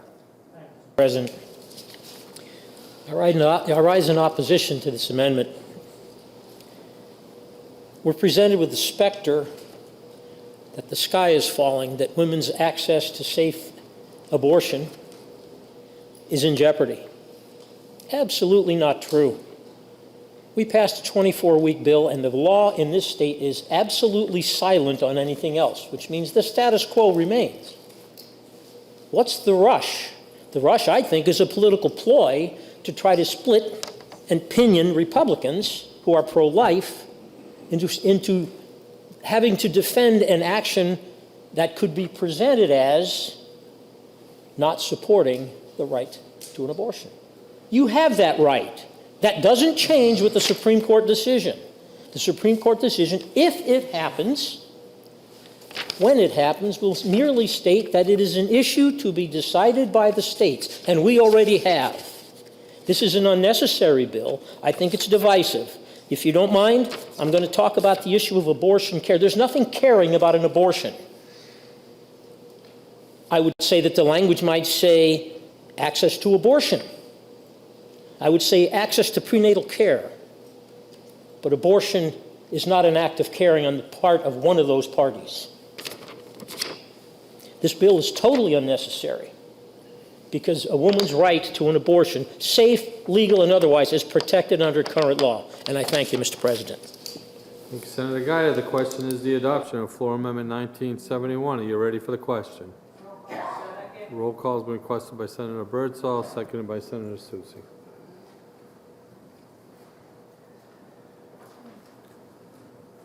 The clerk will call the roll. Senator Hennessy. Yes. Senator Giuda. No. Senator Bradley. Yes. Senator Waters. Yes. Senator Prentice. Yes. Senator Gray. No. Senator French. No. Senator Ward. No. Senator Ricciardi. No. Senator Cont. Yes. Senator Daniels. No. Senator Avard. No. Senator Rosenwald. Yes. Senator Carson. No. Senator Whitley. Yes. Senator Kavanaugh. Yes. Senator Reagan. No. Senator Susi. Yes. Senator Birdsall. No. Senator D'Alessandro. Yes. Senator Perkins Quokka. Yes. Senator Gannon. No. Senator Sherman. Yes. Senator Morse. No. The floor amendment is defeated 12-12. The bill is still on second reading and open for further discussion and amendments. Senator Sherman. It's 1980. Senator Sherman offers floor amendment 1980 and may speak to his amendment. Thank you, Mr. President. I offer floor amendment 1980. We have talked tonight about a simple 24-week abortion ban, which, by the way, did not have a public hearing, but was put into the budget. So just to clarify that. And it's not a simple abortion ban. It has actually some continuing chilling components. One of which that it doesn't recognize that some women are victims of sexual assault and become pregnant. Many of them are very young. Or they may be a victim of incest. That's banned in the third trimester. We also recognize that any termination of pregnancy not accepted under these conditions results in felony conviction for providers. That's chilling. We do not have a simple abortion ban in place right now. We have a chilling ban that continues to be cruel. It took the courage of Jennifer and Lisa to show us the flaws in the bill, and we've made some changes in response to that. Do we need to have a woman who's a victim of incest and rape come before us and share their intensely personal pain and tragedy for us to correct these continued problems with the statute? Is that what we need? Do we need to inflict that on women of New Hampshire? I would ask you to pass this amendment, which will leave us with a 24-week ban, a simple 24-week ban, without felony conviction of doctors and providers that has already had a chilling impact on the program in maternal fetal medicine at Dartmouth Hitchcock. It's opposed by our hospitals, and it never really had a great hearing, did it? So I hope I can get your support. It will leave the 24-week ban in place, but it will finish the job of making this a simple 24-week ban, which is the way it's been portrayed by so many of the members of this body, but it isn't. Thank you, Mr. President. Thank you, Senator Sherman. Senator Gannon with a question of? Sure. Oh, the good senator. Yeah. From 24. So if I understand you right, and we talked a little bit earlier about this, your amendment is going to allow abortions of healthy babies at 7, 8, and 9 months, because you're going to say exceptions for rape or incest go 7, 8, and 9 months. Is that correct? This would allow a woman whose pregnancy is the result of sexual assault or incest to terminate that pregnancy. Follow up? Although, if I could finish. Sure, I'm sorry, I thought you were done. There is currently no doctor that does that in the state of New Hampshire, and it has not been done in the state of New Hampshire per the testimony that we've heard. So that's not the point of this. The point of this is to make sure that women have a right after a sexual assault or incest to have the appropriate intervention that they feel they need. So my follow-up? So you're saying in the first 6 months that wasn't enough time, you need that now in months 7, 8, and 9? I'm saying that this is a woman's decision to make with her provider, and it's not my decision or your decision when a woman has been raped or is a victim of incest. Thank you. Further discussion. Senator Carson. Thank you, Mr. President. I find that we're debating things that we've already debated on numerous times, whether we were sitting in here or we were, I guess, Airbnb-ing the chamber from the House while they were off doing their thing someplace else. We've already discussed this at length. A person, a woman who has been the victim of a rape or incest has 6 full months to decide whether or not she wants to carry that child. At 7 months, that child is now viable and is capable of living on its own. With a lot of medical intervention, by the way, but it does have that capacity. And that's what the law that was passed recognizes. 6 full months to make that decision. We've also discussed the criminal penalties for doctors that violate the law. We're not doing anything atypical. Most states that have passed late-term abortion bans like we did have penalties for physicians who break the law. Just because you're a doctor doesn't mean you're above the law. You must obey the law like everyone else. And there are penalties if you do break the law. And that's what's in here. But why are we redoing this? For what purpose?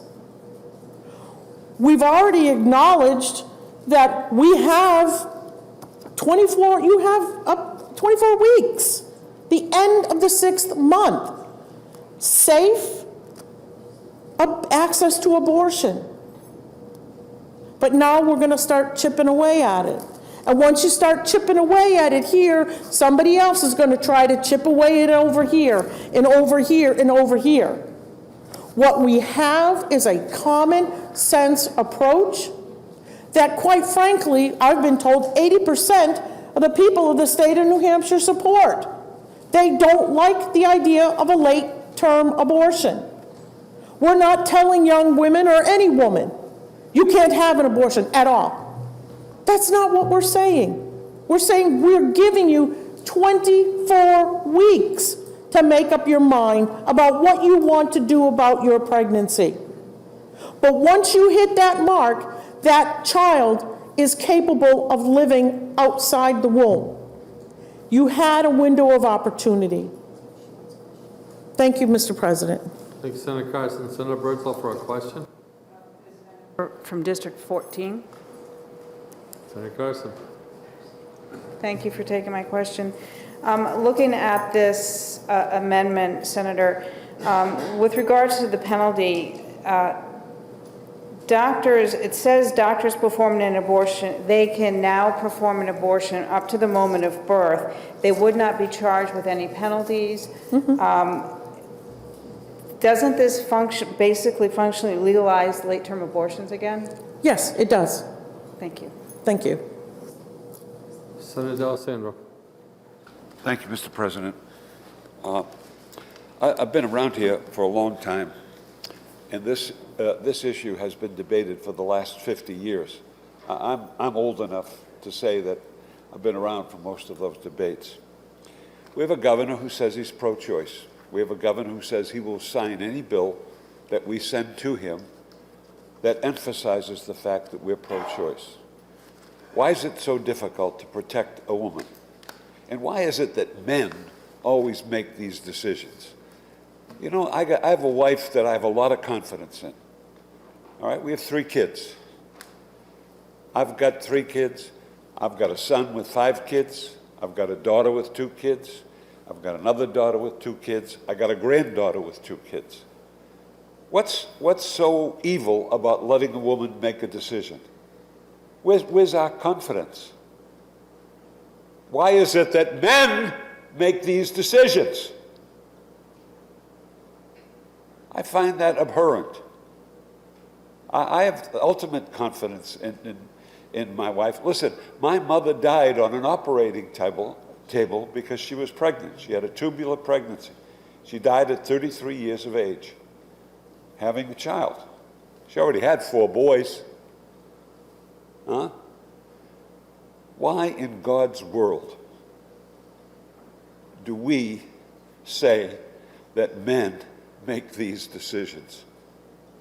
As I say, I find it unbelievable. And I was around when Roe versus Wade was passed. I was also around when Brown versus the Board of Education was passed. Yet we still have segregation today.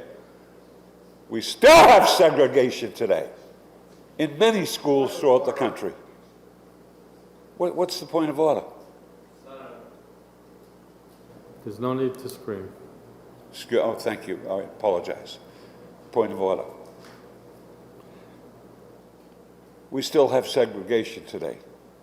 Brown versus the Board of Education was a unanimous decision by the Supreme Court.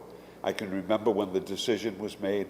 I wrote a paper about it. I said segregation is a threat to American democracy. I did that in my freshman English class.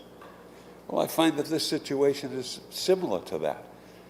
We have a country that's being torn apart by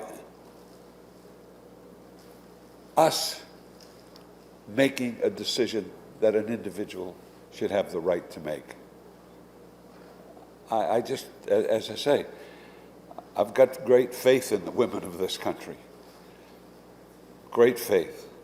And I've also seen and heard about the poor and the oppressed who suffer the most. And who suffers the most if you banned the ability to choose an abortion? It's the poor. It's the back alley abortions that we've all heard about. And we don't want to see that. None of us want to do that. But it just seems to me that I ask you a key question. What in this world gives us the right to challenge a woman's right? We all talk about individual freedom. We talk about that over and over and over again. Over and over and over again. And yet, when the critical issue comes, we deny it. We talk about it. We all say we want it. But when there's an opportunity for us to support it, we don't. Thank you, Mr. President. Senator D'Alessandro, further discussion. Senator Carson. Thank you, Mr. President. I had hoped that I had made myself clear, and I want to make sure that I am being clear so every person in the state of New Hampshire understands that a woman has a right to an abortion in the state of New Hampshire until the end of the 24th week. What has been banned in New Hampshire is late-term abortion. That is all. We have the responsibility of creating laws that are clear and understandable for everyone of this state or anyone that comes into our state. And Mr. President, I don't care if I have to stand here till 5 o'clock in the morning. I'm going to keep repeating myself over and over and over again. Women have the right to a safe abortion in the state of New Hampshire until the end of the 24th week. We banned late-term abortion. That's abortion in the 7th, 8th, and 9th month of a pregnancy. Thank you very much, Mr. President. Thank you, Senator Carson. The question is the adoption of Floor Amendment 1980. You ready for the question? Roll call is requested by Senator Avard, seconded by Senator Giuda. Avard, Giuda.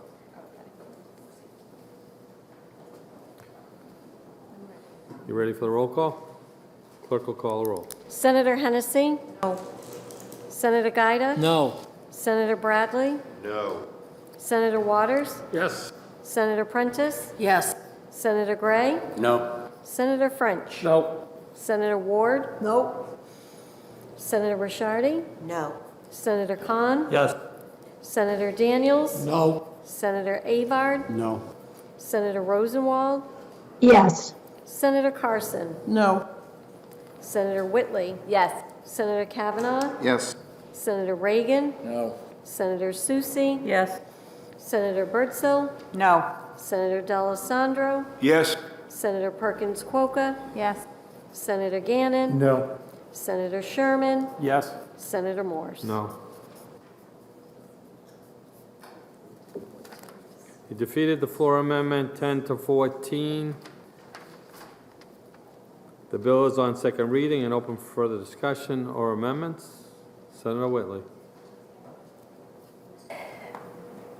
Thank you, Mr. President. I rise in opposition to the committee's recommendation of ought to pass.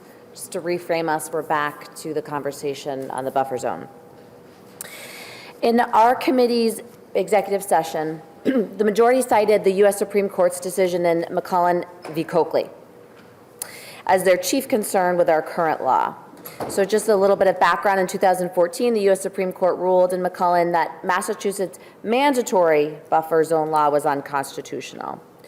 Proponents of the bill in front of us argue that New Hampshire law is identical to Massachusetts, but I want to make clear that's not true. I want to clarify for this body some differences between the Massachusetts law, which was struck down by the U.S. Supreme Court, and New Hampshire's flexible patient safety zone law. First, the Massachusetts law required every reproductive health center in the state to have a mandatory fixed 35-foot buffer zone. The Massachusetts law did not take into account the local public safety needs at each specific health center or location, but instead created a blanket policy which was enforced across the state, no matter the individual circumstances. New Hampshire's law is not the same as Massachusetts. We have a flexible patient safety zone law, which is carefully tailored and is not required. A reproductive health center can enact a patient safety zone, but they're not required to have one. Additionally, the patient safety zone can be up to 25 feet, meaning the reproductive health center can have a zone that is 2 feet, 5 feet, 10 feet. Unlike Massachusetts, the New Hampshire law does not require a specific distance. New Hampshire's law allows for the flexibility needed at a reproductive health center to ensure public safety for patients and providers. While the Supreme Court struck down the Massachusetts law in McClellan, the real lesson from this case is that there's no bright line Supreme Court test applicable to every state's patient safety zone. Each state statute must be evaluated on its own. As we know, we learned in law school, different facts lead to different outcomes. For example, the U.S. Supreme Court upheld Colorado's safety zone, and in January 2021, the court declined to hear a challenge to a Pittsburgh ordinance providing a 15-foot safety zone, letting that ordinance stand. Just last week, the Maine governor signed a bipartisan patient safety zone. And this week, after a draft decision was leaked showing that the majority planned to overturn Roe v. Wade, the U.S. Supreme Court itself now has a buffer zone for public safety. It's there. We've all seen it on the news. The McClellan decision was issued in June 2014, days after our bipartisan law was signed. But the case was argued months earlier, in January. So the bipartisan co-sponsors, many in this room, of our current New Hampshire patient safety law carefully crafted the bill in the spring of 2014 with attention to the issues that were raised in the McClellan oral arguments. As a result, our law, which this bill would repeal, does not create a problem that was created in the McClellan case, but it avoids it. It's narrowly tailored. New Hampshire's patient safety zone allows reproductive health centers to create a safe space around the facility while continuing to respect the free speech rights of anti-abortion individuals, to distribute literature, engage in conversations with willing parties outside that space. The patient safety zone is not a violation of an individual's free speech. It is one tool in the toolbox to ensure public safety for all individuals. It's not the first tool, nor is it the only tool to be used, but it is a vital tool for reproductive health centers to use when they need to. In committee, we heard troubling testimony from the Equality Health Center's executive director in my own district, right down the street in Concord, who shared that there has been a significant increase in protest activity outside their health center in Concord since the beginning of the pandemic, including protesters traveling from out of state. We're all aware that in the next few weeks, we will get a final decision from the Supreme Court. This decision, once it is officially issued, will allow up to 26 states in the country to move to restrict abortion severely and ban abortion outright. As states ban abortion, which is already happening in advance of the Supreme Court's decision in Texas, Florida, Oklahoma, to name only 3, patients will travel to where abortion is legal. And my friends, so will protesters. We should all be concerned about the public safety of patients and providers. Now is not the time to remove this critical law.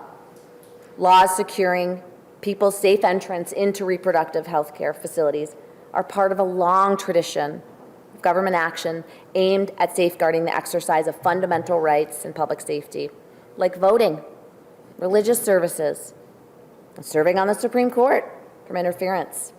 Please join me in opposing HB 1625. Thank you, Mr. President. Thank you, Senator Whitley. Senator Susi. Thank you, Mr. President. I too rise in opposition to the pending motion. I do so having been the author of Senate Bill 319 in 2014. And I thank two of my colleagues who are here today who are also co-sponsors. This was a bipartisan bill.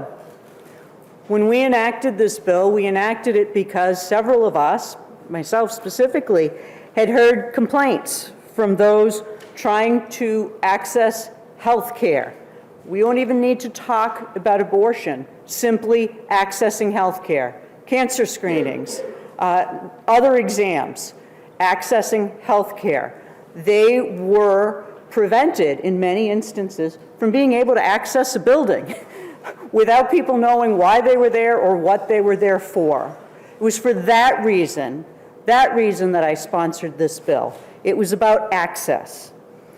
And let me be clear, we knew that the McCollum decision, was pending at the time, and we were very, very clear that this law was not a strict, bright line. The problem in Massachusetts was that Massachusetts had a bright line.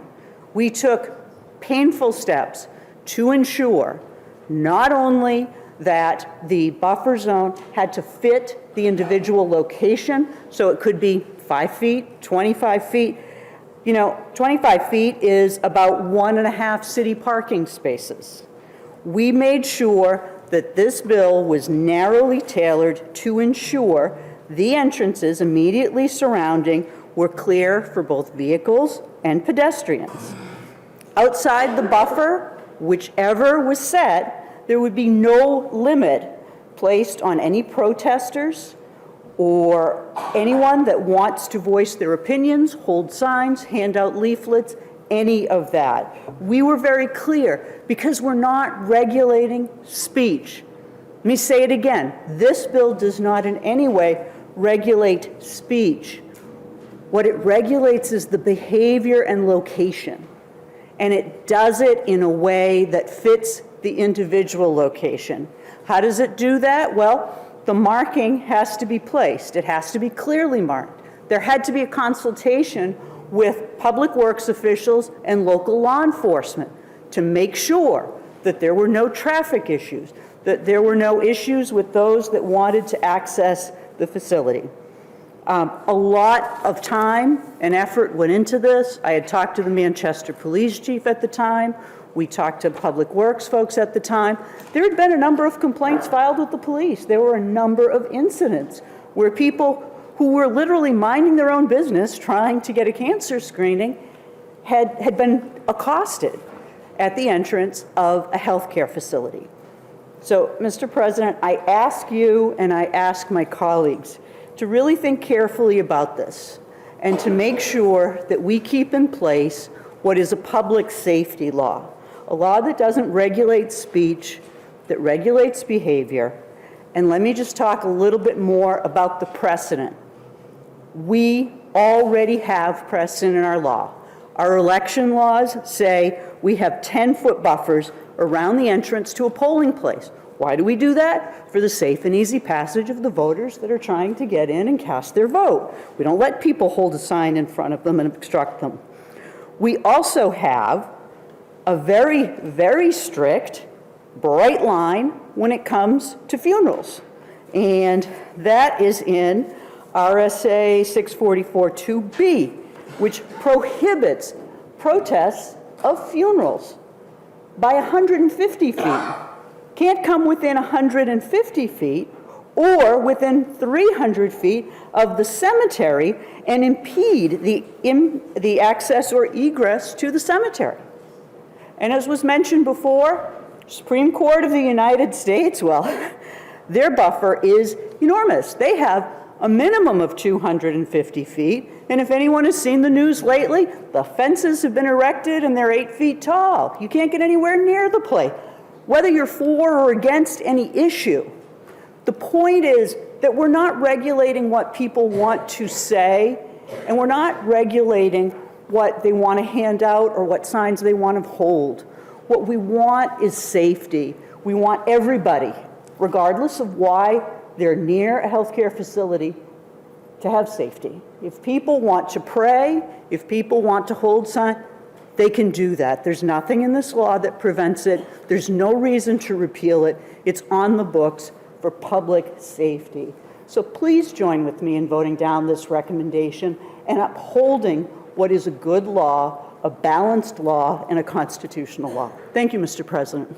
Thank you, Senator Susi. The question is on the adoption of ought to pass on House Bill 1625. Senator Giuda. Rise in support of the pending motion of ought to pass. There's been a lot of conflating of issues and rights and stuff here. The First Amendment is an awful lot more than the right of free speech, freedom of assembly, freedom of religion, freedom of assembly is what I'm going to focus on, okay? In every instance, okay, voting, Supreme Court, those are buffers to protect public property. This law allows a private entity to restrict my right to assemble. Think about that. It's a private entity we have authorized in law to restrict the First Amendment right of assembly. Okay? Again, in the instances that were cited, voting, that is public property. Okay? And you are protecting a public right. In this case, this law is in fact reducing or in fact eliminating in a buffer zone the right of assembly. Thank you, Mr. President. Thank you, Senator Giuda. Further discussion? Senator Carson. Thank you, Mr. President. I rise to support the committee recommendation of ought to pass on House Bill 1625. I was also here when we had this very spirited debate, especially myself and my good friend from District 19 on this bill. And at that time, we were still waiting for the Supreme Court decision on Coakley. We knew it was coming, but my good friend from District 19 was on the prevailing side, 18, I'm sorry, and the bill was passed, and within a few days it found itself on Governor Hassan's desk, was signed into law, and then we got the Coakley decision. And there was a lot of confusion about exactly how that was going to be interpreted, and if my memory serves me, our then Attorney General, Mike Delaney, issued an advisory that they weren't going to be enforcing the law. So that's my recollection of the history of this particular issue. But I want to join with my good friend from District 2 to talk about freedom of speech, because that's what we're talking about here. You are restricting an individual's freedom of speech, a constitutional right. And if you look at the bill, beginning on line 8, section 3, the United States Supreme Court has observed that one-on-one communication is the most effective, fundamental, and perhaps economical avenue of political discourse. Handing out leaflets in the advocacy of a politically controversial viewpoint is the essence of First Amendment expression. No form of speech is entitled to greater constitutional protection. We are talking about our freedom of speech here, folks. Now, when government, again, I just want to repeat, when government makes it more difficult to engage in modes of communication, it imposes an especially significant First Amendment burden. Now, our law hasn't been enforced, but if it should be enforced, I suspect we will find ourselves in court.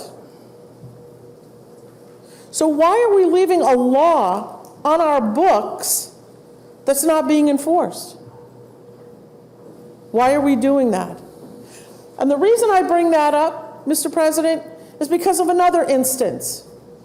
A few years ago, when the state passed the parental notification law, it was immediately challenged, and it was in front of the Supreme Court of the United States.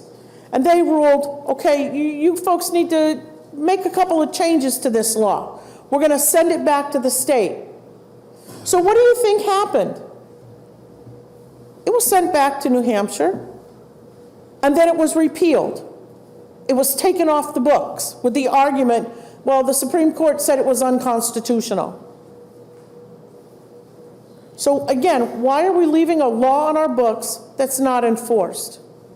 Why don't we put our collective heads together and come up with a law that's going to satisfy both sides, ensuring that a person has safe access to health care through an abortion clinic, or people have the right of freedom of speech? Why can't we do that? Why can't we balance the interest? Why does one side have to give up their rights, their constitutional rights? This is not the right law for New Hampshire, and I'm going to ask the body to join with me to vote to pass on and repealing this law. Thank you very much, Mr. President. Further discussion? Senator Susi. President, not to belabor the points here, but let me just add one additional thing. In 2016, there was an attempt to bring this to the federal court, and at that time, different Attorney General, it was Joe Foster, former member of this body, who was the Attorney General. That suit was thrown out because there wasn't standing for, and a number of other issues raised, for the suit to go forward. I want to be really clear. This is not a bright line. This is site-specific, and this is narrow. This is very narrow. This does not impede anyone's right to say what they want, to hold the sign that they want, to hand out the leaflet that they want. It merely ensures safe passage. Thank you, Mr. President. Thank you, Senator Susi. The Senate will be in recess for 1 minute.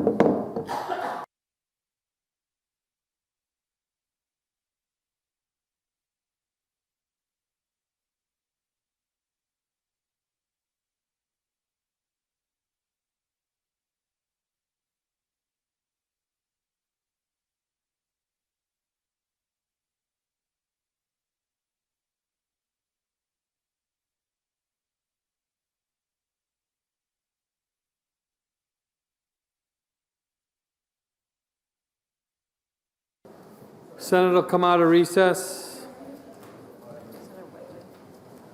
The question is on the adoption of the committee recommendation of ought to pass on House Bill 1625. Senator Whitley. President, I move to reconsider Amendment 1971.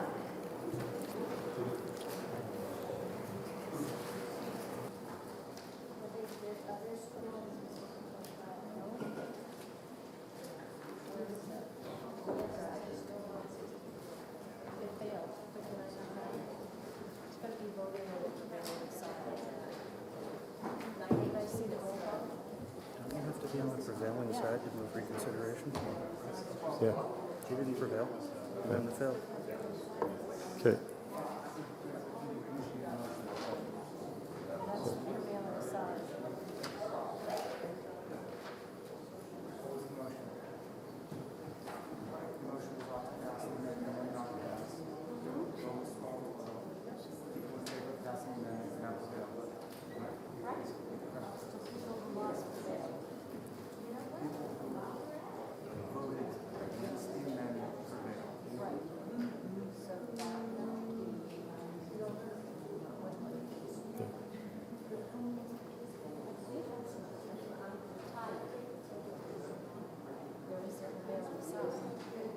Who prevailed? It would be the no's because it failed. That would be the prevailing side. And she wasn't on the prevailing side. Point of order, Mr. Chairman. State your point of order. Can the parties call for reconsideration if she wasn't in the majority? If that's the debate we're having. The prevailing side was the no's, and Senator Whitley was not on the prevailing side. The prevailing side would be the no's, and you can't ask for reconsideration.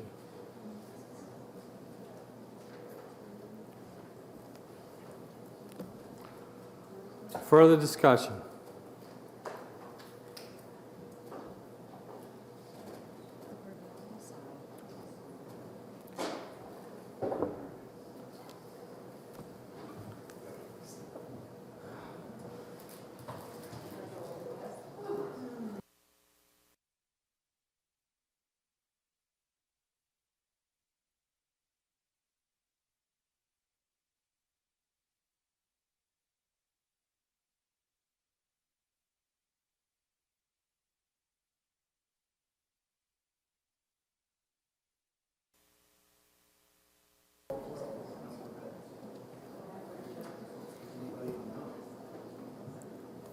The question is on the adoption of the committee recommendation of ought to pass on House Bill 1625.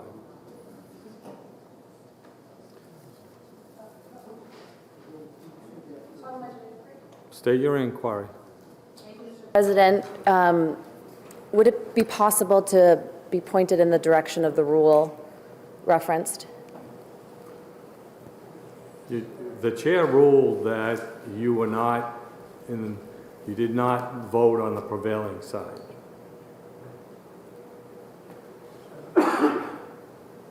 Parliamentary inquiry?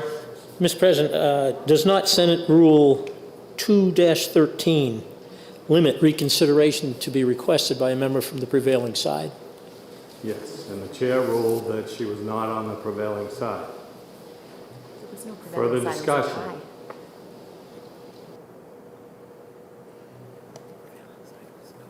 Is there any further discussion? You ready for the vote? Roll call. Roll call has been requested by Senator Avard, seconded by Senator French. You're voting on House Bill 1625. A roll call has been requested.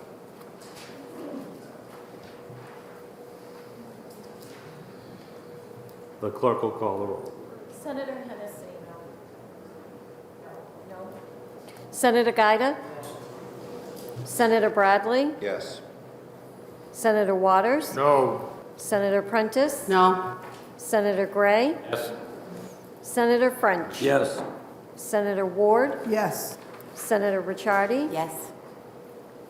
Senator Cont? No. Senator Daniels? Yes. Senator Avard? Yes. Senator Rosenwald? No. Senator Carson? Yes. Senator Whitley? No. Senator Kavanaugh? No. Senator Reagan? Oh, is he excused? Senator Susi? No. Senator Birdsell? Yes. Senator D'Alessandro? No. Senator Perkins Quokka? No. Senator Gannon? Yes. Senator Sherman? No. Senator Morse? Yes. The ayes have it, 12 to 11. You've adopted House Bill 1625. We will now go to the consent calendar.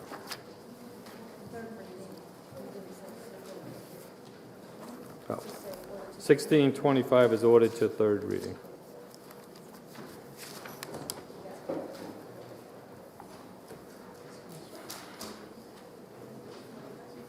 Senate will be attentive to the clerk. Thank you, Mr. President. The Committee on Commerce, to which was referred House Bill 1039, relative to the definition of beverage manufacturer, retail outlet, and certain liquor license and fees. Having considered the same, the committee recommends that the bill is ought to pass with an amendment by a vote of 5 to 0. Senator Bradley for the committee. Senator Bradley. This is a great bill. Let's pass it. Thank you.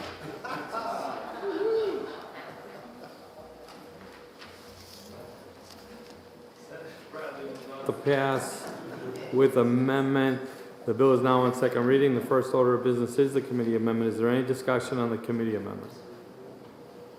The question is on the adoption of the committee amendment. You ready for the question?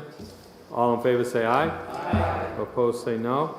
The ayes have it. The committee amendment is adopted. The bill is on second reading. Open for further discussion or amendments. Senator Daniels. President, I move Amendment 1946S. Senator Daniels offers floor amendment 1946S and may speak to his amendment. Thank you.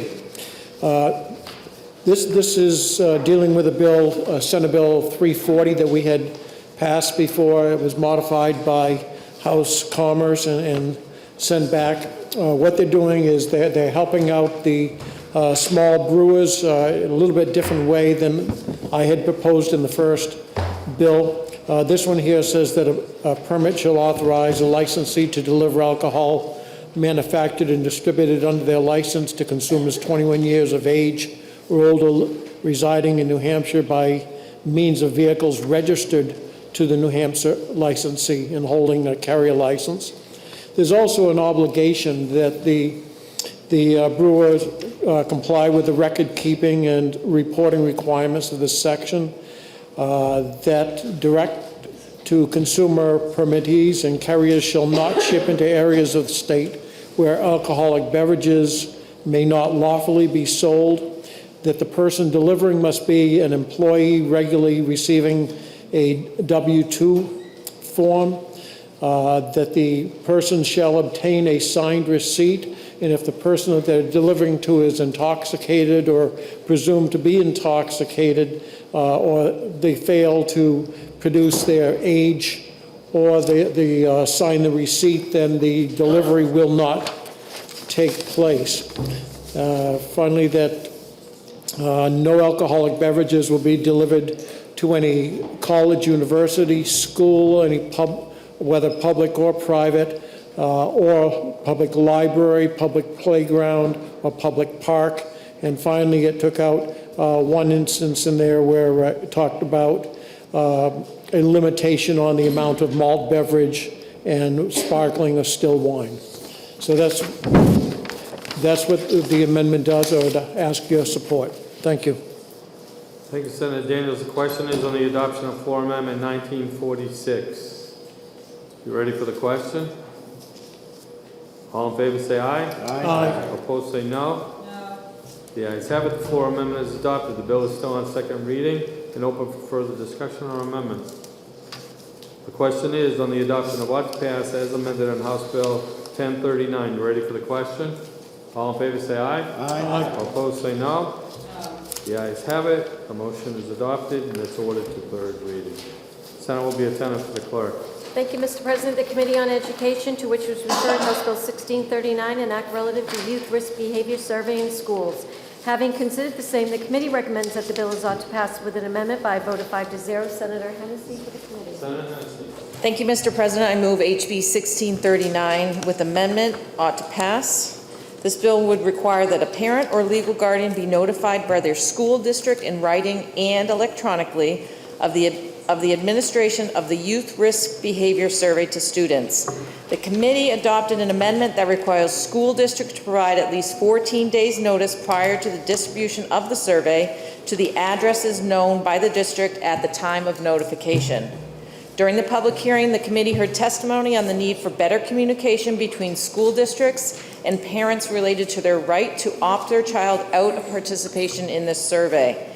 The committee also heard testimony on the significance of participation in this survey as it relates to better understanding the areas our kids may need additional supports in their communities and how grant funding is distributed based on survey results.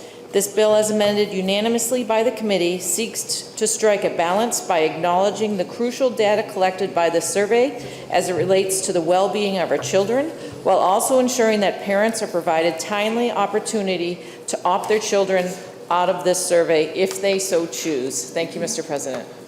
Thank you, Senator Hennessy. The motion is ought to pass with amendment. The bill is now on second reading. The first order of business is the committee amendment. Is there any discussion on the committee amendment? Senator Giuda with a question of Senator Hennessy. Thank you, Mr. President. Thank you, Senator, for taking my question. I believe I read in the text of this bill that this opt-in exempts the Youth Risk Behavior Survey, which is the concern for many of my constituents and others around the state about children being asked questions that were rather private in nature. Can you answer that? Can you explain further? So this, as amended, we chose to do an opt-out versus an opt-in. And the reason being is because many of the parents said that they weren't properly notified of this survey. The survey is very important. As a parent, I know that I am very busy all the time. Sometimes I am at work until at least 10:39 p.m. And I also have a 14-year-old and a 16-year-old, and sometimes Luke, I mean, whoever this child might be, does not give me everything that they're supposed to. But recognizing that, we do believe that the parents should still have an option to opt out, even if their kid doesn't bring home that survey. And so that's why we also required an electronic notification of the survey. The schools have to put up the survey on their website. And so there's two options for the parents to be notified. The kid on the cover of the survey, the child, does not have to take the survey if they don't want to, does not have to answer all of the questions or any of the questions if they don't want to as well. There's many opportunities for both the parent and the child to opt out. You can also go to your school right now and opt out forever. You don't have to wait and do it every year. Further discussion? All right, I'm still confused, Mr. President. I'd like to follow up on my question. Follow up. All right, so I want to be clear that this opt-in includes the Youth Risk Behavior Survey. It's all surveys that are non-academic. The Youth Risk Behavior Survey, under current law and as amended by the committee, is an opt-out survey, not an opt-in. Thank you, Mr. President. Senator Giuda. Question is on the adoption of committee amendment. You ready for the question? All in favor say aye. Aye. All opposed say no. The ayes have it. The committee amendment is adopted. The bill is on second reading. Is there any further discussion or amendments? Question is on the adoption of ought to pass as amended on House Bill 1639. You ready for the question? All in favor say aye. Aye. All opposed say no. The ayes have it. The motion ought to pass as amended is adopted and it's ordered to third reading. Senate will be attentive to the clerk. Thank you, Mr. President. The Committee on Energy and Natural Resources, to which was referred House Bill 1299, an act relative to the process of importation of wildlife and creating an appeal process for denials of permits. Having considered the same, the committee recommends that the bill is ought to pass with an amendment by a vote of 5-0. Senator Waters for the committee. Waters. Thank you, Mr. President. On behalf of the committee, I wish to introduce House Bill 1299 with an ought to pass with amendment recommendation. The bill establishes a procedure for applying for a permit to import or display wildlife and establishes an appeal process for denial of such permits. The bill allows people in New Hampshire who wish to apply for a permit to import certain wildlife to go through an appeal process if they are denied such a permit. The amendment for the bill changes this appeal process to allow anyone who's denied a permit to appeal the decision in writing to the Fish and Game Commission within 60 days of denial. The executive director must respond to the appeal within 60 days. We ask you to join the unanimous vote of the Committee on Energy and Natural Resources in ought to pass with amendment. Thank you, Mr. President. Thank you, Senator Waters. The motion is ought to pass with amendment. The bill is now on second reading. The first order of business is the committee amendment. Is there any discussion on the committee amendment? The question is on the adoption of the committee amendment. Are you ready for the question? All in favor say aye. Aye. All opposed say no. The ayes have it. The committee amendment is adopted. The bill is on second reading. Is there any further discussion or amendment? Senator Raybould. Thank you, Mr. President. I offer Amendment 1866. It was from the Department from Fish and Game. They actually had some corrections, basically, with the appeals process, remanding it to the Chief of Wildlife Division. And any person who's denied a permit under the paragraph may appeal the decision. That's just a quick fix for the department, so I'm just asking you to support the amendment. Senator Raybould offers floor amendment 1866 and obviously spoke to his amendment. The question is on the adoption of floor amendment 1866. You ready for the question? All in favor say aye. Aye. All opposed say no. The ayes have it. The floor amendment is adopted. The bill is on second reading and open for further discussion and amendments. The question is the adoption of ought to pass as amended on House Bill 1299. You ready for the question? All in favor say aye. Aye. All opposed say no. The ayes have it. The motion is adopted and it's ordered to third reading. Senate will be attentive to the clerk. Thank you, Mr. President. The Committee on Judiciary, to which was referred House Bill 254, an act relative to placement of minors in secure settings. Having considered the same, the committee recommends that the bill is ought to pass with an amendment by a vote of 5-0. Senator Carson for the committee. Senator Carson.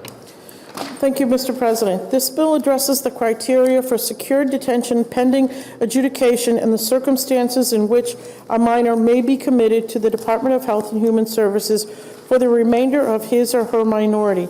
The committee amended the bill to tailor the language to be more appropriate for addressing children in these situations.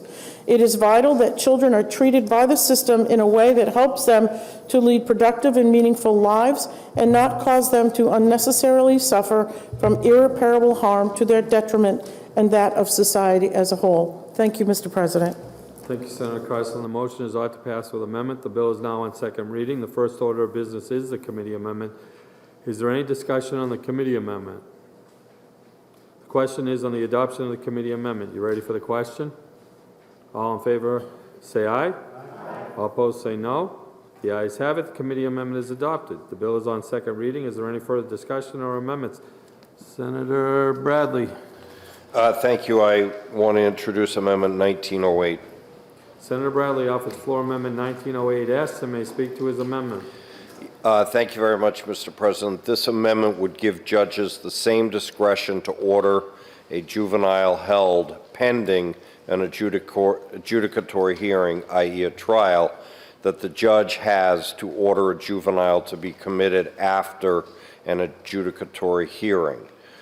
The circumstances for being able to hold that juvenile are if a felony has been alleged to have been committed or a Class A misdemeanor and the juvenile has 3 prior convictions. Thank you, Mr. President. Thank you, Senator Bradley. The question is on the adoption of floor amendment 1908S. Discussion. You ready for the question? All in favor say aye. All opposed say no. The ayes have it. The floor amendment is adopted. The bill is still on second reading and open for further discussion and amendments. The question is on the adoption of ought to pass as amended on House Bill 254. You ready for the question? All in favor say aye. All opposed say no. The ayes have it. The motion is adopted and it's ordered to third reading. Senate will be attentive to the clerk. Thank you, Mr. President. The Committee on Judiciary, to which was referred, House Bill 1103, an act relative to certain assets in divorce proceedings. Having considered the same, the committee recommends that the bill is ought to pass by a vote of 5 to 0. Senator Carson for the committee. Senator Carson. I'm sorry, Mr. President, could you repeat that bill number again? House Bill 1103. Okay, thank you. Thank you, Mr. President. This bill provides that in a divorce proceeding, the court shall not require a party to sell a marital asset if the party is able to compensate the other party for his or her interest in it, and the sale is not required if for an equitable division of the marital property.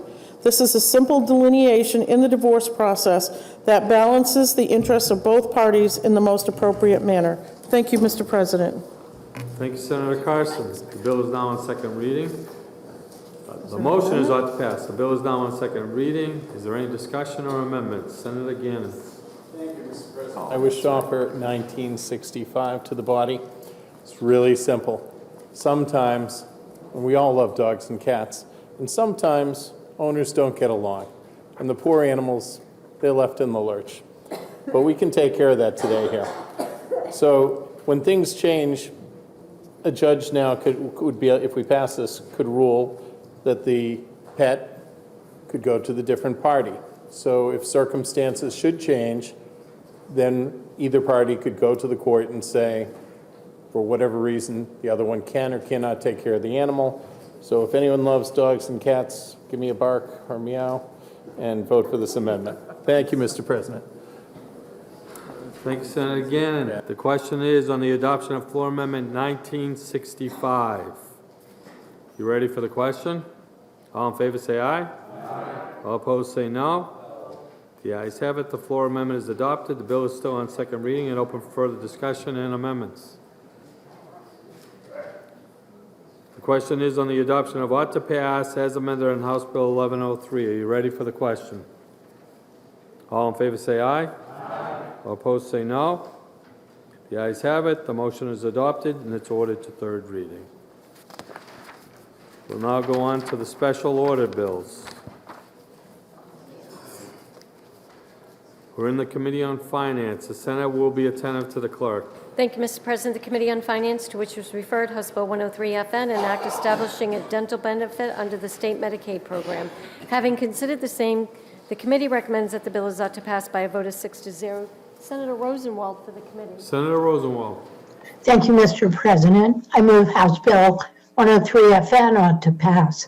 This bill requires the Department of Health and Human Services to solicit information and contract with managed care organizations to extend dental benefits under the Medicaid program to individuals 21 years of age and over.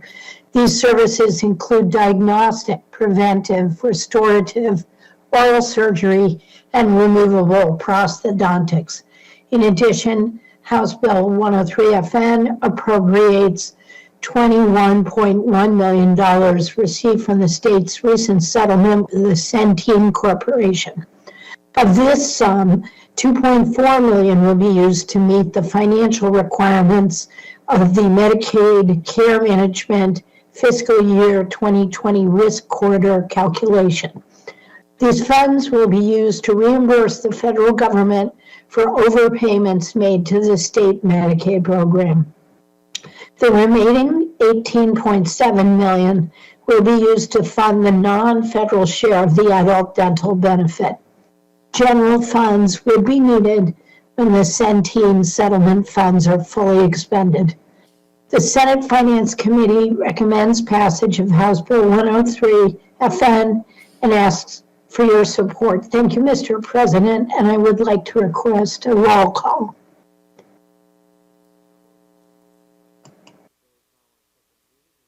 Discussion or amendments? The question is on the adoption of the committee recommendation of ought to pass on House Bill 103. A roll call has been requested by Senator Rosenwald, seconded by Senator Avard.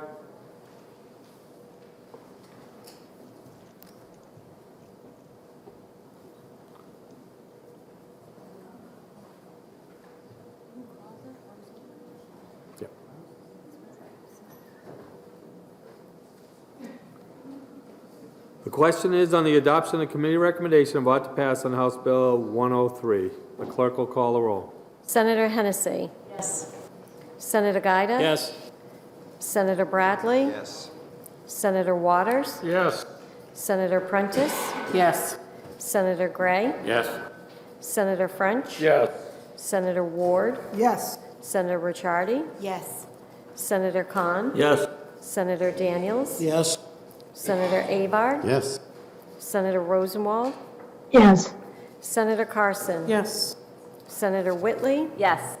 Senator Kavanaugh. Yes. Senator Susi.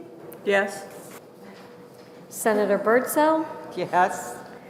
Senator D'Alessandro. Yes. Senator Perkins Coca. Yes. Senator Gannon. Yes. Senator Sherman. Yes. Senator Morse. Yes. The ayes have it. The motion of ought to pass is adopted 23-0, and it's ordered to third reading. Senate will be attentive to the clerk. Thank you, Mr. President. The Committee on Finance, to which was referred House Bill 275, an act relative to the declaration of state of an emergency. Having considered the same, the committee recommends the bill is ought to pass by a vote of 7-0. Senator Giuda for the committee. Senator Giuda. Thank you, Mr. President. I move House Bill 275 ought to pass. This bill revises the authority of the governor and the general court to declare, renew, or terminate a state of emergency. The Senate Finance Committee recommends passage of House Bill 275 and asks for your support. Thank you, Mr. President. Thank you, Senator Giuda. The motion is ought to pass. The bill is on second reading. Is there any discussion? The question is on the adoption of the committee recommendation of ought to pass on House Bill 275. You ready for the question? All in favor say aye. Aye. All opposed say no. The ayes have it. The motion of ought to pass is adopted, and it's ordered to third reading. Senate will be attentive to the clerk. Thank you, Mr. President. The Committee on Finance, to which is referred House Bill 1604FN, an act including state medical facilities and statute providing medical freedom and immunizations. Having considered the same, the committee recommends that the bill is ought to pass by a vote of 6-0. Senator Hennessy for the committee. Senator Hennessy.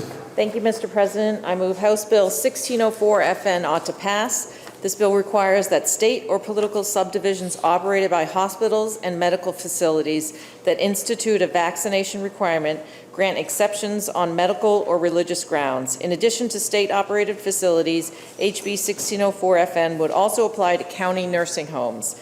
As the members of Senate Finance Committee were assured, this proposal would not affect funding from the Federal Centers for Medicare and Medicaid Services. The committee recommends passage of HB 1604 FN and asks for your support, Mr. President. Thank you, Senator Hennessy. The motion is ought to pass. The bill is on second reading. Is there any discussion or amendments? Senator Avon. Amendments 1972. Senator Avon offers floor amendment 1972 and may speak to his amendment. Thank you, Mr. President. This is a bill that we passed on consent, and it had to do with case management, and I'm pretty sure that the House really didn't understand it, so we're going to give an opportunity for them to relook at it. Thank you, Mr. President. The question is on the adoption of floor amendment 1972. Are you ready for the question? All in favor say aye. Aye. Opposed say no. The ayes have it. Floor amendment is adopted. The bill is still on second reading and open for further discussion or amendments. The question is the adoption of what to pass as amended on House Bill 1604. You ready for the question? All in favor say aye. Aye. Opposed say no. The ayes have it. The motion is adopted and it's ordered to third reading. Senate will be attentive to the clerk. Thank you, Mr. President. The Committee on Finance, to which was referred, House Bill 1661 FNL, an act relative to regional career technical education agreements and relative to appropriation for preliminary work for new legislative parking garage. Having considered the same, the committee recommends that the bill is ought to pass by a vote of 7-0. Senator Hennessy for the committee. Senator Hennessy. Thank you, Mr. President. I move House Bill 1661 FN Local ought to pass. This bill creates a calendar alignment agreement with participating schools whereby no more than 10 instructional days can be out of alignment. These agreements must also address schedule alignment needs of each participating school district. The bill also provides for the recognition of earned academic credits for content area competencies, which are embedded within CTE coursework by the respective school districts. There's also a small addition to it. The bill appropriates $9.35 million in non-lapsing general funds in fiscal year 22 to the Department of Admin Services for the purpose of preliminary design, engineering, and site work for a new legislative parking garage on the site of the Department of Justice building on Capitol Street, and for moving and leasing costs for renovating the Department of Justice. The Senate Finance Committee recommends passage of HB 1661 FN Local and asks for your support. Thank you, Mr. President. Thank you, Senator Hennessy. The motion is ought to pass. The bill is now on second reading. Is there any discussion or amendments? Senator Bradley for a lot of amendments. Which one do you want first, Senator Bradley? 1966. Senator Bradley offers floor amendment 1966 and may speak to his amendment. Thank you, Mr. President. I believe this is Senate Bill 420. It is our colleague from District 1's bill for extraordinary education funding grants. Things were attached to this bill in the House, so in order to protect it, we need to add another small thing to the parking garage bill. We voted for this unanimously. Thank you. Terry Paff's having a heart attack in the back. The question is on the adoption of floor amendment 1966. You ready for the question? All in favor say aye. Aye. Opposed say no.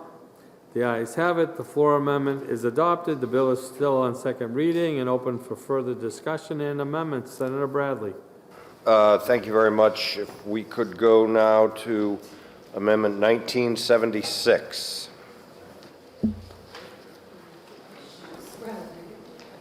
Senator Bradley offers floor amendment 1976 and may speak to his amendment. Thank you, Mr. President. I apologize for the length of this amendment. We've seen this amendment twice. It's Senate Bill 430. It was the bill that the Department of Health and Human Services asked that I introduce on behalf of the department. This is the Senate passed version of the bill. This bill had things attached to it that are not consistent with the bill, let me put it that way, and I think we have a nice garage we'd like to park this one into. The question is on the adoption of floor amendment 1976. You ready for the question? All in favor say aye. Aye. All opposed say no. The ayes have it. The floor amendment is adopted. The bill is still on second reading and open for further discussion and amendments. Senator Bradley. Much, Mr. President. Given the fate of the bail bill that we have passed several times, it seems appropriate, the fate of the bill in the House, it seems appropriate to have another shot at this and to also put this on House Bill 1661. This is the same amendment that we passed earlier today. Thank you. You're offering floor amendment 1973. 1973, yes, sir. Okay, and he's obviously spoke to his amendment. The question is on the adoption of floor amendment 1973. You ready for the question? All in favor say aye. Aye. All opposed say no. The ayes have it. The floor amendment is adopted. The bill is still on second reading and open for further discussions and amendments to the parking garage. All right, last one on this bill, Mr. President, Amendment 1960. This one's a bit more complicated. This is Senate Bill 400. This is the Housing Toolkit Bill. I'm going to have to explain a couple of things in this bill for your consideration. In the House, there were 3 unrelated bills added to it. House Bill 1268, 1272, and 1393, all of which we either found inexpedient or interim study. So this is the balance of Senate Bill 400. However, when we had a debate on this bill, there were a couple of controversial items that several of us voted against or opposed, and the Municipal Association was neutral on the bill. I want to take you to the most recent bulletin from the New Hampshire Municipal Association, because 2 pieces of Senate Bill 400 that the Municipal Association wasn't thrilled with have been dropped.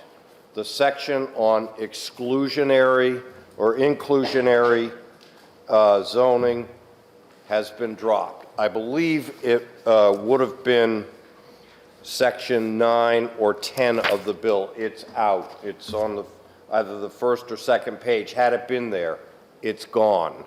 That was something that enabled the Municipal Association to move from neutrality to support, as well as the last piece in the bill, the so-called Housing Champion Award. That's been dropped. With that, and I'm quoting from the most recent bulletin, the New Hampshire Municipal Association supports a further amendment, that being this, that will both remove the language of the committee amendment, those were the 3 bad bills in the House, and the language of the underlying bill about inclusionary zoning, that's gone, and the Housing Champion Certificate, that's gone. Please contact your representative, I guess they're doing that through me, and ask them to support an amendment to Senate Bill 400 that removes these sections of the amended bill. So with that, I know there was some discussion about the bill, but I hope we can come together and understand how important workforce housing is in New Hampshire, and I think that we have taken out the pieces that some of us objected to, and I hope we can pass it. Thank you, Mr. President. Thank you, Senator Bradley. The question is on the adoption of floor amendment 1960S. Senator Perkins-Coker. President, it is late. I will not say much except to say thank you to Senator Bradley for his work on this, and to just affirm from my perspective that we have removed from this version every section that we heard objection or controversy around, leaving in place what I think we all have agreement on. Thank you very much. Thank you, Senator Perkins-Coker. You ready for the question? All in favor say aye. Aye. Opposed say no. The ayes have it. The floor amendment is adopted. The bill is still on second reading and open for further discussion and amendments. Seeing none, the question is on the adoption of ought to pass as amended on House Bill 1661. You ready for the question? Senator Giuda. State your inquiry. Mr. President, can we add tinsel and balls to this bill? think Mr. Path is suffering enough. The question is on the adoption of ought to pass as amended on House Bill 1661. Roll call has been requested by Senator Hennessy, seconded by Senator Giuda. The clerk will call the roll. Hennessy and Giuda, okay. Ready? Senator Hennessy? Yes. Senator Giuda? Yes. Senator Bradley? Yes. Senator Waters? Yep. Senator Prentice? Yes. Senator Gray? Yes. Senator French? Yes. Senator Ward? Yes. Senator Ricciardi? Yes. Senator Khan? Yes. Senator Daniels? Yes. Senator Avard? Yes. Senator Rosenwald? Yes. Senator Carson? Yes. Senator Whitley? Yes. Senator Kavanaugh? Yes. Senator Susie? Yes. Senator Birdsell? Yes. Senator D'Alessandro? Yes. Senator Perkins Quokka? Yes. Senator Gannon? Yes. Senator Sherman? Yes. Senator Moore? Yes. The ayes have it. The motion is adopted 23-0 and ordered to third reading.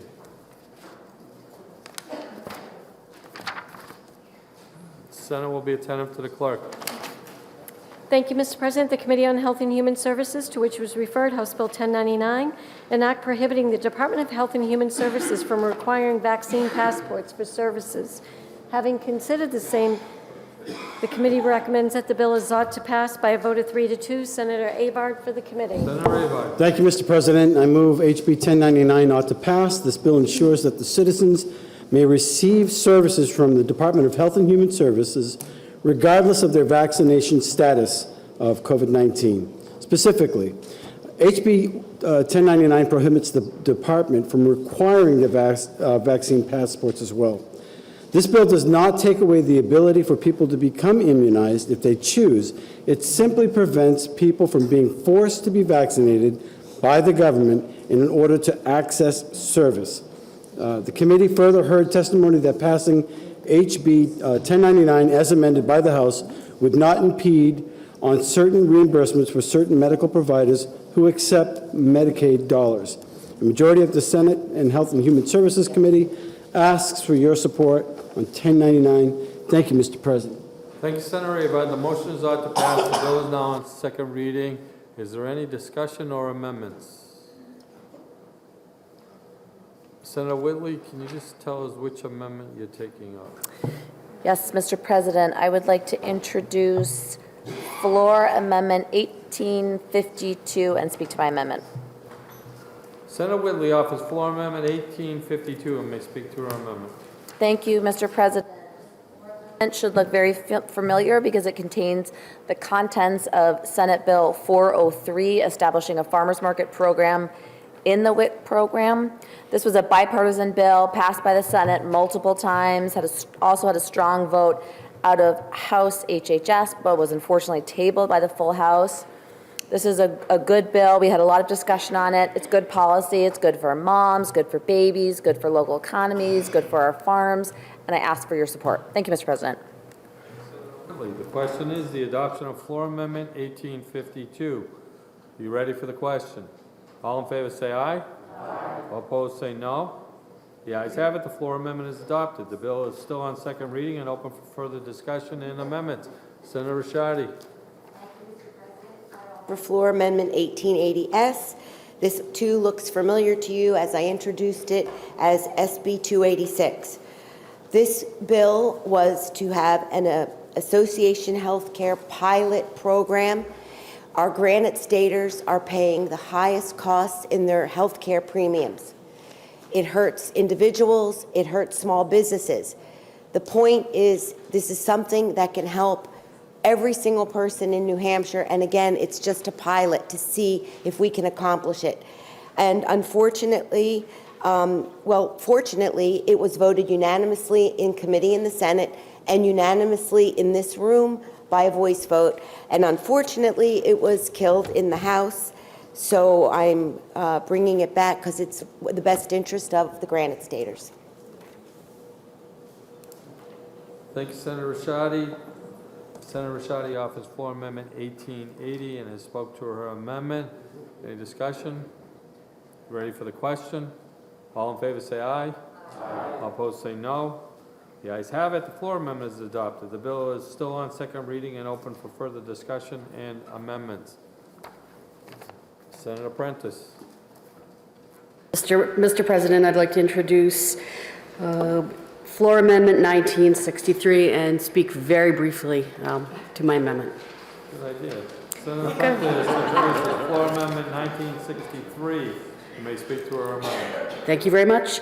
This language, too, should look familiar to you. This is is the language from Senate Bill 407, our Healthy Moms, Healthy Babies.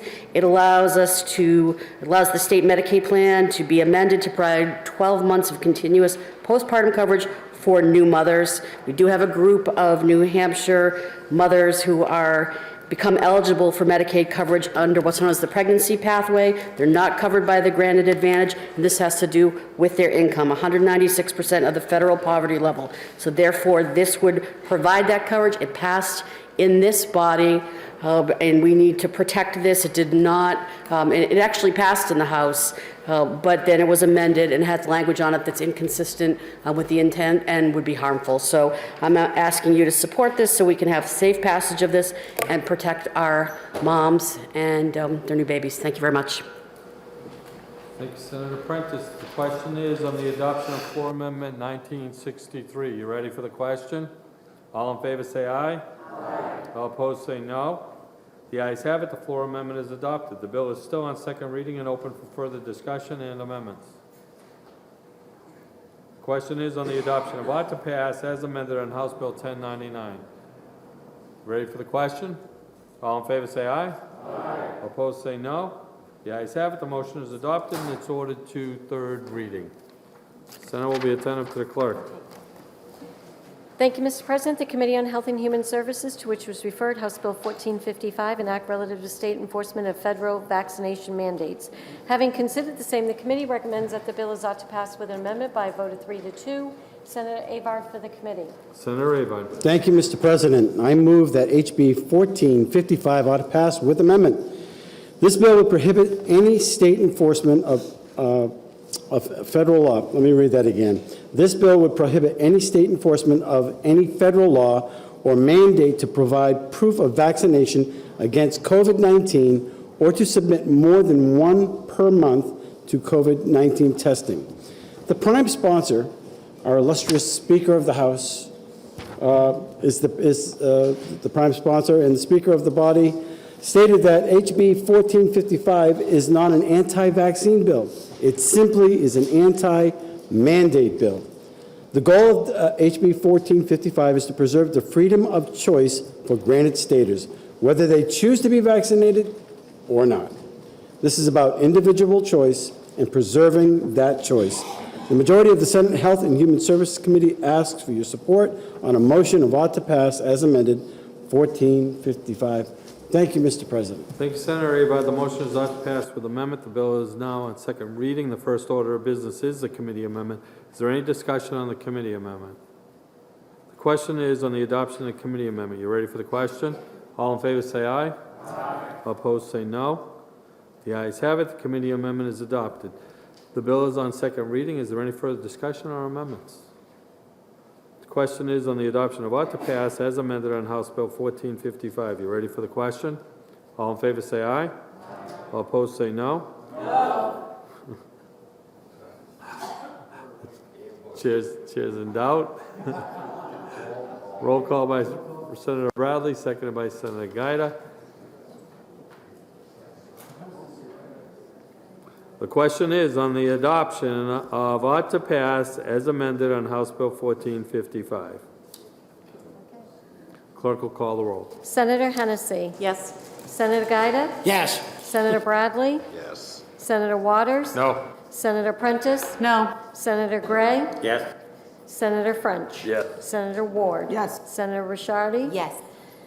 Senator Cont. No. Senator Daniels. Yes. Senator Avard. Yes. Senator Rosenwald. No. Senator Carson. Yes. Senator Whitley. No. Senator Kavanaugh. No. Senator Reagan. Senator Susie. No. Senator Birdsell. Yes. Senator D'Alessandro. No. Senator Perkins Quokka. No. Senator Gannon. Senator Sherman. No. Senator Morse. Yes. 13-10. The ayes have it. The motion about to pass as amended is adopted, and it's ordered to third reading, 13-10. The Senate will be attentive to clerk. Thank you, Mr. President. The Committee on Health and Human Services, to which was referred House Bill 1606, an act making the state vaccine registry an opt-in program. Having considered the same, the committee recommends that the bill is ought to pass with an amendment by a vote of 4-1. Senator Avard for the committee. Senator Avard. Thank you, Mr. President. I move HB 1606 FN ought to pass with amendment. This bill would affirm New Hampshire citizens' natural, essential, and inherent right to privacy by making the state immunization registry an opt-in program rather than an opt-out program. The committee amendment clarifies that the people will only need to opt in once rather than potentially having to opt in for every single vaccine administered. The committee amendment also ensures that the informed consent document can be submitted electronically to reduce the burden on our healthcare providers. There's nothing more personal than one's medical data. HB 1606 FN will ensure that the immunization registry will provide a service to people rather than simply being a reservoir of data. If HB 1606 FN is passed, New Hampshire citizens will no longer have to fight to keep their medical data private. A majority of the Senate and Health and Human Service Committee asks for your support of ought to pass with amendment on HB 1606 FN. And thank you, Mr. President. Thank you, Senator Avard. The motion is ought to pass with amendment. The bill is now on second reading. The first order of business is the committee amendment. Is there any discussion on the committee amendment?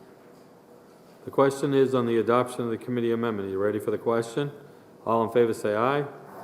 All opposed say no. No.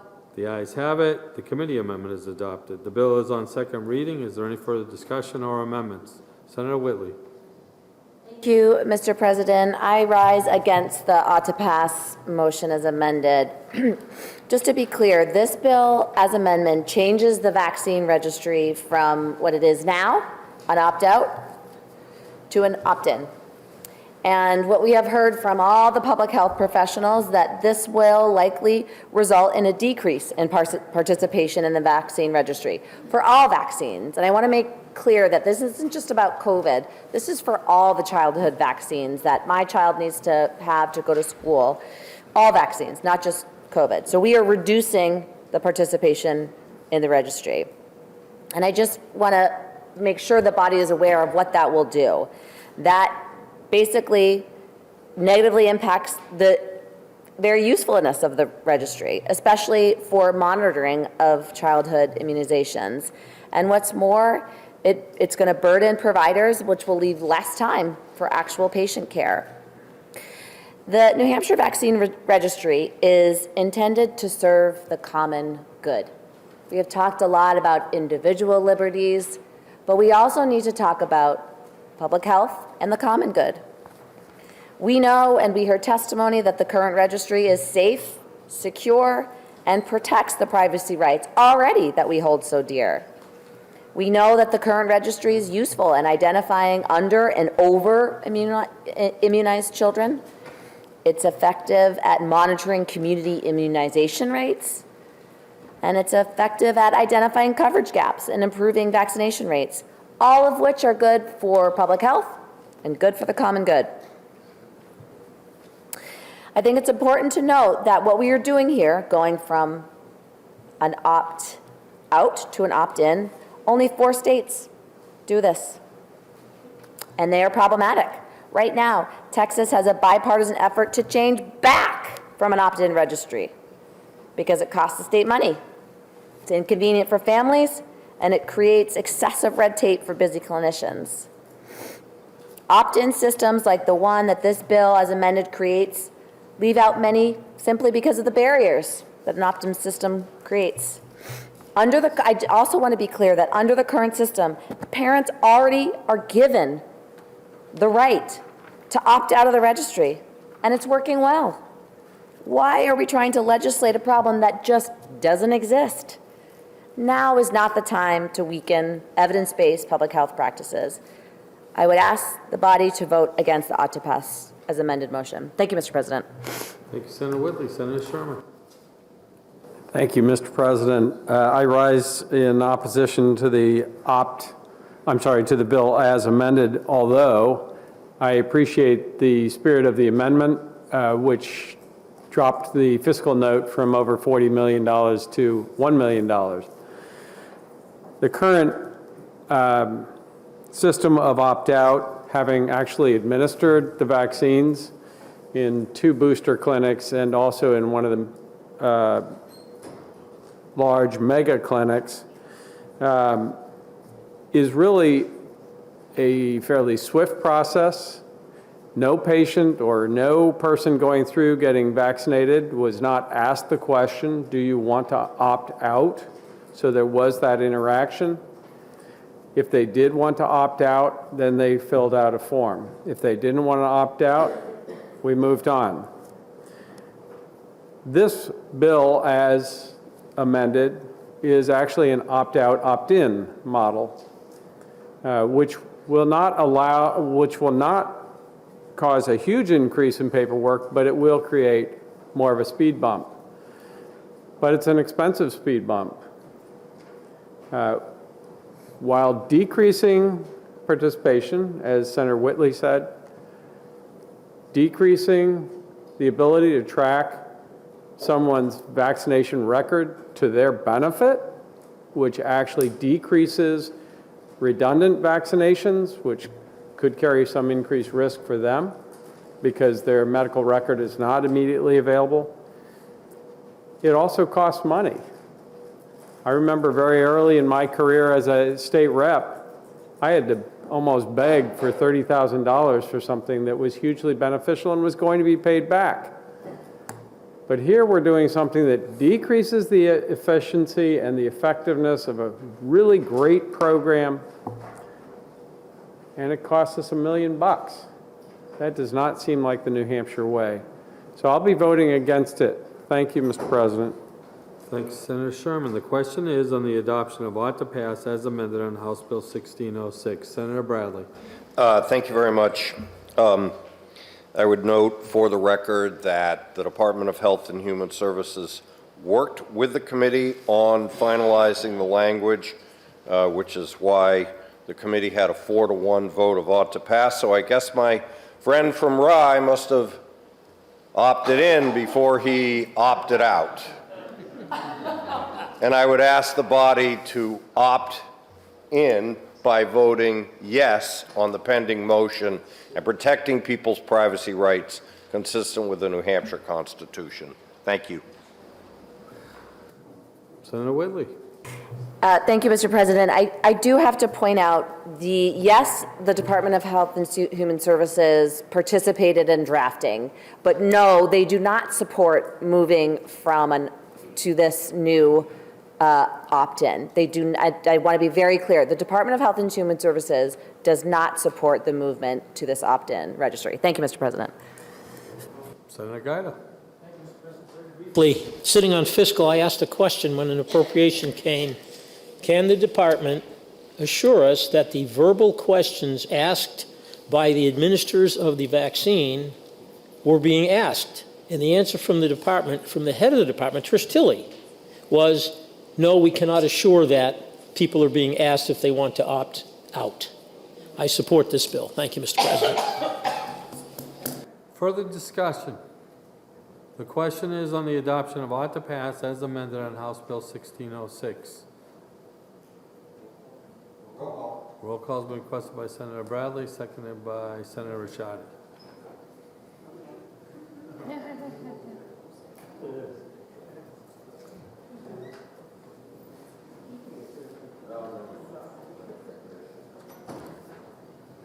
Clerk will call the roll. Senator Hennessy. Yes.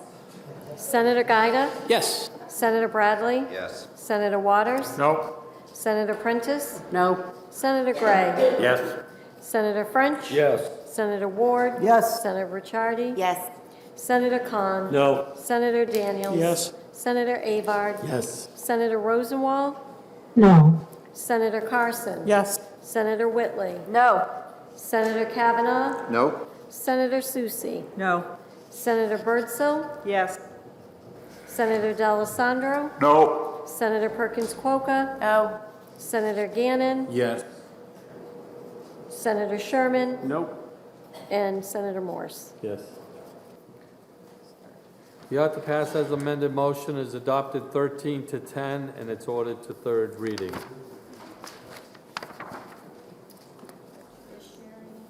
Senate will be attentive to the clerk. Thank you, Mr. President. The Committee on Judiciary, to which was referred, House Bill 1178, an act prohibiting the state from enforcing any federal statute, regulation, or presidential executive order that restricts or regulates the right of people to keep and bear arms. Having considered the same, the committee recommends that the bill is ought to pass with an amendment by a vote of 3 to 2. Senator French for the committee. Senator French. Mr. President, I move House Bill 1178 ought to pass with amendment. This bill prohibits the state of New Hampshire, a political subdivision of the state, or any person acting under the color of the state, county, or municipal law from using any personnel or financial resources to enforce, administer, or cooperate with any law, act, rule, order, or regulation of the United States government or executive order of the President of the United States that is inconsistent with any law of this state regarding the regulation of firearms, ammunition, magazines, or the ammunition feeding devices, firearm components, firearm supplies, or knives. There is indisputable proof that the federal government, through legislation and unilateral regulatory action, has enacted measures that significantly undermine the rights of law-abiding citizens to use and own firearms for lawful purposes. The passing of this bill will ensure that New Hampshire is not a party to the degrading of the Second Amendment, and that we, as a state, will not enforce any laws regarding the regulation of firearms that are inconsistent with our laws and therefore our values as New Hampshire citizens. The committee did amend the bill to ensure that law enforcement will still be able to enter protective order information appropriately into law enforcement databases, ultimately in order to protect our New Hampshire rights and values, and to ensure that our beliefs are not held to be secondary by our officials or law enforcement community. The majority, not all, but the majority of the committee asks for your support in this motion of ought to pass with amendment on House Bill 1178. And I thank you very much, Mr. President. Thank you, Senator French. The motion is ought to pass with amendment. The bill is on second reading. The first order of business is the committee amendment. Is there any discussion on the committee amendment? The question is on the adoption of the committee amendment. You ready for the question? All in favor say aye. Aye. Opposed say no. No. The ayes have it. The committee amendment is adopted. The bill is on second reading. Is there any further discussion or amendments? Senator Whitley.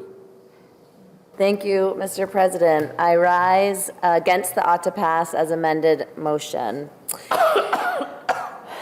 A little bit of history here, recent history. In 2021, President Biden announced the formation of strike forces intended to sharply curtail significant firearms trafficking corridors that have diverted guns to 5 major urban areas. He also announced programs to work with states to gather data on firearms trafficking for policymakers, as well as rules that were recently finalized that will do much to stop the proliferation of ghost guns. I am learning all about these new things in judiciary, but what I know of ghost guns is that they are unmarked guns without serial numbers sold as components in kit form.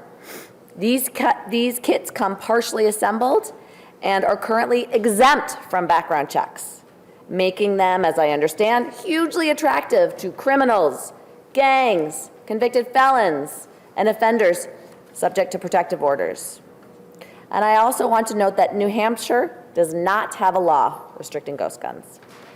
So, if this legislation becomes law, if New Hampshire authorities caught firearms traffickers with a trunk full of unfinished frames and receivers, they wouldn't be able to act under this bill, despite the updates to federal law that treat these dangerous parts and kits just like finished firearms. They wouldn't be able to act. That means that this sets up New Hampshire as the go-to place for these dangerous weapons. This will be our claim to fame, a haven where state and local authorities will be barred from aiding in the enforcement of federal law. Welcome to New Hampshire. While HB 1178 may have the stated purpose of protecting Second Amendment rights, what it would do is undermine cooperation between state and federal law enforcement in this critical area. And the result is easy to predict. More guns winding up in the hands of dangerous criminals in New Hampshire. My friends, HB 1178 is not about protecting gun rights. Our state and federal constitutions already do that. Many people have taken them out today. What this bill does do is drive a divisive and unnecessary wedge between the state and federal government when it comes to keeping guns out of the hand of criminals, something that we all agree is a good thing. It also has the very real potential of greatly increasing the flow of illegal firearms into our state. I think it's important to know and point out, sadly, in 2020, guns killed 33% more children and teens than the previous year. 33% more than the previous year, making guns the leading cause of death for children. Guns killed 4,300 children in 2020, more than drug overdoses, more than cancer, more than car crashes. The majority of gun deaths of children were murders, not suicides. My friends, this bill does not make New Hampshire any safer for our residents, our law enforcement professionals, or our visitors. Thank you, Mr. President. Thank you, Senator Whitley. Senator Giuda. President, a little clarity on some statistics here. Okay. The vast majority of those murders were done in the cities with the most restrictive gun laws in the country, Chicago, New York, etc. Okay? Our state is just fine the way it is. I would submit if we're concerned about trafficking guns illegally, we close the Mexican border. We can pass this bill with no harm to the state. Thank you, Mr. President. Thank you, Senator Giuda. The question is on the adoption of ought to pass as amended in House Bill 1178. You ready for the question? Roll call has been questioned by Senator Abard, seconded by Senator Giuda. Clerk will call the roll. Senator Hennessy. Yes. Senator Giuda. Yes. Senator Bradley. Yes. Senator Waters. No. Senator Prentice. No. Senator Gray. Yes. Senator French. Yes. Senator Ward. Yes. Senator Rajati. Yes. Senator Khan. No. Senator Daniels. Yes. Senator Abard. Senator Rosenwald. No. Senator Carson. Yes. Senator Whitley. No. Senator Kavanaugh. No. Senator Susie. No. Senator Birdsell. Yes. Senator D'Alessandro. No. Senator Perkins Quokka. No. Senator Gannon. Yes. Senator Sherman. No. Senator Morse. Yes. 13-10. The ayes have it. The motion about to pass as amended is adopted, 13-10, and it's ordered to third reading. Senator Carson. Thank you, Mr. President. I would like to take House Bill 91 FN off the table and speak to. The motion is to take House Bill 91 off the table. All in favor say aye. Aye. Opposed say no. The ayes have it. You've taken House Bill 91 off the table. The current motion is referred to interim study. Senator Carson. Thank you, Mr. President. I'd like to remind everyone that this bill intends to provide a line-of-duty death benefit to police officers, firefighters, emergency medical technicians, and rescue squad personnel rescue squad members who die by suicide after being exposed to traumatic events in the course of their duties. A Senate bill with similar language is being sent to the House. The committee voted to refer this bill to interim study. And I rise to ask the body to overturn the interim study so that I might make a motion of ought to pass and be able to speak to that motion. Thank you, Mr. President. Thank you, Senator Carson. The question is on the adoption of the committee recommendation of referred interim study on House Bill 91. Any discussion? Ready for the question? All in favor say aye. All opposed say no. No. Very good. Senator Carson. President, I'd like to make an ought to pass motion and to speak to that. Senator Carson moves ought to pass. The bill is now on second reading. Is there any discussion? Senator Carson. Thank you, Mr. President. Thank you all for overturning the interim study. We did have a Senate bill, and that bill went over to the House. And unfortunately, the House decided to play some games with the bill. This is a very serious issue, Mr. President, and quite frankly, I'm a little concerned that some games were being played with this particular issue. But the committee had decided that we would place this bill and yet another bill that I'm going to ask to take off the table, to put them into interim study and lay them on the table just in case something happened. And Mr. President, unfortunately, something has happened. So I would ask all of you to please support the ought to pass motion, and let's support our first responders. This is a very, very important issue. Thank you very much, Mr. President. Thank you, Senator Carson. The question is on the adoption of the recommendation of ought to pass on House Bill 91. You ready for the question? All in favor say aye. Aye. All opposed say no. The ayes have it. The motion of ought to pass is adopted, and it's ordered to third reading. Senator Carson. Thank you, Mr. President. Hopefully this is the last time I'm going to get up and speak this evening, but I would like to take House Bill 1319 FN off the table. Motion is to take House Bill 1319 off the table. All in favor say aye. Aye. All opposed say no. The ayes have it. You've taken House Bill 1319 off the table. The pending motion is referred to interim study. Senator Carson. Mr. President, I rise to ask the body to overturn the interim study motion so that I might be able to offer a different motion and be able to speak to that. Thank you. Thank you, Senator Carson. The question is on the adoption of the committee recommendation of referred interim study on House Bill 1319. You ready for the question? All in favor say aye. That is beautiful.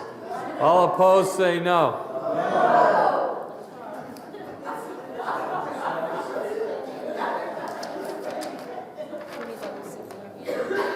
Senator Carson for a motion. Thank you, Mr. President.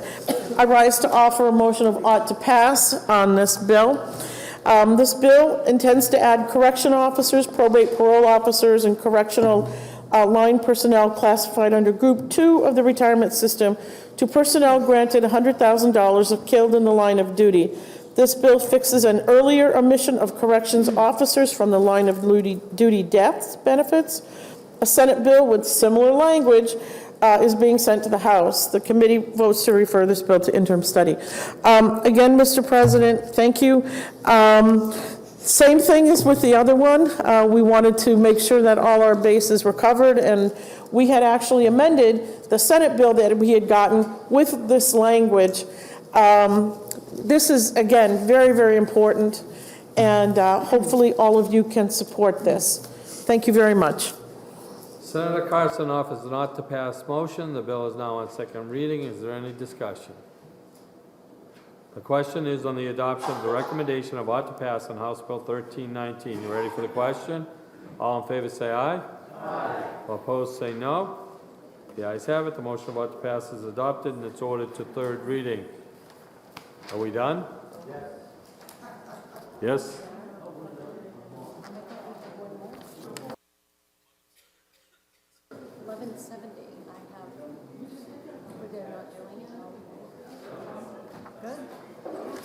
Okay. I recognize Senator Bradley for a motion. Thank you, Mr. President. I move that the Senate adjourn from the early session, that the business of the... We're going to read this one more time. Without objection, the clerk is authorized to make technical and administrative corrections which are necessary to reflect the intent of the Senate. Senator Bradley. Thank you, Mr. President. I move that the Senate adjourn from the early session, that the business of the late session be in order at the present time, that all bills and resolutions ordered to third reading be by this resolution read a third time, all titles be the same as adopted, and that they be passed at the present time. All in favor say aye. Aye. All opposed say no. The ayes have it. The early session is adjourned. We are now in the late session. Are there any announcements to come before the Senate? Let me just make one. Senator D'Alessandro kind of struck a chord tonight, a good one. I've had some pretty strong women in my life, my mom and my sisters, and obviously my wife Susan and Emma, my daughter. I lost a strong woman on Tuesday. I called her Auntie Dot. She is Dorothy Rogers, 92, lived a good life, but she was my godmother and a great influence on me. So I just want to be able to tell her family that the Senate's thoughts and prayers are with them. So, thank you. Senator Avon. Happy Mother's Day. Without objection, all personal privileges and unanimous consent will be entered into the permanent journal of the Senate. Any further business? I recognize Senator Bradley for a motion. Thank you, Mr. President. I move that the business of the day being completed, that the Senate recess to the call of the chair for the purposes of sending and receiving messages, processing enrolled bill reports and amendments, and when we recess to the call of the chair. Say aye. All opposed say no. The ayes have it. The Senate is in recess to the call of the chair.